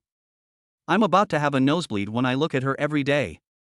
Tomorrow, I plan to go to Mr. Chiao's house and sleep on his bed. I can't stand it anymore. Zhou Chang and Xiaomei chased after Ma Ming and wanted to beat him up. Xiao Shiluan teased him, Manager Ma, you are overthinking it. Xiaomei is mine now. She can just come and sleep on my bed. As for you, there is no way. In that case, it's better to do it today than to wait for another day. Sister Xiaomei can go to sleep at Mr. Chiao's place tonight. I will be responsible for helping with the luggage. Xiaomei picked up an orange and threw it over, saying, You wish. You want to drive me away and keep my sister all to yourself? No way. Well, you guys just follow your husband's lead. There's no way. I guess Joe was the hardest working man in the world last night, right? Everyone burst into laughter again. Everyone was talking, laughing, and eating, and before they knew it, they had almost finished their meal. Mark said goodbye and drove home to rest. Xiaomei hugged Zhou Chang tightly, so Xiao Shiluan had to clean up the pile of cups, plates, and bowls with Ma Ming and put them in the dishwasher to wash them. After finishing the housework, Xiao Shiluan said, How about going to my place for a cup of tea? I remember Xiao Chang really likes the black tea from my house. Zhou Chang said as soon as he heard it, Yes, I remember the taste now. I am craving it. Xiaomei, Ma Ming, let's go over and have some tea. The four people came to Xiao Shiluan's house and sat next to the big coffee table in the living room. Xiao Shiluan was responsible for boiling water and making tea, and Ma Ming followed to help. Soon the tea was ready. Xiaomei and Ma Ming had never tasted this kind of black tea before, and they liked it very much after trying it. Xiaomei said, Mr. Chiao, I want to drink this tea every day in the future, what should I do? Ma Ming quickly said, That's easy, Sister Xiaomei, why don't you go back to our place today? When you come on business trips in the future, just stay at Mr. Chiao's place. Xiao Shiluan smiled and said nothing. Zhou Chang pretended to be drinking tea and had no time to talk. Xiaomei seemed very embarrassed. She kicked Ma Ming under the table and glared at him fiercely. Ma Ming turned around and pretended not to see it. The room was filled with the aroma of tea and a warm atmosphere. Everyone fell silent. Xiao Shiluan coughed lightly to break the silence. He said, If everyone has had tea, go back and rest. It's late. You can come to my place when you are free. I always have it ready. Xiao Chang and Xiaomei, please go back. Manager Ma, please stay. I have something to tell you. After Zhou Chang and Xiaomei drank their tea, they went back to take a shower and rest. Chapter 58 Do you want to study abroad? After Zhou Chang and Xiaomei left, Xiao Shiluan and Ma Ming were the only ones left in the living room. Xiao Shiluan said to Ma Ming, Manager Ma, I know that you and Deputy Manager Ma are both very interested in chip application technology. This is a good thing, but what you have learned from reading books and working is limited, not comprehensive, and not scientific enough. Have you ever thought about studying abroad? Going abroad for further studies? Is that possible? Of course you can, but the question is whether you are willing to give up your job and go abroad for further study. Mr. Chiao, can you explain clearly how to go about this procedure? Which school should I go to for further studies? How much will it cost, etc.? This school is actually my alma mater. I can write a letter of recommendation to help you get in. As for the fees, you need to discuss it with Xiao Chang. My original intention is for the company to bear the expenses. You can study as a day student, but you must also pass the English standard test before you can apply. You discuss this with Mark and Xiao Chang. If it is feasible, you can first take a local English standard test to test your English level. Ma Ming was very excited after hearing this. It was a rare opportunity for him to study abroad at the expense of the company. It would allow him to improve himself and broaden his horizons by seeing the advanced level of related foreign technologies. It was really killing two birds with one stone. He planned to discuss it with Mark. Of course, if he left, his wife Zhou Chang would have to wait for him, so he wanted to hold the wedding with Zhou Chang as soon as possible after obtaining his diploma. After thanking Xiao Shiluan, Ma Ming returned to his room in the dormitory. He then called Mark and told him about the incident. After listening to the phone call, Mark said, "Brother, I have to discuss this with my parents first. I also need to take time to prepare for the English proficiency test. I also want to talk to Li Fang about this and get her opinion. Brother, of course I am worried that my parents will not agree to my going. I just discussed it with you as soon as I heard the news. Think it over before making a decision." "Well, okay, I'll talk to you in 2 days." "Okay, go to bed early, good night." Ma Ming hung up the phone and wanted to send a message to talk to his wife Zhou Chang, but considering that Xiaomei slept with him, he gave up. The next day, Ma Ming began to prepare to sell the chips produced by Excellence. He first found the suppliers of Excellence branch and called them one by one to sell them. After Ma Ming's lobbying, several companies agreed to take the goods. After Ma Ming registered them, he asked them to pay a deposit before the goods would be delivered to their door. The first batch of several tons of stock was sold. Ma Ming asked Mark and Lu Lifang to help him make phone calls to find sales outlets. After several days of hard work, the three of them managed to secure more than a dozen suppliers who agreed to take the goods. At this time, the school also notified them that they had to go back to attend the graduation ceremony. After Ma Ming and Mark asked Xiao Shiluan for leave, they drove back to the university to receive their diplomas and attend the graduation ceremony held by the university. Xiaomei had to go back to the headquarters to work, so she went back to the head office with Zhou Cheng a few days ago. Ma Ming and Mark lived together in the dormitory. Since Ma Ming and Mark had to leave at the same time, Lu Lifang and her cousin were responsible for delivering the goods to the supplier. The day before returning to university, Ma Ming called Zhou Chang and told her about this. "Baby, I'm coming back. Are you happy? Are you thinking about your husband?" The first thing Ma Ming asked Zhou Chang was whether he missed him. Zhou Chang on the other end of the phone was a little surprised to hear that he was going back to the head office. She asked, "Ma Ming, what's the emergency that requires you to come to the head office?" "I just wanted to see you." "Ma Ming, speak honestly and don't make these jokes." Zhou Chun obviously knew that he had something to say to him. "Baby, I'm graduating and going back to college to attend the graduation ceremony. Can you come and accompany me?" "I'm afraid this isn't a good idea. I'm not your parent. If your classmates knew about our relationship, wouldn't you be afraid of being gossiped about?" "Baby, you are my wife. Isn't it natural for you to attend your husband's graduation ceremony? What's more, I plan to announce the good news that we are going to have a wedding that day." "What, a wedding banquet? When did this happen? You haven't discussed this with me yet? Haven't I said it now?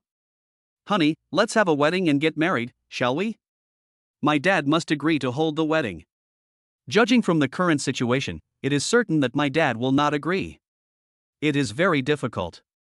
If dad doesn't agree, let's hold it at my house first. We can go back to our hometown and hold a wedding banquet. When dad agrees, we can hold it later. Honey, is this okay?" Zhou Cheng couldn't make up her mind after hearing this and she was in a dilemma.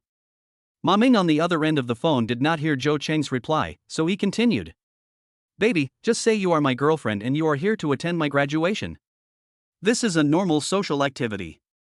You don't have to worry. You know, once you dress up, I guarantee that even the campus belle in our university will be defeated by you. Believe me, baby." Zhou Cheng still lacked confidence and said, "Ma Ming, can you let me think about it? When you come, we can meet and talk." "Okay, baby." Ma Ming and Mark returned to the university dormitory. After cleaning, the dormitory became clean again. The two put away their simple luggage. This was their last time to come back and stay here. After the graduation ceremony, they would go out into society and say goodbye to this university forever. Both of them are reluctant to leave the 4 years of college life, as their most passionate youth was spent in this university. The two of them walked around the university campus together before coming to the cafeteria they frequented most to eat. Looking at the bright smiles of their classmates, they were both deeply touched, because they entered the working society earlier than their classmates and always felt that they were a little more mature than them. At night, Ma Ming said goodbye to Mark and drove to the top floor of the head office to find Zhou Chang. He came to Zhou Chang's office and knocked on the door a few times. When he heard no response, he pushed the door open and looked inside. The lights in the office were off, and Zhou Chang was probably resting in the living room. Ma Ming came to the door of the living room and saw Zhou Chang was on the phone.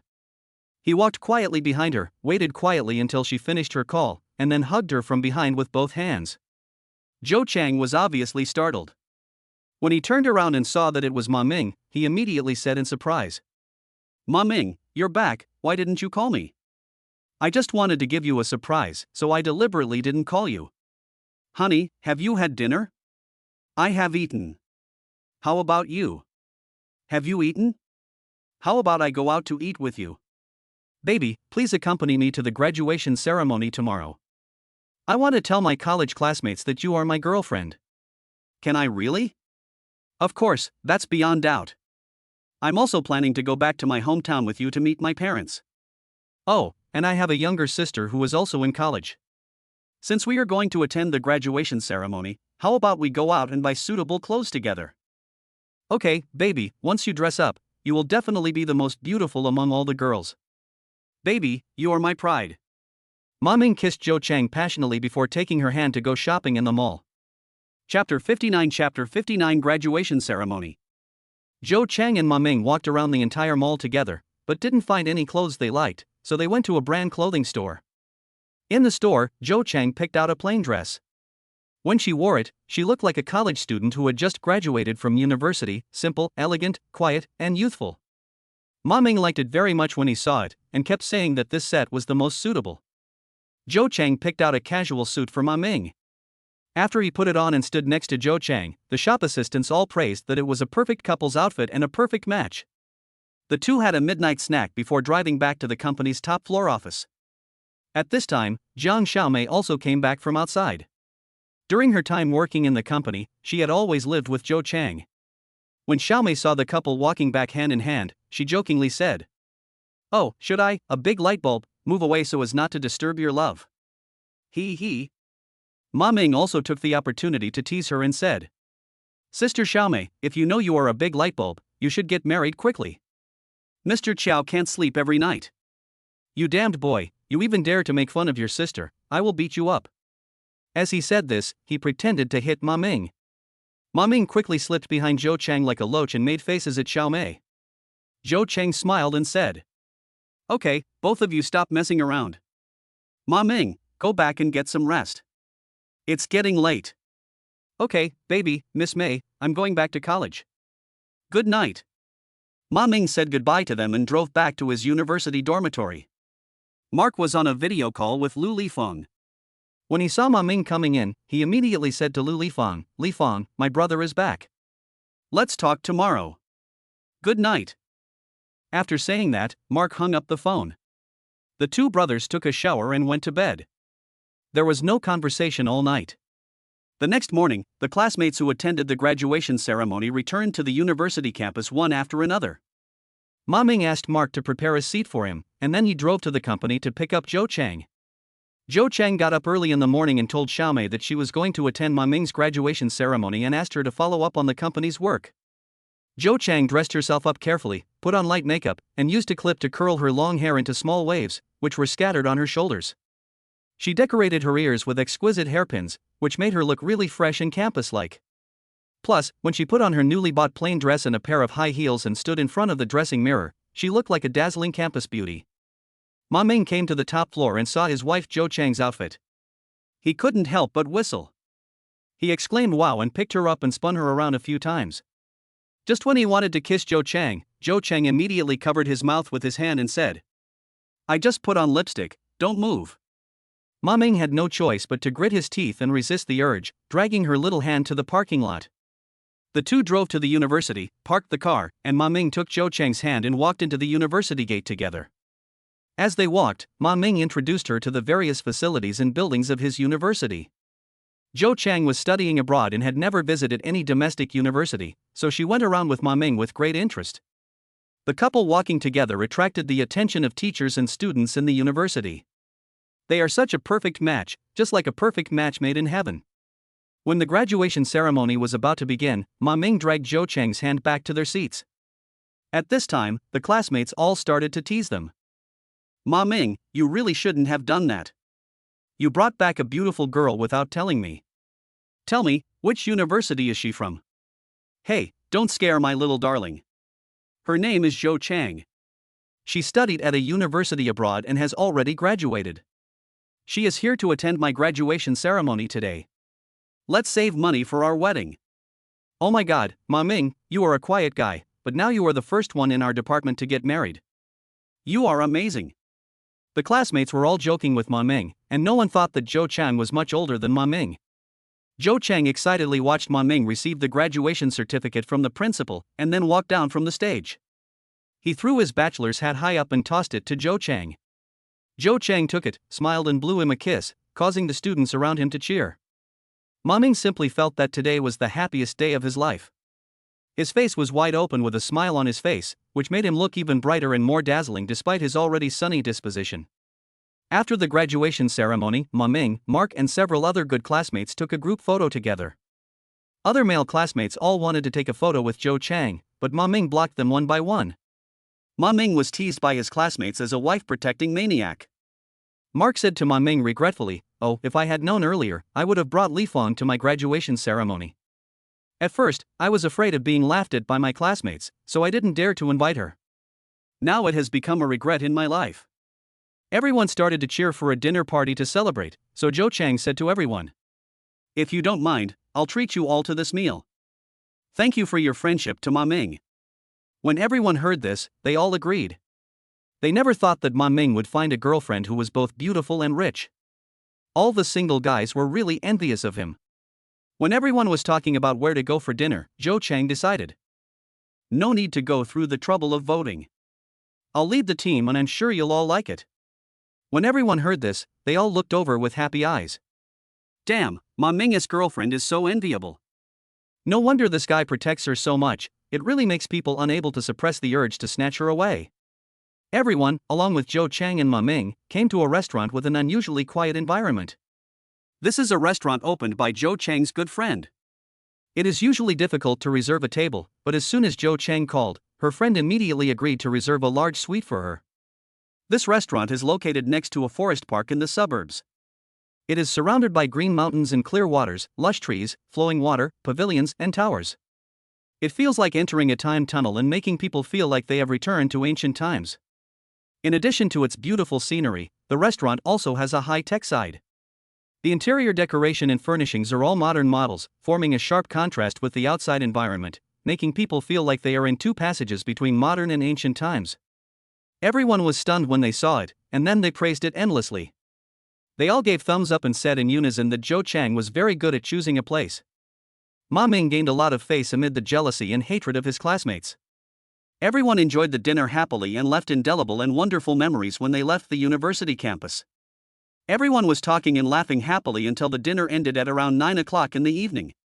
No one was willing to leave because after tonight, everyone would go their separate ways and it would be difficult to have such a simple and beautiful gathering again. Everyone hugged Ma Ming goodbye and waved goodbye with tears in their eyes. Because Mark didn't want to be a big light bulb, he returned to the university dormitory with his classmates. Ma Ming dragged Zhou Chang's hand and took a walk in the park. The lights were soft at night, and listening to the chirping of insects and frogs was a special experience. Ma Ming hugged Zhou Chang tightly, smelling the fragrance on her body, and said intoxicatedly, "My dear, thank you so much for today. My 4 years in college have never been as wonderful as today. I can't say enough about loving you. Baby, since I'm your girlfriend now, this is what I should do. You don't have to thank me." When Ma Ming heard Zhou Chang calling him baby in such a gentle and sweet voice, he could no longer control his emotions and hugged Zhou Chang and kissed him madly. After an unknown amount of time, Zhou Chang's moans made Ma Ming unable to control himself. He wished he could rub Zhou Chang into his body and let his tongue circle around in her mouth. Ma Ming hugged Zhou Chang's soft body and panted, "My dear, I really want to sleep with you. Can we hold the wedding soon?" Chapter 60 Public Relationship. Zhou Cheng was so kissed by Ma Ming that he could not speak. He could only lie on his chest and gasp for breath. After a long while, he said, "We don't have a wedding house yet. If we want to hold a wedding, we need a new house." "Well, honey, you're right. We'll start looking for a new house tomorrow. This time, we'll buy it in both of our names. Can your wife pay the down payment first? I'll cover the mortgage payments in the future. In this way, we'll have our own home." "Ma Ming, actually, it's not a big deal for me to buy a house. Why should I need you to pay the mortgage?" Zhou Cheng pointed his finger at Ma Ming's nose and said lovingly, "No, honey, I know you can buy a house, but this is our home. I should also contribute something, and I'm your husband. How can I let my wife pay for the purchase of a new house? Although my wife doesn't mind, I feel uncomfortable." "It's settled. When my husband makes a lot of money in the future, he will definitely buy a villa for my wife to live in. Okay, I'll just wait to live in the villa my husband bought." Zhou Cheng looked at Ma Ming with great joy and thought to himself, "This little husband is so honest and cute, I must love him well in the future." The two of them were talking sweetly. Zhou Cheng looked at his watch and found that it was already past 11 o'clock in the evening, so he took Ma Ming's hand and walked towards the parking lot. Ma Ming also knew it was too late. He drove back and said, "Baby, I'm staying in the university dormitory tonight. I will have to return the dormitory key tomorrow. From now on, I can only return to the university as a graduate. The dormitory will no longer belong to me. Tomorrow I will go back to work at the new factory. We will be separated again. When can I be with you forever?" "Don't worry, honey. I've started looking for a house recently. Once I buy a new house, you'll have a place to live when you return to the head office. Good baby, this is hard work for you. How about this? I often come to the head office with the transport truck. When you find a suitable house, in addition to taking a video to show me, we can go to see it together when I come to the head office. I really want to have our own home soon. Okay, I'll listen to my husband and make the decision." It was the first time that Ma Ming heard Zhou Cheng call him husband so naturally in person. He was so happy that he wanted to stop the car immediately and kiss this little baby madly. However, he couldn't do that on the road. He drove with a smile on his face and forgot to turn back to the company. In the end, he took a big detour to get back to the company's parking lot. Zhou Cheng and Ma Ming's relationship became public after the graduation ceremony, and everyone in the head office knew that Zhou Cheng's boyfriend was Ma Ming. All kinds of rumors spread all of a sudden. People who knew the situation wished the couple well and hoped that their marriage would bear fruit. There were also some rumors that Ma Ming was with Zhou Cheng just for her money and was a gigolo. Some also said that Zhou Cheng was dazzled by the handsome boy and was willing to spend a lot of money to support Ma Ming. There were all kinds of rumors, but Zhou Cheng no longer paid attention to them. She knew that Ma Ming truly loved her, and she also truly loved her young husband, so she let others say what they wanted. After Ma Ming returned to the new factory to work, Zhou Cheng took Xiaomei to see new properties whenever he was free. After several on-site property visits, she chose a high-end residential area with a large green area and a layout that was highly private. The property could also be renovated according to the owner's design drawings. Zhou Cheng filmed a video of a house he liked and sent it to Ma Ming, and agreed to go house viewing together when he returned to the head office on the weekend. Ma Ming also liked the video very much after watching it. He said to Zhou Cheng, "My dear, this house is really nice. I will be back this Friday to accompany you to see the house." "Okay, honey, I'll wait for you to come back. I miss you, too, and want to see you soon," Zhou Cheng said gently. "Okay, my wife, my little darling, I can't wait to fly to your side. Boo. Boo. Boo. I love you." On Friday, Ma Ming returned to the head office with the new factory's transport truck. He directed the truck into the parking area of the auto parts factory and supervised the unloading of the chip cargo and its placement in the company's warehouse. After counting and registering the numbers and completing all the formalities, I went to the top floor of the company to find Zhou Cheng. Zhou Cheng and Ma Ming hadn't seen each other for almost a month, and both missed each other very much. When she saw Ma Ming walking into her office, she immediately stood up and walked forward, motioning Ma Ming to follow her into the study. The two of them entered the study and closed the door. Ma Ming immediately hugged Zhou Cheng and held her tightly, as if he was afraid that she would fly away. Zhou Cheng leaned on Ma Ming's chest and whispered, "Baby, I miss you so much. My dear, I miss you so much that I am going crazy." Ma Ming picked up Zhou Cheng, sat on the sofa, bent down to find her cherry lips, covered them with his big mouth and kissed them madly. The two didn't know how long they kissed, both immersed in the joy of meeting each other again after separation. At some point, there was a knock on the door, and Xiaomei said outside the door, "Sister, it's getting dark, do you want to go eat together?" Zhou Chang and Ma Mingkai stopped, and Zhou Chang calmed his breath before answering. "Xiaomei, go eat by yourself. I won't accompany you tonight." "Oh, okay, sister, I understand. I'll go by myself then." When they heard the door closing as Xiaomei went out, they breathed a sigh of relief, then smiled at each other embarrassedly. Zhou Chang dragged Ma Ming's hand to the bathroom in the living room, took out a towel for him to wash his face, changed into casual clothes, and took Ma Ming to the city for dinner. The two of them had a rare opportunity to date again, and they seemed to be in high spirits while shopping and watching movies. Ma Ming was extremely excited today as he looked at this lovely wife who would become his little wife. He held Zhou Chang's little hand, and the two of them strolled around the garden together with their fingers clasped together. This was the first time since he was born that he felt shopping was so poetic. He said to Zhou Chang, "Baby, earlier, Mr. Chow told me that the company would pay for Mark and I to study abroad. What do you think of Mr. Chow's proposal?" "Ha, he also mentioned this to me. I was worried that you didn't want to go. So, have you discussed it with Mark? I don't want to give up such a good learning opportunity, but I'm worried that you won't want me to leave, honey."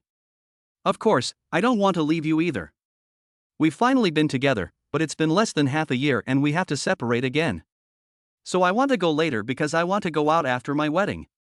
This has always been my wish. Honey, what do you think? Besides, I need to take a standard English test to apply for further studies. There's still some time, enough time for us to have a wedding. Ma Ming, aren't you worried that your parents won't approve? After all, you are such an outstanding son, and if you want to marry an aunt who is so much older than you, your parents might not agree. Baby, you don't look like an aunt. You are my little sister. If you don't tell me your age, people in my hometown will think you are my college classmate. Really, baby, you are too beautiful and too young. I am worried that if I leave you and go abroad, you will be snatched away by someone. So, I will not feel at ease until we have a wedding. Honey, am I really that good? Of course, baby, the most beautiful and gentle lady I have ever seen. Listen to your husband, we will prepare to hold the wedding after we buy the new house, okay? Well, okay, I'll listen to my husband and let the baby make the decision." After hearing Zhou Chang's words, Ma Ming felt as if his heart was filled with honey, and everything he ate tasted sweet. He held her little hand tightly. If they were not on the street, he would really lift her up, hold her tightly in his arms, and kiss her into his body.